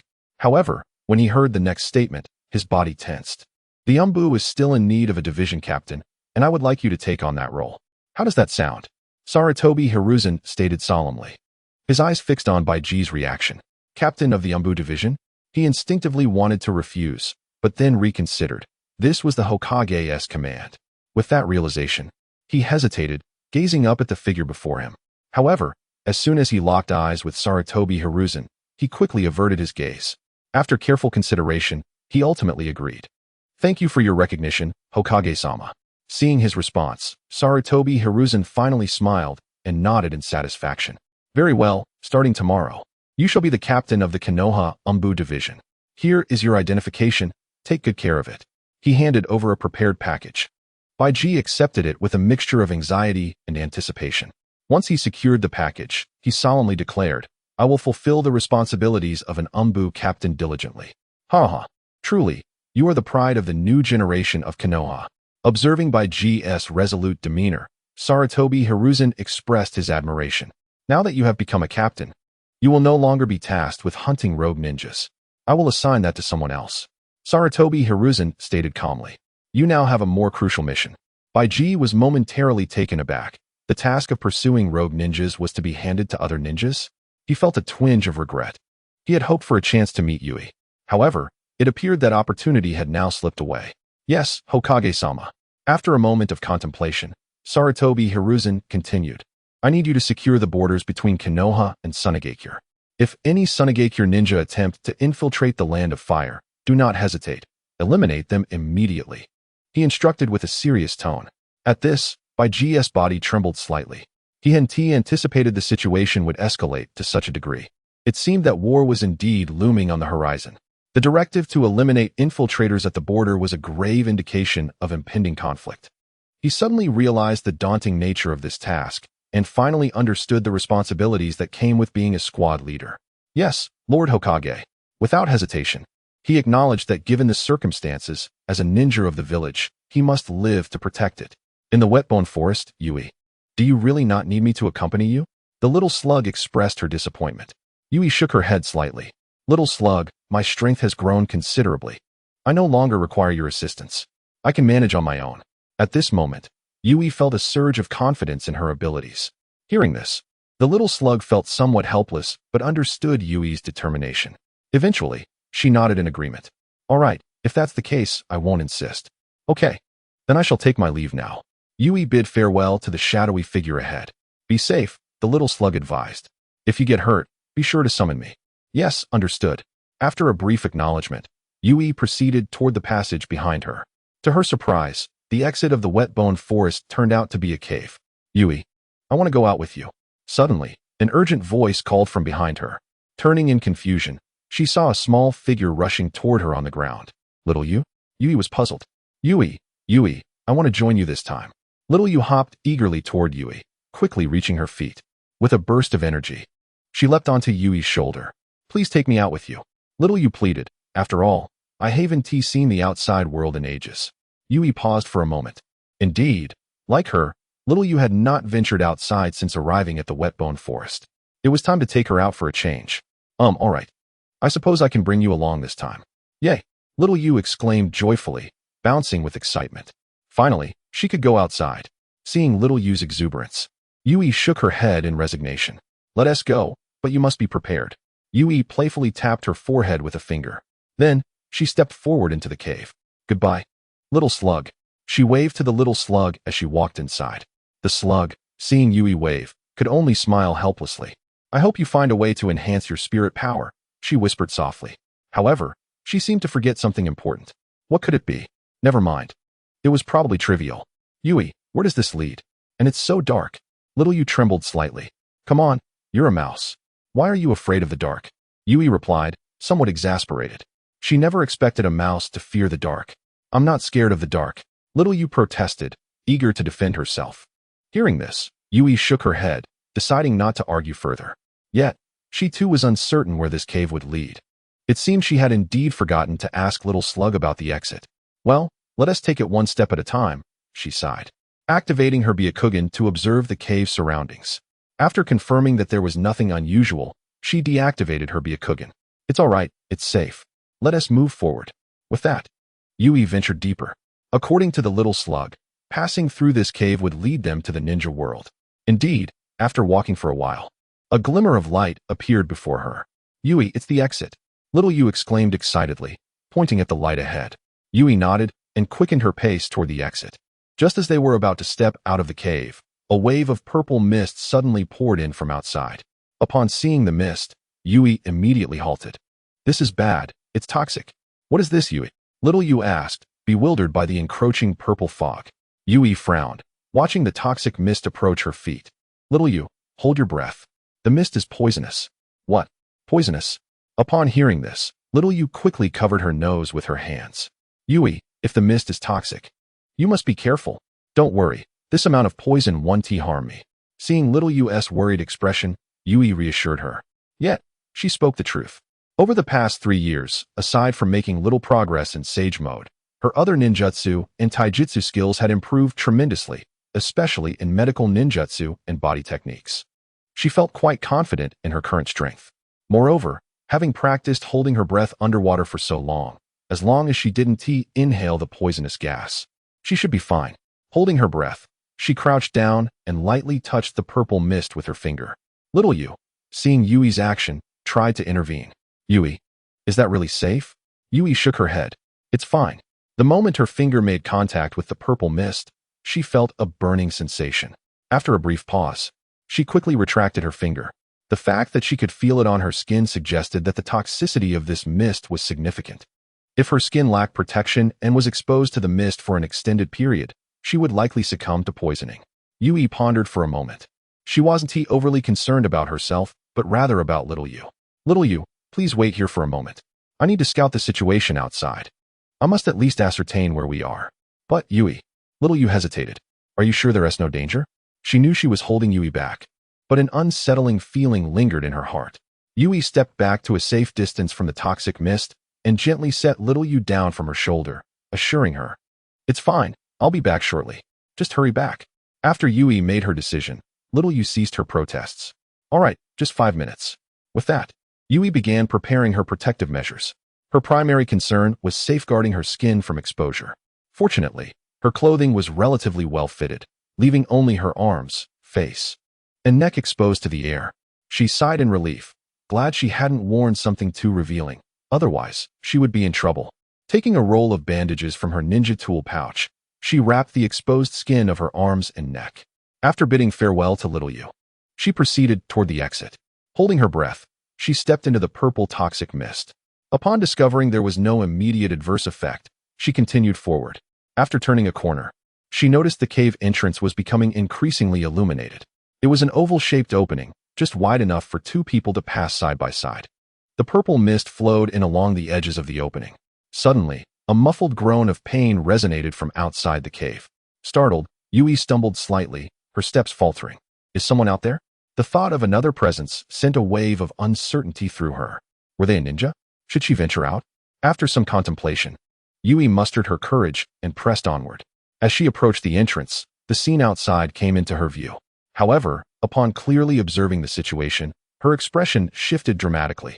Outside the cave lay a vast, desolate expanse, devoid of any greenery, with only a purple mist swirling across the ground. At the center of this open area sat a man with a contorted face, a gruesome gash marring his left abdomen from which the toxic purple mist emanated. His eyes were tightly shut, brows furrowed, as if he were enduring immense agony. Yet, what left Yui most astounded was the enormous brown summoning beast beside him. The beast lay next to the man's wound, its gaping maw absorbing the escaping purple vapors. Instantly, Yui recognized the creature, an anemone fish. If this truly was an anemone fish, the identity of the nearby ninja became clear. This was the legendary Hanzo of the salamander from the era of Konoha 30 years ago. Yui's heart began to race uncontrollably. How could her luck be so unfortunate? Just as she emerged from the wetbone forest, she encountered this formidable figure. In this era, he was undoubtedly one of the most powerful beings. It seemed her only option was to wait for him to leave before exiting the cave. A sense of retreat began to wash over her. Although she could see that Hanzo appeared somewhat frail, likely suppressing the toxins within him, Yui still dared not take any risks. Shaking her head, she turned to step back into the depths of the cave. Suddenly, a tremendous roar erupted behind her. Directed towards her, Yui halted momentarily, bewildered. Could she have been detected? A raspy voice called out from behind her, followed by a series of slicing sounds. A feeling of helplessness washed over her, and she quickly sidestepped. A massive scythe narrowly missed her, and upon glancing back, she gasped. If that had struck her, the consequences would have been dire. However, her gaze was drawn to a rope tied to the scythe's end. A sense of impending danger surged within her. Sure enough, in the next moment, the rope abruptly tightened, propelling the scythe back towards her. With no space to evade, Yui dashed towards the cave's exit. But in doing so, she exposed herself to Hanzo and the anemone fish. Who are you, and why are you in this cave? Hanzo, one hand gripping the scythe and the other clutching his abdomen, stood atop the anemone fish. Though his tone remained calm, Yui could sense the pain etched across his face. Ha, Yui chuckled awkwardly, scratching her head before sheepishly replying. I took shelter from the rain and fell asleep in this cave. I just woke up. My apologies for interrupting your recuperation. Chapter 77. The anemone fish goes wild taking shelter? Hanzo's expression hardened. Had it been anyone else, they might have believed this woman's tall tale. This was the domain of the anemone fish, and he finally grasped why it was so enraged. The anemone fish continued to snarl at her. I do not believe your lies, Hanzo coldly retorted. This is the territory of the anemone fish, highly toxic. A normal person would succumb to its poison within an hour, let alone someone who has been here for an entire day. Yi was momentarily taken aback. The anemone fish's territory was indeed highly toxic. She felt a wave of confusion wash over her. This was the anemone fish's domain. Alarmed, she suddenly remembered her companion, Xiaoyu. Still inside. I have a friend in there, so I won't disturb you, she declared, and without waiting for a response, she sprinted back into the cave. In an instant, the anemone fish, seemingly gone mad, charged towards Yi. Hanzo, unbalanced atop the creature, fell to the ground. What was happening with the anemone fish today? As it meditated to suppress the disturbance in its toxin pouch, it had lost interest in the woman. Once back in the cave, Yi raced towards Xiaoyu's direction. Xiaoyu, please don't be poisoned. The exit of the wet bone forest was in a rather peculiar location. No wonder no one could find the entrance. It was baffling that anyone could locate it within the anemone fish's territory. Yi cursed under her breath. Suddenly, a deafening sound erupted behind her. Turning to look, she cursed once more. The enormous anemone fish had broken through the cave entrance and was now pursuing her. In a panic, the anemone fish opened its massive mouth, unleashing a torrent of toxic mist towards Yi. Facing this attack, she had no choice but to halt her flight. Hands together, water release, water barrier. A stream of water surged forth, forming a protective barrier that deflected the anemone fish's toxic breath. However, as the water met the mist, it began to merge, seeping towards Yi's mouth. Ugh! Realizing what was happening, she quickly severed her technique. The mist could actually dissolve in water? Yi instinctively retreated. Thankfully, she had released her breath just in time. Otherwise, she would have been poisoned. Activating her Byakugan, she glanced outside the cave and, upon confirming that Hanzo had not followed her, sighed in relief. If it were just the anemone fish, she could handle it alone. Fortunately, the cave was spacious enough besides the exit. Otherwise, the massive anemone fish would have been a problem. Regaining her composure, she looked back at the anemone fish. Through the purple mist, her Byakugan revealed that the anemone fish had vanished from her sight. Where did it go? Yi wondered, scanning her surroundings but finding no trace of the creature. Suddenly, cracks appeared in the ground beneath her. The anemone fish erupted from the earth, its gaping maw aimed directly at Yi. Forewarned, she leapt forward, narrowly escaping its attack. This was becoming troublesome. The anemone fish's massive form blocked the cave's entrance completely, and Yi felt a growing sense of unease. The creature roared again but refrained from attacking. Yi furrowed her brow, pondering its sudden stillness. Was the anemone fish guarding something? With this thought, she felt she had uncovered the truth. Hey, anemone fish, I mean you no harm. Please let me pass. She attempted to negotiate. The anemone fish responded with another furious roar. Realizing that her negotiation was failing, she pleaded, my companion is still inside. Yet the anemone fish showed no leniency. Acknowledging that dialogue was futile, Yi steeled herself for battle. Very well, then. I shall defeat you. She clasped her hands together. Water release, water arrow technique. Yui expelled a stream of white water from her mouth, fiercely directing it towards the direction of the mountain pepper fish. The water gradually coalesced in the air, forming a sharp arrow. This ninjutsu was a technique Yui had independently developed over the past 3 years. Unlike ordinary water techniques, this one wielded immense power, casting aside the fluidity of water in pursuit of pure aggression. Yet, in the face of this onslaught, the mountain pepper fish did not evade. It raised its upper body, planted its feet firmly on the ground, and with a tremor, a wall of earth emerged before Yui's astonished gaze. Despite the presence of this earthen barrier, it proved insufficient to withstand Yui's ninjutsu. The water arrow pierced through the wall, striking the mountain pepper fish squarely in the abdomen. A pained roar erupted from the fish. However, Yui's movements remained unceasing. As the fish howled, she seized a fleeting opportunity.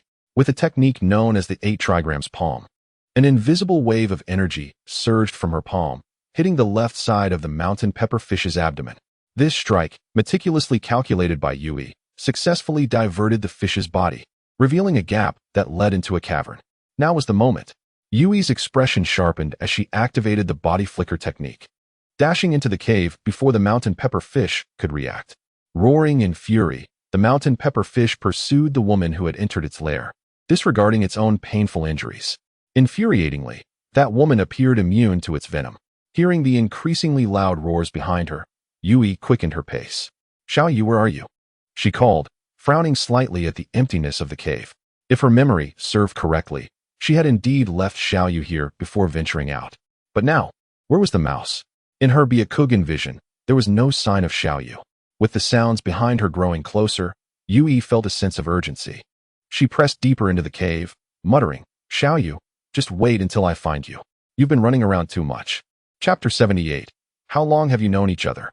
As Yui gazed into the seemingly endless cave, a hint of doubt crept into her mind. She hadn't realized just how deep this cavern was. If this continued, the exit of the wet-bone forest should be situated in the middle of the cave's passage. Hearing the approaching sounds, she furrowed her brow and quickened her steps. Her Byakugan swept frantically across the cave, but still, there was no sign of Xiaoyu. After running for some time, Yui encountered a bend in the cave. Without hesitation, she crossed over. Upon navigating the turn, Yui discovered that the cave had reached its end, leading into a spacious area. Inside this space, a familiar white figure caught her eye. "Xiaoyu," she called out to the figure ahead. After assessing the situation within the space, she felt a wave of confusion wash over her. "Yui, you made it," Xiaoyu exclaimed, waving enthusiastically at Yui. "Yui, this is my new friend," she shouted joyfully. Yui sighed in exasperation, finally understanding why the mountain pepper fish had relentlessly pursued her and prevented her from delving deeper into the cave. Xiaoyu was perched atop a small mountain pepper fish, which, oddly enough, seemed somewhat excited. "Hey, little fish, that's my friend. Can you take me down to her?"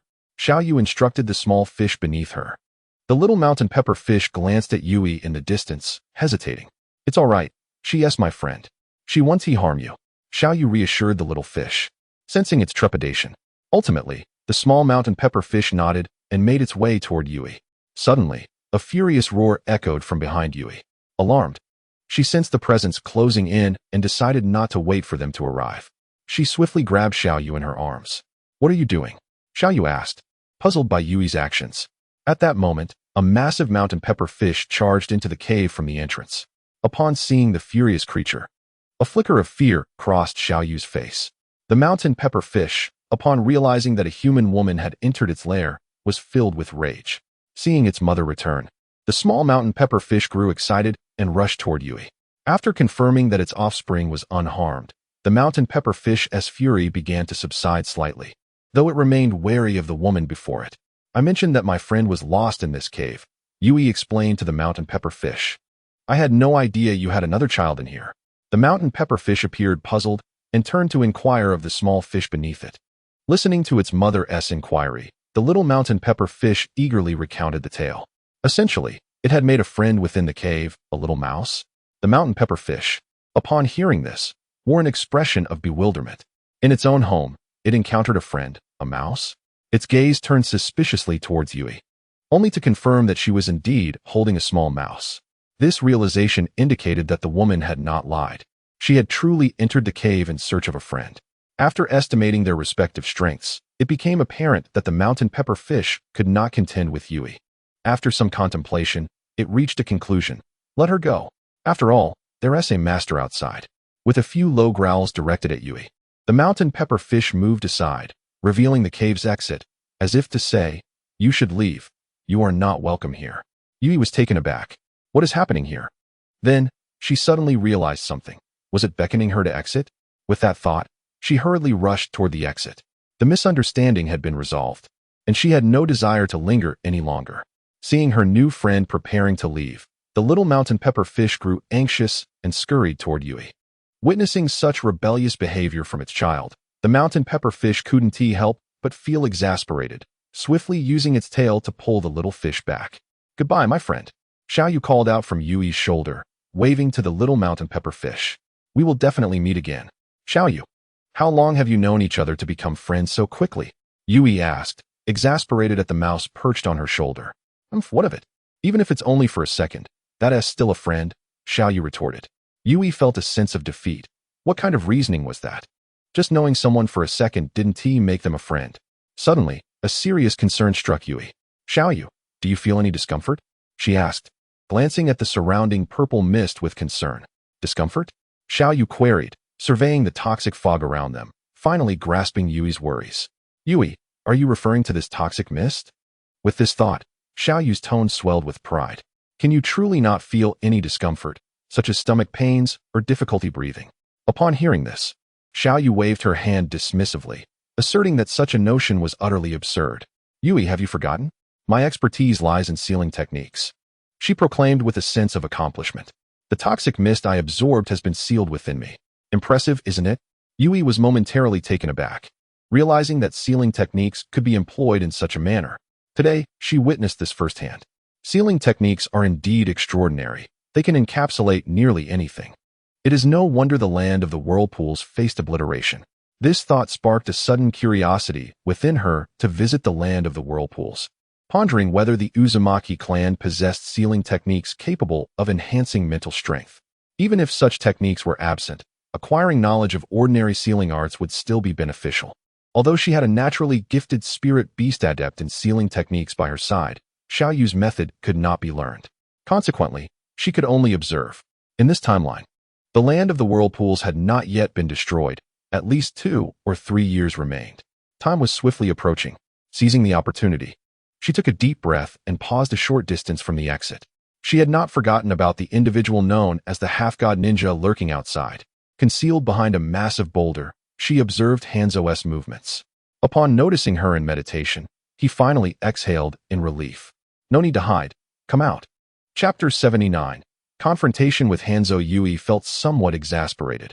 Her presence had been detected so swiftly. After a moment's contemplation, she decided to step forward. I have already stated that I was merely seeking shelter from the rain, and now that my friend has found me, I do not wish to impose further. While she spoke these words, her feet moved toward the periphery of the toxic mist. Humph. Hanzo scoffed, promptly launching his scythe to impede her advance. You are a Konoha ninja, he instantly recognized by the forehead protector dangling from her belt. Byakugan, Hyuga clan. Speak. What is your purpose for infiltrating the Land of Rain? Though this was not the heart of the Land of Rain, he maintained zero tolerance for spies from other nations. Upon hearing Hanzo's words, Yui belatedly glanced at her belt. So it was because of this. Yui sighed in resignation. Had she known, she would not have worn it so conspicuously. Now, it seemed she was in a bit of trouble.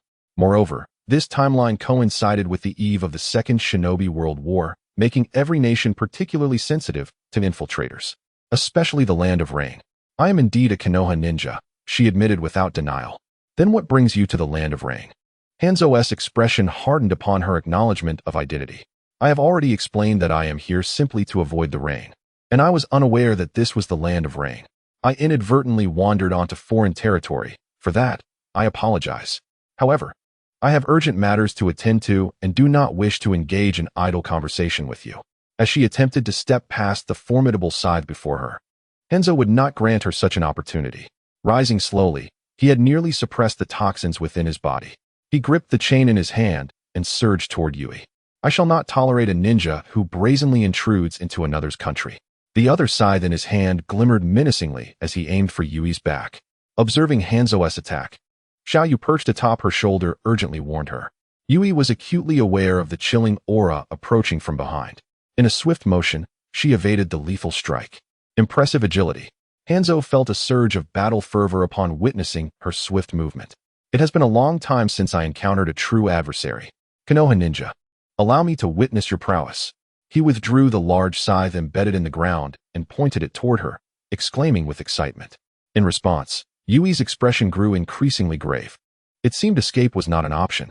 She muttered softly, then withdrew a short blade, the broken wave, from her pouch. It was time to get serious. She was eager to ascertain the extent of her growth over the past 3 years, and fortuitously, a formidable opponent stood before her. Although she did not believe she could best Hanzo, escaping would be relatively straightforward. Excellent.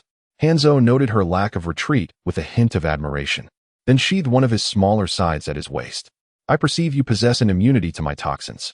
This may prove beneficial, as I would rather avoid accusations of an unfair victory. Today, I shall grant you a chance to display your true strength. With those words, Hanzo's scythe moved, initiating the attack. Let us see how you respond to this assault. One slash. The scythe traced a crescent arc through the air, descending toward Yui. Rather than evade the strike, Yui remained steadfast, gradually channeling chakra into her short blade.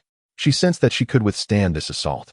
Yui reversed her grip on the blade and intercepted the attack before her. The sharp clash of metal resonated as sparks erupted in the air. You choose not to evade. Hanzo regarded her actions with curiosity. You possess remarkable courage. He praised her with a tone of admiration. Yet, facing the weight of Hanzo's formidable strike, Yui felt unprecedented pressure. Even the ground beneath her began to crack under the force of the assault. As the pressure mounted, her arms reached their limit. It appeared she had overestimated her own strength. Adjusting the angle of her short blade, she deftly slid it along the side of the scythe, dissipating the force of the blow. Seizing the moment, Yui swiftly evaded the attack range.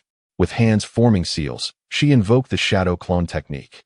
3 shadow clones materialized beside her, charging toward Hanzo, who had exposed his lower back. Using a weapon to mitigate force? Hanzo was taken aback by the unexpected turn of events. Had the attack not been countered, it would have been impossible to evade. Yet, this young girl had utilized the simplest method to escape. Your understanding of power surpasses that of those warriors, he remarked with a hint of admiration. As the 3 shadow clones advanced, Hanzo did not shift his position to evade. Instead, he swung his scythe, obliterating them all. Suddenly, he noticed an anomaly on the blade's edge. It was then that he discovered several deep gashes had formed on his scythe. A look of astonishment crossed his face. Your blade is remarkable. It has managed to damage my weapon. This scythe was forged from the finest iron ore in the land of rain. Upon hearing this, Yui raised her hand to inspect the edge of her short blade, discovering several deep nicks as well. Let us see the extent of your capabilities. Hanzo resumed his assault, swinging his scythe toward Yui. In response, she could only raise her short blade to continuously block the incoming strikes. With a resounding clang, after dodging a lethal strike, Yui seized the opportunity. The blade of her short dagger glimmered with a frosty light as it aimed for Hanzo's abdomen. Upon recognizing the unavoidable nature of the attack, Hanzo's gaze sharpened, and he swiftly drew another small scythe from his waist, managing to deflect a portion of the blow. A cold gleam sliced across Hanzo's midsection, yet regrettably, most of the attack had been mitigated. Nevertheless, it still drew blood. Feeling the chill emanating from his wound, Hanzo swiftly retreated, escaping Yui's range of attack. Careless, he muttered under his breath, clutching the wound that was now bleeding profusely. Surprised by the crimson staining his hands, Hanzo was taken aback. He had not anticipated being injured by such a young opponent. Bringing the blood closer to his nose, he inhaled deeply, and upon recognizing the familiar scent, a fierce battle spirit surged within him. After a brief hesitation, he extended his tongue to lick the bright crimson. Observing Hanzo's actions, Yui grimaced in disgust. Consuming your own blood? How utterly repulsive, she declared. Hearing her contemptuous words, Hanzo merely chuckled dismissively. You have yet to experience it, of course. You cannot fathom the taste of blood. Trust me, you will come to love it. With his small scythe whirling in his hand, Hanzo's gaze remained fixed on Yui, as if poised to charge at her any moment. Today, I shall let you savor your own blood, he proclaimed, eager to indulge in the thrill of the hunt. Yui's heart brimmed with vigilance, constantly on guard against Hanzo's next move. She paid no heed to his words, rejecting the notion of such grotesque behavior.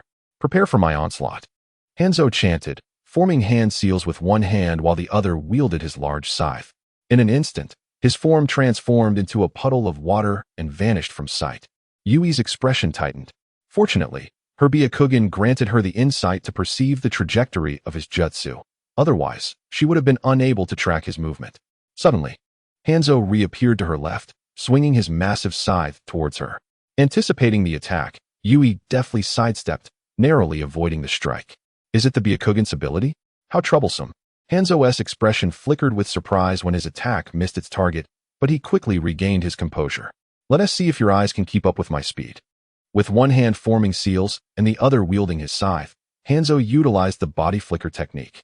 In a flurry of movements, he transformed into water, reappearing in front of her, then again dissolving into water to re-emerge ahead.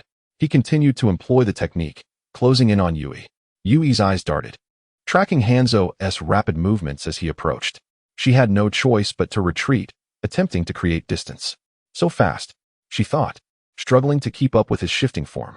In the next moment, Hanzo's trajectory completely vanished from her sight. Where is he? She wondered, scanning her surroundings for any trace of him. Suddenly, a low voice resonated behind her. Hanzo's form began to coalesce behind her. Behind me. When, feeling a chill creep up her back, she reacted instinctively, moving to evade. A tearing sound pierced the air, although Yui swiftly stepped out of the attack's range. She felt a sharp pain in her back, realizing something was amiss. "Yui, are you alright?"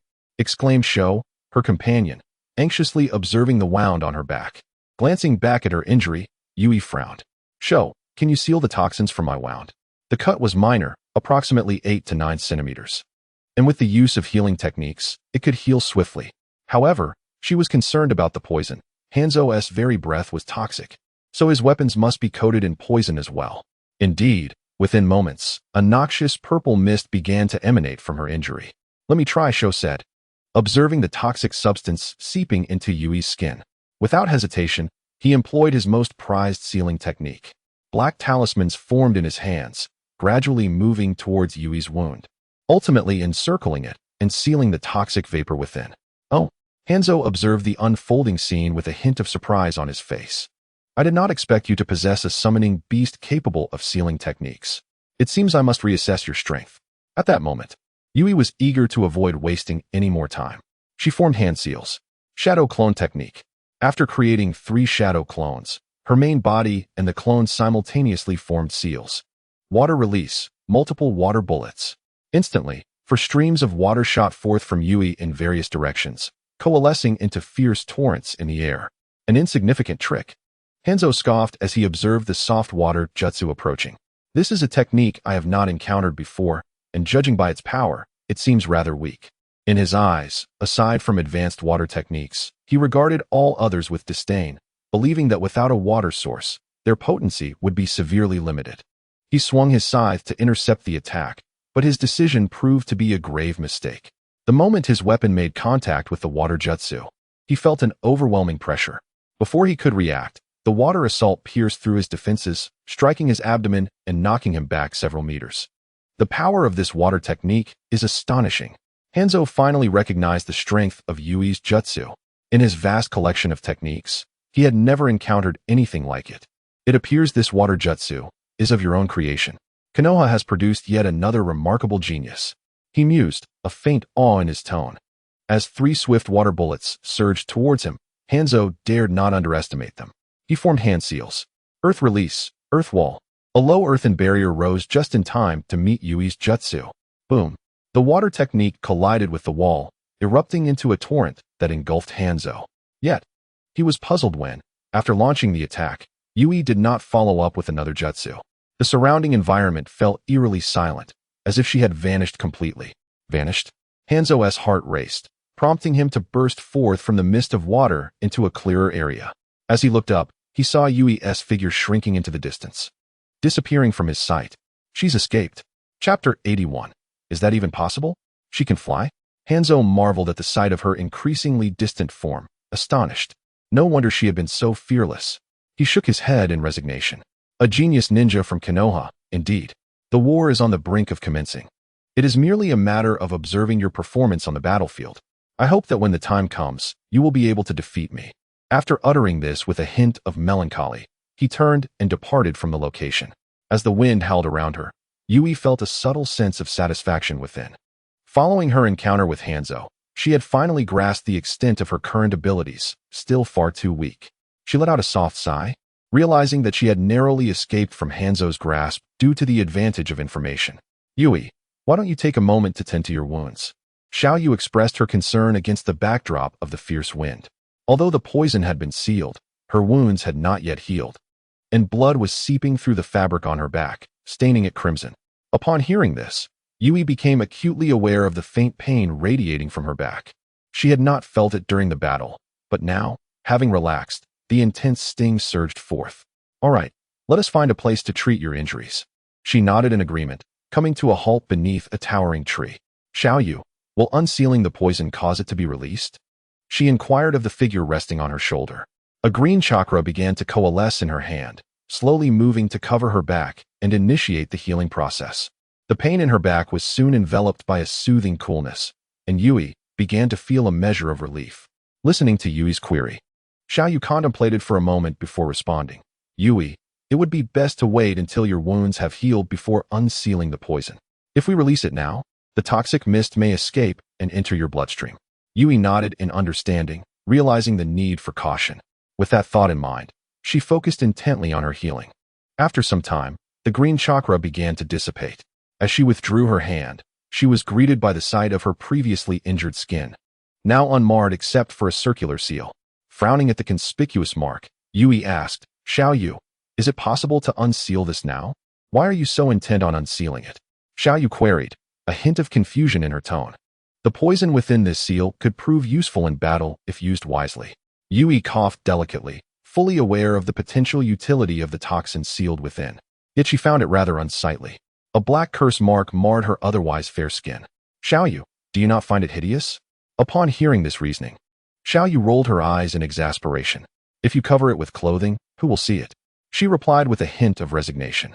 How about this? I will compress the curse mark on your back and transfer it to your palm. Thus, you can utilize it without compromising your aesthetic. Is such a feat possible? Yui exclaimed in astonishment. If I can wield the poison as a weapon, wouldn't that indirectly enhance my combat prowess? Indeed. The toxin within this seal is somewhat limited, but I can share some of the sealed poison from my own body with you. This way, both of us can utilize the toxins, Xiao Yu eagerly explained. However, do be mindful of the risk of poisoning. After contemplating for a moment, Yui decided to accept Xiao Yu's proposal. All right, let us proceed. Very well, Xiao Yu nodded, shifting her body to the seal on Yui's back. Yui, I am about to begin, but this process may be somewhat painful. Let us proceed. Yui scoffed, undaunted by the prospect of pain.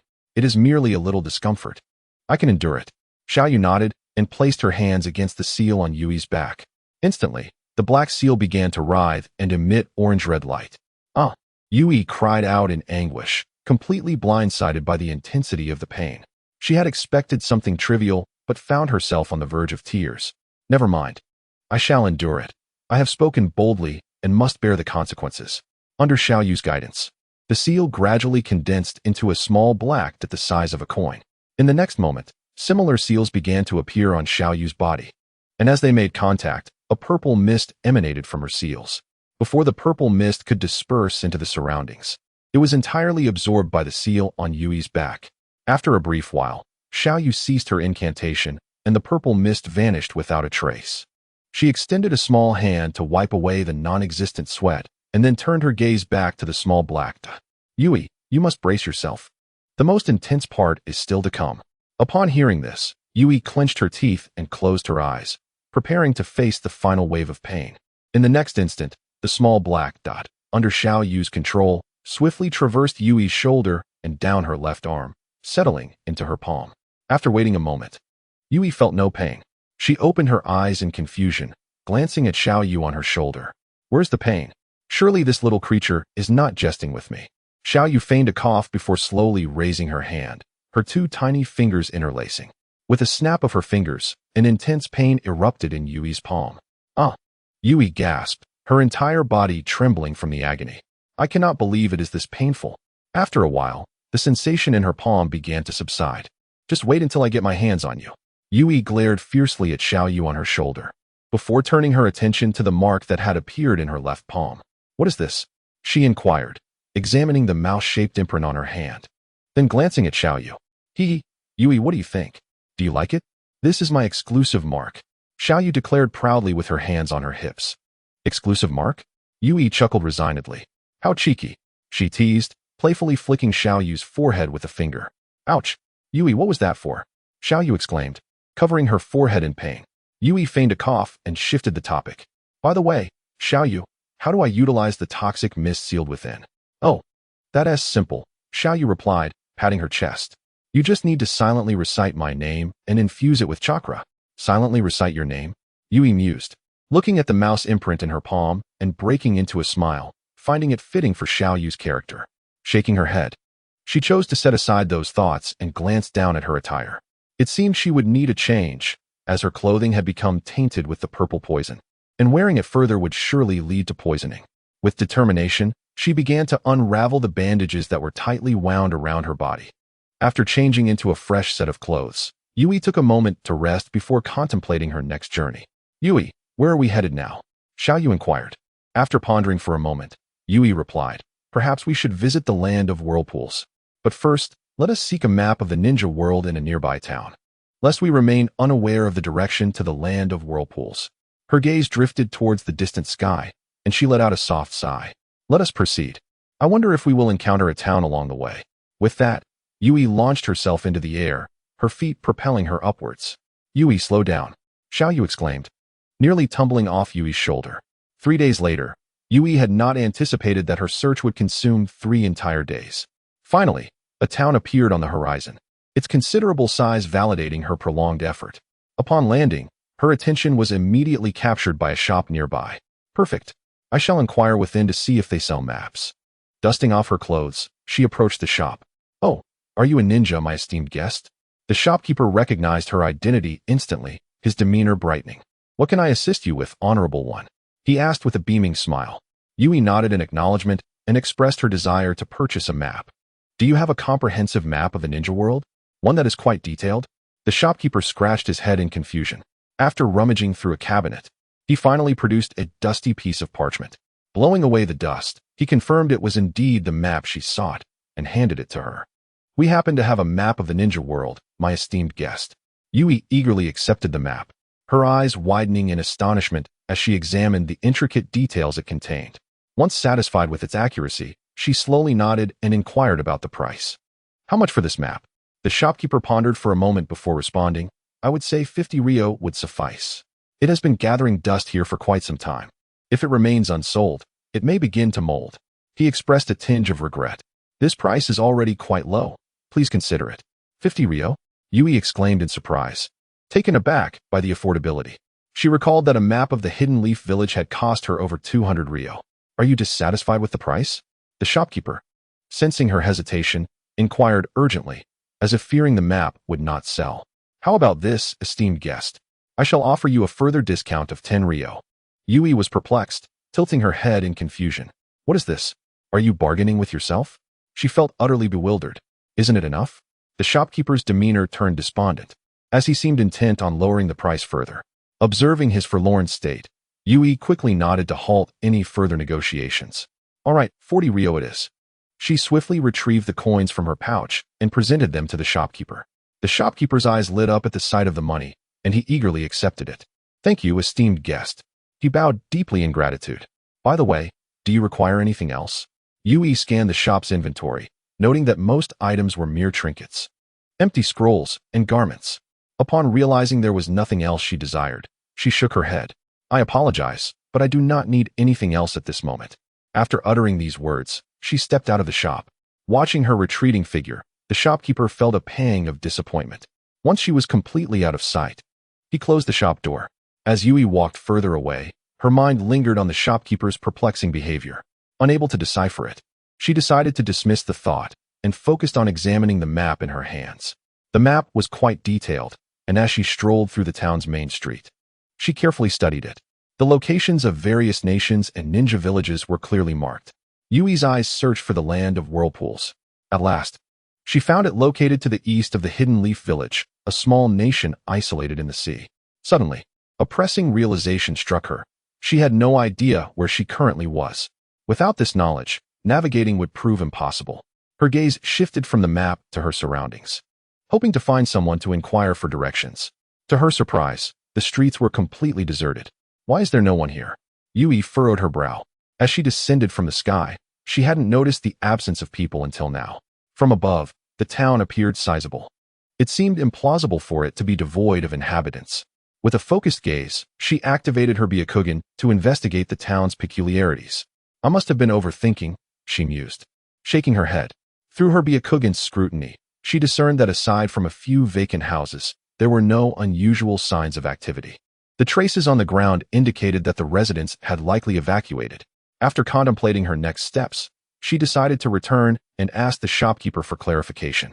After all, with no one around, she had no sense of direction. Upon returning to the shop's entrance, she discovered that the previously open door was now shut. Yui approached and knocked again. Shopkeeper, are you there? Just as she finished speaking, a loud clatter echoed from within.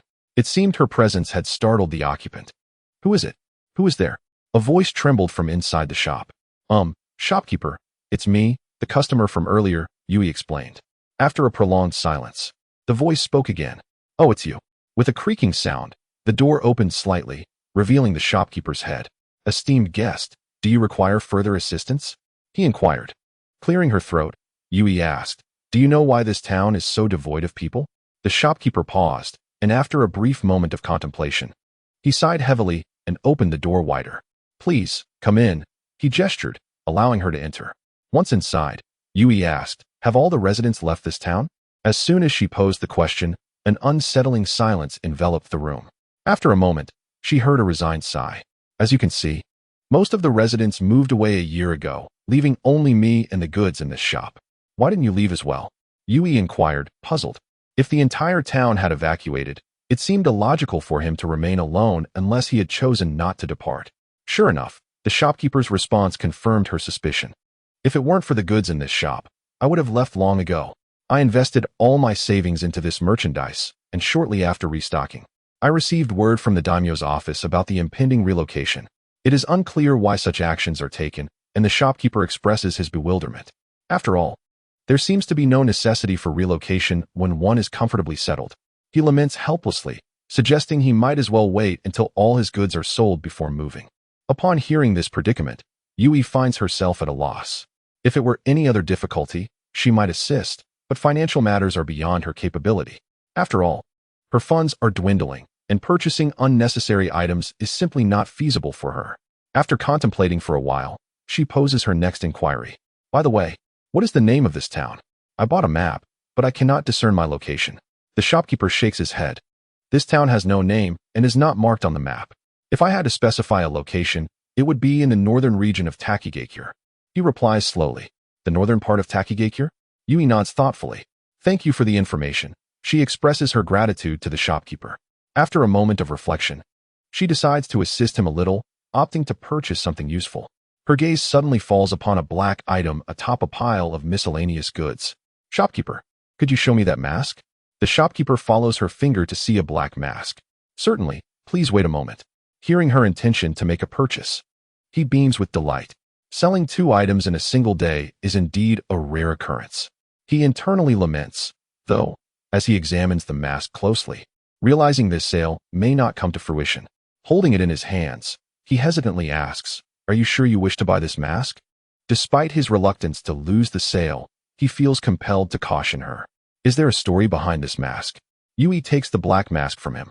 It's quite striking. The moment she holds it, she is taken aback by its aesthetic appeal. The mask is entirely black, adorned with 2 long fangs, and features 2 black horns protruding from the forehead.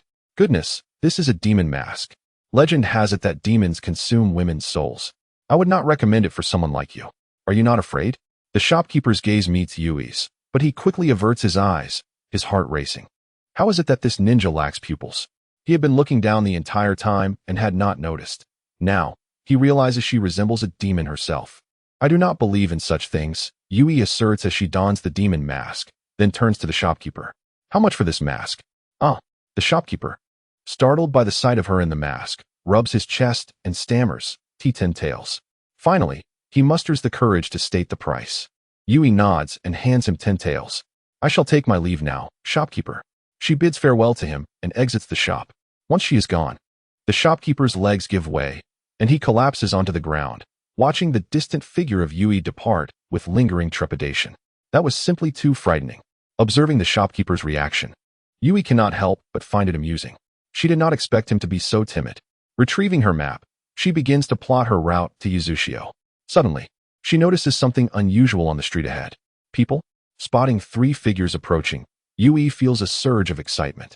Her current position is uncertain, and she wishes for a more accurate location. With that thought in mind, she swiftly moves toward the figures ahead. Hello? She waves at them. However, she immediately regrets it. As the figures draw nearer, her hand slowly drops. What a misfortune. Why are these 3 here? She halts momentarily before racing back down the street she came from. Hey, Orochimaru. The figure ahead has fled. Let's pursue, Jiraiya urges. Hearing this, Orochimaru exchanges glances with the person beside him, whose hair is a pale blue, and they both take off after the retreating figure. Why is my luck so dreadful? Yui mutters in silent exasperation. Chapter 84. Am I avoiding you? The shopkeeper takes a deep breath, waiting a moment before calming himself. Finally, he steps outside and scans the area, relieved to see no one in sight before attempting to close the door. Just then, a voice calls out from nearby, wait. The shopkeeper's hand halts mid-motion as he recognizes the returning figure. Why are you back again? He stutters, his voice trembling. Excuse me, shopkeeper. I have some additional items to purchase, Yui explains as she approaches him, feeling a bit sheepish for having disturbed him so many times. However, there's little choice. She needs a place to hide from the three pursuing her. Glancing down the street behind her and seeing they have not yet arrived, she lets out a sigh of relief. So, you wish to buy something? The shopkeeper contemplates for a moment before nodding. Then please come in. Though he is wary of her mask, the prospect of selling items from his shop encourages him to take the risk. After all, it is just one frightening mask. He reassures himself. Thank you, shopkeeper. Yui expresses her gratitude and steps back into the shop. Once inside, she takes a deep breath. If not for her concern about being recognized by the three pursuers, she would not have fled today. The news of Hinata's death must have reached Konoha by now. Given the commotion it caused, if they had not noticed, it would indicate a severe lack of awareness among the higher-ups. She is worried that her escape with the little slug was observed by someone with Byakugan, and she hopes that those who witnessed her are unaware of her identity. Meanwhile, Orochimaru remarks, that person has vanished. Jiraiya expresses his frustration. Orochimaru ponders for a moment. Let us search the area. Perhaps she is hiding nearby. Very well. That is all we can do for now, Jiraiya concedes. The three have been in this small town for 3 days without encountering anyone to ask for directions. Judging by the traces on the ground, it seems the town's residents have already relocated. Just when they finally found someone to inquire, she has escaped. Wait. A sudden voice interrupts their steps. Kato-dan, what is it? Jiraiya looks back, puzzled by the figure behind them. I sense something unusual about the person we just saw. Kato-dan replies thoughtfully. Unusual? Orochimaru contemplates. Have you discovered something? He asks, intrigued. Yes, the fluctuations of her mental energy are extraordinarily strong. Kato-dan explains slowly. Ever since I began practicing the spirit transformation technique, I have become particularly sensitive to others' mental energies. The individual we encountered earlier possessed a mental energy at least double that of my own. Double? Jiraiya exclaimed in surprise. After a brief discussion among the three, they resolved to abandon their separate pursuits and instead act in unison, as they suspected that each other's strength might be formidable. It was fortunate there was no hostility. Had there been, the situation would have been dire. Subsequently, they set out together to search for clues at the location where the other had last vanished. Kato's keen gaze meticulously surveyed the surroundings. Eventually, he discovered a shallow sand pit on the ground. She must have headed in that direction, he indicated, pointing towards the street ahead. Upon hearing this, Jiraiya and Orochimaru approached to take a closer look, nodding in agreement. Kato, you truly have an eye for detail. I never anticipated you would uncover such traces. This shallow impression must be the imprint of her shoe, though curiously, it bore no discernible pattern. The mark was merely a point the size of a coin. Right, let us proceed and investigate further. With that, the three figures moved forward along the street. Meanwhile, within a nearby shop, Yui had lingered for quite some time. Upon realizing that the trio had not followed her, she prepared to depart. Boss, I shall take my leave now, she said, having purchased several blank scrolls before bidding farewell to the proprietor. Very well, take care, my lady, the shopkeeper replied, his face brightening at her impending departure. Once she exited the door, he finally exhaled in relief. Hurry along, he silently prayed. However, his wishes were fated to be dashed. Hey, don't run away. Yui had scarcely taken a few steps when she encountered the familiar silhouettes once again. Damn it, she muttered under her breath, quickly retreating back into the shop. Boss, I just remembered I still have items to buy. Feeling the rush of figures beside her, the shopkeeper's smile instantly faded, nearly on the verge of tears. Why didn't you purchase everything before leaving? He lamented, his voice tinged with despair. Oh. Jiraiya and the others approached, and soon discovered that they were indeed in a shop. So this town is inhabited, Orochimaru remarked in surprise. Excuse me, are you the owner of this establishment? Jiraiya inquired of the figure who appeared lost in thought, startled by the sudden voice. The shopkeeper turned to realize that 3 men had inexplicably appeared behind him. Are you esteemed ninjas? He asked, his voice tinged with curiosity as he noticed their ninja headbands. Ah, esteemed ninjas, may I inquire if you seek to purchase something? He asked with a smile. Are you familiar with a woman with a dark complexion? Upon hearing this, the shopkeeper tilted his head in confusion, but suddenly grasped the implication. Are you here in search of that female fiend? The thought ignited his excitement. As if he had stumbled upon a lifeline, he swiftly shifted aside, allowing the trio to glimpse the figure within the shop. "Is this the person you seek?" he whispered, pointing towards Yui. Jiraiya and his companions followed his finger, and upon recognizing her, Jiraiya's excitement surged. "Oh, so you were here? Why did you hide from us?" Kato and Orochimaru exchanged glances before inquiring. Realizing she had been discovered, Yui decided against further evasion. "Why would I hide from you?" she retorted, turning to meet the gaze of the three men outside. "When have I ever concealed myself from you? I merely came here to purchase some items. Why would you say such things? Besides, I do not even know you," she questioned defiantly. Chapter 85. No Cleansing in the River. Seeing her demeanor, Jiraiya frowned. "A fiendish mask? So, you were wearing a mask. I had assumed your face was dark from a distance. After we encountered you on the street, you vanished without a trace. Is that not running away?" Jiraiya countered. Hearing this, Yui chuckled softly. "Uft, who cares about you? I simply returned to buy something. You can ask the shopkeeper if you don't believe me." Jiraiya turned to face the proprietor, who was eager to respond. Before he could articulate his question, the shopkeeper interjected, "Yes," nodding slightly. "Then why were you hiding from us outside the shop?" Jiraiya pressed again. At this, Yui hesitated. "Humph, now you are at a loss for words. I see you were indeed trying to avoid us." Yui's tone shifted, and her gaze swept across the shelves. Grabbing an item at random, she waved it toward the trio outside. "I suddenly remembered I needed to buy this, so I came in," she declared, holding up a thick piece of fabric. "Boss, how much is this?" she asked the shopkeeper. Witnessing her shamelessness, Jiraiya felt a mixture of exasperation and amusement. "Are you sure you want to buy that? It's rather expensive," the shopkeeper cautioned in a hushed tone. Yui frowned at this. "How much?" "That will be 800 ryo," the shopkeeper replied, holding up 8 fingers. 800 ryo? Yui stared at the thick black fabric in disbelief. "Is this worth 800 ryo? Had I known, I would have chosen something cheaper." She felt a pang of regret, but having made her choice, she resolved to purchase it despite her misgivings. "Not a problem, I will pay," she said, trembling slightly as she retrieved the last remaining 1,000 ryo from her pouch. Extracting 8 bills, she handed them to the shopkeeper. "Here you go, please take this." "Oh," the shopkeeper gasped at the sight of so much money, his initial fear dissipating as he eagerly accepted the payment. "Thank you, esteemed lady," he exclaimed, contemplating bestowing a kiss upon her hand. "Don't." Yui swiftly withdrew her arm, evading his advance. Realizing his target had eluded him, the shopkeeper could only focus on the money in his grasp. Watching him in a frenzy, Yui felt a shiver of apprehension. It was fortunate she was quick-witted, otherwise she might have fallen victim to his intentions. Had he succeeded, she would have been unable to cleanse herself of the consequences, no matter how deep she submerged in the river. "Ah, by the way," the shopkeeper interjected as if struck by inspiration, "are you certain you do not wish to try on this item?" he suggested hesitantly. "Try it on?" Yui questioned, perplexed. "It's just a piece of black fabric. What is there to try?" "Well, esteemed lady, you may not realize, but this is a beautifully crafted kimono made of silk. If you do not try it on, the fit may not be right," he explained. Upon hearing the shopkeeper's words, Yui gasped in surprise.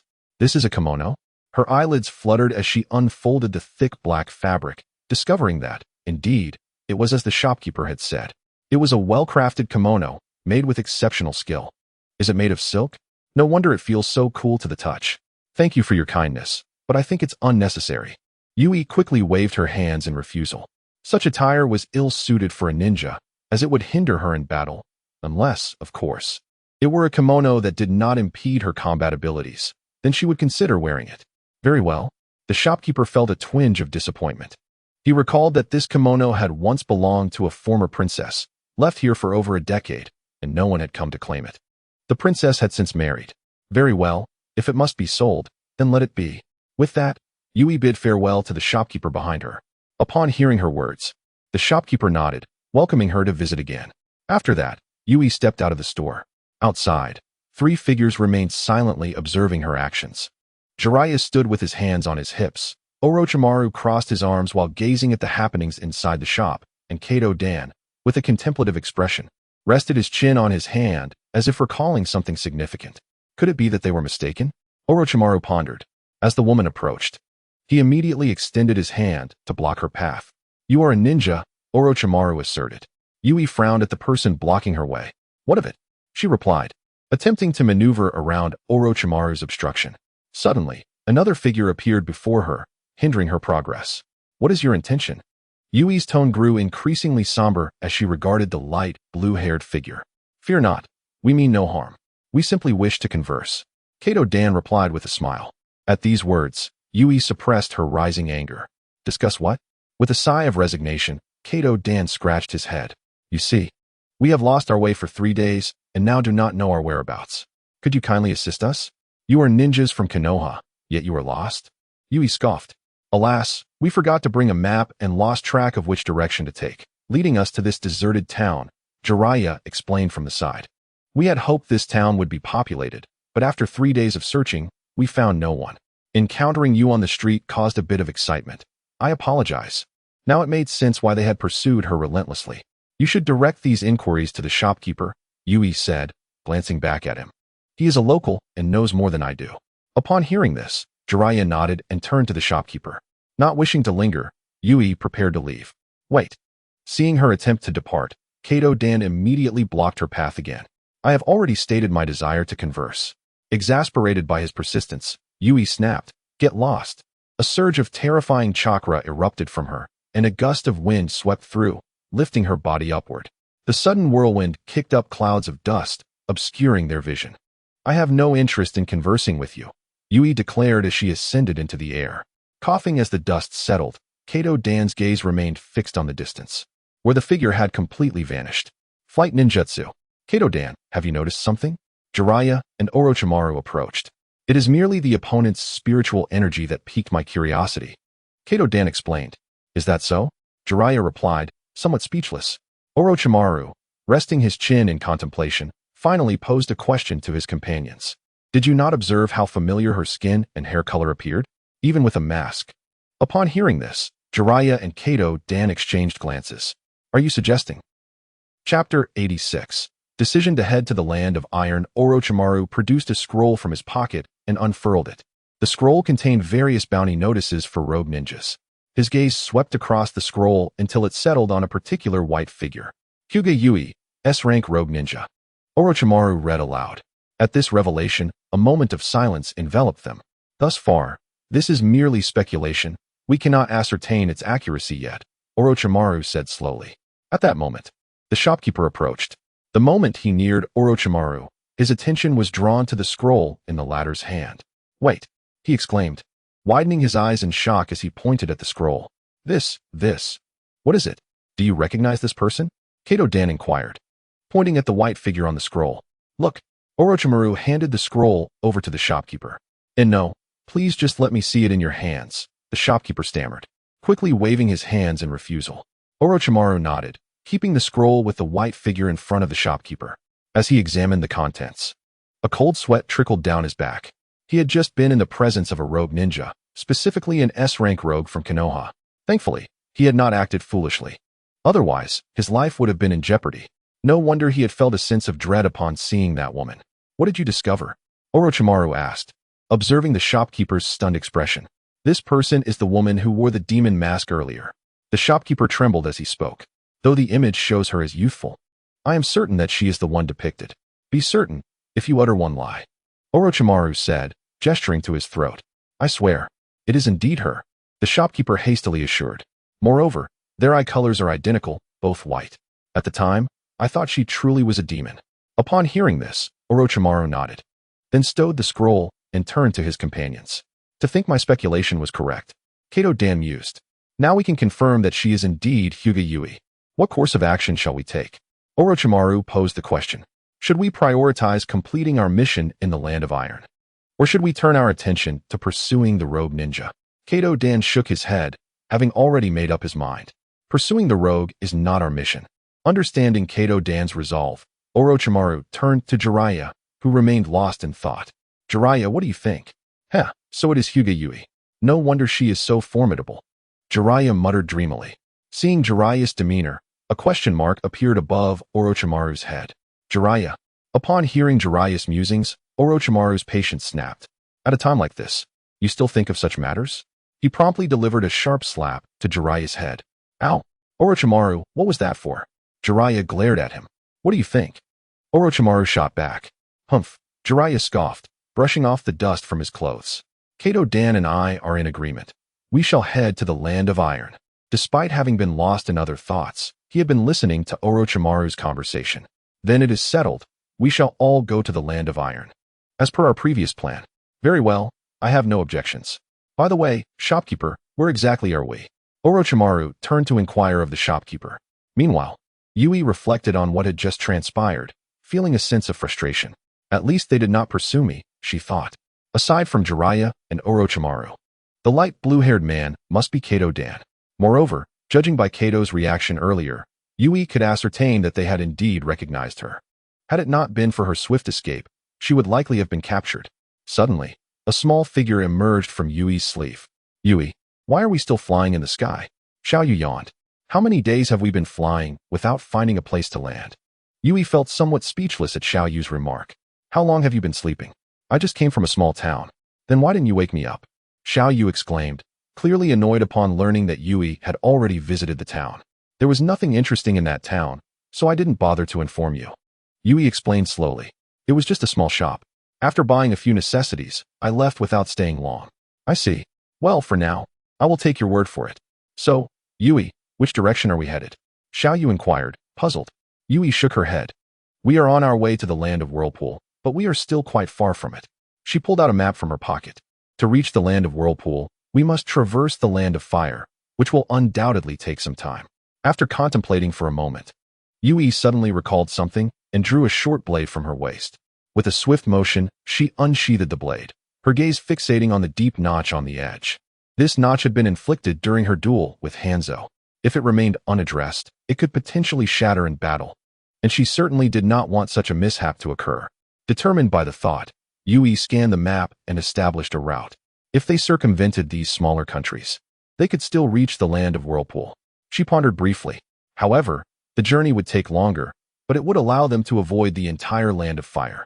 After weighing the pros and cons, Yui resolved to take the path through the smaller countries.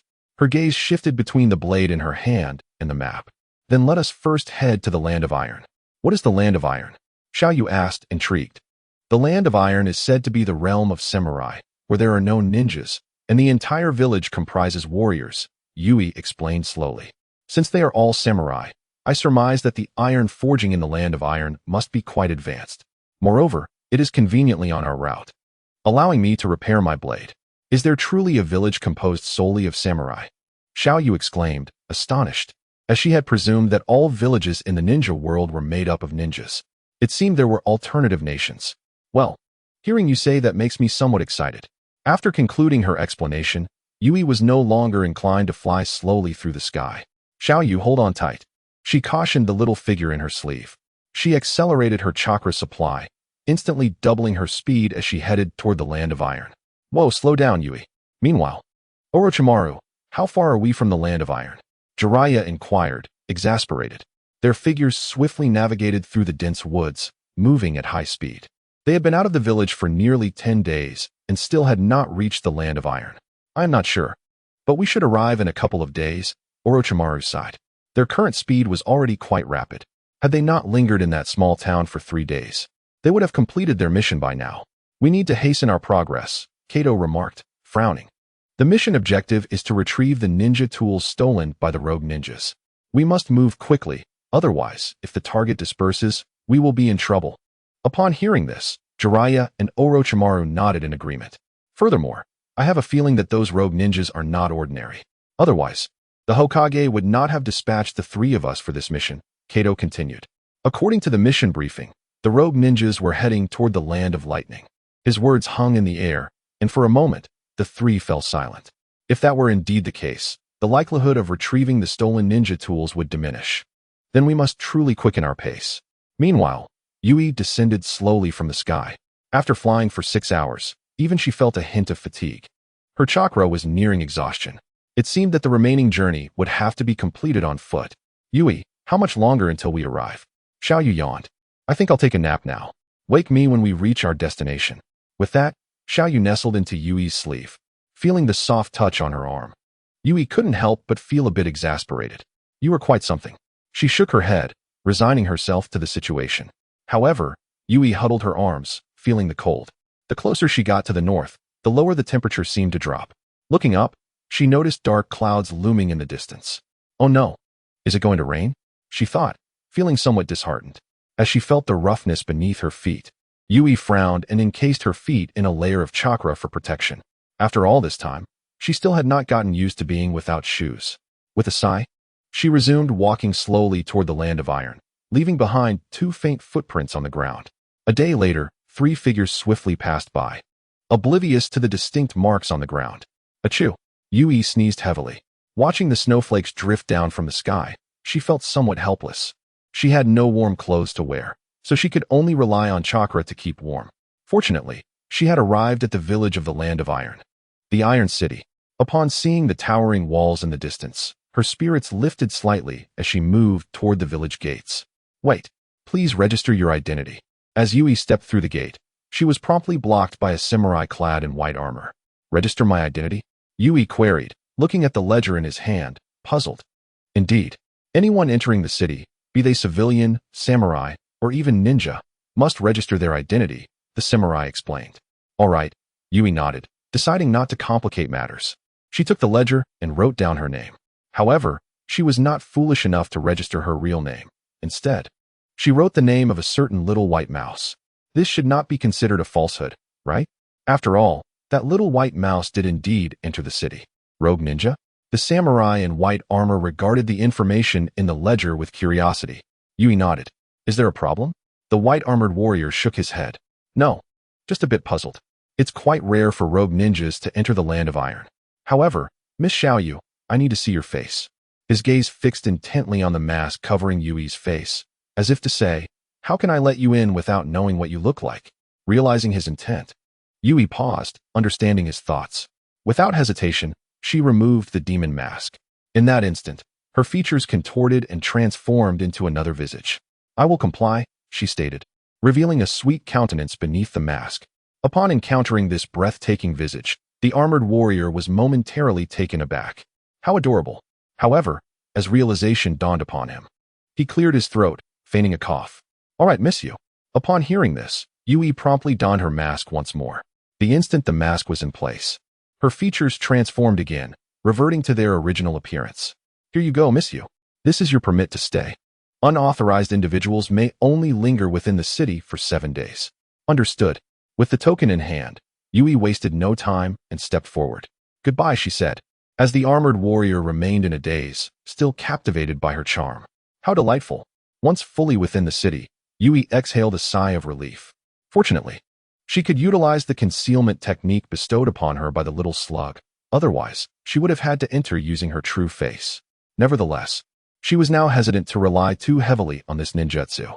Although this technique was remarkably powerful, it had the unfortunate side effect of dulling one's intellect.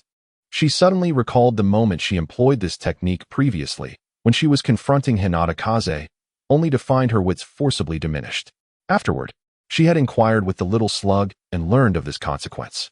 It was wiser to wait until her mental fortitude was adequately strengthened before resorting to such ninjutsu again. Wow, the little slug poked its head out from Yui's sleeve, surveying the surroundings. Is this the Land of Iron? Disappointment flickered across her face as she took in the bleak scenery. She had expected something more exciting. All she saw was an expanse of white. And it's so cold. The little slug shivered and retreated back into Yui's sleeve. Yui, I won't go out. It's too chilly. A muffled voice emanated from within her sleeve. Yui sighed in exasperation.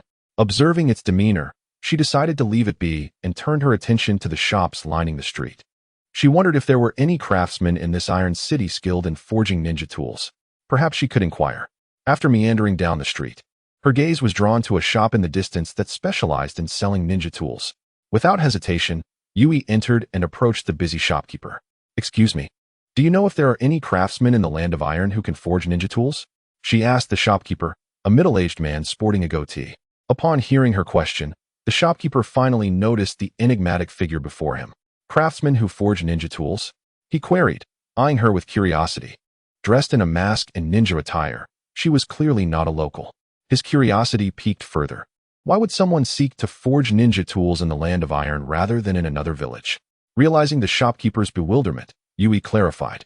My ninja blade was damaged in battle, and I am seeking a craftsman who can repair it. She unsheathed her broken weapon, the broken wave. Repair a blade? The shopkeeper leaned in, puzzled. Blades are consumables. If they're damaged, why not simply purchase a new one? Unless it was crafted from special materials. Could I show it to you? Yui asked, extending the blade toward him. Do you have the ability to repair blades? Yui did not refuse his request. After all, one cannot repair a blade without showing it first. Repairing blades is nothing. All the ninja blades in this shop were forged by me, the shopkeeper declared proudly. He took the blade from her, examining it closely. You forged all of these? Yui was taken aback, glancing around the shop filled with various ninja tools. It seemed more like a shop specializing in ninja blades, with only a few shuriken on display. The rest were an array of swords, naginatas, and other bladed weapons. Truly, this was a land befitting of warriors. Wow. Just then, the shopkeeper gasped in astonishment. This blade is forged from chakra metal. His eyes gleamed as he gazed at the white short blade in his hands. Indeed, Yui nodded. It's beautiful, but the deep nick detracts from its elegance. The shopkeeper sighed. It's no wonder you wish to have it repaired, given that it was crafted from such expensive metal. However, he hesitated, shaking his head with a sigh. If it's forged from chakra metal, I cannot assist you.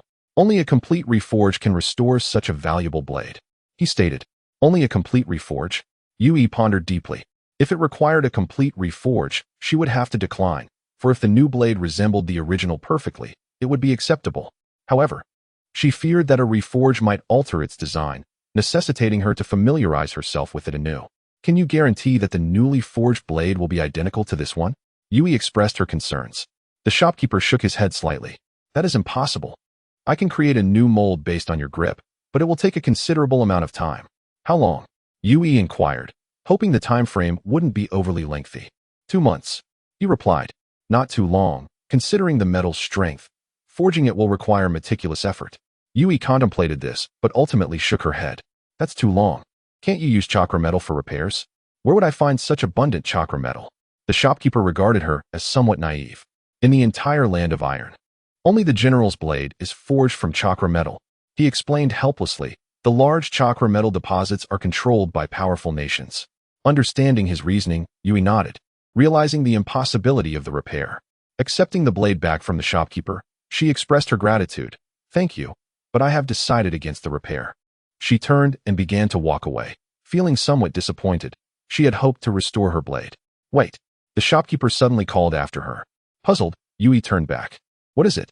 If you don't accept my proposal, then there is nothing more to be done. Take this, he said, retrieving a small card from his pocket and handing it to Yui. If your blade breaks and needs to be reforged, remember to find me. Seeing the card, Yui accepted it without hesitation. Is this a business card? She marveled at the card's contents, surprised to discover such items existed in the ninja world. Are you familiar with this? The shopkeeper gazed at her with astonishment. Cough, cough. I've heard friends mention it, Yui explained slowly. Hearing this, the shopkeeper nodded. Although I am unsure what you mean by business card, here it is referred to as an identity card, used to verify someone's identity. However, business card does seem more comprehensible. The shopkeeper fell into contemplation. Well then, if there is nothing else, I shall take my leave, Yui remarked, glancing at the card once more. The shopkeeper snapped back to reality and nodded.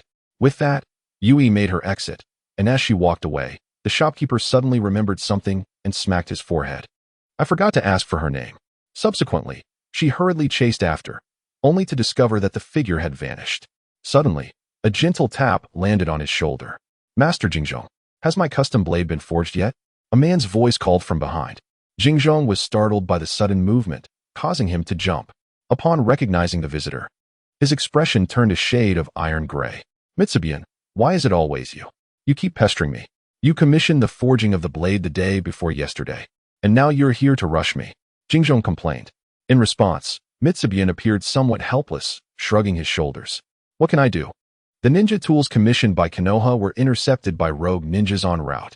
I need to assist Konoha's ninjas in retrieving them. Although it is not our responsibility in the land of iron to transport those tools, the situation is urgent. We cannot simply turn a blind eye. Konoha's ninjas are expected to arrive shortly, and if the blade isn't ready, am I to go empty-handed? Mitsubian lamented. Chapter 89. A pillow for those who doze off. Yui strolled through the streets of the Iron City, her mind still preoccupied with the events that had transpired in the shop.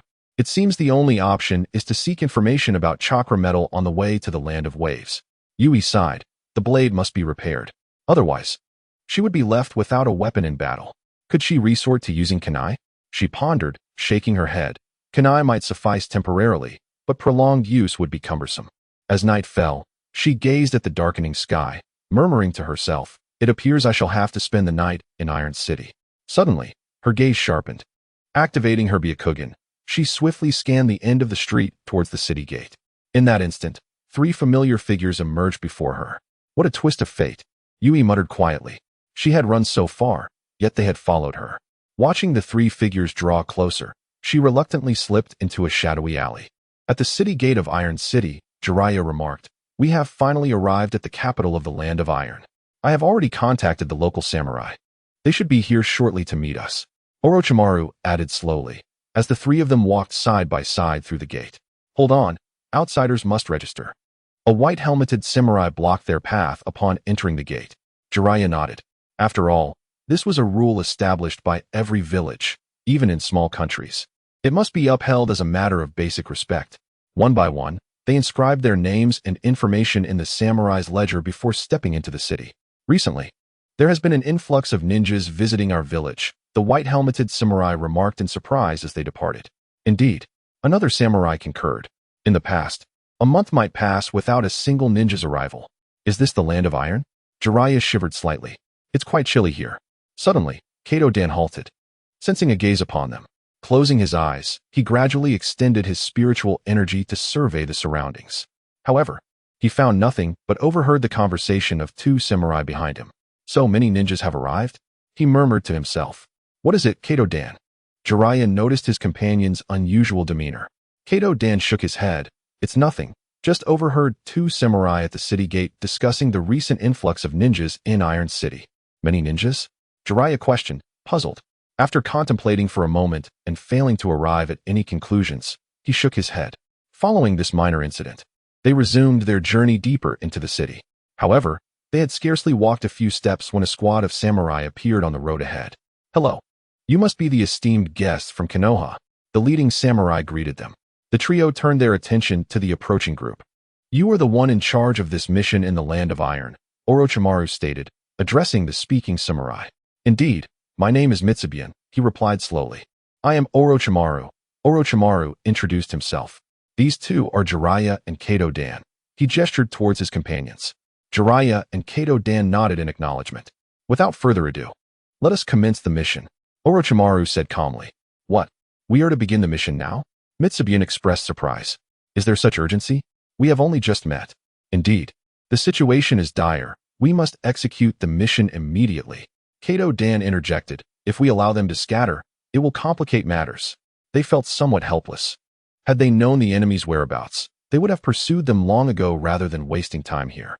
"The ninja tools that were stolen, you in the Land of Iron should know. Some are crafted from chakra metal, which is quite valuable," Kato-dan explained.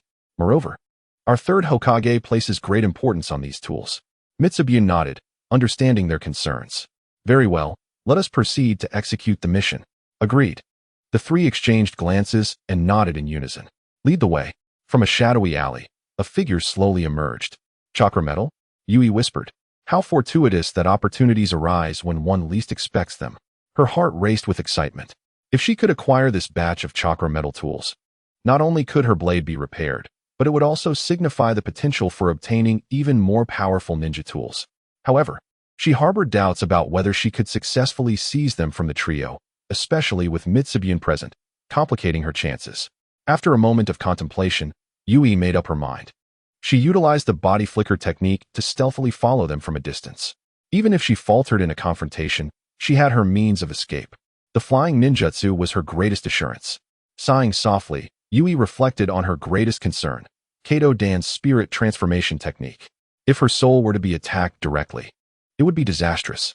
She could only be grateful that Kato-dan had yet to master that technique. Meanwhile, in another part of the forest, figures darted swiftly among the trees. "Mitsubian, where has the target reached?" Orochimaru inquired, puzzled. "I do not know. According to yesterday's intelligence, they should still be within the borders of the Land of Iron," Mitsubian replied slowly. "What? They have not yet left the borders?" Orochimaru expressed surprise. The ninja tools had been stolen over 10 days ago, yet they had not exited the Land of Iron. This seemed rather odd.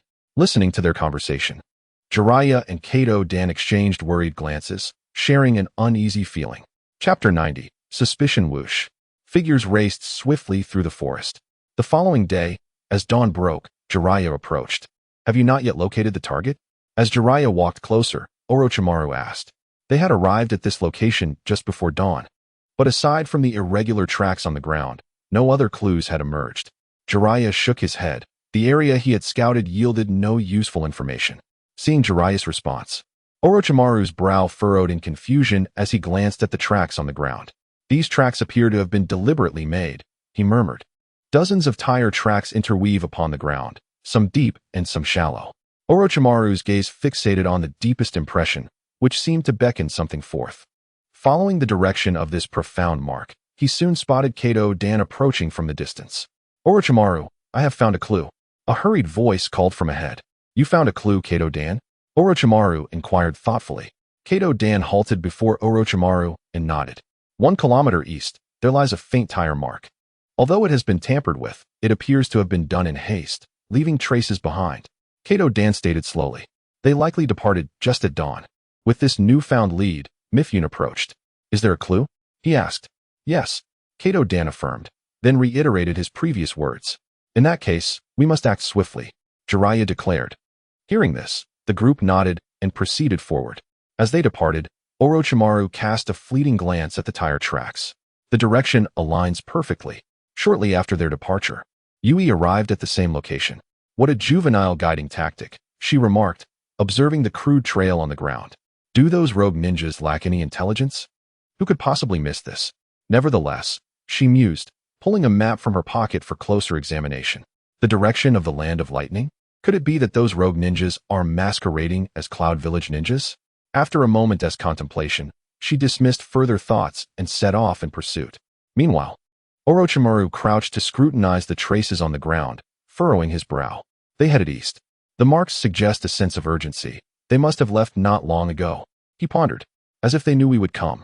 He quickly deduced. His gaze flicked back to Mifune, who noticed the suspicion etched on Orochimaru's face. This is impossible, he stated, slightly furrowing his brow. Sensing Mifune's doubt, he retorted, our warriors from the Land of Iron would never engage in such treachery.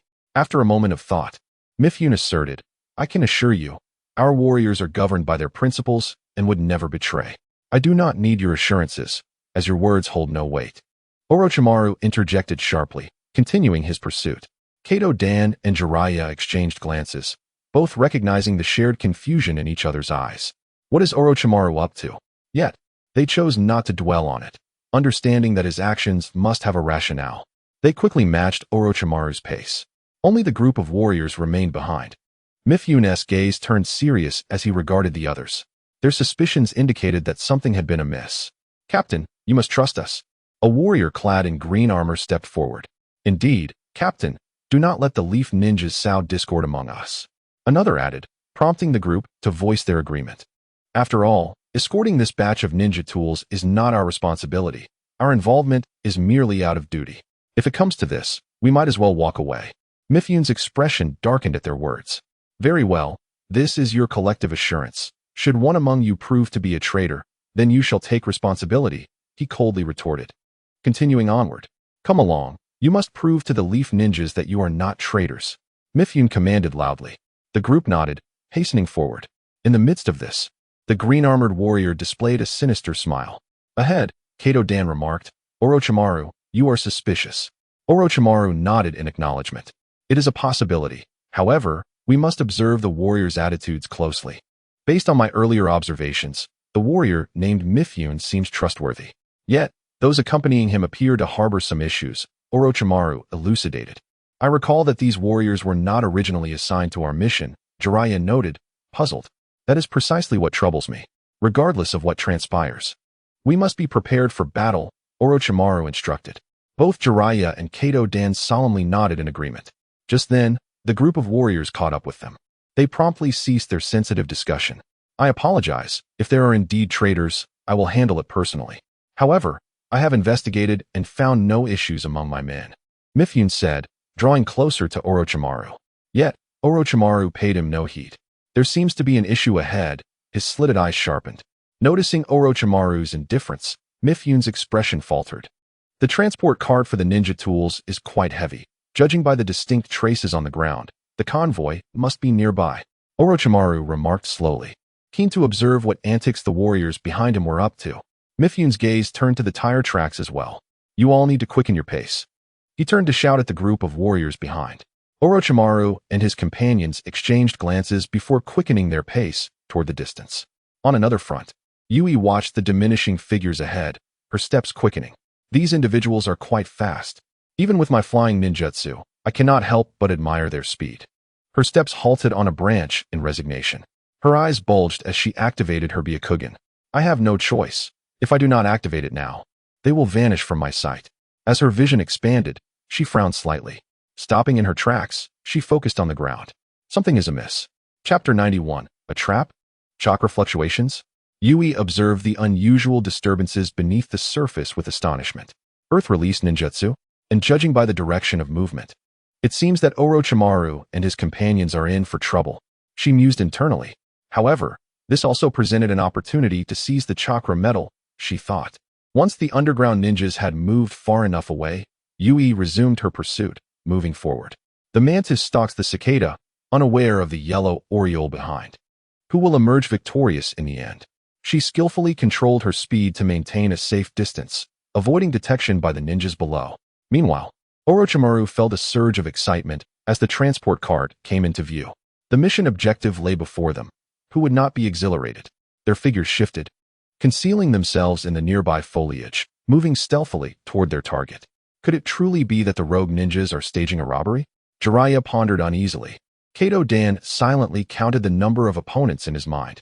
Mifyun stealthily joined them in the underbrush, closely following Orochimaru. Noticing the additional presence behind him, Orochimaru turned and instructed, "You stay here and manage your team. Wait until we engage in battle before you join us." Upon hearing this, Mitsubun nodded, recognizing the concerns harbored by the other party. In light of this understanding, Orochimaru smiled appreciatively. "Thank you for your comprehension." After uttering these words, he promptly moved his feet to align with the actions of the two individuals ahead. The captain, witnessing this development, felt a twinge of urgency from the warrior clad in green armor behind him. Do the ninjas of Konoha look down upon us? He muttered resentfully. At this, Mitsubun's gaze sharpened. Follow my orders, he said with a serious demeanor. The green-armored warrior hesitated momentarily, and though reluctant, he began to retreat slowly. Ahead, within the convoy, a ragged rogue ninja chuckled. Brother, after we complete this job, will we finally enjoy the good life? As he spoke, his eyes wandered to the figure standing at the front of the convoy. He found it puzzling that his brother did not respond, and even now, he appeared unusually silent. Brother, what troubles you? He approached and waved his hand in front of him. His brother, a dark-skinned man with a bald head and a formidable scar running from his forehead to his jawline, exuded an air of ferocity. Yet, at this moment, he seemed lost in thought, oblivious to his younger sibling's calls. Brother, what's wrong? Just then, his brother's eyes widened suddenly, and in the younger one's gaze, he spat blood violently and collapsed onto the ground. Brother, what's happening? The entire convoy erupted into chaos upon witnessing their leader's sudden demise. Quick, run, were the last words uttered by the elder brother before his breath faltered. The man in front seemed to comprehend his brother's intent. In the nearby underbrush, Kato, you're truly impressive, Jiraiya praised as he observed Kato's slowly opening eyes. At his words, Kato smiled faintly. The transformation technique is something I have only just mastered. I am still somewhat unaccustomed to it. Jiraiya expressed a tinge of envy. If only I could wield such ninjutsu, but alas, Master Sarutobi forbids me from learning it. He sighed. Jiraiya, this is not the time for such discussions, Orochimaru interjected. Nodding in acknowledgement, Jiraiya returned to the matter at hand. Let us proceed. Orochimaru vanished in an instant, advancing towards the convoy. Exchanging a glance, Jiraiya and Kato swiftly followed suit, engaging with the rogue ninjas ahead. The rogue ninja, who had been on the verge of fleeing, found his actions abruptly halted by the unforeseen attack. Who are you? The rogue ninja stammered, casting a fearful glance at the blue-haired ninja. Did you kill my brother? His eyes darted to the corpse behind him. Indeed, Kato affirmed with a nod. You stole the ninja tools from Konoha. This is your punishment. With that, he brandished his kunai, launching an assault upon the rogue ninja. The clashing of metal resonated throughout the vicinity. Observing the disturbance ahead, Mitsubiun's expression hardened as he gestured for his comrades to follow. Let us advance. Upon reaching the battlefield, Mitsubiun immediately organized his forces to join the fray. Orochimaru's arms transformed into serpents, ensnaring the three enemies, tightening their grip until, after a moment, he released them, and their lifeless bodies crumpled to the ground. After a while, the sounds of battle began to wane. Gazing at the carnage strewn across the ground, Orochimaru frowned, a deepening sense of foreboding settling within him. Kato approached with a grave demeanor. "You two have noticed?" Orochimaru inquired. "Indeed, the enemy is far too weak. They lack the strength to have stolen this batch of ninja tools." Kato articulated his doubts. At that moment, Jiraiya rushed towards them, panic etched on his face. "There is something you need to know," he panted. "The convoy is empty." "What?" Orochimaru's expression shifted to one of shock. "This is bad. It may be a trap." Chapter 92. Advanced Strategy. Meanwhile, Yui cast a glance at the distant battle involving the convoy before focusing on the group of ninjas below. White vests and that forehead protector. Are they from the hidden cloud? She pondered, astonished. Could this batch of ninja tools truly have been seized by the Cloud Ninja? And have they set a trap for Orochimaru and his companions? Her mind brimmed with uncertainty. Lord Otsutsuki, a ninja clad in black, rushed towards a tall figure. "The warriors and the Konoha ninjas have fallen into our trap." Hearing this, the tall ninja, Otsutsuki, erupted into laughter. "Huh. The ninjas of Konoha never expected this day to come. Quickly, gather our forces and seize them all." "Understood." The black-clad ninja saluted before turning to assemble his comrades. Before long, the black-clad ninja had organized a contingent, swiftly moving towards the distance. Suddenly, Otsutsuki recalled something and called out to his team, "Ensure that you conceal your identities. Wear the masks of the hidden cloud, and refrain from using earth release techniques to avoid detection. Also, do not eliminate all of Konoha's ninjas. We must leave one as a witness." The black-clad ninja turned back. "Of course, my lord. You need not worry. I will ensure that Konoha's ninjas perceive nothing amiss." He adjusted the forehead protector of the hidden cloud and set forth. Only two figures remained behind. At this moment, another tall, slender individual spoke up. "What a brilliant strategy from Lord Otsutsuki. Merely employing a touch of cleverness has left the Konoha ninjas utterly bewildered." Otsutsuki nodded in agreement. "Indeed, this tactic not only diverts Konoha's attention but also secures a large cache of ninja tools without expenditure." His spirit soared, hidden among the treetops. Yui's expression shifted to one of intrigue as she overheard the conversation below. "So, they are a group of earth-hidden ninjas. It seems I have underestimated them. Such a scheme of framing could only be concocted by a master strategist," she quietly lamented. Suddenly, another conversation on the ground caught Yui's attention, compelling her to focus intently. "By the way, my lord, is the stash of ninja tools truly safe within the Iron Country's borders? Should we not assign someone to guard it?" The tall, slender man inquired with concern. Otsutsuki waved his hand dismissively. "Such matters should not trouble us. Lord Otsutsuki led a team of ninjas to Iron City days ago. Even Lord Otsutsuki has intervened?" The slender man appeared excited. "If even he is involved, success is assured." After silently absorbing the exchange between the two, Yui's expression transformed, and she began to piece together the entire situation. "So this is how it is." She contemplated briefly. "It is estimated that the general of the Iron Nation has reached some sort of accord with the Hidden Rock Village, conspiring to pilfer the ninja tools of the Leaf Village, subsequently diverting the entire affair onto the Hidden Cloud Village. What a sophisticated scheme." "Lord Red Earth." A voice of urgency suddenly echoed from below. Yui, momentarily regaining her focus, continued to eavesdrop on the conversation below, casting a subtle glance downward. She realized that the individual was a black-clad ninja who had charged forward to ambush Orochimaru and his companions. At that moment, the black-clad ninja was bleeding from all orifices, frothing at the mouth, presenting a truly terrifying sight. "What has happened to you?" Red Earth gazed incredulously at the near-death figure before him. "Lord, we request assistance. The enemy's strength is far too formidable," the black-clad man sobbed. "We were annihilated in an instant. All of our ninjas are dead," he babbled in a frenzied state. Upon hearing this, Red Earth's expression hardened. He exchanged a glance with the tall, slender man beside him, and they both nodded in agreement. "Let us go. I must confront this." Upon hearing that there were powerful ninjas among the Leaf, the tall man's fighting spirit ignited instantly, ignoring the near-lifeless black-clad man below. He formed hand seals and vanished from sight, employing earth release techniques. Such feeble spiritual energy. Observing the fallen ninjas, Yui furrowed her brow. This situation. She shook her head slightly and shifted her form in another direction. It seems the ninja tools are not in Orochimaru's possession, within the borders of the Iron Nation. Where could they be? Yui murmured softly to herself. Although there was a possibility of encountering the Tsuchikage, even the slightest chance warranted an effort to seize it. Rustling sounds caught the attention of the tall man, who looked up in confusion at the treetops, yet detected nothing amiss. He shook his head and glanced back at the frenzied black-clad ninja. They are dead, all dead moments earlier. A sense of foreboding filled the air. This could be a trap. As Orochimaru's warning resonated, the transport vehicle erupted with a blinding light. Explosive tags, run. Orochimaru's gaze sharpened, and he immediately grasped the hands of Kato Dan and Jiraiya, rolling aside. A resounding explosion resonated from the transport vehicle, radiating outward. After a considerable time, as the smoke cleared, the three regained their composure. Thankfully, Orochimaru's quick reflexes had spared them from grave danger. Jiraiya remarked, still shaken. Kato Dan, having emerged from the chaos, turned his gaze toward the epicenter of the explosion, only to find that most of the warriors had suffered severe casualties, leaving only 3 figures in the distance. Cough, cough. Mitsuhashi coughed heavily, realizing the gravity of the situation as he scanned his surroundings. To his dismay, he discovered that nearly all his subordinates were dead, with only 2 remaining by his side, one clad in green armor and the other in red. With no time for sorrow, his mood darkened instantly. He cast a glance at the 2 warriors, gradually retreating to the side.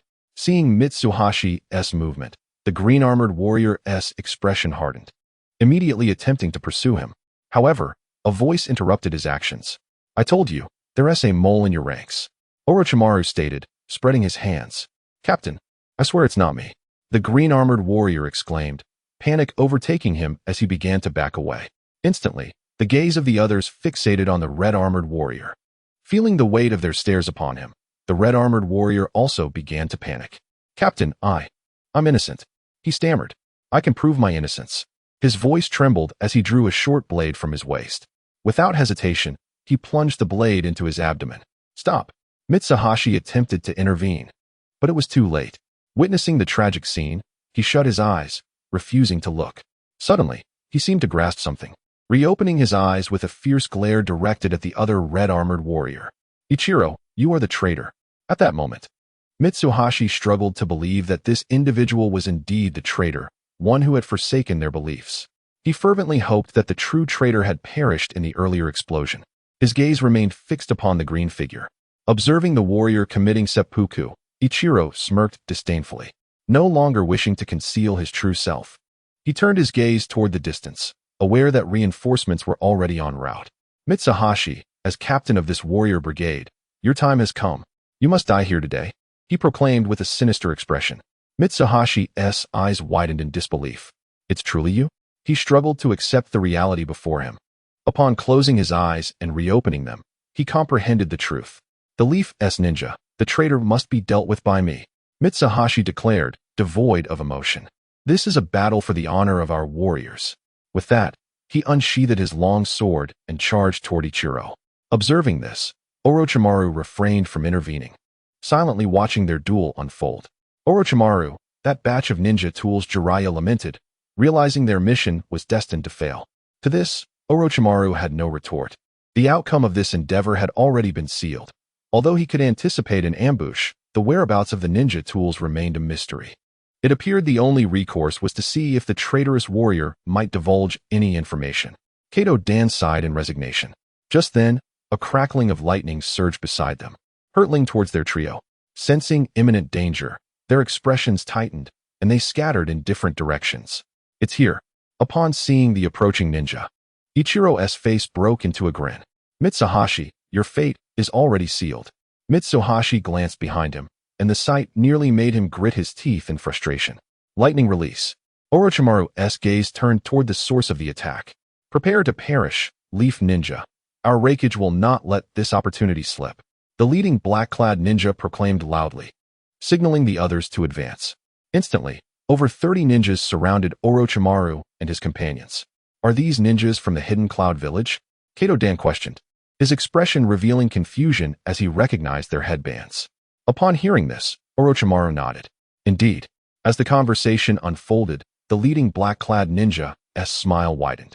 Exactly so. Prepare to die, Leaf Ninja. We come under the orders of the third Raikage to eliminate you. The surrounding ninjas simultaneously formed hand seals, unleashing their ninjutsu. Lightning release, thunderstorm. Suddenly, dark clouds gathered overhead, and the resounding crackle of lightning echoed above them. Witnessing such a potent lightning technique, Orochimaru and Kato Dan exchanged knowing glances. Upon understanding each other's resolve, they prepared for what was to come. After Kato Dan finished his sentence, the two of them began to protect him. Kato Dan entered a meditative state, closing his eyes and forming hand seals, emanating a powerful white light. The situation unfolding before them was infuriating. Mifune was unable to assist, focused solely on confronting the traitor before him. Ichiro, why have you betrayed the Iron Country and colluded with the ninjas of the Hidden Cloud Village? Mifune shouted in a low, furious tone. Have you forgotten the conviction in your heart? He demanded loudly. In response, Ichiro scoffed disdainfully. The samurai's conviction? What is it worth? Mifune, for so many years, I've been under your thumb, and today is the moment for our decisive battle. At that moment, their attention was drawn to a brilliant light behind them. Ha! Witness the might of our lightning release ninjutsu. The leading black-clad ninja laughed loudly. Kato Dan, seated on the ground, snorted coldly upon hearing this. I will not allow you to succeed. After uttering these words, the white light surrounding him began to drift away from his body, slowly ascending into the sky, transforming into a figure resembling Kato Dan. Ninjutsu, spirit manifestation technique. The ethereal figure in the sky spoke to the two behind him. Orochimaru, Jiraiya, I entrust my body to you. Seeing Kato Dan's technique, Jiraiya's gaze sharpened. He quickly formed hand seals. Ninjutsu, needle jizo. Jiraiya's white hair gradually lengthened, wrapping around Kato Dan's body, providing a tight protective shield. Kato Dan, rest assured, I will protect you well, Jiraiya proclaimed proudly. Observing himself encircled, Kato Dan smiled faintly, feeling reassured. His gaze then intensified as he focused on the group of ninjas ahead who were performing their techniques. I must stop you now. Kato Dan transformed into a beam of white light, darting into one ninja's body, then swiftly jumping to the next. Is that all? The leading black-clad ninja scoffed. However, before he could fully enjoy his derision, horror overtook his expression. Powerful wails erupted from the surrounding ninjas. Those who had been touched by Kato Dan's spirit began to bleed from their orifices, rolling their eyes and foaming at the mouth before collapsing. The lightning release ninjutsu quickly crumbled due to the loss of chakra from several individuals. Chapter 94. You have lost your conviction. Cloud ninjas began to fall one after another. Witnessing this, the remaining ninjas attempted to flee, but the white light was too swift. Before they could react, a violent pain erupted in their heads. The sight of their comrades falling into despair brought panic to the faces of the black-clad ninja. He formed hand seals and immediately turned to flee. Hearing the screams behind him, his steps began to tremble involuntarily. Thinking of escaping? Not a chance. A voice resonated behind the black-clad ninja. Before he could react, a transparent white spirit clung to his body. A sharp pain exploded in his head, causing blood to flow from his orifices. Yet, the agonizing sensation lasted only a few seconds before the white spirit departed. Realizing this was an opportunity, he instinctively moved his feet to flee forward. Cough, cough. A white light swiftly entered Kato Dan's body. Seeing this, Jiraiya promptly released his protective technique. Orochimaru stepped forward, concern etched on his face. Kato Dan, are you alright? Kato Dan shook his head in response. I'm fine, just a bit mentally exhausted. He gently rubbed his throbbing forehead and stood up again. Glad to hear that. Orochimaru sighed. Kato Dan, I certainly don't want to be your opponent in the future, Jiraiya said, a sense of dread lingering as he surveyed the gruesome scene around them. Kato Dan could only smile helplessly. How could I ever be your opponent? What a pity. One got away, Kato Dan sighed, glancing at the distant figure. Orochimaru patted Kato Dan's shoulder comfortingly. That ninja, attacked by your spirit manifestation technique. Probably won't last much longer. He wasn't overly concerned about the fleeing ninja. After being attacked mentally, even if he survived, he would be reduced to a fool. Suddenly, a metallic clash caught their attention. Are they still fighting? Jiraiya looked helplessly at the two distant combatants. Let us observe for now, Kato Dan said, his complexion pale. I need to rest and recover my mental strength. If more enemies appear, I will be better prepared. Agreed, both men concurred, recognizing Kato Dan's need for a moment of respite. Thus, the three stood still, watching the duel between the two warriors ahead. Clang. Mifune raised his hand to block an attack, then urged Ichiro, "Give up, you cannot win against me." "Humph, you don't understand at all."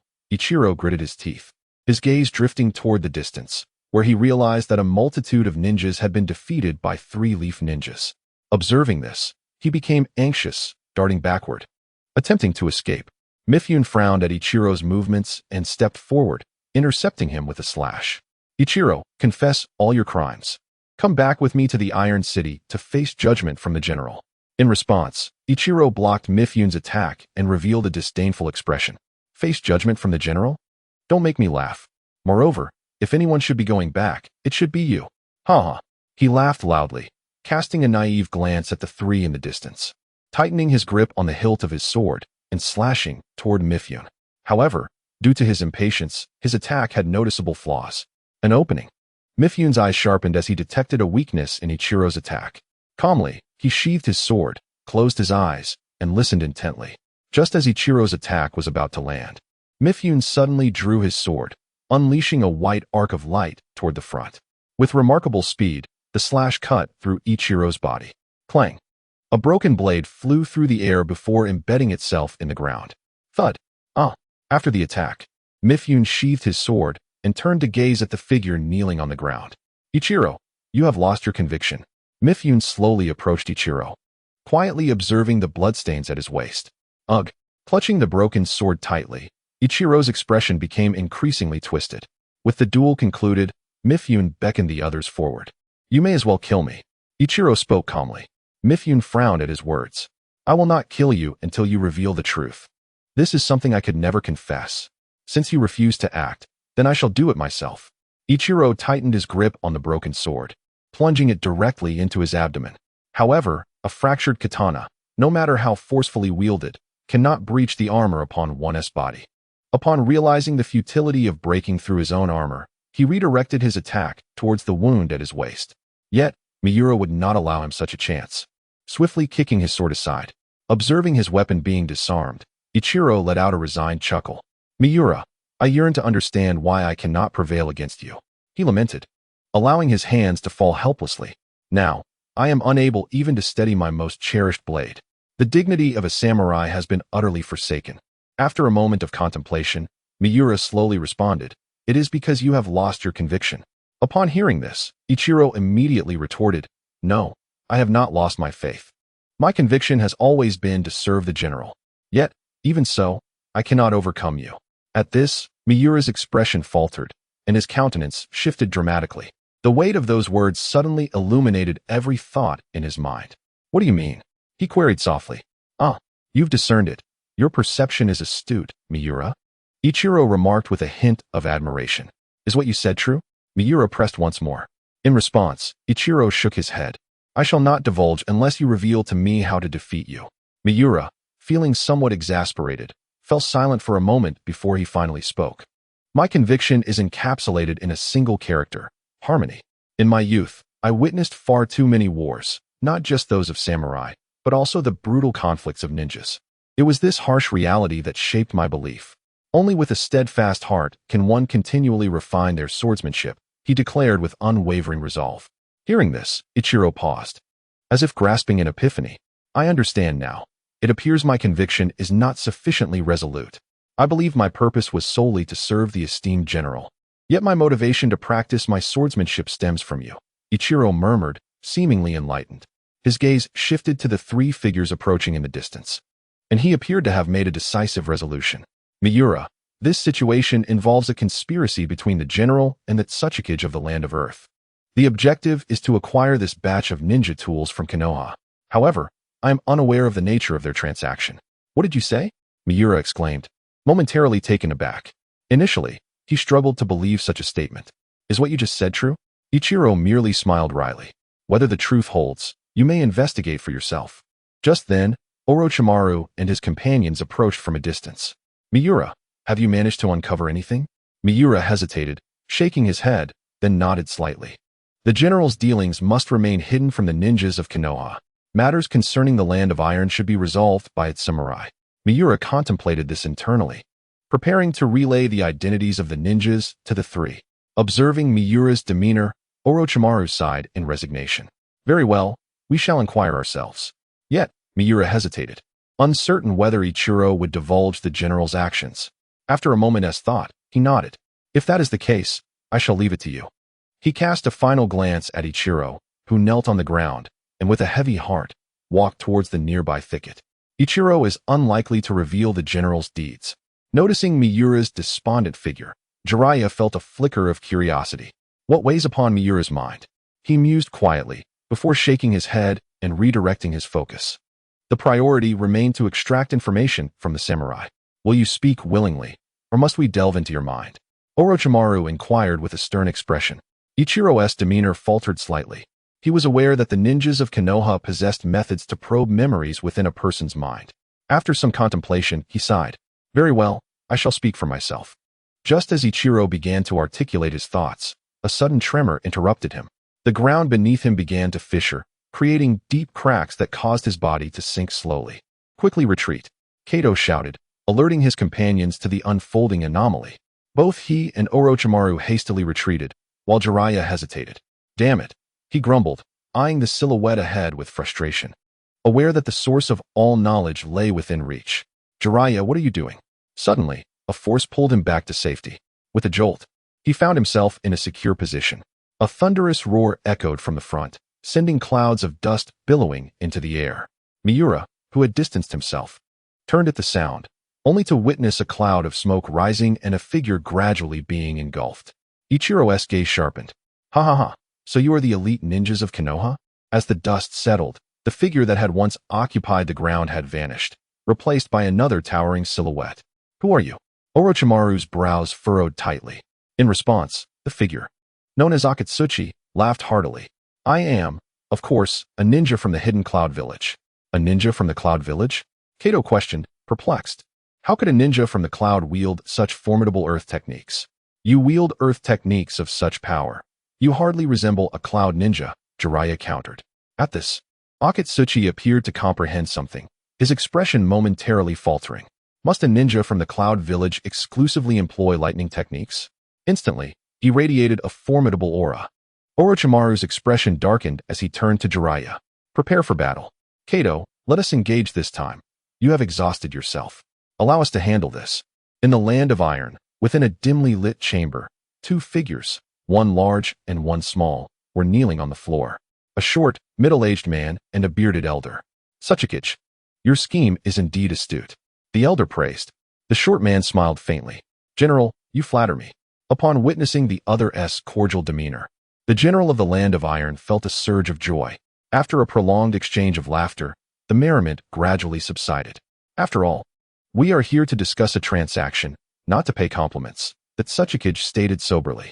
Do not forget what I require, the general replied in a low tone. Of course, just a bit of chakra metal. If this mission succeeds, that will certainly be yours. However, noticing that Otsutsuki's anxious demeanor, he pondered a moment before continuing. How about this? I will retrieve the chakra metal for you first.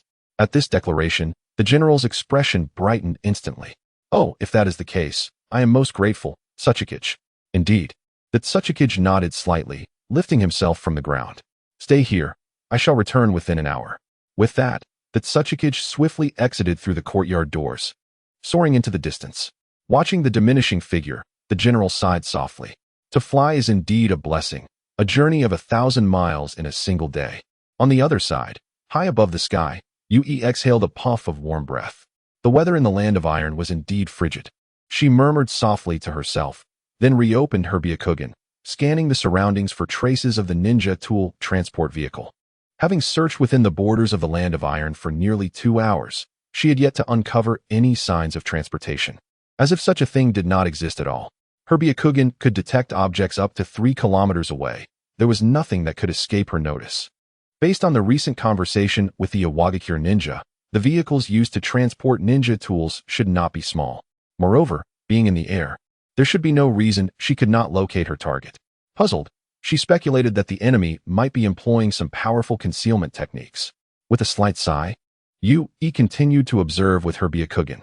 The concealment employed was likely of a physical nature. If it were chakra-based, her Byakugan would have already noticed it. This thought led her to ponder the formidable concealment methods of a Wagakure. The village was adept in earth techniques. Suddenly, an epiphany struck her. Of course, as ninjas from a Wagakure, they might have hidden the transport vehicle underground. Realizing this, she felt she had uncovered the truth and controlled her flight technique to descend slowly.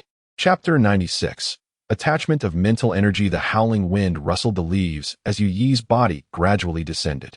Her feet landed on the thick blanket of snow, a chill seeping into her very core. She gasped at the sudden coldness.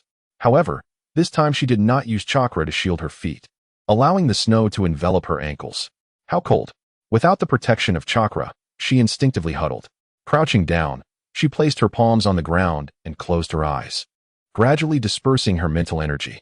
Instantly, a wave of mental energy radiated from Yui, expanding outward. The attachment of mental energy, a technique she comprehended during her training in Sage Mode, was a sensory ninjutsu. Its limitation lay in its ability to perceive only items that it touched. The principle involved attaching mental energy to an object to gather information. Despite its constraints, it could probe a considerable distance.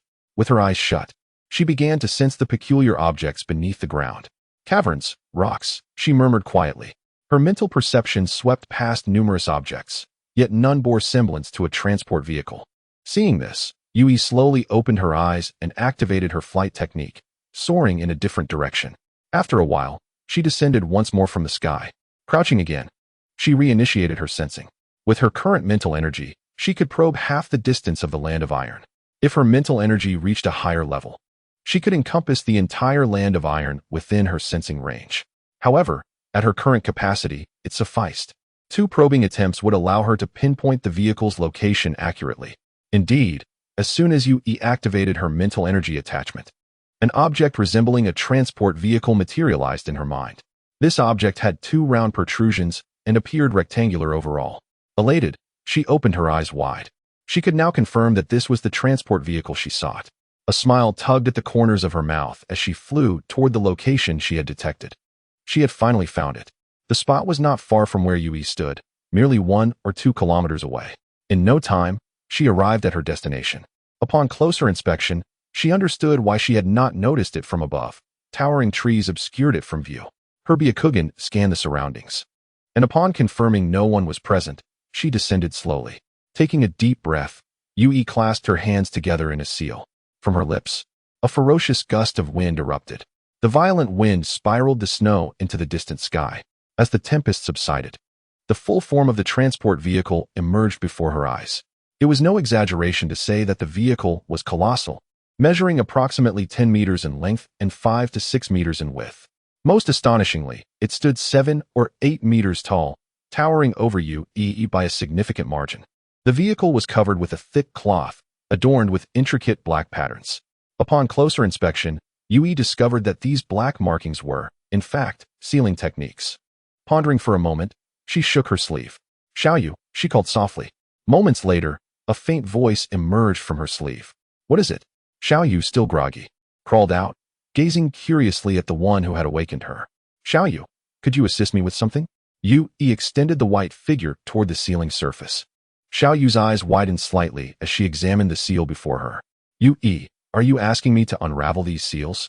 Xiaoyu inquired, scratching her head in confusion. "Yes." Yui nodded. "Currently, only Xiaoyu could break the seal. Let me take a look." Xiaoyu climbed atop the transport vehicle, scrutinizing the seal closely. After confirming there were no issues, she extended her small hands and pressed them onto the center of the seal. Suddenly, a golden light radiated from her petite form. The black patterns on the vehicle began to writhe, gradually shrinking until they vanished entirely. Once the process concluded, Xiaoyu returned to Yui's shoulder, striking a proud pose. "Yui, it's done." Witnessing this, Yui felt a surge of excitement. "Xiaoyu, you are amazing," she praised before advancing to tear the cloth covering the vehicle aside. Xiaoyu waved her hand and yawned heavily. "Ah ha ha. Yui, the rest is up to you. I'm going back to sleep." With that, Xiaoyu swiftly darted back into Yui's sleeve. Yui chuckled helplessly at the little one, shaking her head before redirecting her gaze toward the transport vehicle. Before her lay countless ninja tools, a staggering quantity indeed. So many. Roughly estimating, there were at least tens of thousands of tools of all varieties imaginable: kunai, shuriken, ninja swords, naginata, spears, and large shuriken. The array was so vast that she could hardly count them all. At last, she understood why a Wagakure sought to seize these tools and why the Tsuchikage himself was involved. However, she wondered when the Tsuchikage would arrive. With this thought in mind, her actions quickened. After clearing away the ninja tools, her gaze fell upon a massive wooden box, adorned with numerous white talismans. At first glance, Yui was certain that this box contained the chakra metal tools she needed. Without hesitation, she lifted the enormous box out. With a resounding thud, the box landed heavily, slowly sinking into the thick snow. The weight was burdensome as Yui rubbed her aching waist, voicing her silent complaints. Her gaze shifted back to the stack of white talismans atop the box. Is this a seal? After a brief contemplation, she shook her head. These objects did not appear to resemble seals. Chapter 97. Could they actually obstruct dust release? Blank. Might there be some hidden traps? A sense of curiosity hovered on Yui's lips. She extended her hand and cautiously peeled them away. Yet, nothing transpired. It seemed she had overthought it. These white talismans were merely a layer of packaging. With a swift motion, she removed all the talismans from the box, her hands trembling with excitement as she slowly opened it. Instantly, the glinting shinobi tools revealed themselves to Yui's eyes. There were 4 tools in total, but the amount of chakra metal used was substantial. 2 long shinobi swords, a pair of hammers, 1 large, 1 small, and a massive shield remained. However, to Yui's astonishment, each tool was also adorned with intricate seals. This left her feeling somewhat exasperated. Konoha truly was meticulous. Casting a glance at the small white mouse nestled in her sleeve, she gently shook her head. Perhaps it was best not to disturb it. She closed the box once more and turned her gaze towards the transport vehicle behind her. Since she had come this far, as the primary beneficiary, she would graciously accept these shinobi tools. The thought of Tsuchikage discovering the emptiness here amused her, and that Sarutobi Hiruzen, finally, he would face some losses. With that in mind, she retrieved 5 sealing scrolls from her ninja pouch. One by one, she unloaded the shinobi tools from the transport vehicle, sealing them inside the scrolls. Shurikens, kunai, iron chains, and large shuriken. All of it was taken without hesitation. Before long, her sealing scrolls were filled to the brim, nearly overflowing. However, she was dismayed to find that a third of the shinobi tools remained. She had only brought 5 scrolls. Otherwise, she could have taken them all. It seemed she would have to leave some for the Iwagakure ninjas. Yet, a question lingered in her mind. If she could use sealing scrolls to store shinobi tools, why didn't Konoha employ this method? After a moment of contemplation and finding no answers, she decided to let it go. Having completed her task, Yui no longer intended to linger. She lifted the heavy wooden box, formed hand seals, and prepared to leave the area. However, danger often arises just as one is about to succeed. Who are you to dare touch the belongings of a Wagakure? A deep voice resonated from above her. Alarmed, Yui slowly raised her head to behold a figure hovering in the sky. This petite silhouette was instantly recognizable to her. Familiar yet strange, the third Tsuchikage, Anoki. Oh, since you know me, hand over the shinobi tools in your possession. Anoki frowned at the empty transport vehicle below.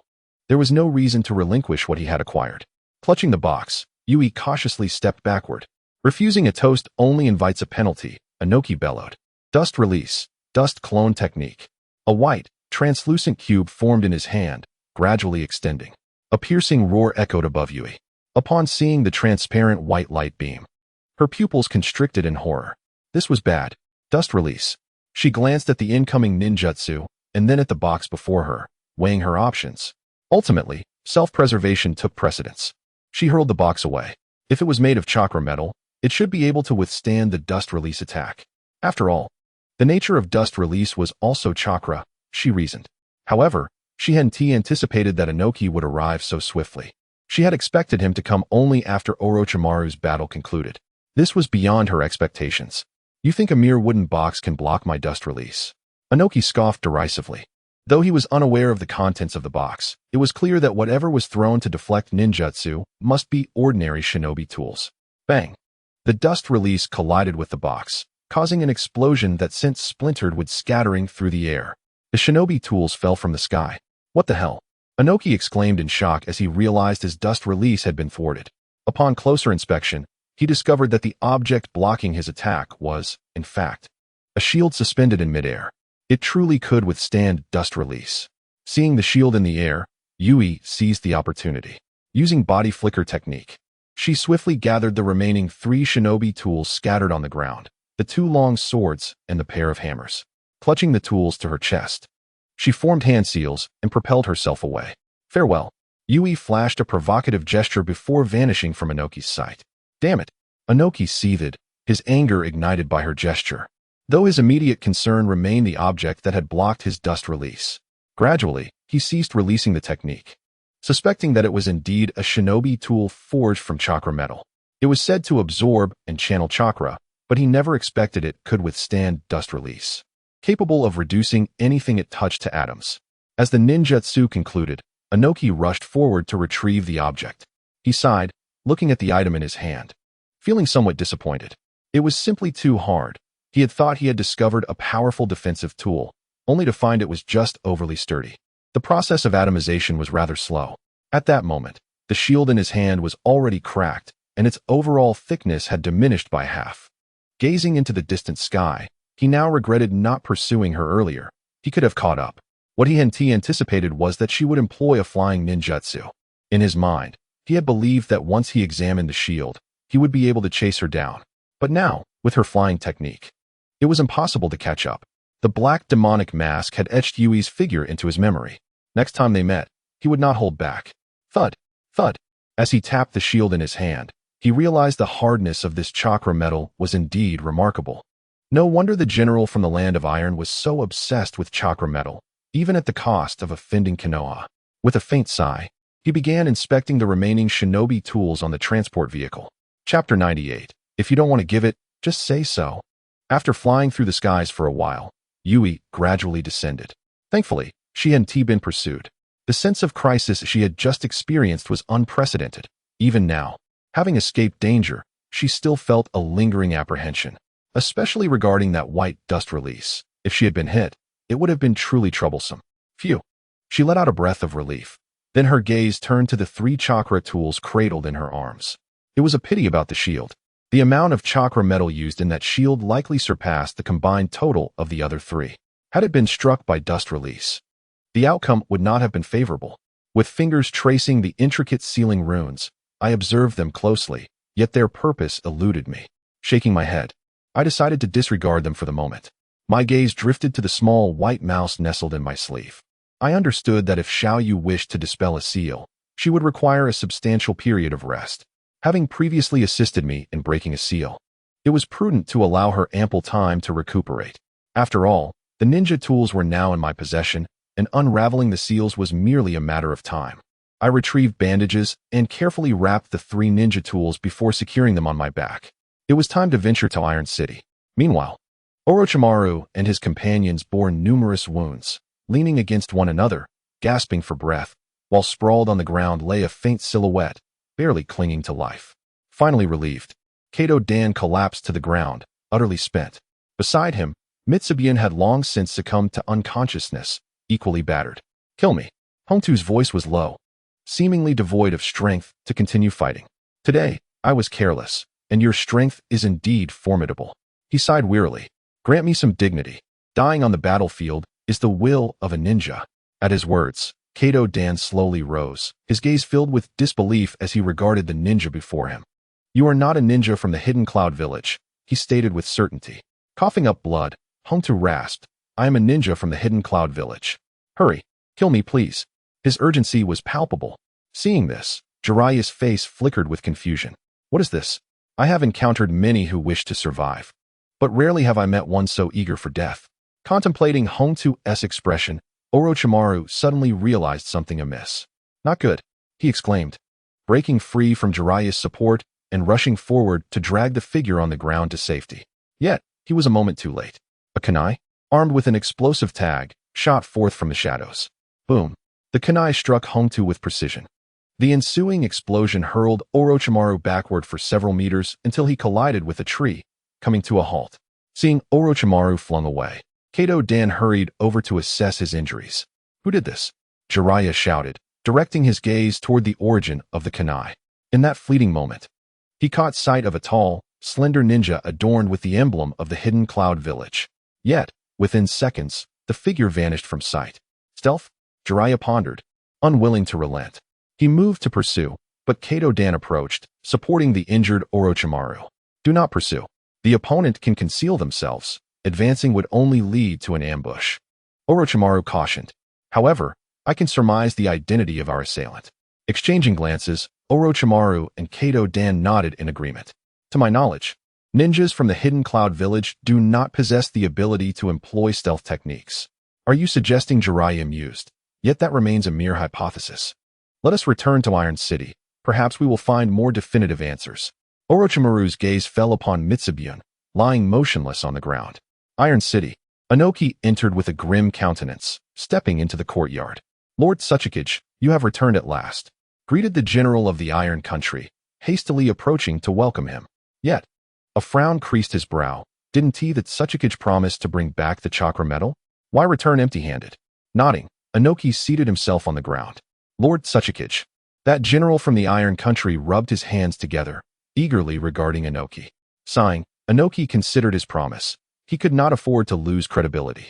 Resolving himself, he retrieved a small, dark iron block from behind him, no larger than an adult forearm. He extended it towards the general. My apologies, General, but this is not the promised half. The transport vehicle for the ninja tools was ambushed. This is all that remains, Inoki lamented, his voice laced with resignation. Upon seeing the meager iron block, the general's expression darkened. Lord Tsuchikage, dishonesty is unbecoming. His tone turned icy. Inoki shook his head slightly, reiterating his previous statement. The shipment of ninja tools had been robbed. He had already prepared for a potential fallout with his partners, anticipating the general's next words. Ridiculous. The general scoffed. Who possesses the audacity to rob something belonging to the Tsuchikage? He retorted defiantly. You simply do not wish to deliver.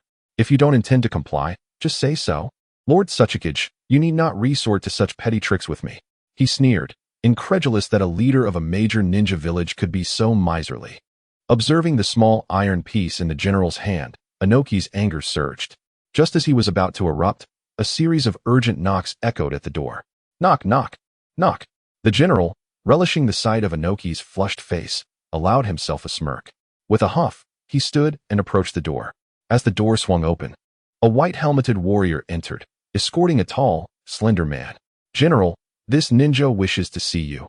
The warrior indicated towards the man behind him. Hesitating briefly, the general nodded. Come in. Thank you, General. The slender man nodded, hastily approaching Inoki. Lord Tsuchikage. Oh, has the mission been accomplished? Inoki inquired, his mood lifting slightly at the prospect of success. However, the slender man shook his head, dispelling Inoki's hopes. Lord Tsuchikage, they are all dead. Hongtu is also, what did you say? Inoki's heart sank. His ears could not fathom the words. Hongtu is dead? What transpired? He pressed urgently. If I discover you are lying, the slender man shrank back slightly, but, sensing the gravity of the situation, recounted everything he had witnessed during the ambush of the Leaf Ninjas. As the tale unfolded, Inoki trembled, ultimately closing his eyes in silence, engulfed by an oppressive stillness. The general, observing the exchange, felt a cold smirk tug at his lips. Still playing the fool, he thought. He was no naive Leaf Ninja, easily deceived. Silently, he stepped aside, retrieving the small iron piece from the ground. Consider this a lesson. I will trust no ninja henceforth. With that, he departed, casting a final glance at the Tsuchikage. Lord Tsuchikage, it may be wise to leave the Iron Country post-haste, the general mused, sighing internally. For now, his only victory lay in words. After all, the collaboration with Iwagakure was merely in his personal capacity. If a rift were to form between them, a trivial excuse could plunge their small nation into the depths of war. The samurai of the Land of Iron could not contend with this band of ninjas. Nevertheless, he gazed at the small piece of iron in his hand, murmuring, at least they possess some integrity. They did not seize it all for themselves. Although it fell significantly short of the agreement, it was still enough to fulfill his aspirations. With this thought, his spirits began to soar. Ever since he had become a samurai, his obsession had deepened. He yearned to forge an extraordinary blade, one that could astonish the entire world. Thus, he had tirelessly sought rare materials, even at the risk of offending Konoha. Now, he was finally on the verge of realizing his ambition. As this notion settled in his mind, a familiar figure emerged in his thoughts, a middle-aged man, the most capable craftsman in the Land of Iron, who could forge this unparalleled sword. Inside the room, Inoki slammed his hands down on the table in a fit of rage. He could no longer tolerate the robbery of ninja tools, and now, the loss of his most trusted aide was unbearable. After venting his frustrations, his emotions gradually subsided. Why were these Konoha ninjas so formidable? He turned to the tall, slender ninja beside him and inquired. The man hesitated, struggling to articulate a response, but failing to find the words. Lord Otsutsuki, I did not participate in the battle, he said in a subdued tone. Inoki shot him a glare. Did not participate in the battle? Return to the village and prepare for punishment. He huffed. Meanwhile, Yui descended slowly from the sky, arriving at the gates of Iron City. She had circled above for several hours before returning. Her purpose was to avoid crossing paths with Inoki, having learned from the Iwagakure ninjas that he was within the city. Despite his presence, she had to enter, as Iron City was the nearest place to repair her ninja tools. Surely, in such a vast city, it was unlikely they would encounter one another. With this thought, she stepped forward. Just as she entered the city gate, a familiar voice called out from beside her, Miss Yui, you're back. Startled, Yui turned to find a white-clad guard standing nearby. The ninja, clad in white armor, regarded her with an unusual gaze, making her feel uneasy. She instinctively shrank back, nodded slightly at him, and swiftly departed from the area. It was best to keep a distance. His gaze was too peculiar. As the strange stare faded behind her, Yui let out a sigh of relief. Nevertheless, she did not halt her steps, continuing down the street with purpose. In no time, she arrived at the familiar shop. However, before she could enter, an elderly warrior with a distinguished beard emerged, adorned in majestic armor and wielding an exquisite long sword. Instantly, Yui recognized that he was no ordinary figure, exuding an air of authority that suggested he was not to be trifled with. Only after he had walked away did she enter the shop. To her surprise, it was empty. Master Iju, she called softly. Moments later, the door opened, revealing a middle-aged man with an ecstatic expression, as though something delightful had occurred. Clearing his throat, Iju feigned composure upon seeing her, adopting a serious demeanor as he regarded the young woman. Ah, it is you. He recognized her by the familiar demon mask. What brings you here? Have you changed your mind? Do you wish to forge anew? He was puzzled. Her arrival could only signify two possibilities. Either she had found chakra metal or had reconsidered her decision to forge. After all, without the chakra metal, the blade could not be repaired. At this, Yui slowly unfastened the 3 ninja tools from her back, placing them on the ground and unveiling 3 shimmering implements. Master Iju, this time I have brought chakra metal. I hope you can help me repair them, she said, selecting a small hammer from the tools and extending it toward him. This. Iju's eyes sparkled with excitement as he examined the hammer. Chakra metal? He murmured, taking it into his hands and scrutinizing it closely. Where did you acquire this? He asked, his gaze filled with anticipation. Yui scratched her head, replying, I found it on the way.